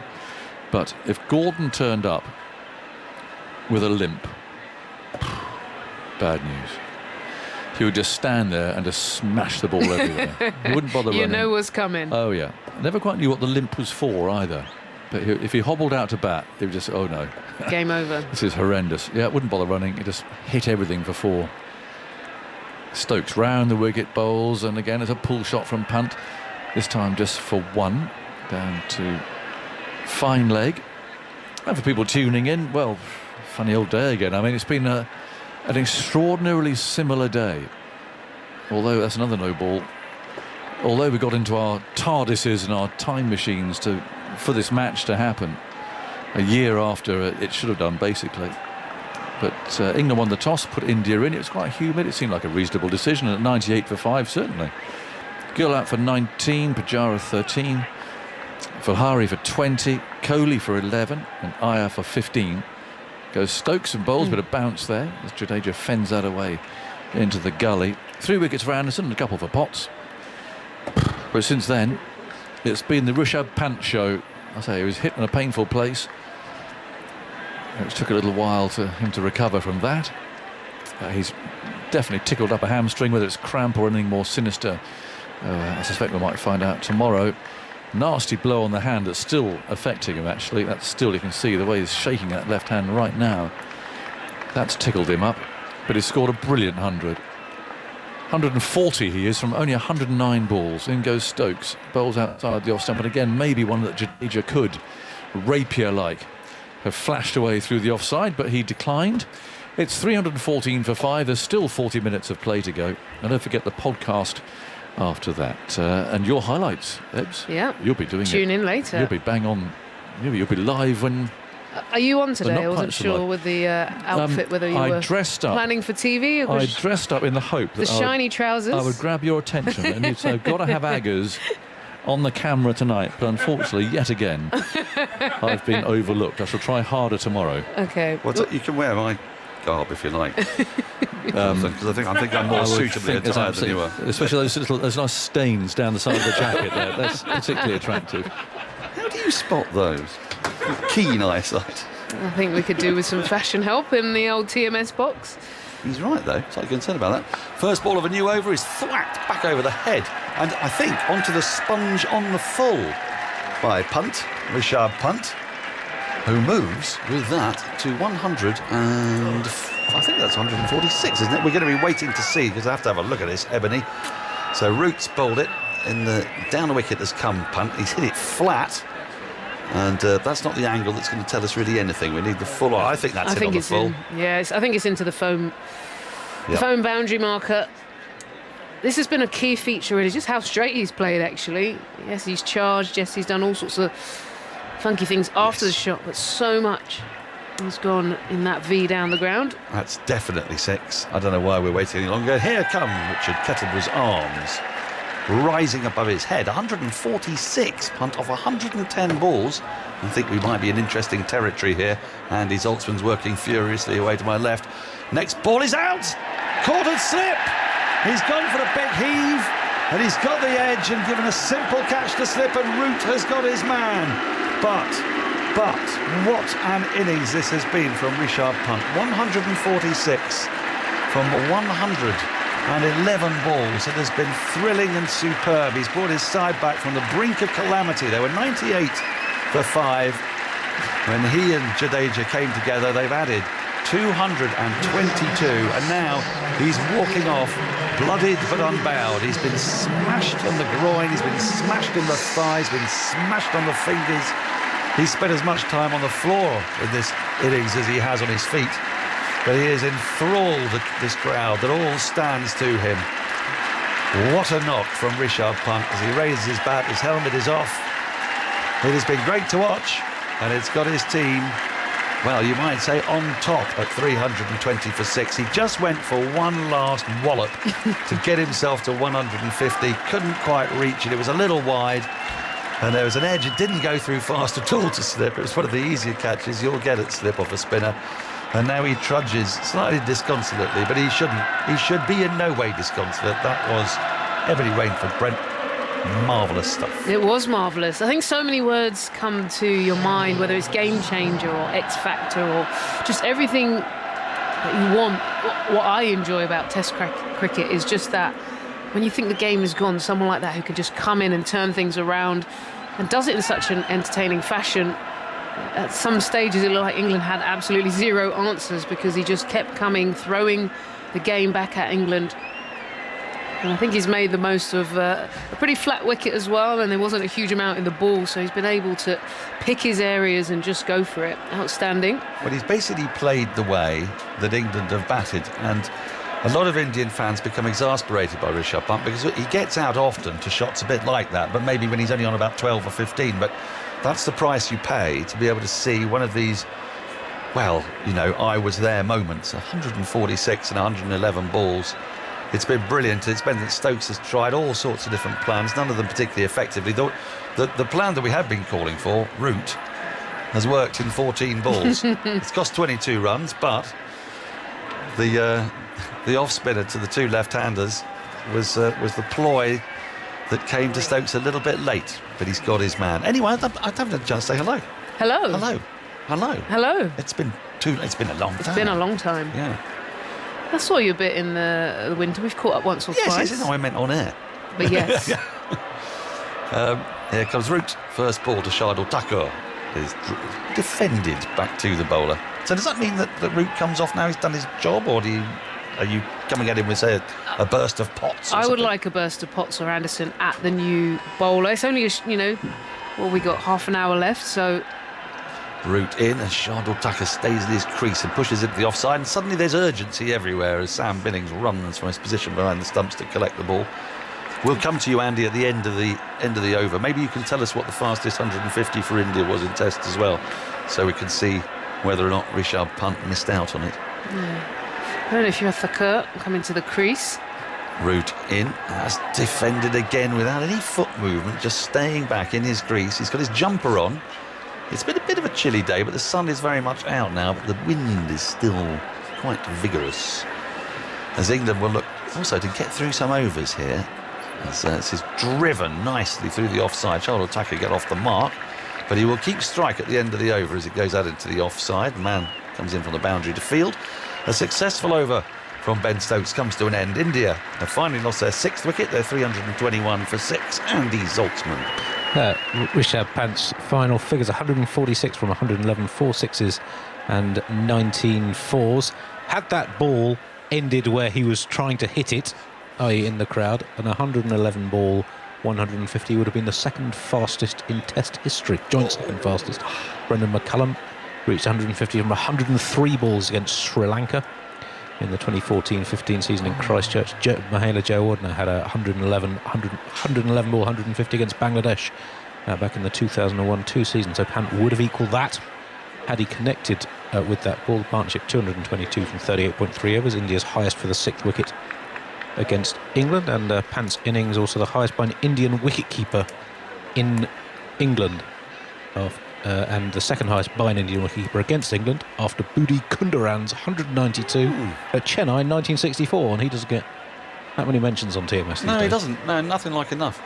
Well, there's been some very fine wicketkeeper batters, of course, from India. MS Dhoni, Saeed Kamani, Farooq Engineer, to name but a few. Stokes is going to start a new over, and he's running into the new bat, Shardul Thakur. Right arm over the wicket, ball short, and that's ducked underneath, and there's no run. So you've been very busy today because you got your TV, so you've got to get in early for that. Yeah. Yeah. Yeah. And we are not naturally morning people. No, we do what we got to do, but we are not. we're not No, natural morning people. No, we like to mull and chew over the day's events, don't we? Until later in the evening. We don't want to go to bed with the events chewing away at us, and then wake up in the morning and have to process it. Exactly. No. That's how I feel. Yeah, I know you do. Yeah. Stokes into Thakur, who defends from the crease, a back of a length ball, pushes it square of the wicket, and there's no run. But when you make that innings, it was quite the thing. Yeah, I think there was one point, I was talking with Deep about it on the TV sessions, just how surprisingly straight he looks. Because what throws you sometimes when you look at Pant is how he throws himself off his body weight sometimes, and he's spinning around. But actually, where you look at most of the balls, he's gone back over the head or in that V. He's charged down to Anderson and hit him back over his head. There's so much skill and purpose in the direction. I think it's just brought a lot into his favour. Stokes into Thakur, gets another bouncer and evades it by ducking. There was one, I think it was a 4 or maybe a 6 that he hit straight back over the bowler's head. Just to talk to your point, his body ended up at sort of cover because he was sort of being swung off his feet, and you spend so long looking at him being swung off his feet that you think he's off balance, but he seems to hit a very straight ball for a man who looks very off balance. Even the one that he takes his bottom hand off and hits it for 6 just with one hand, but again he's just focusing on the execution of where the ball needs to go. Stokes in, and that's shorter and defended by Thakur. Thakur, who caused England some problems with the bat last year. Was it at the Oval? He got an important knock from memory. Yeah, it was I think a 31 ball 50. Might have been the fastest 50 on English soil in Test cricket at the time. Subsequently passed by Bairstow. That's exactly it, isn't it? Yeah. We've got these. Have you seen Andy's fact sheet, Ebbs? Yes, I always. That's the first thing I look for. It's the first thing we all look for. As in, there's nothing more useful in my entire life. Sure. Nice the keeper, forks, no run. tables, spoon. Who needs them when you've got? That is, by the way, ladies and gentlemen, that's an incredible thing for Ebony Rainford-Brent to say, because she really does value. You value gadgets big time. Utility gadgets. Yeah. I look for every possible solution to make my life easier. You do, and you normally Andy come up trumps. Has changed the game, really. He has, and the thing is, because he's had to fit in a whole old series as well, there's more information on this than any other, I think. The Stokes is into Thakur, who just defends on the front foot into the covers, and there's no run. And he was slightly concerned about it, because obviously when you fit this much information into an A4 sheet, it gets kind of little, doesn't it? Have these made it to Twitter, or is it kind of like a secret? Or they have made it to Twitter? Two of them have, but we can pop this one on the TMS pop one social out. feeds. Yeah. Pop Scorers out. everywhere, and cricket geeks are going to go mad for this. It is amazing. And Ebony's going to get all the likes. Yeah, I'm going to say, look what I made earlier.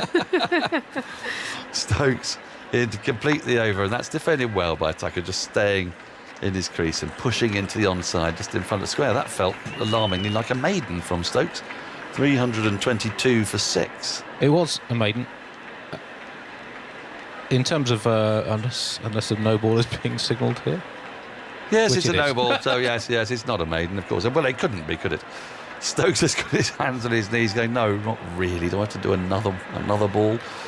Well, there are 25 minutes to go. Well, about 27 minutes to go until the close of play. So I do think Stokes might be able to take himself out the attack here, Ebony. And Look, it needs a burst. I mean, I understand maybe Anderson might need a rest, etc. But someone young like Potts, couple of overs, he'd fancy it. Get him at the new batter. 12 no balls England to bowl today. How many of those have come from Stokes as he's in to recomplete the over? And that's edged and taken. Well, the 7th ball of the over has done the trick. Shardul Thakur. Now we know why Stokes has bowled the no ball. Well, that's assuming, of course, that this isn't a no ball, so we have to wait a little bit as Shardul Thakur walks off. It was a short ball, it's quite a hostile ball, and Thakur fenced at it and got a goodly edge on it. And Billings has taken a good catch away to his right, two-handed.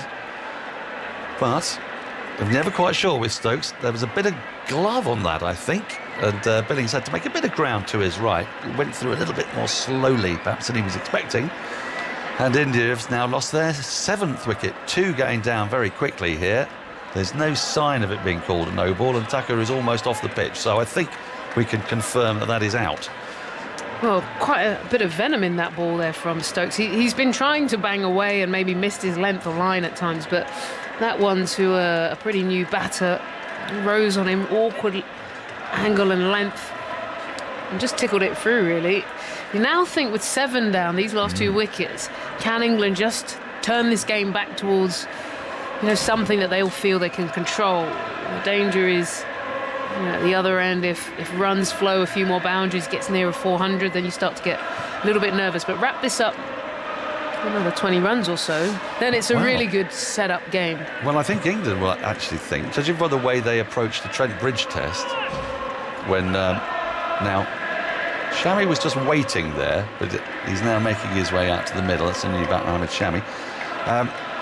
When New Zealand made 553, they approached it in terms of how can we get to 553 as quickly as possible. So I don't think they'll mind 400. Shami's just lost his partner Jadeja, who's nipped off for whatever reason, maybe for a comfort break. So the over rate will slow down even further. I asked you about those Stokes no balls, Andy. How many of those? He has bowled 9 in 8 overs. So England have not just conceded 12 runs, they're 2 overs behind where they otherwise would be. Now on this occasion it's come to their aid, as it has done. Is it twice now this season already? Carl Jamieson got Johnny Bairstow with the 7th ball of an over, I think, at Lord's. I have a feeling there may be another one of those. 10 no balls for Stokes. 10 no balls for Stokes. Emily's leaving. It was lovely. I'll see you tonight. Yes, that'd be nice. Phil Tufnell's coming in, but and Jadeja is finally emerging from the changing room. It's a handy little break, this, because England have got a bit of momentum. And with 12 overs to go until a new ball, they would love to try to polish off this tail. But it isn't going to be easy. This ball is not playing too many tricks, and they've got to set Jadeja at one end. But Shami, will he fling the bat? He's a bit of a bat flinger. So's Siraj. Phil Tufnell has come and sat next to me. We're not going to talk fruit, I think, for the next 5 minutes, because the game has suddenly been enlivened. Evening all. Yes, a couple of quick wickets.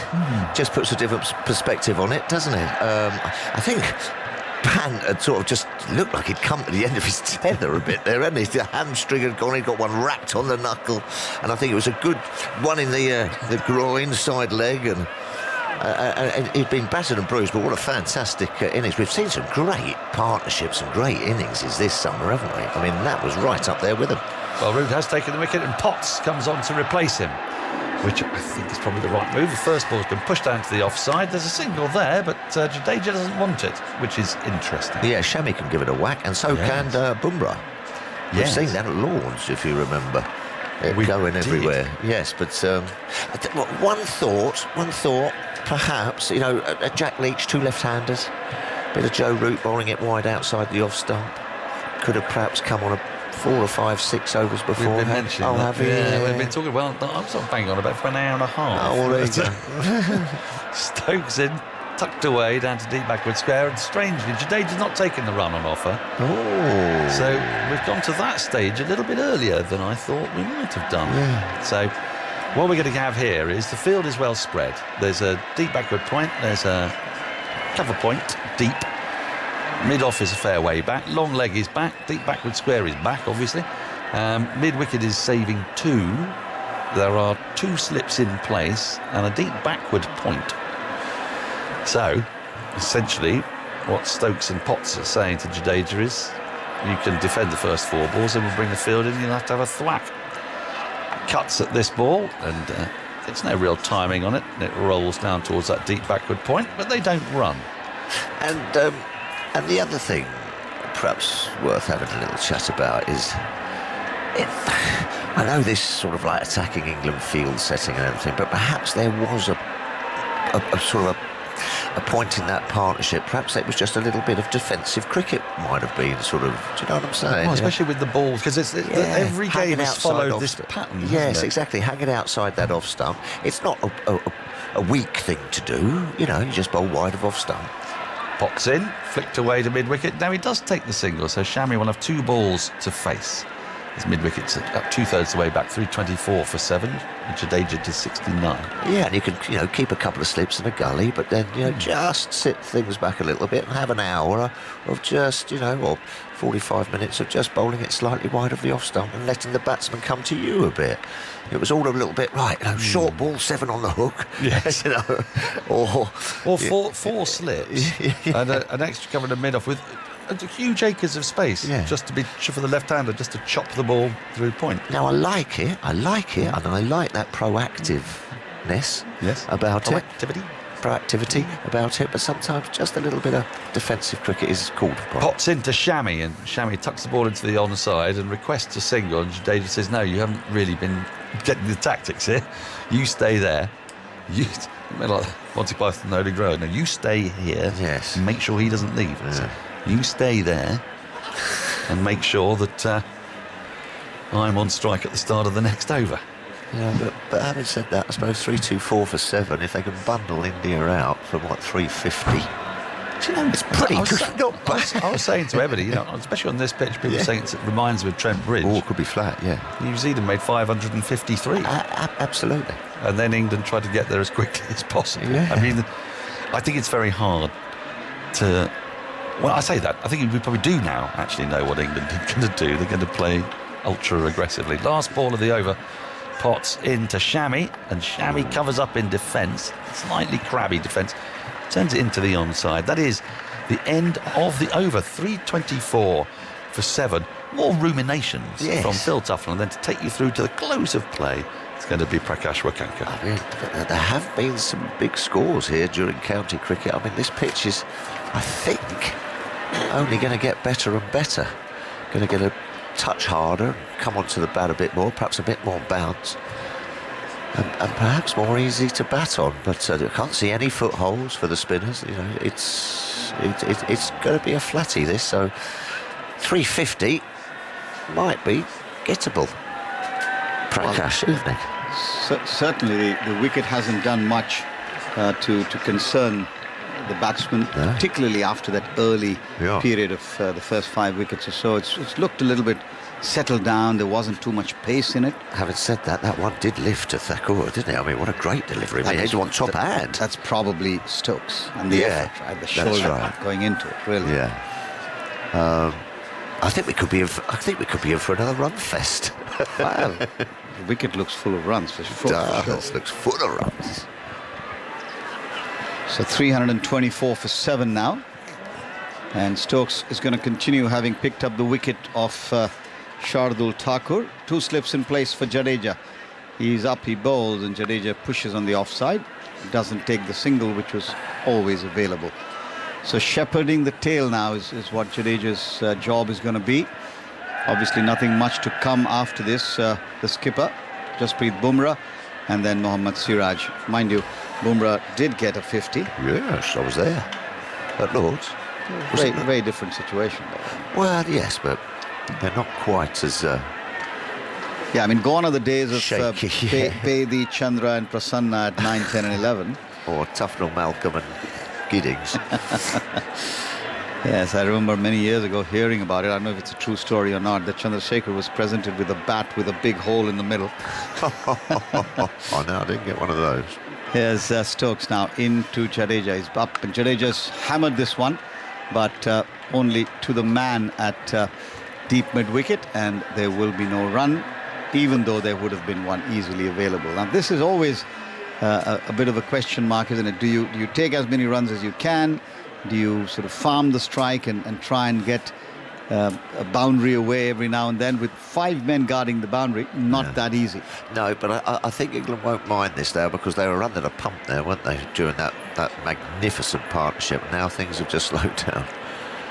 Stokes in again, and this time Jadeja just found the offside. He's going to get 4 runs for it. No, he won't, because it's gone straight to the fielder again, and Jadeja once again traces his feet back into the safety of his crease. So he's thrown us a dummy there, Prakash. I thought it looked like it really struck it and found the gap. Then as it became evident that it went straight to the fielder at deep point, no question of the run. So 3 balls gone in the over. Is he going to try and look at a run and get at the other end now, or will he wait till the end of the over?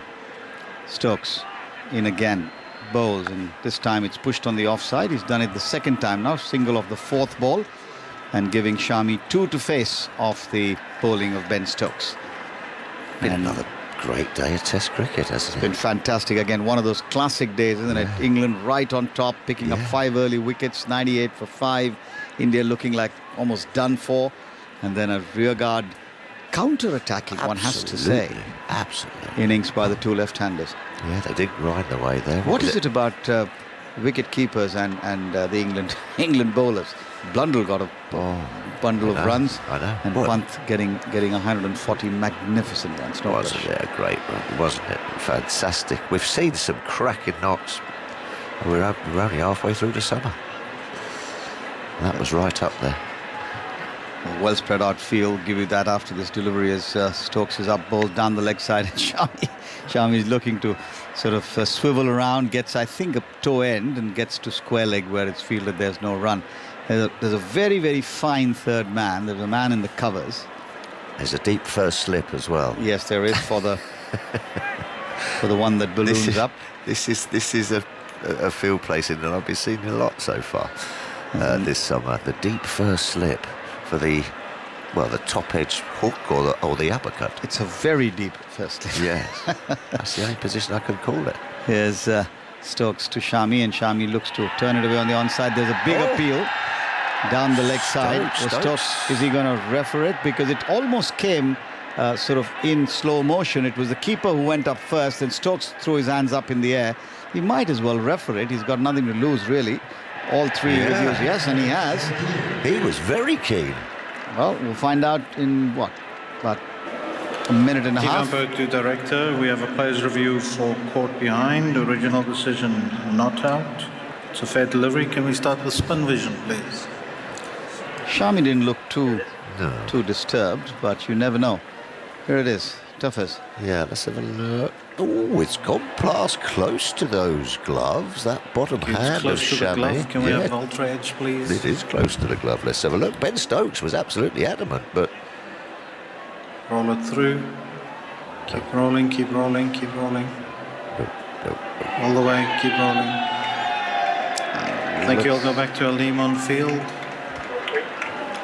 Aleem, stay with your decision. There's no spike. You're on screen now. Well, so Shami is there, and he will remain at the non-striker's end at the end of the 70th over. 325 for 7. Shami yet to get off the mark. Jadeja is on 70. It's just past 6:45 here, so 15 minutes or thereabouts of play left. Clearly the 84 overs planned are not going to get bowled, but England will try and get as many as they can, because the new ball is what? 4 overs away. But 10 overs away. Yes, but the way Test cricket goes now, you kind of your damage has been done before the second new ball comes around, isn't it? Yes, 5 runs and over, 4 runs and over. You kind of. It's taken the second new ball out of the equation a touch, hasn't it? In some ways, yes, it has. New Zealand didn't manage to get there. 2 slips, square third man, deep cover, mid-off. Down the leg side, he got something on it. This is running away, but the fielder will get in and drag it back in as he hits the cushions. I think the umpires will have a look. Jadeja's come back for 2. Wait for the umpire's signal. There isn't one, so he got some glove probably on it. Or maybe Billings just managed to get there, dropped a glove, took the pace off it. Yeah, got a finger on it, Billings. He's kept nicely. He has. Yeah. Yes, got a good ball. Yeah. No, kept very nicely, very athletic. Good engine of the side, isn't he, Billings? You know, lots of chat and keepers always do that, don't they? Enthusiasm. 2 more to the total, though. 327 for 7. Jadeja's up to 72 now with those 2 runs. As Potts comes in again from the far end, bowls, and Jadeja cracks it of the back foot, but will straight to the man at deep point. There will be no run. Sun is in Billings' eye. Keep it low. On the bounce. Or on the bounce, yeah. Shadows lengthening here. The lights are still on, but now we've got lots of blue sky. So except for those, so the first half of the day, which was a bit heavy, and then there was a little bit of threat of rain, we thought, but then mercifully it sort of passed by, and there has been no disturbance after that. Here's Potts in to bowl now. 2 slips go down as Jadeja waits for him, and he beats him with an absolute beauty late in the day. And Matthew Potts still extracting something from this surface. Where's that come from? Jadeja's down there doing a bit of gardening. That has absolutely, from round the wicket, in swung at the left-hander and then pitched and left him and bounced. There's the odd one in there, but it is the odd one. Yeah, well, the question is really, will it get progressively less regular, the bounce? Yeah. That's when the problem will arise. Yeah. The odd one is bound to happen. Here's Potts again into Jadeja. Jadeja defends on the offside and takes the single. Again off the 4th ball. So Jadeja's decided that 4 or thereafter is okay for Shami to face. Yeah, you can handle 2. You can handle 2, yeah. Tail ender. 328 for 7 now. Jadeja's on 73. And let's not underestimate for a minute the contribution that Jadeja's made to that absolutely magnificent double 100 partnership. Absolutely. I mean, ideal foil. Absolutely. He's been the rock. He's been the rock, hasn't he, for which Pant could work around and flourish and unfurl those beautiful shots. He was the rudder. He was. To the partnership. Halim Dar getting across on the other side to get a better view. Yeah, that sun's got low over there now, as Billings was finding it hard to pick up. I think Alan Dar's just... Oh, no, perhaps not. So now there's the sort of fly gully. There's this very fine man at third man just below us, and a point on the offside. 6 men on the onside. Here's Potts. In to bowl to Shami. Drops it short. Shami gets up on his toes and defends on the offside.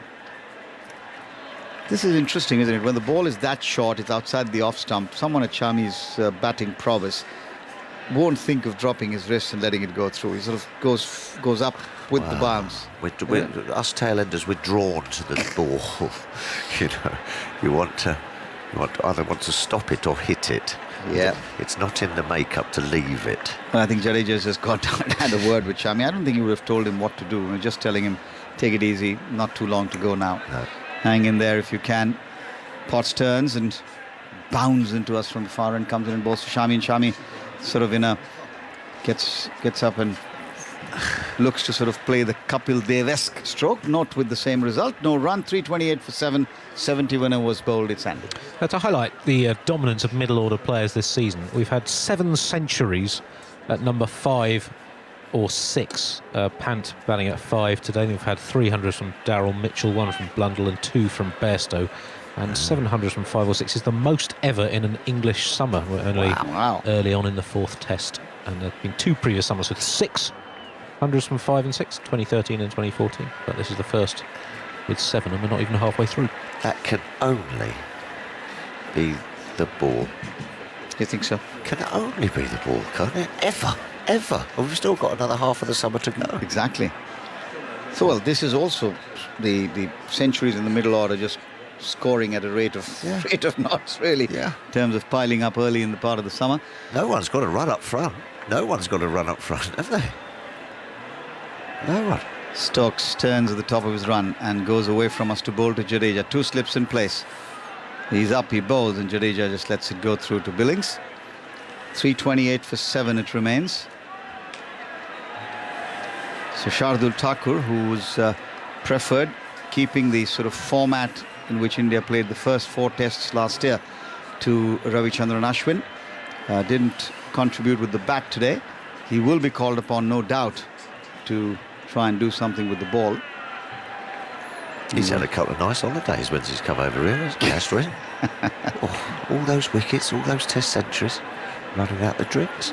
In he comes, does Stokes, bowls, and it's on the stumps. It's played away on the onside. Won't take the run that's available. 328 for 7. It stays.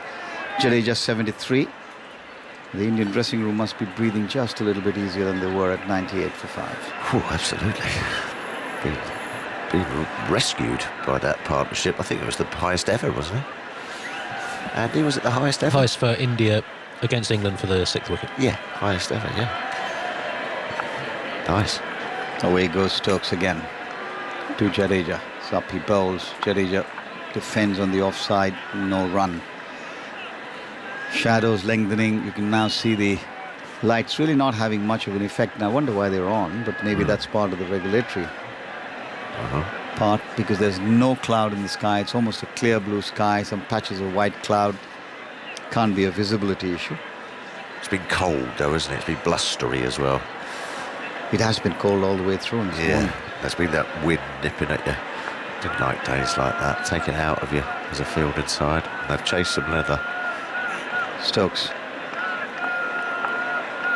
into bowl to Jadeja. Now passes umpire Alimdar. Bowls nice and full. Jadeja whips it away on the onside and will take a single. Guess of which ball again? The 4th. Yep. Shami to face 2 from Stokes, and he's going to try and, I'm sure, either look for the block hole or try and get one up to the badge of Shami's helmet and have him fending like he got Thakur. Oh, cracker. Cracking delivery. That's just given a bit of hope to this England side. 2 quick wickets. Does not make a difference. Yes, I mean, if Pant and Jadeja has gone in at stumps today, it might have been a slightly different thought I don't process. think there would have been anything left of Pant.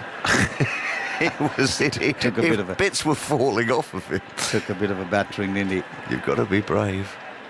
Here's Stokes now to Shami over the wicket bowls, and Shami fiddles outside the off stump. He's lucky not to get anything on it. Mind you, if he'd got a chunk of it, he would have gone down for 4. But just as well that he didn't get an outside edge. And once again, Jadeja goes down. Just have a chat with Shami. Yeah, if you want to get a 140 or 150, you're going to have to take a few blows. But I'm guessing, well, it's going to be interesting to see who would be India's reserve wicketkeeper, because he's got one on the finger. Yeah, well, KS Bharat is there. Yeah. And under the new rules, I guess he could. But India will be hoping that's not the case. Last ball of the over from Stokes to Shami. He's up, he bowls, and Shami gets a really nasty rising one.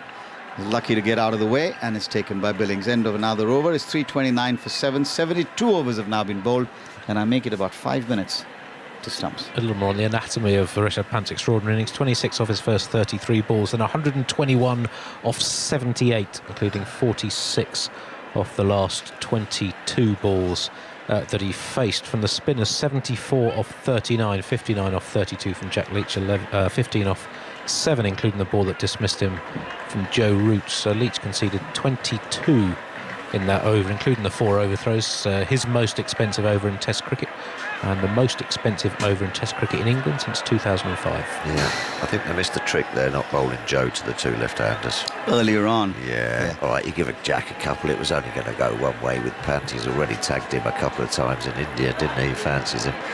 Perhaps the ball spinning old away. adage, off spinner to the left-handers. Yeah, you could just bowl it a touch wider, and if they want to come at you, they've got to drag it. Right, so now there's a slight change in the way the field's been arranged. Conventional 3 slips in place. Man at a sort of fly gully. Mid-off, mid-on, mid-wicket, and a man deep on the square leg boundary. And a fine leg as well. So 4 men on the onside, 5 on the off. Jadeja just taking his time, maybe trying to see if he can make this into the last over. May well be. Jadeja waits for Potts to come into bowl. He's up, he bowled, and Jadeja's whipped this through mid-wicket. He's going to get 4 runs for it. He struck that really firmly, found the gap, and 4 important runs to him and to India. 333 now for 7, and Jadeja advances to 78. Yeah, beautiful clip through mid-wicket. seeing the ball really well. Didn't overhit at all. No. Just pure timing. Waited for that angle just to come into him, and just the flick of the There's wrist. a balance about Jadeja, isn't Yeah. it, Tuffers? Well, you can see it in the field, can't you? You see it in the field that he looks like a cat. He does too. In comes Potts. Bowls, and Jadeja from close to his body chops it down to the man who's fielding at that sort of deepish gully. There is no run. 333 for 7. Run rate for the day 4.6 and over. Yeah, I mean, you get your money's worth now at Test cricket, don't you? You've had everything as today, as you said, a fantastic spell of bowling by England to get India teetering, and then what a partnership and what edgy seat stuff that was from Pant and Jadeja. Fantastic entertainment. Potts is into Jadeja, and this one kept a little low, and Jadeja's dabbed it away. Tight. This could be tight. Ooh. Oh, it's going to go away. 4 overthrows. Jadeja's going to pick up 5. Shy at the striker's end. And the backing up not quite there, and the resultant overthrows. The second time England have conceded overthrows in this innings. What's that hit? Or was it just a really I think shocking off balance. Off balance. You've had 2 people running to back it up, and Broadie's sold them the dummy and thrown it completely the other way.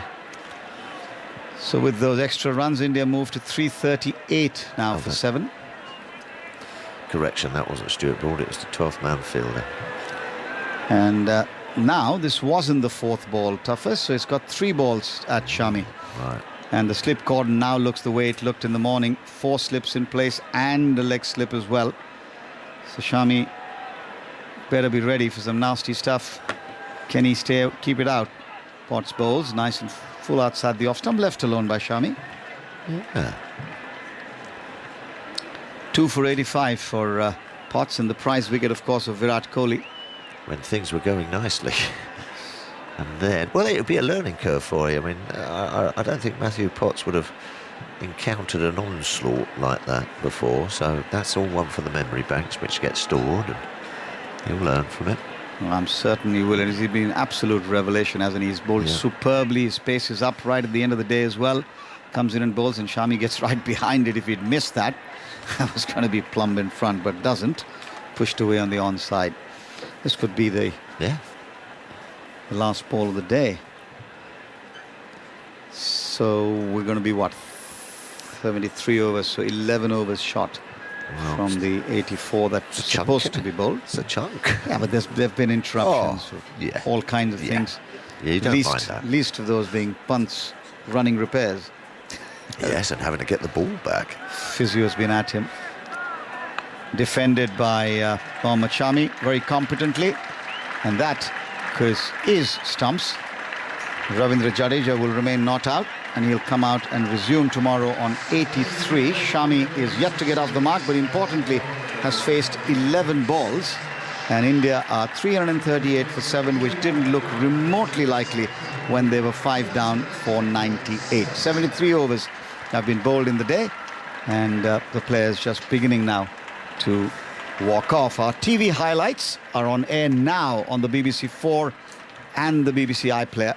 So go out there and catch all the highlights, the 5 early wickets, and then the absolute masterclass of counter-attacking batsmanship from Jadeja and Rishabh Pant.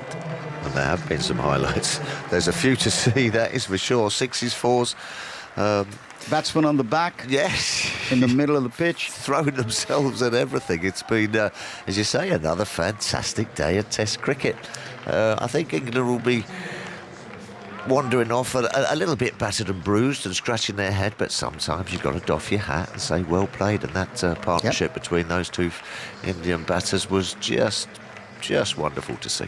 Yeah, just a quick shot of Rahul Dravid and Vikram Rathore, the batting coach, coming down the balcony there, and Dravid just looks a little bit more relieved than he did at 98 for 5, didn't he? Because India were in all sorts at that point in time. From an England bowling perspective, do you think they missed a trick other than the one you've talked about, which is maybe get Root on a little earlier? Now, I don't want to go against this positivity about this England side. I think perhaps though they should have been a little bit more flexible in the way they bowled when that Pant and Jadeja partnership was just on to gather momentum. I think there might have been just a period for perhaps half an hour of just running up with slightly defensive field, hang it outside that off stump and just say, hold on a minute, we're going to let you come to us now, because everything was going, wasn't it? And it was aggressive fields, which I love, but then there is always a part to play in just sitting back and saying, no, come on, we're going to make you make the mistake. 3 wickets for 52 for Anderson, 2 for 85 for Potts, a wicket apiece for Leach and for Stokes. That's Root, I beg your pardon, and Stokes. And that's been the bowling effort from England. India 338 for 7. I'd say the match is even at the moment. Absolutely. I expect this wicket, if the sun comes out and blue skies and warms up a bit, I expect this wicket to get better and better. And the way England are playing at the moment, they won't see 350 or 380 as a problem. They'll look to just go out there and play hard and take it on. So evenly poised for sure. Momentum with India. That dressing room will be, pats on backs and well done, what a fantastic partnerships. And England will be scratching their heads a bit, saying, have we let that slip? But all even at the moment, I'd say. Yep. And Rahul Dravid and Vikram Rathore already out on the pitch, just having a look at the extent of wear and tear and what they might want to do as they sort of plan their strategy going forward into day 2 and beyond.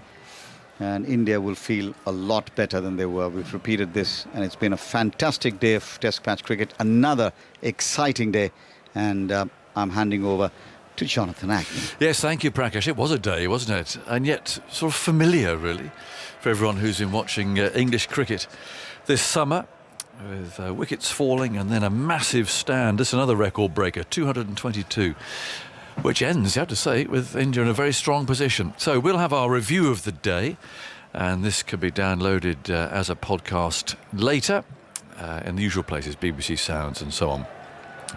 So close of play of the first day of the 5th test, to be accurate, between England and India at Edgbaston sees India put into bat on 338 for 7 at the close. That's only part of the story.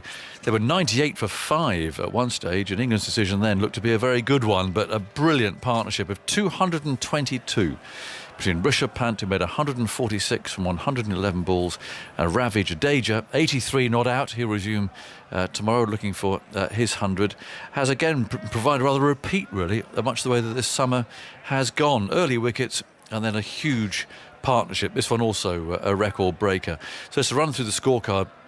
Shubman Gill was the first one out for 17, caught by Crawley at second slip. Cheteshwar Pujara was also caught by Crawley off Anderson for 13. That was 46 for 2, 64 for 3, when Vihari, who was dropped on 7 actually by Crawley off Potts, was LBW to Potts for 20.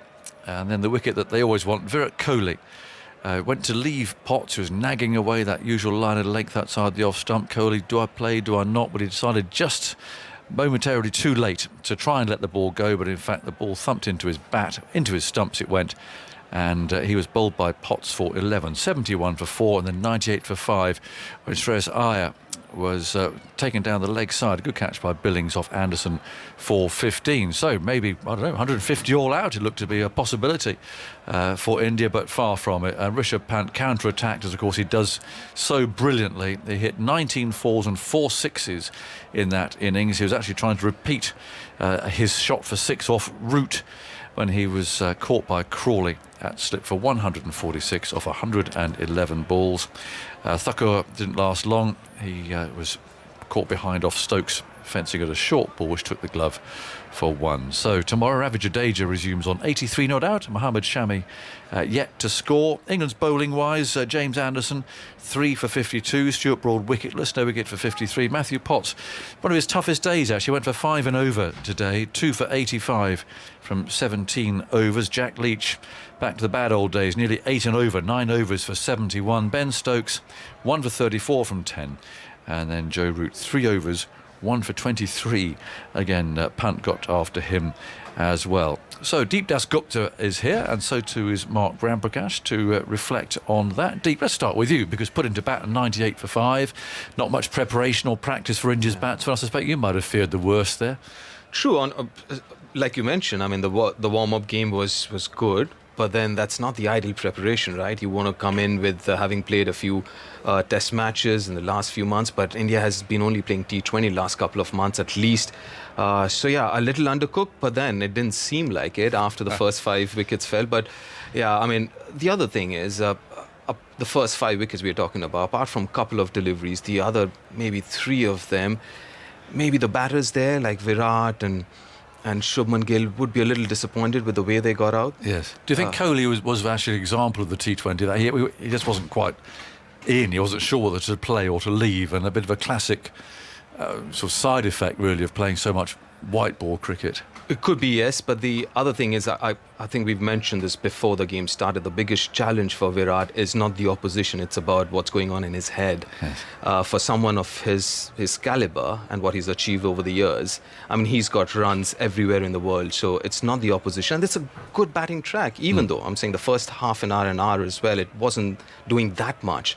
But I think for Virat, it's not the opposition, it's not the English bowlers. The demons are in his head is what I think, and that's what he needs to work out. Yeah, he did look devastated when he was out. I mean, I suppose if you are in a bad place, to get out like that kind of confirms you're in a bad place, and it's, oh, here we go, you know, the luck's not running with me, it's horrible, everything's going wrong. It's something that Mark mentioned off air, that when things aren't going your way, you get out like that. You get out like that, right? If it's not going your way, you're like, okay, what else now? I mean, he's in the last couple of months, even in T20 and IPL and on some of the dismissals that he's got out to, I mean, you look at it and that, like, yeah, right, Virat, I mean, that's not you know what I'm saying? So yeah, it's I guess when you play at this level for as long as he has, you have these patches, and obviously he's a champion player, hopefully he'll work it out. Yeah. Mark, what do you make of England then? I mean, from 98 for 5, there was, well, the Stokes decision at the start was vindicated, wasn't it?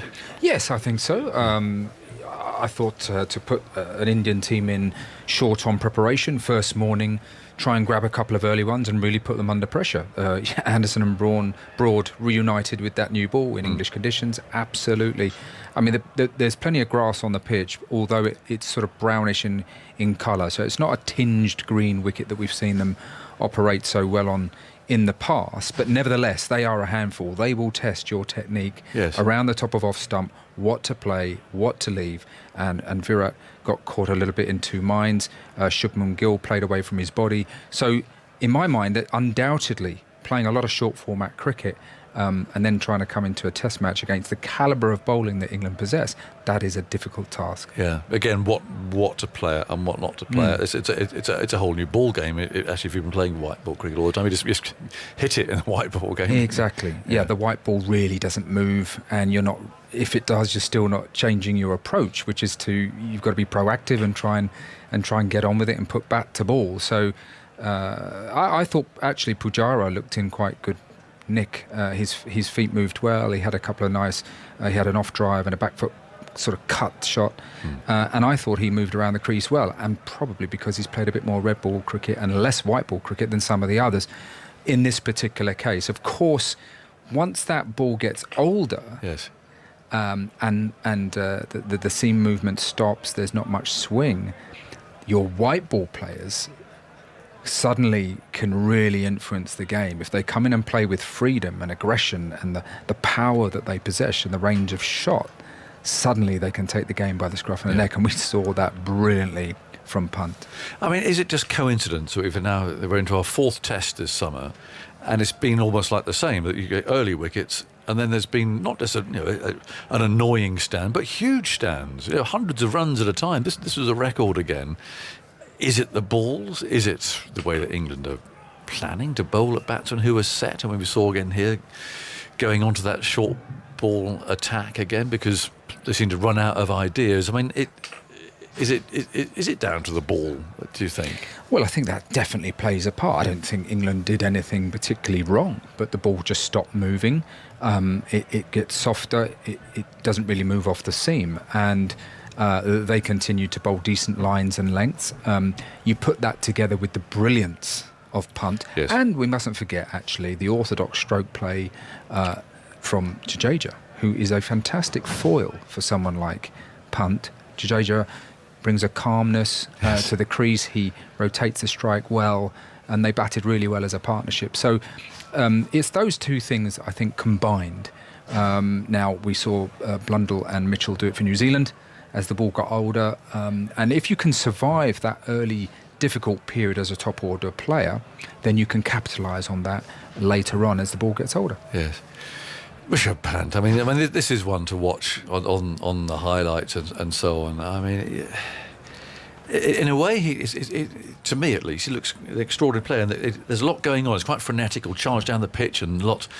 But his shot play actually is just so clean and easy. You see the fielders panic when he comes jumping in. All the men backing up are running about. I mean, he causes a lot of chaos out there.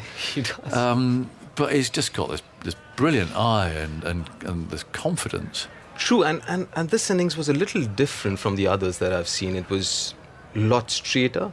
His scoring areas were a lot down the ground with fuller face. Very rarely in this innings did you see him hack anything over mid-wicket. Everything was with a straight vertical bat. Yes. Right? Very rarely you saw him, play those airy-fairy shots apart from that reverse flick that he played. But yeah, it was very measured and very matured knock. And I think this would help him kind of realize that he doesn't have to play those shots, those unorthodox shots to score runs, and not just score runs, but score runs quickly. Because today, 111 balls, 143, that was a strike rate of 130. That's very, very rare, right, in Test match cricket. But then when he batted in that innings, it didn't seem like he was trying to force. Right? No, it just came actually. naturally. Yes. So that's the thing. I think this innings, that's the reason I'm saying this is one of the best that I've seen him bat in terms of technique, in terms of shot selection. I think it was absolutely brilliant. And yet still batting like that, he still managed to score at that rate. Absolutely. So that's the reason I hope this innings would give him that confidence that he can bat more orthodox way and still score runs and quickly as well. So I think from that perspective, this was a very, very important innings. Is he still given an absolute backing and licence just to go out? And I mean, sometimes, obviously he fails.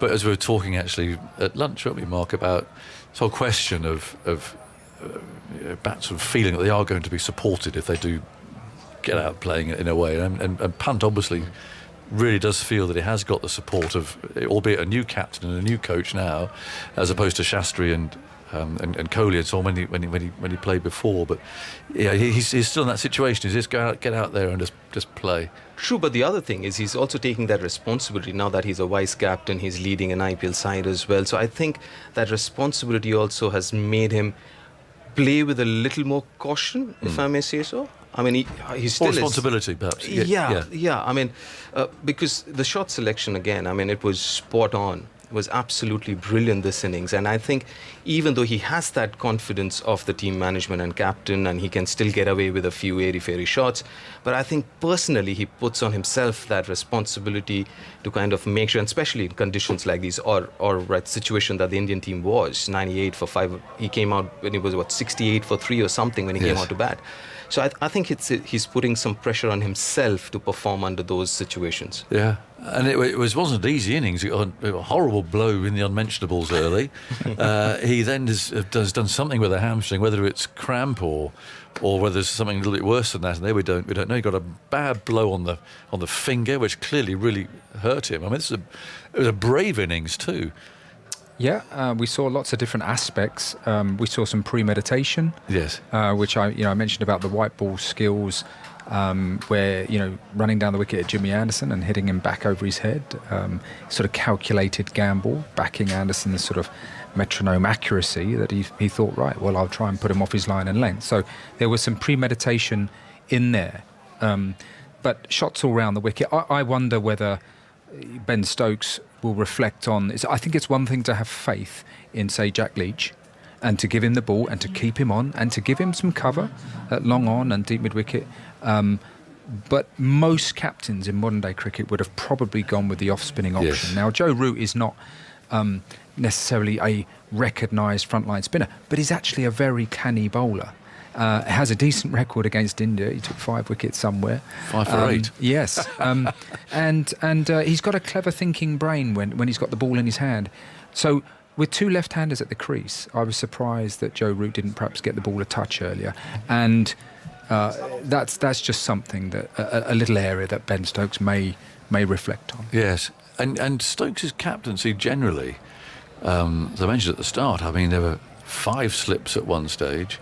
Even when those 2 were well set, there were still 3 slips, which is pretty extravagant under normal, under circumstances in which the ball's doing a bit. I mean, 3 slips is still, well, okay, that's really putting quite a lot into that department. But 5 is a lot, but still to have 3 when a partnership is going, it does seem a lot. I think what probably best illustrates that is Matthew Pott's day. Yes. Because he had 2 for 22 in his 8th over. And then, of course, the ball stopped moving around laterally. England stuck with 3 or 4 slips, and the 2 left-handers, Pant and Jadeja, their partnership grew. Stokes didn't really react to that. He kept attacking. Potts' next 6 overs went for 50. Yeah. So he really had a funny old day with the ball. He's obviously a fine young bowler. But again, it's just something about Ben Stokes. They've spoken long and hard about this attacking philosophy. Yes. Is he backing himself into a corner a bit with it? Well, he may look upon that and in future have a little bit more nuance about how much to attack, how long to attack for, particularly if the ball is not doing much. Yeah, it's about being canny, isn't it? Sure, it's all real to you can have a very positive frame of mind, but there's nothing wrong with just withdrawing slightly and waiting for your moment to strike again. But what I think is obviously this is a new approach that we've seen world over, right? So give him some time. I think this will get refined further with more test matches. He'll figure this out. I'm sure the whole team management and Ben Stokes will figure it out and say, you know what, maybe we need to rein back a bit after the first 40-45 overs or where there's a partnership. But I think this is a work in progress, this whole approach. We've seen the best side of it in the last 3 test matches, but experiences like this will also teach the team management and Ben Stokes. And I think this whole approach will only get refined with time and experience. Yeah, that's interesting. I do think in a way he almost needs to get his fingers burnt once just to think, okay, that can happen. Yeah, well, he's not done much captaincy. No. He's obviously doing a lot very, very well. Yes. And so, he's human. I mean, all captains sometimes get things wrong. I mean, it's just part of the job. And I think what's important is that there is a reflection of the day and that someone he can talk to and bounce ideas off, which I'm assuming would be Baz McCullum, and that they can talk about, what worked, and if anything they might do differently, and just learn from that. Well, tomorrow will be interesting, won't it? I mean, this attack is deeper than New Zealand's. I'm talking about India's attack, bowling attack. It's a silly question, but presumably England is going to get out there and they're going to try and savage it just as they did New Zealand. Yeah, they've been very vocal about their approach.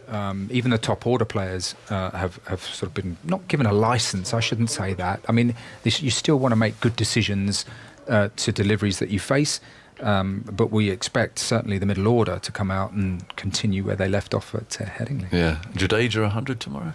Yeah, hopefully so. Yes. Hopefully so. But a good part about India is they've got another 7 overs to go tomorrow morning with this old ball. So that should help, which would be another 35-40 minutes. That should help them to kind of settle down a bit and then face the second new ball, I guess.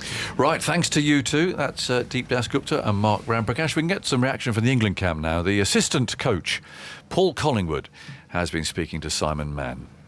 Well, Paul, how do you assess that day?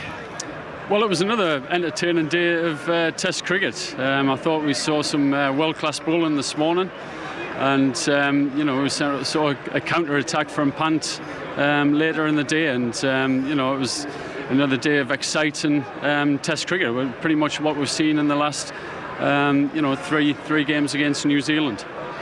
Would you mind Rishabh Pant in your team, the way you play? Well, look, he's certainly entertaining, and he doesn't take a backward step. He puts you under pressure. He uses his feet, and he's got a great eye. He's shown that in the past. Playing in India, and even out here with a ball that's moving slightly. he's got an array of shots that can score runs very quickly. We always looking to try to take wickets. We had pretty aggressive fields, so give him an opportunity to score quickly. But I think it's been a pretty even day today, and anything around 350 up to 370, I think we can be pretty pleased. Was that the feeling at the start? Because, you put the opposition in this summer. New Zealand got 500 at Trent Bridge and you still won the game. Do you think you can get wickets early on and then second innings get big runs? Well, I think the guys are pretty confident they can chase down no matter what in the fourth innings. And we have this feeling that we're not scared of the first innings total, which is what we did at Trent Bridge. And this looks a pretty good pitch. The outfield's pretty quick as well, which is good for scoring runs. So it's looking, after first day, it's looking like it could be another good game. On paper, you look at India's attack and it looks stronger all round, stronger than New Zealand's attack. Are you going to play in exactly the same way, full throttle? Yeah. I don't think there's any doubt about that. That this is the style of cricket that we want to play. We feel as though it's a bigger picture in Test cricket that for it to survive, it needs to be entertaining. And certainly the way we played in the last three games, I thought we've grown in all three games. And you put opposition under pressure. At times you're going to have to soak up pressure. We realise that. We should have done that a little bit more today when Pant was going and try to get him off strike. But I'd rather be on the more aggressive side of the line than conservative side of the line, and that's certainly how Brendan McCullum wants us to play. Matthew Potts has had an excellent summer. He got Kane Williamson out 3 times today. He got Virat Kohli out. Presumably someone you know well from your Durham background. How do you assess his impact? Well, he's got something about him. It's as simple as that. He's not scared of the competition. He likes the pressure situations, and he's got good skills. He seems to rush onto the batsman a little bit quicker than what his speeds suggest. And he keeps running in, whether it's second, third, fourth spell. And he's a strong lad. He's very young in years, but he seems to have an older head and the shoulders. So it's he's had a good start to his career, and hopefully he can get a few runs as well, because he's not the worst batsman in the world. When did you first come across him? Well, he actually made his debut down in Kent. I was captain at the time, and even in the first game, I remember just saying, what would you like? A couple of slips and an extra cover, and he was like, no, I'll have 3 or 4 slips. And you could tell he was aggressive, very confident, and those were good early signs. But great to see what he's done over this past year. One thing that's been a feature of this summer's cricket is early wickets and then big partnerships. What's the reason for that? Is it to do with the balls? Yeah, well, possibly. I think we can all tell once the ball gets 30, 40 overs old, it gets quite soft. It becomes a lot easier to bat on these wickets when the ball's like that. So the rhythm of the games have been pretty much the same so far against New Zealand. Obviously, Pant scored a lot quicker than the New Zealand batsman, but the way the fifth wicket partnership went today, it was pretty much the same. But as I said, I think it's been a pretty equal day. We can be pretty happy with it. If we bowl them out for under 360, 370, I think we can be pretty pleased with that. Great. Paul, thanks very much for your time. Cheers. That's Paul Collingwood speaking to Simon Mann, who's also been speaking to India's century maker Rishabh Pant. Well, Rishabh, have you ever played better than that? See, I was just trying to give my 100%. I haven't thought about it. That's up to you guys to decide that this is one of my best innings, I guess. How much did you enjoy it? Absolutely, I enjoyed it, especially playing in England. It's one of the places where you can actually feel that Test cricket is like, it's a big thing in England. So good to be scoring runs in England, actually. What was your feeling when you came out to bat? Because you were under a bit of pressure as a team. Obviously, we lost some wicket, but at the same time, I was not thinking about that too much. Focused on my game, at the same time playing one ball at a time, just looking for a partnership with my partner. That's the only thing I was looking, and actually it went well for us. When did you feel it was going to be your day? At what point? See, when I'm batting, I'm just clear with my head. I'm not thinking too much ahead. I'm just playing one ball at a time. If I feel like, after when I scored actually 50, I was feeling like that I'm going to make it bigger. So that's the only thing which I felt, and I just kept on batting well. And you had Ravi Jadeja at the other end, and he supported you really well. I think especially when you bat for this long, you need some partner to bat with, and we are batting together for a long period of time, all the time, especially in nets, in matches, so we have been having good partnership through and through in, so it's a good partner to have. You had a few knocks, injuries during the day. I mean, there was a hamstring problem, hand problem. How are you feeling? I'm feeling absolutely fine. I was having some cramp issue, then got a hit on my hand. But at the same time, not thinking about it too much, just focusing on one ball at a time. What about the state of the game? 338 for 7 after the first day. Where do you see the balance of power? I think right now the game is pretty balanced. Yes, they bowled well in the early half, but we actually brought us back, me and Jaddu Bhai. That was a good partnership and brought us back into the game. But let's see, as long as we get 400 or 450, it's going to be a good total here. Because you've been out there a long time. What do you make of this Edgbaston pitch? I think the wicket is looking pretty nice. So if you apply yourself, there is a good chance that you're going to score big. What's it like to entertain a full house here at Edgbaston? It's always a great feeling, especially playing in England. It's especially the atmosphere of Test cricket is amazing. So really enjoyed playing here. Great. Well, you entertained us today. Fantastic innings. Thanks very much indeed. Thank you, sir. He certainly did, and lovely to hear from Rishabh Pant. He just makes batting sound so easy, doesn't he? Brilliant innings today of 146, 111 balls. You can watch the highlights now on BBC 4 or the BBC iPlayer, which you can rewind, of course, to the start of the programme. The TMS podcast will be available shortly on BBC Sounds, including an interview with England's new one-day international captain, Jos Buttler. We're back on air at 9:45 tomorrow morning for our highlights half hour on 5 Sports Extra with Radio 4 Longwave joining us at 10:15.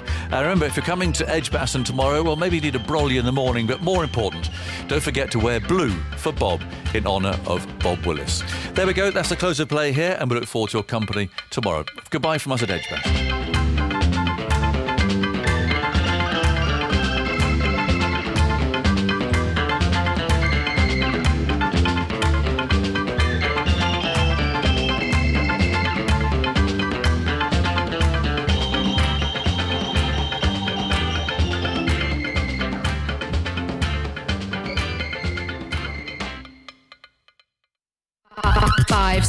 Five, Radio 5 Sports Extra. You're listening to BBC Radio 5 Sports Extra. More live sport. Pure live sport. As Radio 5 Live brings you one event, Radio 5 Sports Extra brings you another. Live and uninterrupted. Listen using BBC Sounds, both app and online, smart speaker, digital radio and smart TV. Including cricket, athletics, swimming, boxing, Formula 1, rugby league, rugby union, tennis, football. Visit bbc.co.uk/5live for full listings. More live sport, pure live sport. Hear the action on Radio 5 Sports Extra. Sports Extra. Sports Extra.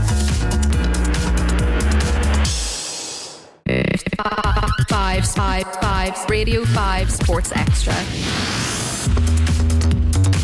You're listening to BBC Radio 5 Sports Extra. More live sport, pure live sport. As Radio 5 Live brings you one event, Radio 5 Sports Extra brings you another. Live and uninterrupted. Listen using BBC Sounds, both app and online, smart speaker, digital radio and smart TV. Including cricket, athletics, swimming, boxing, Formula 1, rugby league, rugby union, tennis, football. Visit bbc.co.uk/5live for full listings. More live sport, pure live sport. Hear the action on Radio 5 Sports Extra. Sports Extra. Sports Extra.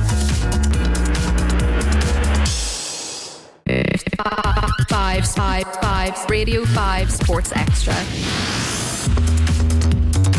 You're listening to BBC Radio 5 Sports Extra. More live sport, pure live sport. As Radio 5 Live brings you one event, Radio 5 Sports Extra brings you another. Live and uninterrupted. Listen using BBC Sounds, both app and online, smart speaker, digital radio and smart TV. Including cricket, athletics, swimming, boxing, Formula 1, rugby league, rugby union, tennis, football. Visit bbc.co.uk/5live for full listings. More live sport, pure live sport. Hear the action on Radio 5 Sports Extra. Sports Extra. Sports Extra.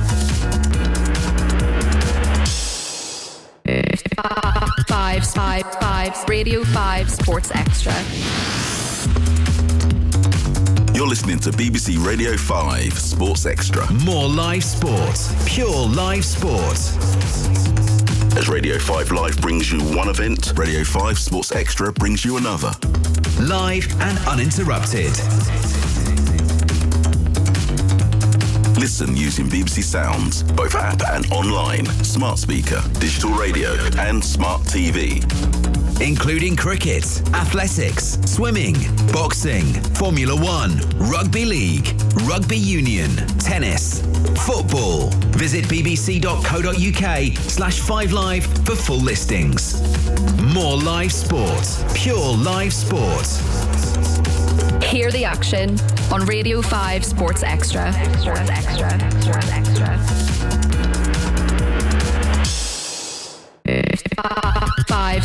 5 Radio 5 Sports Extra. You're listening to BBC Radio 5 Sports Extra. More live sport, pure live sport. As Radio 5 Live brings you one event, Radio 5 Sports Extra brings you another. Live and uninterrupted. Listen using BBC Sounds, both app and online, smart speaker, digital radio and smart TV. Including cricket, athletics, swimming, boxing, Formula 1, rugby league, rugby union, tennis, football. Visit bbc.co.uk/5live for full listings. More live sport, pure live sport. Hear the action on Radio 5 Sports Extra. Sports Extra. Sports Extra. This is 5 Live Sports Extra. Coming up next, Rugby League Super League. As 5 Live brings you one event, 5 Live Sports Extra brings you another. Live and uninterrupted, including football, with live coverage from the Premier League. Harry Kane inside the penalty area. Harry Kane finds the back of the net. Lukaku shoots. Lukaku scores. FA Cup and EFL Cup. Wigan with a cross from the left. Will Grigg. Goal. It's Will Grigg to put Wigan 1-0 up in the FA Cup. Plus, live action from the Women's Super League, Champions League and international fixtures. With the free kick, she goes low into the far corner and the header is there. Brilliant run at the back post and Nikita Paris gives England the perfect start to the second half. Visit bbc.co.uk/5live for full listings. More live sport, pure live sport. You're listening to 5 Live Sports Extra. This is 5 Live Sports Extra. Coming up next, Rugby League Super League. As 5 Live brings you one event, 5 Live Sports Extra brings you another. Live and uninterrupted, including cricket. Curran comes in over the wickets. Ball in and England win! Amazing from Tom Curran. He picks up 5 wickets, jumps in the air. Athletics, swimming, tennis. Hallett's back and into the net. And at last, Caroline Wozniacki is a Grand Slam champion. Rugby League, Formula 1, golf. Good speed. Oh, it does more than a 360. That is a wicked one. Rugby union. It's intercepted by Johnny May. And May's going to score, no question. Boxing, football. Steph Houghton with the free kick, she goes low into the far corner. Visit bbc.co.uk/5live for full listings. More live sport, pure live sport. You're listening to 5 Live Sports Extra. This is 5 Live Sports Extra. Coming up next, Rugby League Super League. As 5 Live brings you one event, 5 Live Sports Extra brings you another. Live and uninterrupted, including international cricket with Test Match Special. Listen to this noise. We're right up in the roof. Bowles, that's driven. Lovely shot from Stone. He's timed that really well. Anderson goes in and bowls, and that is edge and caught behind. T20 and one-day internationals. Takes a couple of strides and pumps his arms and legs, approaches us, bowls, he's bowled him, and Zampa has gone. Plus, the ICC Cricket World Cup and highlights and analysis from the biggest matches across the cricketing calendar. Shrubsole in now, balls for Bowser! 6 wickets for Anya Shrubsole, England's hero! England win the World Cup! Visit bbc.co.uk/5live for full listings. More live sport, pure live sport. You're listening to 5 Live Sports Extra. This is 5 Live Sports Extra. Coming up next, Rugby League Super League. As 5 Live brings you one event, 5 Live Sports Extra brings you another. Live and uninterrupted, including Formula One. He's about to do his first ever Formula One start. All the drivers are now lined up at the front of this Albert Park circuit. The Australian fans are all on their feet. With full coverage of practice rounds and qualifying. Max Verstappen then across the line to start his flying lap. The sparks fly from underneath the Red Bull in the pitch darkness of the Singapore night. Here comes Vettel, faster still. Plus, live action and analysis from across the F1 calendar. All 5 lights are on and the first Grand Prix of the season is go. Visit bbc.co.uk/5live for full listings. More live sport, pure live sport. You're listening to 5 Live Sports Extra. This is 5 Live Sports Extra. Coming up next, Rugby League Super League. As 5 Live brings you one event, 5 Live Sports Extra brings you another. Live and uninterrupted, including cricket. Shrubsole in now, balls for Bowser! 6 wickets for Anya Shrubsole, England's hero! England win the World Cup! Athletics, swimming, boxing. Trying to get away from danger, trying to find some sanctuary somewhere in the ring. Formula One.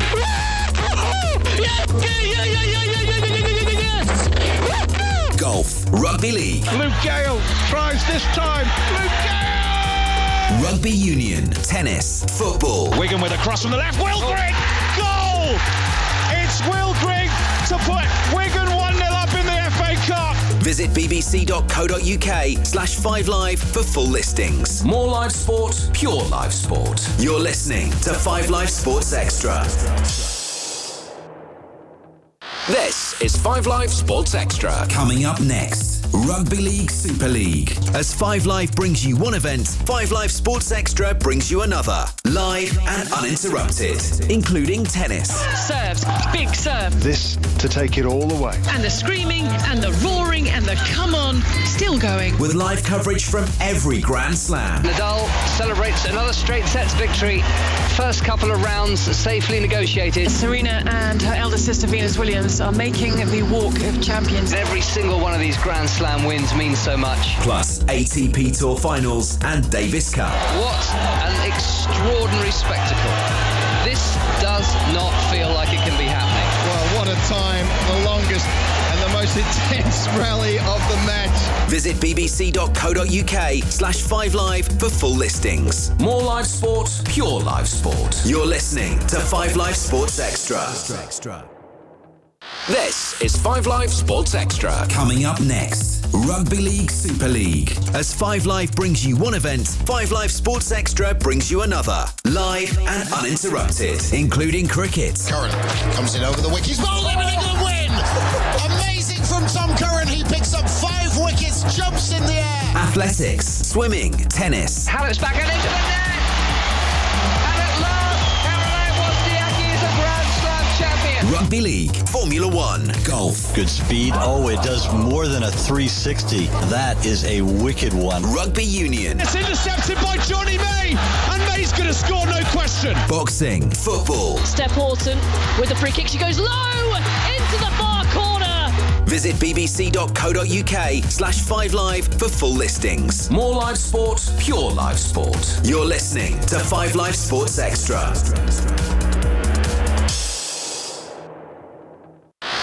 More live sport, pure live sport. This is 5 Live Sports Extra. As 5 Live brings you one event, 5 Live Sports Extra brings you another. Live and uninterrupted, including Rugby League, with live commentary from the Super League. Maguire with a kick, and it's Cuthbertson who's on the chase. What about that? There's an element of anticipation, of excitement. My word, bring it on. The Challenge Cup and the NRL. Tries this time. Luke Gale has won it for Castleford. There's places that you go in this game, and this is unbelievable. Plus, International Rugby League. Numbers outside. McGilvray with a chance, and McGilvray will score. Brilliant England move. When they start to put it together, when they start to get in the groove, they're going to score points. Visit bbc.co.uk/5live for full listings. More live sport, pure live sport. You're listening to 5 Live Sports Extra. This is 5 Live Sports Extra. Coming up next, Rugby League Super League. As 5 Live brings you one event, 5 Live Sports Extra brings you another. Live and uninterrupted, including Rugby Union, with live coverage from the English Premiership, the Challenge Cup and Pro 14s. What a long overhead pass. Oh, it's taken there by Nathan Hughes. He's up to the line and over. An opponent, lovely ball from Farrell to Jamie George, who's seen some space, and George is under the post. Plus, international fixtures, including the Six Nations, Rugby World Cup and Autumn Internationals. The underdogs have barked loudly. What a take though! It's taken by Gareth Davis. Gareth Davis is going to go and go and go. Interception from Gareth Davis. He's run 3/4 the length of the field. Visit bbc.co.uk/5live for full listings. More live sport, pure live sport. You're listening to 5 Live Sports Extra. This is 5 Live Sports Extra. Coming up next, Rugby League Super League. As 5 Live brings you one event, 5 Live Sports Extra brings you another. Live and uninterrupted, including cricket. Shrubsole in now. Balls for Bolger! 6 wickets for Anya Shrubsole, England's hero. England win the World Cup. Athletics, swimming, boxing. Trying to get away from danger, trying to find some sanctuary somewhere in the ring. Formula One.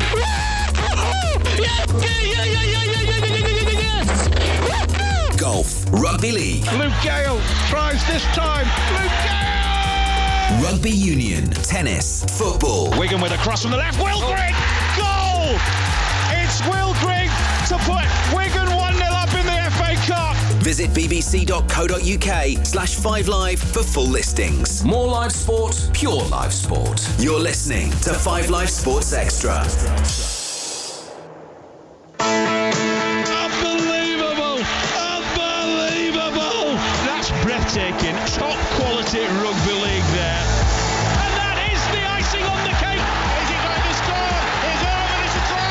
Too big, too fast. 4 seconds left. Oh, Ryan Hall picks it up and scores in the corner. You could not write their script. You will never see anything like that again. He's gone for a big one-pointer from halfway, and he's kicked it! He's kicked it! Oh, he's got it! Oh, my word! Oh, that's magnificent! That is one sensational try! That's the ball game! That's the grand final! Oh, don't matter how much you paid tonight to come and watch this game. You just got every single penny's worth, and you might owe a bit more. This is 5 Live Rugby League on 5 Live Sports Extra. Well, hello and welcome then to the Menderhouse Jungle here in Castleford, one of the great old-fashioned classic stadia venues that we have in the Super League. It's a bit like entering a time warp. The sun is shining, the pitch looks as glorious and green as if it were in perfect Technicolor, and we are anticipating a bit of a Super League firecracker. We've got Castleford Tigers, we've got the Huddersfield Giants, 2 games unbeaten against 6 games unbeaten in the league. It all set up to be, as I say, a really high quality game. Alongside me is a man who knows all about high quality games. He's played them, he's coached them, he's commentated on them. Former Great Britain coach and player, Bradford man through and through. Brian Noble is alongside me for this one. And Brian, yeah, it's a proper West Yorkshire derby, this one, isn't it? Well, it's a beautiful evening, Matt, for a good old bash fest. There's some big boys out on the park for both of these teams, and I'm expecting a real physical tussle on this short field, as we mentioned earlier, I'll get my piece in at the moment, is that you have to play this field particularly well. And I think I watched Castleford at the weekend, and they were terrific. They've got a couple of people missing from the weekend's exploits, but the Huddersfield team themselves are on a terrific run of form since the Challenge Cup final, and it's hard to see past them, but I think this is going to be a real gladiatorial struggle tonight for both teams. And particularly given the sort of recent news, a man who's synonymous with rugby league, synonymous with Yorkshire, Harry Gratian, sadly has passed away. A man who loved both things, didn't he? He would have enjoyed a contest like tonight very much. Yeah, I'm sure he'd have been here if he could have been. He'd certainly wax lyrical about it, wouldn't he, on his TV, with his TV exploits. But unfortunately for him, he's not going to be here, so the rest of us have to enjoy it for him. Absolutely. Let's have a look at the teams for tonight's game then. Castleford Tigers against the Huddersfield Giants here on 5 Sports Extra. Greg Eden is at fullback for the Tigers. Their three-quarter line is Beretta Faraimo, Jake Mamo, Mahe Fanua and Darrell Alforts. The halves are Jake Truman and Danny Richardson. The pack is Nathan Massey, Adam Milner, George Griffin in the front row, Kenny Edwards, Alex Mellor and Joe Westerman in the back row. The bench, Paul McShane, George Lawler, Dan Smith and Suaya Matangi. Not often, Brian, you see Paul McShane on the bench, is it? Yeah, I'm thinking it might be tactical. He had a reasonable game at the weekend. You know, he orchestrated most of the things that Castleford do. Adam Milner's a super player himself, and I think they're a little bit, if not intimidated, they're wary of the fact that Huddersfield have a decent pack themselves. I'm going to have to aim up early there, and Adam Milner won't let them down. What you get, if he is carrying a slight niggle, Paul McShane, he's very good at coming off the bench and making a difference with a kick play, with a run. He can play in the halves as well, and clearly at the weekends they lost Rocky Hampshire, one of the fullbacks out. They've already got Gareth O'Brien out there, so I think he's trying to keep, with Coach Radford's trying to keep a little bit of fluidity in and around the half, so he can change things if he has to. Let's have a look at Huddersfield. They've got Tui Lolohea at fullback for them. Jermaine McGilvery, Leroy Cudjoe, the debutant Toby King and Innes Senior complete their three-quarter line. Will Price and Ollie Russell are the true halfbacks. The pack is Ollie Wilson, Danny Levi and Owen Trout in the front row. Josh Jones, Chris McQueen, Luke Yates in the back row. Ashton Golding, Michael Lawrence, Joe Greenwood and Seb Ikehihifo are the interchange bench for the Huddersfield Giants. You talk about size, that is an intimidating side. Throughout, you've got a massive strike in the backs. Yeah. You've got a massive pack with loads of mobility, particularly in that back row as well. You can see why they've won 6 games on the spin. And a reflection of that, the way Coach Watson has managed his players as well. If you think Ricky Latelli's not in the mix in the centres, who've been on blistering form.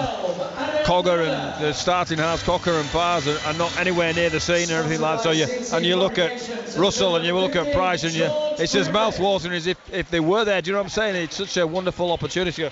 But their pack has been the key this year, especially the form of the boy McQueen and Jones in the back row.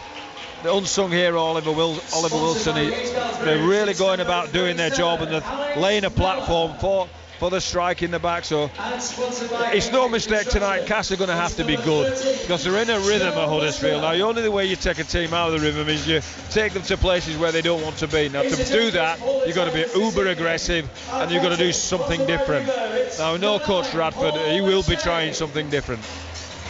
Well, let's have a look at the other fixtures in round 17. Tonight's game is the only one, of course, so the rest of the weekend is pretty packed fair. Tomorrow there are 3 games. Well, FC against Leeds Rhinos is at 3 p.m.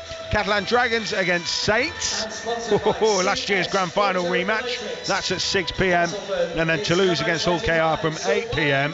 What a trio of matches we've got there. And then on Sunday, Wakefield Trinity take on Wigan at 3 p.m.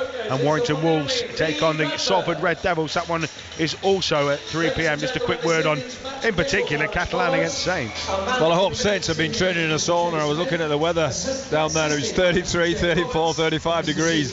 Boy, that's hot. And Catalan themselves know how to play the weather as well as the stadium, as well as the crowd. They're playing the top team in the competition. They were beaten last week by Castleford, so they've got a lot of reasons why they need to rock up.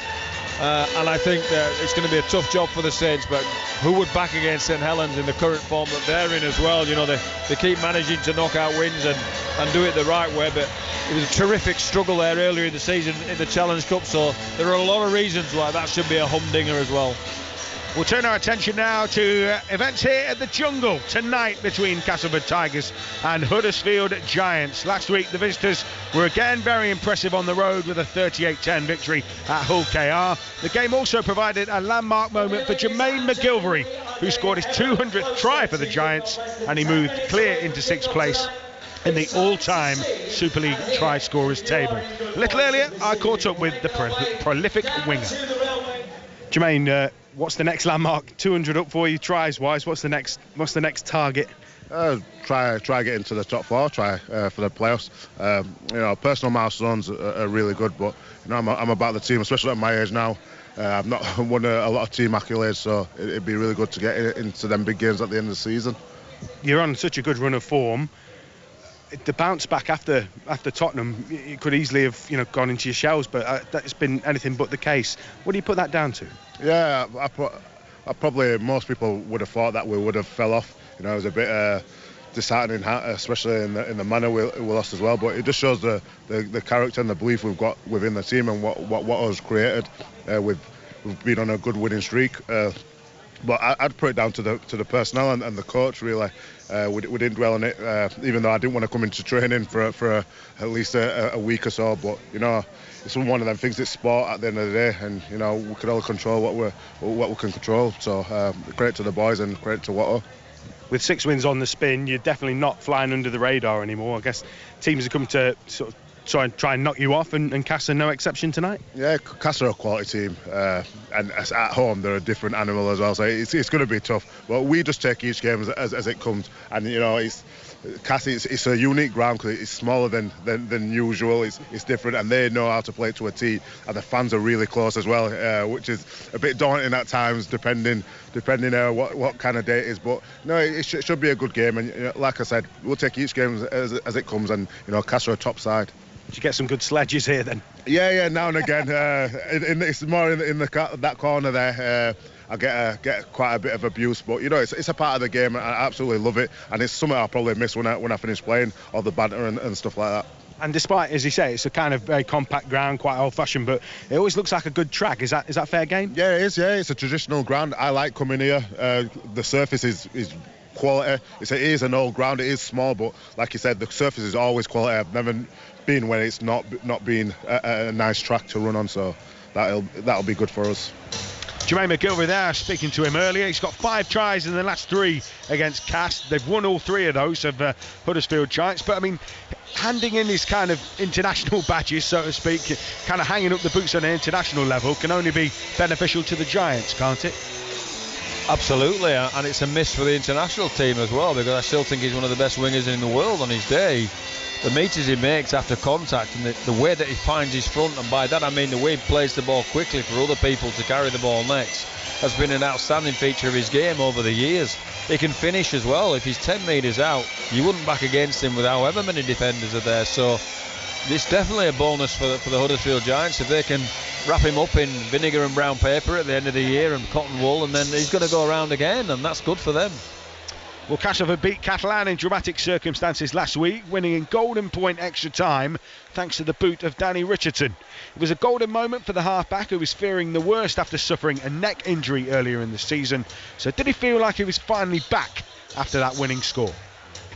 Obviously it was 4.5 months of stress and frustration, and obviously to go to a golden point like that in such a tough game and get the win in the way that we did, it makes it all that sweeter. Just how difficult was it for you then, especially when you don't really know what's going on with the injury? No, it's pretty much just like you say, to do it in round 1 and then to be sort of waiting and just resting, and like you say, you sort of don't know what you're doing in terms of recovery and stuff and how long it's going to be. It's sort of just pretty much a week by week basis, so for someone like me it's pretty difficult. I always like to be out doing something on the move, and to be sat around for 6 weeks just doing nothing was pretty challenging for someone like me.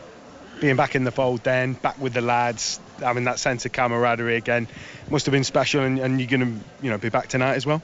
Yeah, that's it, mate. That's why you play the game, isn't it? Do you know what I mean?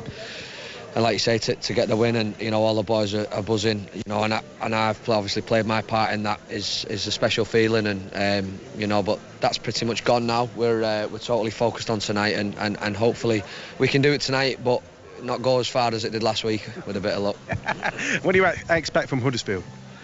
Just the fact that, you know, they've gone 6 on the bounce speaks for itself. You know, they're a great side this year under Watson, and you know they're a very sort of strict team. They don't give you many opportunities, and you know we've got to be just ready to go to battle with them for 80 minutes like we did last week, and you know hopefully come out with a win. And I guess if it comes to that point again, you know you've got the muscle memory now of being able to kick those fine margins 1-pointers. Yeah, well, I had enough practice last week, didn't I? So hopefully I can knock it over first time, and I've done with it if it comes to it, and if we need it. Danny Richardson there, Castlefort's hero last week. I mean, there's a man who came through at Saints. He was going to be the next big thing. Saints then decided that he wasn't going to be the next big thing. That could have crushed the player. Coming to Cass having a few injury problems, that could have crushed the player. But there's some self-belief in there, isn't there, with Danny Richardson? He's probably had a few doubters, but he just keeps coming back and he keeps sort of proving his point.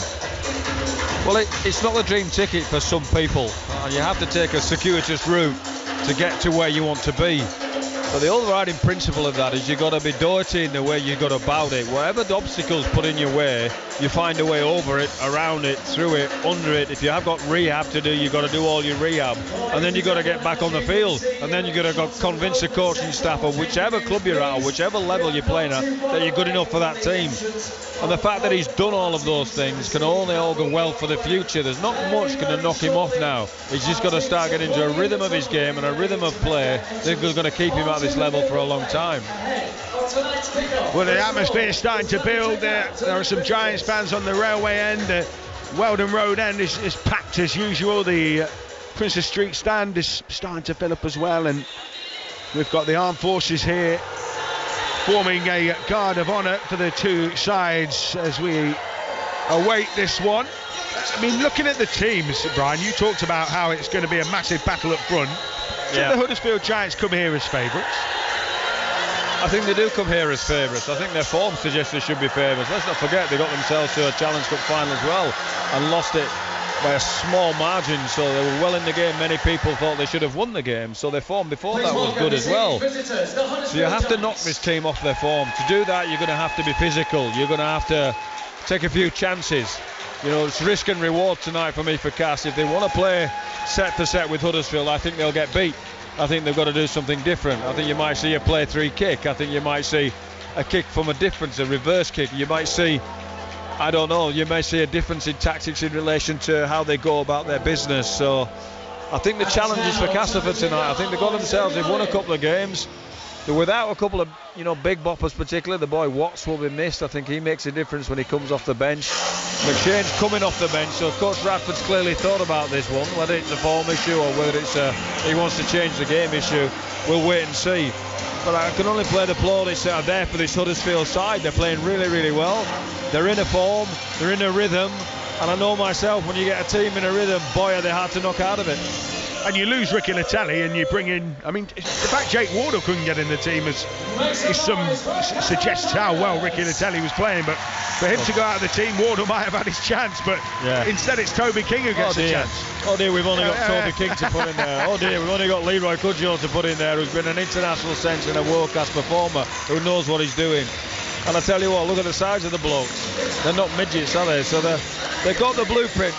I'm confident they'd want Latelli, because Latelli can do things with his footwork, etc. As can Wardle. You know, they're both terrific players, but that's the key to a successful team and a successful season. If you can get over your injury hiccups and your form hiccups by people that come into the side, and you don't lose too much on the performance front, that's the key. I think you'll find the difference between the top teams and the bottom teams is that the people that put in when people are missing are the ones that keep them up there. And that's a credit to Ian Watson, isn't it? The job he's done in assembling this team, because as you say, they are missing a few. I mean, just over to our left is Chris Hill. You know, and you talk about experience and having plenty of pump and grunt and power, well, he would have been ideal, wouldn't he? But he's been missing since the Challenge Cup Final 2. So there's, you know, you say both sides missing some key players, but we've still got two excellent sets of personnel out here. And the match ball just being handed over to Jack Smith, who on this day where the armed forces are being commemorated, well, he's ex-armed forces himself. So yeah, he'd be very proud about that, Jack. I'm sure he will. He'll be assessing the marching technique of the bloke that's just coming off the field. He said you got that wrong, bud. There will now be a 13-second pause before so we've got the 13-second moments as part of the Tackle It campaign, anti-discrimination message. Super League against all forms of discrimination and in support of those who are currently under conflict in the Ukraine. So we'll have that 13 seconds and then we will be ready to get underway here at the Mender Host Jungle. So it'll be an applause on Jack Smith's whistle, and some players take the knee. The Giants team is to a man take the knee. There's applause around the ground. Past players stood in their group also joining in the applause, and finally ceremony complete. We can crack on with the main event. Brian Noble, let's get it on. I was watching the Huddersfield team on their arrival, so they've been here a good hour and a half, very relaxed. They look good and relaxed. You know, sometimes the coach would worry, say, "Man, mate, you ain't got your head on the game here," but that was a different kind of relax. They're ready to play. I didn't see many of the Castleford players. I couldn't see where they had an element of tension about them. The pressure is on Castleford because they're at home, and as you say, the Weldon Road end, if they get things wrong, boy, do they know about it. I saw Kenny Edwards, who came in with his own sound system, so he didn't seem particularly stressed. He'll probably on the decks later on in Ponty. Well, he will be. Depends what the result is, I guess. Here we go, we're off. So Richardson gets us underway. The Giants will feed the kickoff, and it'll be ramped up by Owen Trout, first carry of the game. Here on 5 Sports Extra, Castleford Tigers against the Huddersfield Giants. Matt Newsom and former Great Britain coach and player Brian Noble. It's an early shift here from the Giants here, trying to get in the senior away down this left-hand side. Tackled just up over the 20. A little bit of a venture there from the Giants early doors. Now Josh Jones, angled run towards the middle, almost to the 30 inside his own half of the field. Out on this left-hand side, it'll be played by Levi into English, Wilson should I say, who pumps it up the gut that time into the 40-metre line. Levi keeps the ball moving. Trout out the back to Price. Little kick over the top. Trying to put Greg Eden under pressure. That will hold up, will it, in goal? Yes, it will. That's a brilliant kick from Price.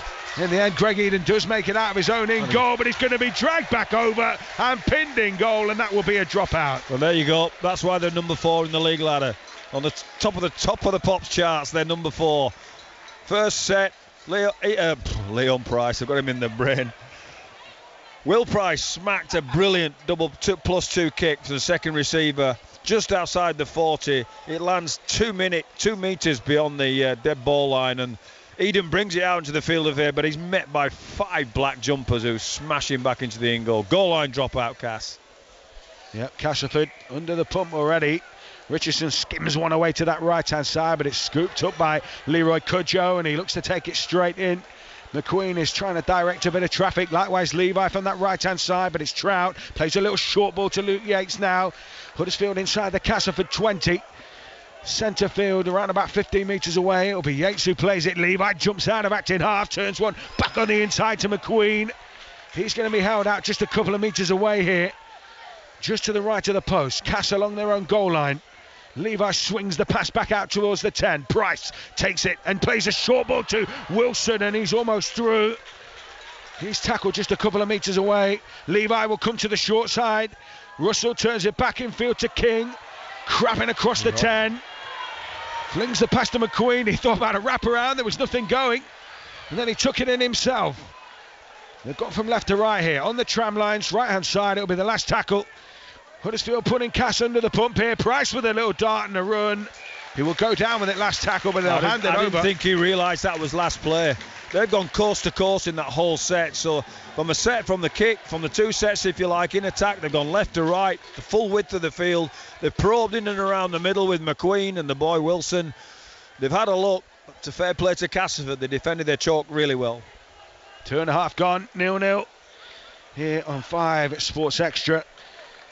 Castleford Tigers in possession now, trying to get out of their own end. Mahe Fanua on his 100th Super League appearance. It's now Jake Mamo's turn, former Giants player. There are plenty of alumni who've represented both sides on the pitch tonight. Mellor being one of them, and he got clattered the minute he took that ball under his wing. Richardson flings it across towards Westerman, straightens things up in centre field, but he runs into the not inconsiderable shoulders of he's got a big Lou job Yates tonight, Matt, as Westerman. He's the cultural leader of this team. If he's playing well, carrying the ball well, passing well in and around the middle, they're a good chance. And here we see an absolute difference in kicks. A pop-gun kick from Richardson doesn't make it, and the feature of this team is that Huddersfield are actually out of their 40-metre area. They're in an attacking zone on the back of a defensive kick from Castleford. So it's get that into you. Got a bell ringer there from Adam Milner, and then he tries the offload. He's flung that. Has it gone backwards? Referee says it's fine. Jack Smith. Cass fans didn't like it. Toby King keeps it alive. Josh Jones carving his way through the middle here. Up over the 20. 15 away from that Castleford line. Tigers being stretched.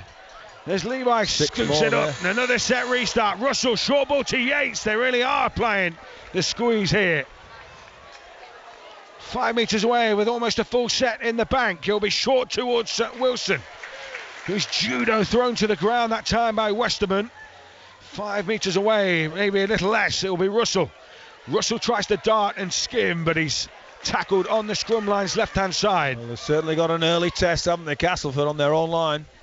10 metres out, Levi to Lola Hare, drifting across field. Now he finds Yates with a little flat pass along that 10-metre line. 5 away. Just to the right of the post here, the Huddersfield Giants. Inside the 10 they go. Here goes Bryce. Little short ball. Oh, and they're through Cudjoe, are they? What a tackle. Just short of the line. What a break. What a tackle. Price with a little grubber kick in behind. It's going to be tapped behind. It's still going. Wow. Eventually, Jake Mamo beats it behind. Well, that's like a game of pull, Matt. Price kicked it, ricocheted, went behind the in goal. Cass bloke kicks it sideways, and Mamo has to kick it out the back. In off the red or the green or the pink. He was going everywhere, that ball. And it's another goal line dropout. So Huddersfield kicking the ball really well. Cass managing to defend really well. But it's all on for this Cass team early in the set. 4 sets on their own line. Yeah, just over 5 gone. And Cass have scarcely had any good ball, as you might call it. Trout will run this one in, winding up. Just gets beyond the 40. Really skinny 40 to 30 metre area in this on this tight little pitch, which is in really good nick. Well, if they get through this, Cass, it'll give them a huge lift. Russell takes it to the line, tipped on. Oh, and he couldn't bring it in his senior. And they did. Nice idea. A big indicator there from Danny Richardson. He's clapping, he's smacking his players on the back. They've done real well there, Castleford, to hold out. They get the scrum, they can walk to the scrum, they can have a rest, and hopefully get down the other end of the field. Somebody missed their assignment there. Ennis drops the ball, but it was behind him. It was a poor pass. I think it was from Russell. Yeah, they went for something a bit expansive, but I mean, you almost want to just keep turning the screw there. I mean, I know the opportunity comes, you want to take it. You're in the groove, but I guess it does let Cass off the hook though, and they will come short side here. But Beretta Faraimo can't find the pass, and he's tackled 15 away from his own line. Mamo then runs into Levi, and it's a bit of a feisty affair at the ruck that time. Well, it was like a brick wall, was Levi, and Mamo ran straight into it. He didn't like it, very much not. Well, this is the thing with Huddersfield, they'll belt you as well. Their defensive line is terrific, so you've got to be good. Yeah, real intensity. Griffin runs amok, or runs aground, should I say, on the defensive cordon. And then it's this Giants line. This time Price drops low and McQueen goes high. Last tackle for Cass, and they're midway inside their own half, and it takes Richardson's boot to clear kick. their lines, and in the end Ennis Senior comes across to scoop it up, but he has to bring it out from his own 20. Still going here as he's tackled on the 20. He bumps off the first tackle, and the Giants will start from just outside their 20-metre line centre field. He's a big unit, the boy Ennis. He gets you started, and this bloke comes along, Jermaine McGilvery. 3 orange jumpers in the tackle trying to stop him. They did a good job there, put him on his back. The cowbell is out. Cudjoe's dropped it. And they're away here through Truman. Truman gets it away to Darrell Olferts, and Darrell Olferts puts it down. And Castleford Tigers, just looking for Jack Smith's signal, have the first score of the game, and it was handed to them on a plate. Castleford Tigers 4, Huddersfield 0. Well, it was dropped. Lolohea is going nuts at the referee here, saying somebody's batted that down, ref. You haven't seen that. Somebody's batted that. He's given the try, so he can't change his mind now. Cass, you would see from where we're looking at it, you think the ball just goes to ground on a loose carry, he drops it. Darrell Olford just picks up the spoils on the back of Truman, picking up the ball and just putting it out there. Yeah, Giants livid, it's fair to say, isn't it? It just looked like a sloppy pass. Somebody's attacked his arm from dummy half. Attacked his arm, so it looks like a sloppy pass that goes backwards. The referee's adjudicated that. Yeah, he's just. Was it Kenny Edwards, I think, with the. I don't think there's nothing wrong with it. There's nothing. He's hit his arm. He hasn't hit the ball. So Huddersfield are complaining, and Lolohea particularly is complaining that the ball has been smacked down in a knock-on motion. But what I can see on the replay there, it hasn't. He's hit his arm, which is a tactic, and the ball's gone backwards. And Casa picked up the spoils and thought, thank you very much. We've defended our line for four sets, and now we have one crack at yours and the ball you give us, and you're behind. Yeah, Ian Watson getting messages from Luke Robinson, who's up in the box just to our left. And Danny Richardson adds the 2, so it's a 6-point lead for the Castleford Tigers. I'm like surprised to be saying that, given the way this game started, but that's the case. Try from Olferts, goal from Richardson. It definitely hit Lolohea's arm. It hit Lolohea's arm. He passes the ball poorly. Truman picks it up and thinks, here you go, Daryl, you won't score many easy ones than that. So Cash bringing off the back fence, taken up by Griffin. Again, that line speed from the Giants is ferocious, and they are right back into it. Hunting, trying to probe and force an error here, but Cass coming forward with a bit of vigour. Adam Milner wrapped up that time. I think it's Greg Eden who stepped into acting half in his absence. Nathan Massey. Good carry for Massey. Yeah, an unsung hero, isn't he, Nathan Massey? Very much so. Here comes Joe Westerman. It's one of those players, Nathan Massey. If you want 10 metres, he'll get you a metre. If you want a metre, he'll get you a metre. He's just reliable. Yeah. Senior takes the kick into backfield. Cass not trying to reinvent the wheel with their kicking game, it's fair to say. It's to the point. And the Cass Tigers lead here by 6 points to 0. McGilvery gets it onto Cudjoe, away to that right edge. Almost up to the 40-metre line inside their own half. Lolohea keeps it moving. McGilvery again thuds into contact, just short of halfway. It's like one of those Tonka toys, you know, the ones where you wind the wheels up and it gets quicker as he goes into contact, Jermaine McGilvery. One of them mechanical toys. I remember them, yeah. I love the Tonka trucks. Owen Trout gets an offload away. The tackle went low, and then Wilson wasn't quite expecting it. Fanua was expecting it and came and shot him down, and then the decision goes against the Giants again. They've had a couple of results here, Casford, on the back of them being aggressive. Fanua's flown on the offload from Wilson. Wilson's and he's dropped the ball, and they've created that of Castleford. That's where you have to be different. When Huddersfield kick the ball, they're going to have to be different. They're going to have to take a risk and put Price under pressure and Russell under pressure to get the results that they want tonight. Knock them out of the rhythm. It's interesting you said they've got to be uber aggressive, and that's exactly what they've been. That's exactly. Well, to be fair, I don't think Fanua can be anything else.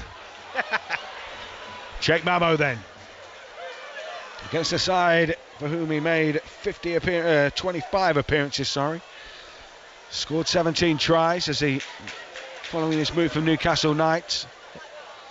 So centre field, Milner moves the ball away to Truman. Kenny Edwards, who's another ex-Giant in this Cast side and has been really influential.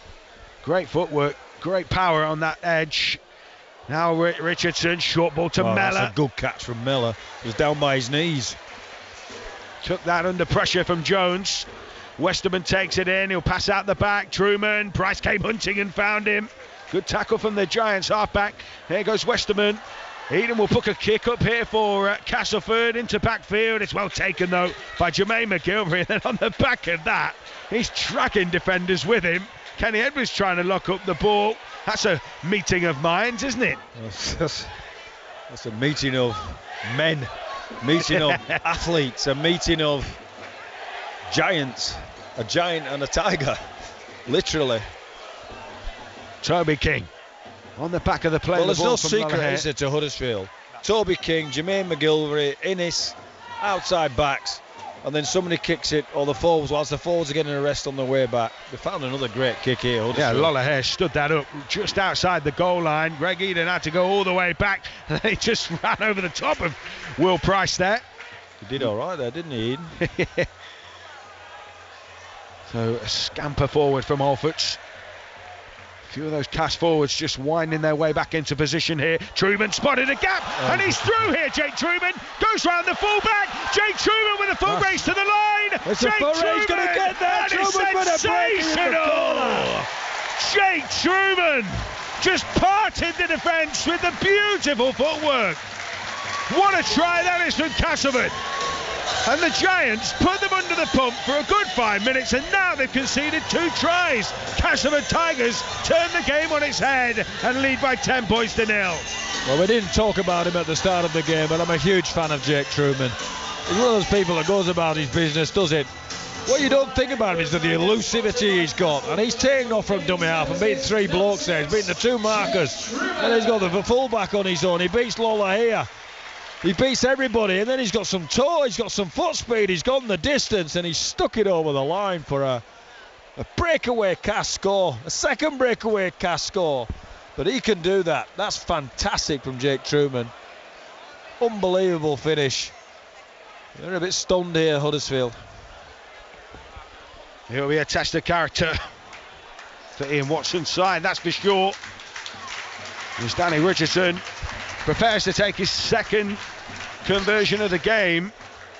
Jake Truman with an immaculate piece of footwork, and just have the presence of mind to spot the gap and then exploit it with all the skills that he possesses. He was elusive. He was strong in the hips, because Lollea got there and he brushed him off in and around the hips. And Richardson kicks the goal. 12-0, and you'd have thought the first 6 sets, gosh, Cass are in for a tough night tonight, and they find themselves 12-0 up. It's just out of dummy half. He beat them out of dummy half, simple as that. He took off, and nobody. Wilson he beats first, Price he beats second.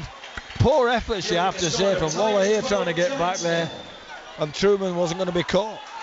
Brilliant. Well, Ian Watson, he's animated, it's fair to say, on the down on the touchline. He's not a coach who sits up high and from a vantage point as he lets his assistants do that. He is down at pitch side, feeling every hit and playing every ball. Well, I'll tell you something, Cass have got this right at the moment, because they're finding holes in and around the ruck of this Huddersfield team, which is unusual. They're usually very, very good out of there, and they're doing it well. Griffin particularly, Westerman in and around the middle. Massey definitely knows what he's doing and how he wants to do it. And then they've got a bit of punch in the backs as well, and Fanua carting one in that time. Richardson again spotting that space in behind. This time Innesenia had pulled up, and that just about pitched in field. Oh, what a kick that was from Danny Richardson, who at the moment is just orchestrating everything. Oh, Cass are killing it, and particularly Danny Richardson is. Who'd have thought it after that start? Yeah, if you stopped the video and said what happened next. Yeah. 12-0 Cass and a 40-20. Well, that was some kick. His first one, I think you called it a pop gun, didn't you? It just wasn't very good at all, but he got his radar in after that. Well, they were being bashed. Milner to Westerman, now Kenny Edwards, so he's dangerous when he gets on the outside. Fanua tries to tip it on. Gathered up, though, by Darrell Alfords, who comes back in field and then jinks back out to that edge, and again just keeping those Giants defenders honest. Swung in field, Truman onto Westerman. Westerman double pumps, dummies, and then slips. Well, it was almost the perfect. Well, he had to give himself up. Surrender tackle. I think Griffin had missed his assignment, was offside and was in danger of being pinged for it, so that's why Westerman gave himself up. Richardson throws a dummy, but he's wrapped up inside that 10. Closing in on the Giants line. A third try would be a real mountain to climb. Oh, they've got a penalty here for dissent, was that? Yeah, somebody's gobbed off at the referee. Tapped his mouth, didn't he? Yeah, you can't do that in possession. They were just about to get the ball back, gobbed off. I reckon they'll take 2 here, Danny Richardson. Well, to be fair, you'd have thought they'd learned their lesson from when they appealed the try with such vigour, because it didn't help them then. It certainly hasn't helped them now. Well, Vim and Vigor's okay, Matt. Vim and Vigor's okay. But what's not okay is gobbing off to the referee, because you just don't get anything for it. All you do is you make the referee angrier and angrier, and any 50-50 decision is going against you. And then if you, what he just said there says, you're not speaking to me like that, mate. Get away. Coach Watson will be furious. I would be. That just shows how rattled they are as well, doesn't it? Yeah, definitely. Yeah. Good call. So 12-0. Could it become 14-0? Almost a quarter of the way through. Richardson tips it through and does make it 14 points to 0.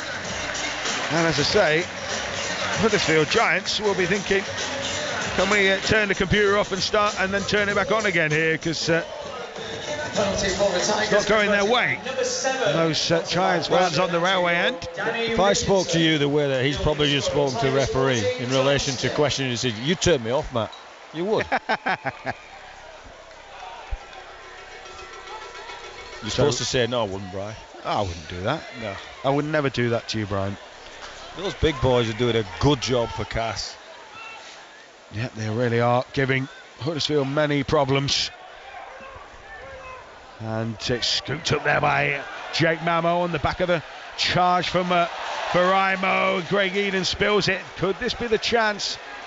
Well, do you know what? It's the right pass. Mamo got the pass away on the offload, and Eden wasn't expecting it. They created another break in and around the middle. They'd run out of dummy half. They're in 6s and 7s in around the ruck with the Huddersfield team, and he should have been aware there, Eden. He was up the middle again. Yeah, well, that second phase is so deadly, isn't it? Yeah, for any team. Second phase is difficult to deal with. Cudjoe slams forward almost to the 20 here for Huddersfield. Kenny Edwards peels away from the ruck along with Truman that time. Michael Lawrence is on. Was a great servant of this Giants club, isn't he, Michael Lawrence? Yeah, real. Cut him open, Huddersfield, like a stick of rock. Russell, short ball onto Jones. He's a real weapon on that edge, and he's tackled 5 metres out. He's took some stopping. The cannonball like Jones. Set restart here. Trout, they don't need to panic here, the Giants. They are right under those posts. Castleford calling for numbers out on their left-hand side. Oh, and this time it is a penalty. This time it is interference, as the pass was made from Acton Hart. Danny Levi is just reminding the referee, saying, well, that's what happened at the other end and you gave him a try. He said exactly that. So he's played at his arm there as the Castleford defender, but this time the referee's adjudicated that it was offside when he did it. Michael Lawrence with a settler right under the post here. Danny Levi could almost stretch out and touch the line himself. Russell, short ball to Yates. Oh, he's just short. What a surge that was. McQueen looking to bash his way through. Bit of a pirouette, but again, they stand firm. Great defence from Cass. Couple of metres away, the Giants. Levi spins the pass towards Price. Price has a wall of orange shirts coming out to shut him down on the 10. Huddersfield will start again here from 10 metres away. Taken in by Trout, out the back. That was telegraphed almost. Russell got clattered. It was almost like the quarterback getting nailed, wasn't it, that time? A brilliant read from Richardson. Levi finds Lollahair. First time he's come into the attack. It's been hacked forward by Inasenia. It sort of bounced at his feet. He clipped it on and it was taken in by Jake Mamo, and Castleford Tigers come up with the ball. And then on the back of that, battering round carry from Beretta Faraimo. And then on the back of that comes Jake Mamo in there, straight back into that rhythm again, Cass. Absolutely. Castleford 14, Huddersfield 0 here. 6 wins on the spin for the Giants, but they're in a position they haven't been in too often this season. Daniel Smith is on. Griffin has made way. Well, it's super stuff from Cass, isn't it? Their goal line defence has been outstanding. Yeah, goal line defence outstanding. Their play Game management has been outstanding. The kicking game has vastly improved. Lollahair tries to come down the short left-hand side and then goes back to the middle as the black and amber shirts screened across. Russell offers one up to Innes Senior that time, who's himself coming off the touchline. Well, Castlefort's concentration's good at the moment in all the little plays that Huddersfield do. They're getting up on people like McGilvery and Innes and Cudjoe in the back play. Yeah, McGilvery infield trying to take the Giants forward. There's a penalty given there. It looked to me like Owen Trout was sort of stumbling. Yeah, it was a tough call, that one. He fell over. I think it's Westerman, he's gone into his chest. And it's adjudicated that he's hit him round the head, but I don't know where he goes. Yeah, it's that he can't get out of the way, can he? He can't get out of the way. And Trout's actually headbutted him in the chest.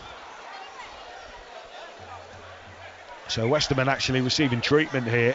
Well, because Trout headbutted him in the chest. I can't emphasise to our listeners enough is that this game's tough enough, and he's probably got a hard melon as Mr. Trout, and he just headbutted Westerman straight in the middle of the chest. It wasn't quite Zidane on Materazzi, but it was in the ballpark.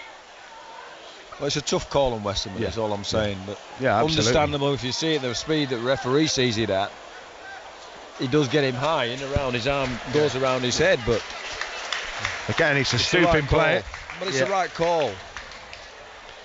So Westerman probably feeling, as you say, a little hard done to as he heads back to his mark. His sternum will in the morning. Cudjoe to tap it, then 20 out. Price now on towards Lawrence, who comes back towards the middle. 15 away as he crawls a couple of extra metres there. Levi looking to play the ball quickly. Jack Smith's given a set restart, slowed the ruck down too much there. And Luke Yates has scampered his way to almost within a couple of metres here. Levi out the back to Russell. They've got the shape. They've got another set restart here, the Giants. And then they've driven Ollie Russell back to the 20 like a rolling maul in reverse here. Brilliant. Huddersfield want the tackle held. They're not getting it. Josh Jones has to take the ball behind him. Pirouettes his way inside the 20. 15 metres away. Huddersfield Giants just to the left of centre. Levi picks some space in there behind the ruck.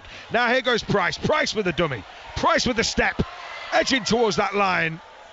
Held up and taken over the line by Cass, and they'll have to go back to the 10 here, the Giants. Well, they're answering all the questions that Huddersfield are throwing them at the moment. Levi trying to dictate, organise and orchestrate. Now Russell drops one off to Jones. Again, really well read that time by Westerman. Came out, shut it down. Levi comes to the short side with Russell. Russell with a little grubber kick in behind. Mamo just shepherds it out. In the end, he got a hand to it. They were converging, weren't they? Drop out to come. Smart kick from Russell. I think he's worked out, and Price have worked out the halves that they're going to have to put Cass under pressure with repeat sets. And so the finish to that set was all with the purpose of creating pressure on this Castleford defence. 25 gone. Still Castleford Tigers 14. Huddersfield 0. But the Giants creeping their way back into it. Having dominated the first 5, they conceded a try after an error, and then were unpicked by brilliant work from Truman, and now they're back on the front foot again here with Senior, who clambers into centre field before he's taken down. That time by Nathan Massey. Just outside the 30. Now Lawrence inside the 30 for the Giants and up to the 20 centre field. They're making metres here, the Giants. Can they make it pay?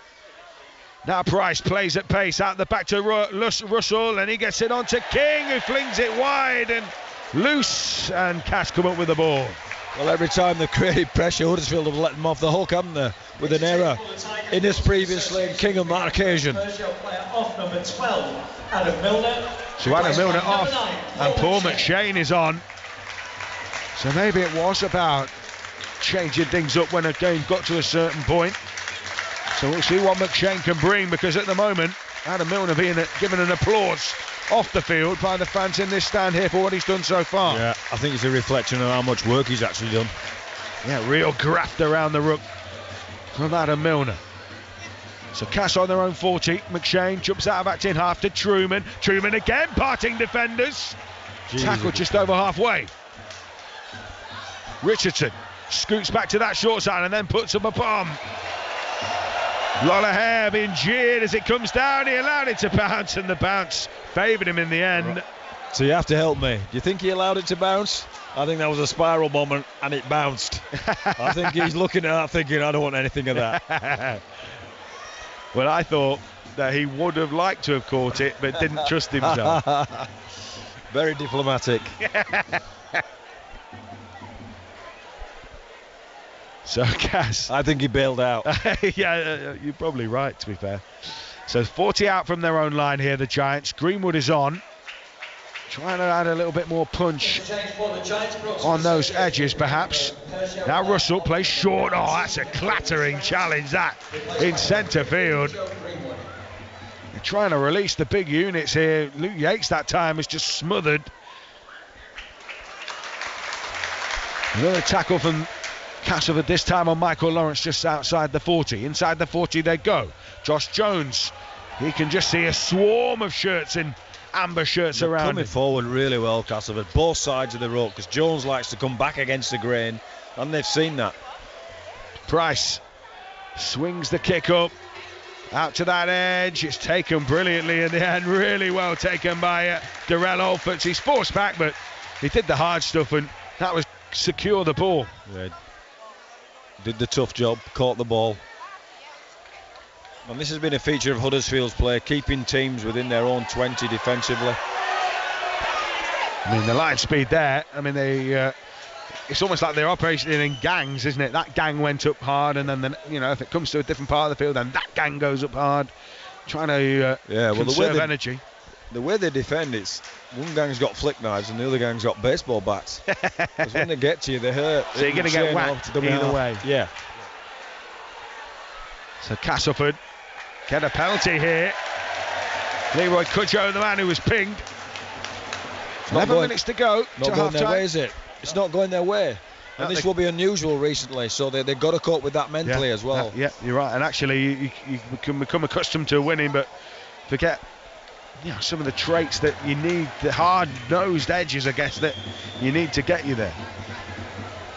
They've certainly got the quality, but at the moment, they can't find the rhythm. Daniel Smith, another ex-Giant in this Castleford side. Picked up by McShane. Now Massey. He is tackled just short of the 20. In centre field here, Castleford Tigers maybe aiming up for this right edge because Truman's popped there. Truman's got the ball, plays short towards Alex Mellor. He's tackled outside the 10.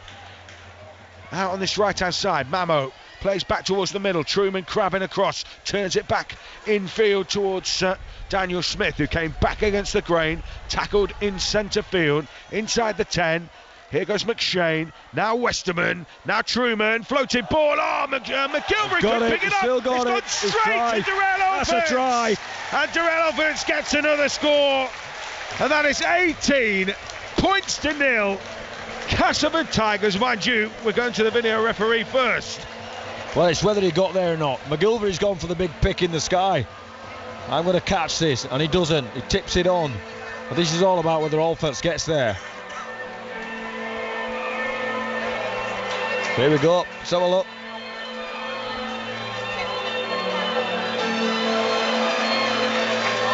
I can't quite see whether it's on the line or not.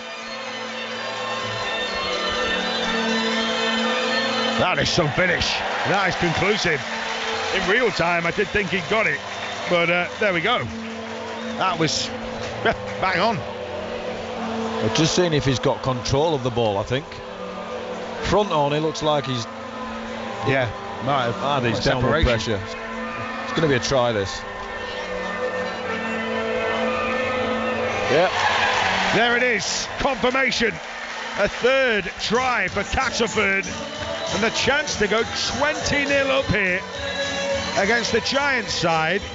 Third in the table. And having won the last 6 in Super League. I mean, this is dreamland for the Tigers. Well, it's McShane and it gets to Truman, and Truman picks out the right pass just because he nearly gets picked off So this is about Jake Trueman again. We've seen him score one on his own and use his footwork. This is his pass play. McGilvery has no option. He's stuck in between two players. He's got to try and catch it. Doesn't. Alfords gets the spoils and gets there. That's the bottom line, Matt. This is about Trueman. It's the Trueman Show. I've been waiting to say for ages. The Trueman Show. You've had your moment there, Nobby. There we go. There you go. So Danny Richardson. It's not an easy kick. Right out on the touchline. When he sent it on its way, we've got zero idea whether it's gone through. The flags have gone up, so it has. The stand here basically hangs over the front. You can't see anything. Yeah, when those kicks go up. Basically, for our listeners, when the ball goes above 15 feet in the air, we can't see it. So it's all about guesswork. But this is about Westerman to Trueman, and Trueman picks the pass. That's brilliant. Brilliant, honestly. That's great football. That's great rugby league football. What a score. So they're rattling up again through Daniel Smith, and when you've got ball players like McShane, when you've got Westerman there, and then you've got your halves around that, so many attacking weapons then, haven't you? Well, Westerman's the key. He's the one in and around the middle that decides whether I take it on and reset the platform or we make a pass play. Trueman is then the trigger. So Huddersfield trying to mete out a little bit of punishment here for those Castleford attackers. Jake Mamos runs straight over the top of Ollie Russell there, who gets up and puts himself back in the line. McShane throws the pass to Richardson and booms it infield towards Westerman, who lost his footing. Now Greg Eden trying to slip away from tackles. Oh, he's away! Dragged down in the end by Leroy Cudjoe, who didn't leave him. I tell you what, Coach Watson's already writing his script about missed tackles and doing the things that we haven't been doing, etc., etc. Richardson with a kick in behind. Paraimo gives chase. Inasinia has to crab back in field, but the kick chase there is all black and amber. There's a few big Giants forwards just ambling back. They're feeling the pace, and they haven't had the rub of the green. Well, once you knock Huddersfield out of their system, it's going to be interesting to see how they respond, because they are a system team, and that's not a criticism. Each player has to play his part into achieving the success that they have. They've got a great team ethic, and they've been knocked out of their rhythm here. Really interesting to see how they respond. Danny Levi taking them forward up over halfway. He offloads to Price. Price in towards Sabagahifo, and he's a wrecking ball of a player. He slips one tackle. Up over the 40 now. Last tackle here for the Giants. It's all about what Lolohea will do. Russell puts the kick up.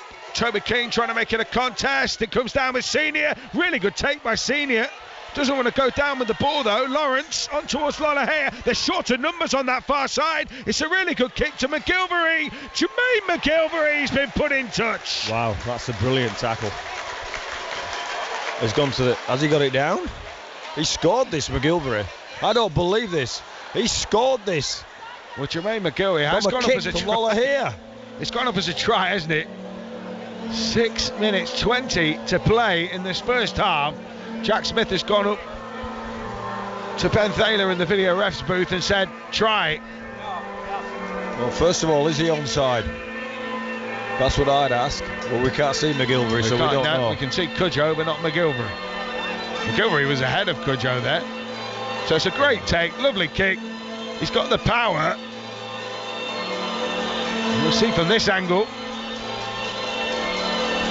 Has he got that in? The fine margins. Boom.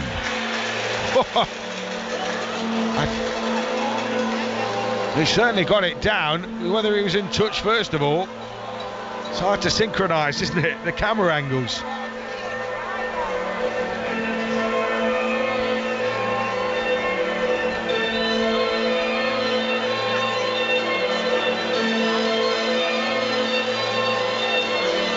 Because it went up as a try, they've got to disprove that he didn't get it down, haven't they? Well, he's having 5 or 6 looks at this.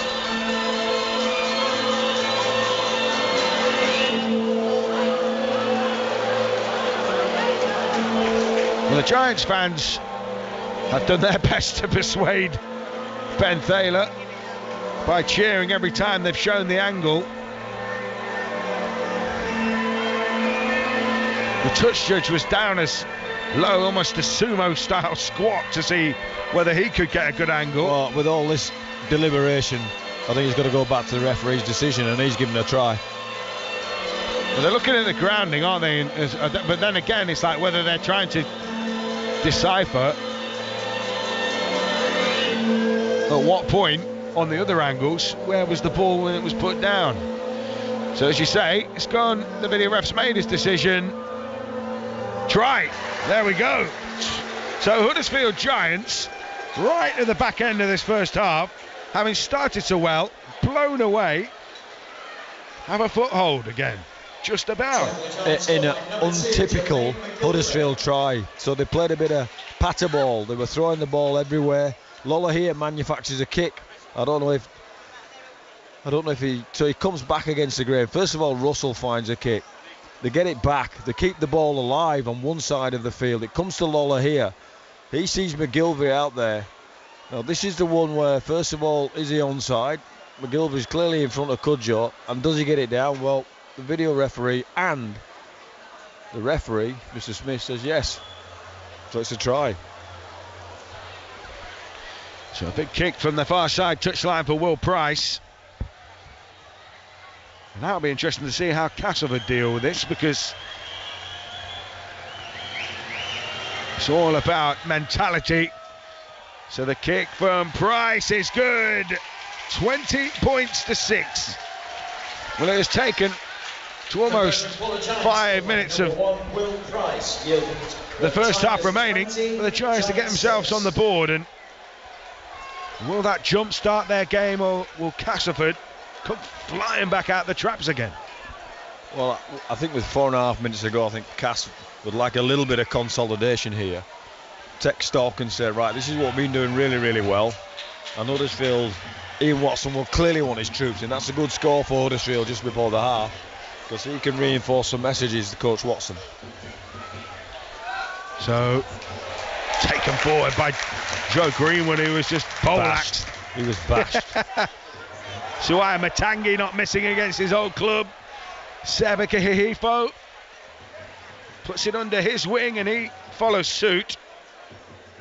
Levi onto Lawrence this time.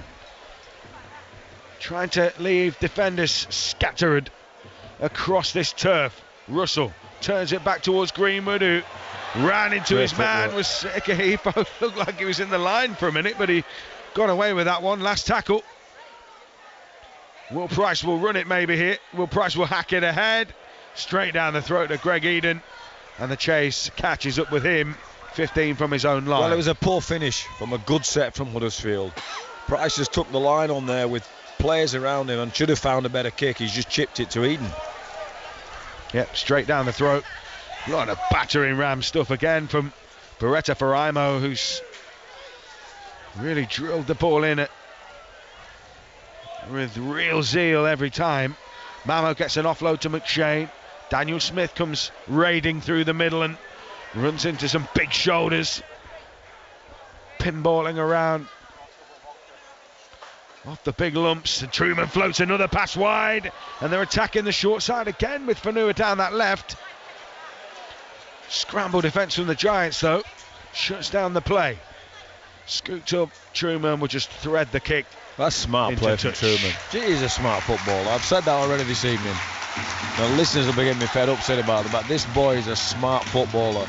He's found out the last play there. He's drilled it down the sideline off his wrong foot, off his left foot, and bought his team a recovery set in the 10-metre area of the Huddersfield team.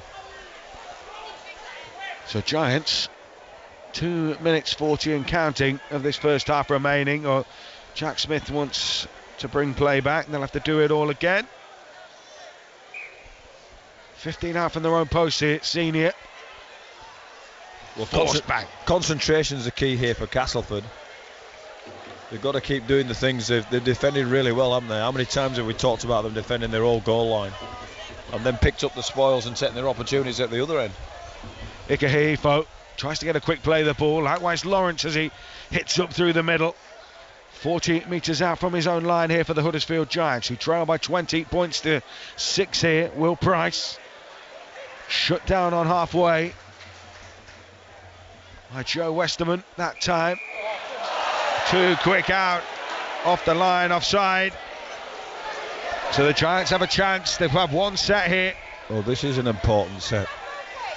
Lollaher boots it to touch. Suddenly the starting point for the set is a swifter one. Toby King wasted no time. Josh Jones comes rumbling forward. How came Suaya Matangi and absolutely thundered into him. Levi skipping out of acting half, trying to take it on himself here. 5 metres away.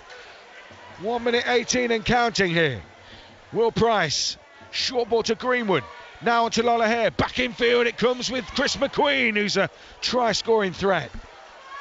5 out. Castleford Tigers again having to defend their chalk. As Russell again finds himself behind the plate. Shut down by good defensive read. They've really locked the tip sheet, haven't they? That's a Richardson and Radford trait. They've given Richardson the remit to stop the second receiver for Huddersfield, which in this case is Russell on both occasions.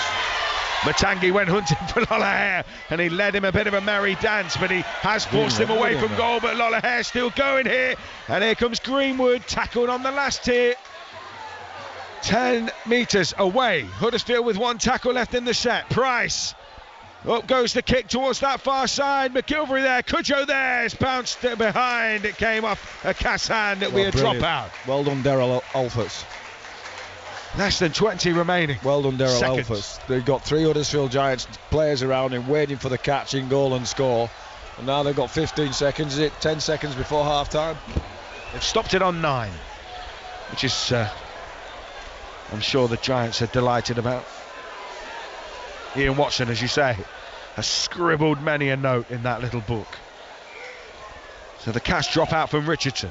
Finds Lollaher, traps it football style, and then we'll send a kick up. They're going to have to play one Hail Mary here with the hooter sounded. Ball bounces loose. Cass come up with it. Cass are going to try and run it here too. Eden bring down. And that brings the curtain down on the first half. What a thriller. 20 points to 6, Brian Noble. Fantastic half of football. You thought the way the game started, Huddersfield were going to bounce this Castleford team. But they got different ideas, haven't they? They've picked up the spoils, and then they've been the better team for the middle part of that first half. Huddersfield, glimmer of hope towards the end. They've got themselves back on the scoreline with a typically unbelievable McGilvery finish, but he's got nowhere to go. He gets there and gets the score down. So a lot of work for both coaches. Coach Rav will be saying, more of the same, please, boys. Stay at that end of the field. Huddersfield will be saying, we need a bit more vigour. They just knocked him out of our stride. What a rip snorter we've had then at the Menderhouse Jungle. Half time. Castleford Tigers 20, Huddersfield Giants 6.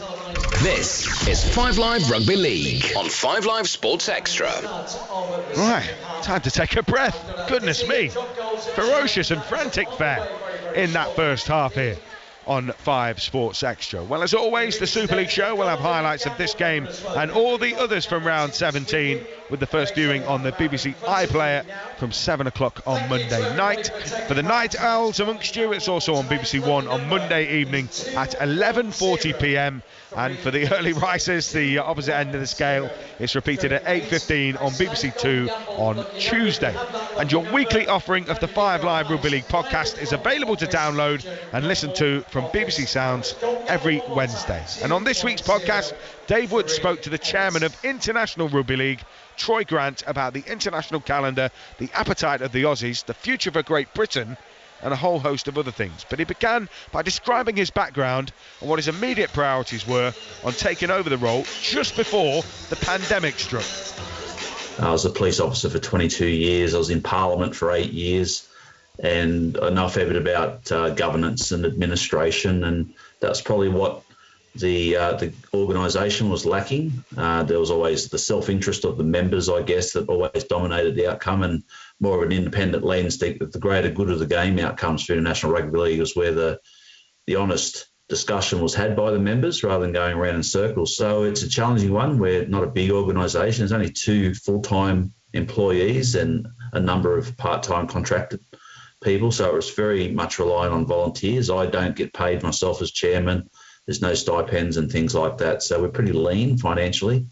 But the administration certainly was tipped too far in and had a bad reputation for, excess in looking after board members and other staff who are on significant wages and detracted a lot of money out of the game. So we've changed it all around, put some more disciplines in governance, audit and risk committees, and moved away from it looking like a school canteen sort of operation to being more of a professional international sporting federation. So I think we've taken a few big steps in the COVID years. We've still got some way to go, though. The only way you'll be successful ultimately, though, is if the NRL clubs take you seriously, and to a lesser extent, the Super League clubs take you seriously. There seemed to be an indication last year that the NRL was still, ploughing their own course by effectively calling off the World Cup. Now, that might have proved to be the right decision, but maybe for the wrong reasons. So do you feel that you are authentically charged with governing the game from the point of view of the NRL? I do. There's no doubt we've got 2 professional leagues in rugby league and the rest are semi-professional or amateur. That's the reality. So with that professionalism comes big commercial responsibilities, contracts, enterprise bargaining agreements for the players, and they're the assets of the game, and they belong essentially as an employee to the clubs. So one of the failings of the IRL was there was no communication with the clubs. And that's something I started immediately upon getting involved in.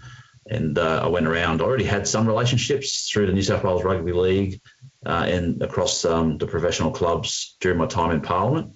So I just built on that and started to build relationships more broadly and start to communicate with the clubs and respecting the fact that they had a big stake in this with their players and the costs and were never consulted or even asked about what they needed the International Rugby League competition, our tournaments, to do to protect their players and even to be consulted when things were going to happen. So it's been a seismic change there, and what John Dutton and I have been doing in the last couple of weeks is just accelerating that relationship to make sure that everyone's fully aware of how far the organisation and the player welfare components of our tournaments has come. But how much appetite is there for international rugby league within Australia? Because we've had an international weekend. We've had 2 international weekends where a lot of the teams that are going to be playing in the World Cup have played against each other or against other opposition, in England's case. And yet Australia have not been involved because, of course, state of origin is the bigger deal. And that's, 2 states in Australia that the rest of the world don't really bother about. But Australia sees that as the absolute prize. And also, there seems to be a real difficulty at the moment to sell the TV rights to Australian TV. There doesn't seem a great deal of interest at the moment. So is there a real interest in international rugby league amongst the Aussie rugby league public, would you say? Oh, look, I'm absolutely positive there is. So I'll start at the last point with the broadcasters.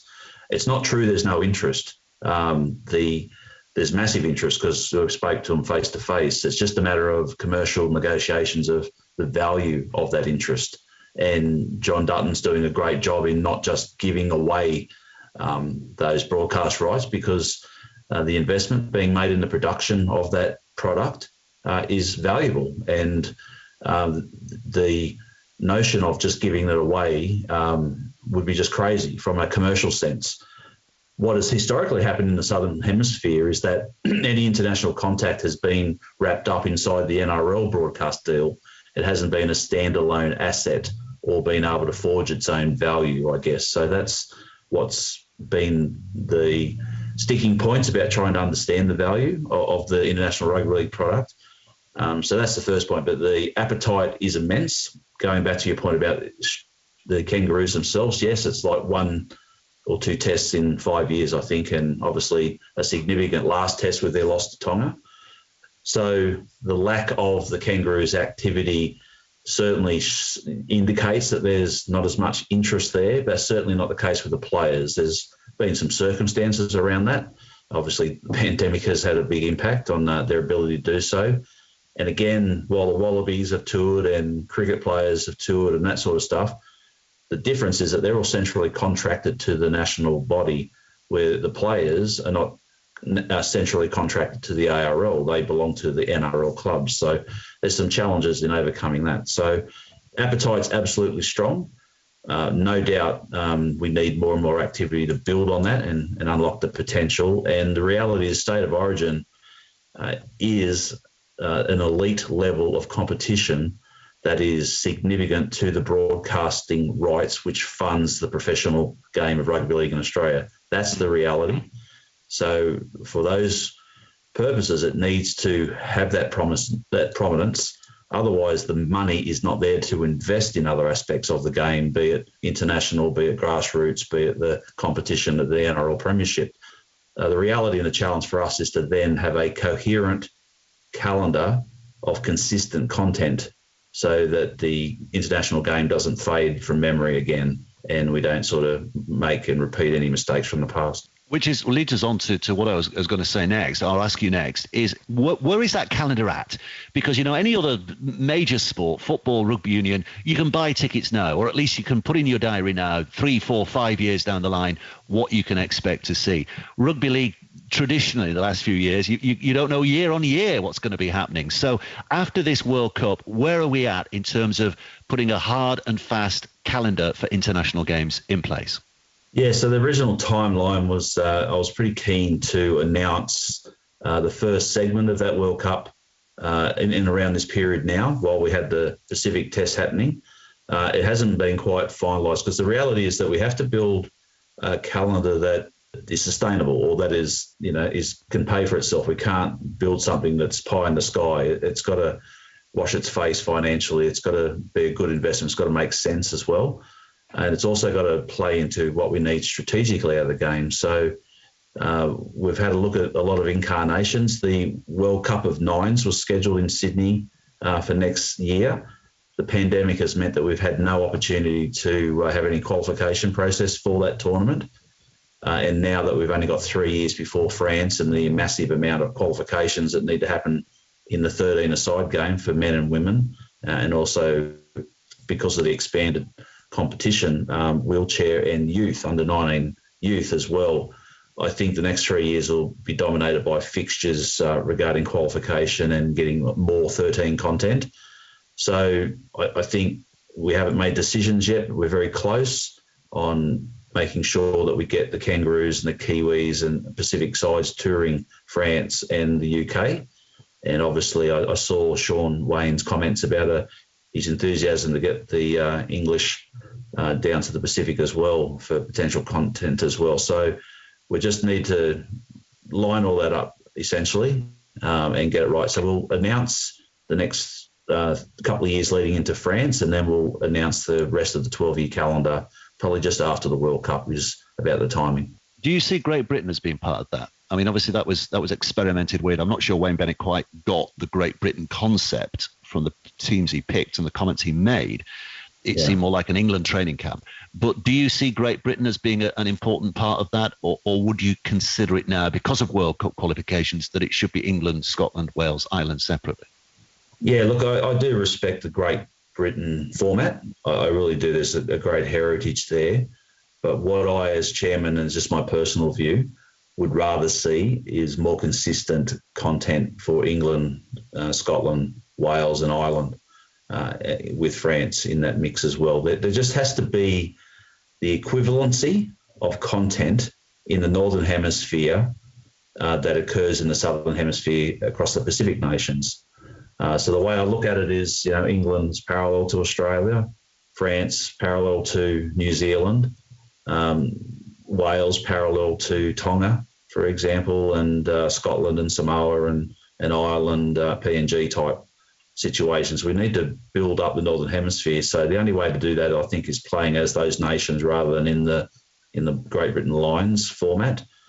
Not to say we couldn't do the Great Britain Lions, but I just think personally I'd rather see a greater level of content in the Northern Hemisphere on that basis, and then have regional content for more developing competitions through Europe in more geographically less cost overhead arrangements. I think that's the way to go forward. Yeah. The women's game, huge. It's rising. We had a double header just recently, Leeds against St Helens. Fantastic, shown by Sky TV. We've had the Challenge Cup final shown by ourselves on the BBC earlier this year. Got a huge audience, a really good audience, in comparison to some of the men's games that we've seen on TV as well, free to air. So where does that play? Well, I mean, what part of your planning does that have? When I'm talking about tours, and I'm not talking just about men, I talk holistically. So I just want to make that point that if New Zealand came over here, for sake of argument, next year, would you tie in the New Zealand women to come over here to play the English women as well? Absolutely. Yeah, they don't always have to tour together. They can stand alone and have standalone events and all that sort of stuff. But I just think there is some good economies of scale and just some good opportunities to have double headers to give, double content for crowds and help with the sell and the commercialisation of those tests as well. I think that's a great opportunity. But that's where all the crunching of the arrangements needs to be done really professionally to make sure that it makes sense money-wise as well as the product that you're putting out in the field. So when I'm talking about our calendar, I'm not talking about a men's calendar. It's a whole of game calendar, which is men's and women's, and obviously what I just consider just sensational to watch is the wheelchair rugby league. Yeah. It's amazing. 5 Live Rugby League on 5 Live Sports Extra. So that was the chairman of International Rugby League, Troy Grant, speaking there with Dave Woods as part of the 5 Live Rugby League podcast. A couple of things that really caught my ear from that. One, the Australians' appetite for Great Britain, but the International Rugby League's appetite for growing the individual nations, which was the whole point of disbanding Great Britain in the first place. Well, two things. I've been involved in the international game as a coach, as a player, and I'm very passionate about it. And a lot of the blockages have been about what Australia doesn't want to do and some of the ideas that they don't want to propagate or they don't want to be involved in. So it's refreshing to hear somebody from the Southern Hemisphere talk about the emergence of International Rugby League, which I think the game desperately needs. He's strong about the Pacific Islands, and why wouldn't he be? I think 50% of the playing staff in the NRL are Polynesian. So to not make advantage of that with Samoa, Tonga, Papua New Guinea, Fiji, the Cook Islands, you've got to be mad, absolutely mad. Now, they've had this concept called Origin for a long time, New South Wales and Queensland, which has got them going and has got them over the line in relation to different fixtures, something different. Well, I do now think that they're seeing the value of international football down there. And he sees the propensity to have a look at the Northern Hemisphere saying, well, instead of a Great Britain concept, you need to get Scotland, Ireland, Wales all involved. Well, they don't play rugby league in those countries. I'm not being strange. We've manufactured it. We used to have a wealth of talent come from Welsh Rugby Union, and we used to sign Scottish Union and manage to do things. So they're quite prepared to send some of the millions and millions of the money that they make in the Southern Hemisphere, because National Rugby League down there is the number one game, the number one TV game particularly. Then I understand what he's saying, that I want the Northern Hemisphere to be strong. I'm really excited about tours. I'm really excited about who we will see in tours, who we will see over here with that Samoa or Tonga or one of the. I'd go watch, me and you would go watch if we weren't even commentating on things like that. And so I'm really encouraged by the fact that international football is being thought about in a really serious way from the Southern Hemisphere, because it wasn't previously. I understand his desire for the Northern Hemisphere to get up to speed, but to do that they might have to have tours from Samoa, from Tongan teams. And bear in mind the NRL have very, very rarely released their players for international fixtures previously. So it's really, really positive. There's a sea change in relation to international football, and I'm grateful that that's come about. Yeah, and the possibility of seeing a Cassie Apps or an Isabel Kelly alongside your Cameron Munsters and your top Australian stars, maybe Ryan Pappenhausen or James Tedesco, they're bringing the women up as well. I thought that was really telling, a really key point too. So we're about to get back underway here at the Vanderhoest Jungle, from International Rugby League to the very heartland of Rugby League, the birthplace in Huddersfield against Castleford, one of the hotbeds. Yeah, you couldn't want two more iconic Rugby League names, could you? And they're dishing up what we love, this great game. Yeah, 20 points to 6 to the Tigers in that first half. It was all going Castleford's way. Practically everything was going their way until Jermaine McGilvery pulled out a remarkable finish in the very last moments of the game of the first half. So here comes Westerman, marauding through the middle as usual. He's a good player. And he mixes up his game so brilliantly now. This game isn't over, Matt. Our listeners need to sit tight here because we've got a super top 4 team and we're going to and some words in their ears at half time. So we're going to have to respond. McShane, penalty. Interference says... well, he's called them for offside. And McShane's dummied to play the ball because he was interfered with. Yeah. They've all shot out the line because they have to do. That's their job. The coach would be going mad if they didn't move. Mr. Smith said, no, penalty, Cass. So Richardson clacks one off the roof of the main stand. He might fall down if he does that again. Matangi. Ooh. Real venom in that one. He knows one way, doesn't he? Absolutely. Michael Lawrence had to stop it. Richardson moves it on to Daniel Smith away on that right edge. They're almost up to the 10 here, Castleford.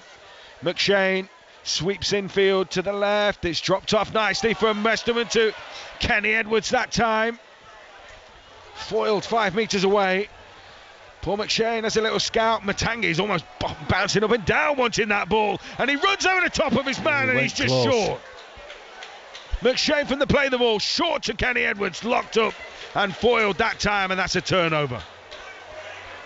Last tackle. McShane hacked away. Still the last here. Richardson rolls the kick in behind. Was he blocked off? That's got to be a penalty. Well, he's not seen that, has he, Jack Smith? And he's not had a call from his That was a penalty. Was that live and breathe? That was a penalty. He's just tackled Richardson. Yeah. No decision going Cass's way. Meanwhile, Huddersfield having to play out from the back here, and they're going on the outside of the defence, but Inesini was stopped in his tracks just outside the 10.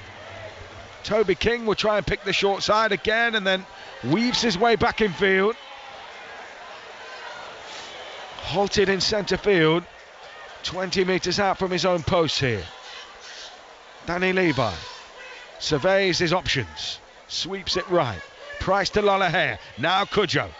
Cudjoe trying to split the defensive line as he's tackled on that 40.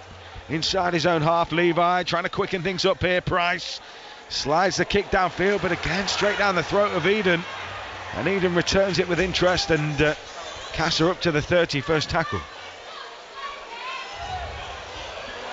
Then Holford. Another great carry from Holford. Gave Price to see you later and made another 10 metres, didn't he? My Vanua winding up from distance. That time the Giants' line speed was just passive. Really didn't get up in front of him. Richardson, booming ball. Mellor gets it out towards Jake Mamo, and Mamo smuggles it away too. Ball comes loose that time. Really solid defence from the Giants. They had to make that, and did. And what's the call from Jack Smith? It's entertaining this. It's going coast to coast. Yeah, it's harem scarum, isn't it, in this second half? 20 points to 6. Cass lead. We've had 4 minutes of the second half, and it's been swaying like a pendulum one way to the other. I think it's Giants put in here. 20 out, centre field. They've taken the central of the field option. And from the base of the scrum, Levi finds McGilvery. Good tackle, wasn't it? Yeah, it was. He tried to cut back in, didn't he, to that little space behind the scrum. Offload from Levi, but Cudjoe, as soon as he got the ball... Well, I think we'll see more out of this second half, Matt. A little bit more second phase football from Huddersfield. No room to breathe. Oh, just been bashed as Greenwood. Yeah, Vanua absolutely rocked him, didn't he? And so now it's Cass ball. Mellor slugs it up. Anything you can do, we can do better. This is a bash fest at the moment. Watch, here we go again. Yeah, Daniel Smith saying to the Giants defenders, come on, clobber me. And they do so. 25 out. Now Westerman with a little injection of pace, finds McShane with the offload. Daniel Smith turns it back to Joe Westerman. 15 away, loops a pass out. Matangi, they're diving on Matangi. Somehow flings a pass. Will Price goes to tackle Kenny Edwards, and he just flung him away. Jake Mamo hits it. Oh, what a score Jake from Mamo! Oh, that's delightful. From Mamo. Scorches his way in. 24 points to 6. Kenny Edwards did the devastating work, and on the back of that, Jake Mamo just thundered through. Took off like a bullet, didn't he? Just for full 20 metres out, and he just hit the accelerator off the off. I think it was an Edwards offload, wasn't it? They get into a bash fest in the middle. They're dropping the ball each way. Westerman gets hold of it, plays a bit of football. Edwards get hold of it, smashes into a Huddersfield player, and Mamo's on the fly, and Edwards finds him. What a ball, what a play, what a score from Castleford. They're certainly not going to die wondering. He throws somebody off there, Edwards. I can't remember who it was. I think it was Will Price. He just said, see you later, pal. Wow. Threw him around like a rag doll. Yeah, Kenny Edwards just judo through him, and then a little flick out the back. Jake Mamo had the gas. So kick to come, Danny Richardson, and well, whatever Ian Watson said, he's going to rip up the script here as Richardson prepares to take this kick for Cass, because Giants have conceded the first points of the half. Well, this makes it a different ball game now. This means the Giants are going to have to come out of system. Richardson missed the kick, by the way. They're going to have to come out of system. They're going to have to pop the cork. We're going to have to play a bit of second phase and throw the ball around here. So we're going to find out a few questions about this Huddersfield team. So Tui Lolohea with the restart here. Chris McQueen has been in dialogue with Jack Smith. It's probably the polite way of putting it. Probably since 10 minutes into the first half. Greg Enan takes the kickoff. Daniel Smith comes off the back fence, and he's tackled just up over the 10. I'm really impressed the way Cass have gone about their business. The big blokes have really competed up front, haven't they? Yeah, and they keep going back to those points, working over the big boys. Yep. Then they'll try and spread it like they are now. Mahe Fonua had a man in his eye line. Knock on. Really good work there from Jermaine McGilvery. It came like a missile to shut down Mahe Fonua. But I don't know why. They've got where they've got by grinding out this Huddersfield team and kicking the ball through Richardson down to the other end. Now they've chanced their arm and thrown the ball around there. Fonua comes up with the drop, but that's not the issue there. They're just giving the dog a bone. They've got him on the leash, they've got him in the corner, now they're just tempting them out with a bone. And I tell you what, Huddersfield will take that chance if they're given the opportunity. Yeah, don't get bored of your process is probably the word from Lee Radford. Don't get bored doing what you're doing if it works. Yeah, that's probably what I was trying to say there, but you quite eloquently put it into... No, but I liked your description. Yeah, don't give the dog a bone. Don't give... Yeah. Levi to Russell Hunter. Back on the inside to Lolohea, and he's still going here to Lolohea. Tackle just outside the 10. They've got the field position here. They've got the options. Can they make it pay? Sebeka Hihifo with a platform setter. Driving up to within 5 metres of the line. Centre field, right in front of the post. They've got a set restart again as well. Lolohea plays it on to King. King gets it wide to Senior. Great scramble from Cass. There were no shirts, and then there were about 5. And then they push him into touch. He's given a penalty. He's given a penalty. They need to keep their cool here, Cass. They've had a couple of calls go against them. The touch just called him in touch. Referees overruled him and said it's a penalty. But they're very aggressive, aren't they? They're doing the job. They're aggressive in defence. They're getting off their line. They're disrupting the flow of this Huddersfield team. So King will tap it and take it in himself here. Again, the Giants stalking that Castleford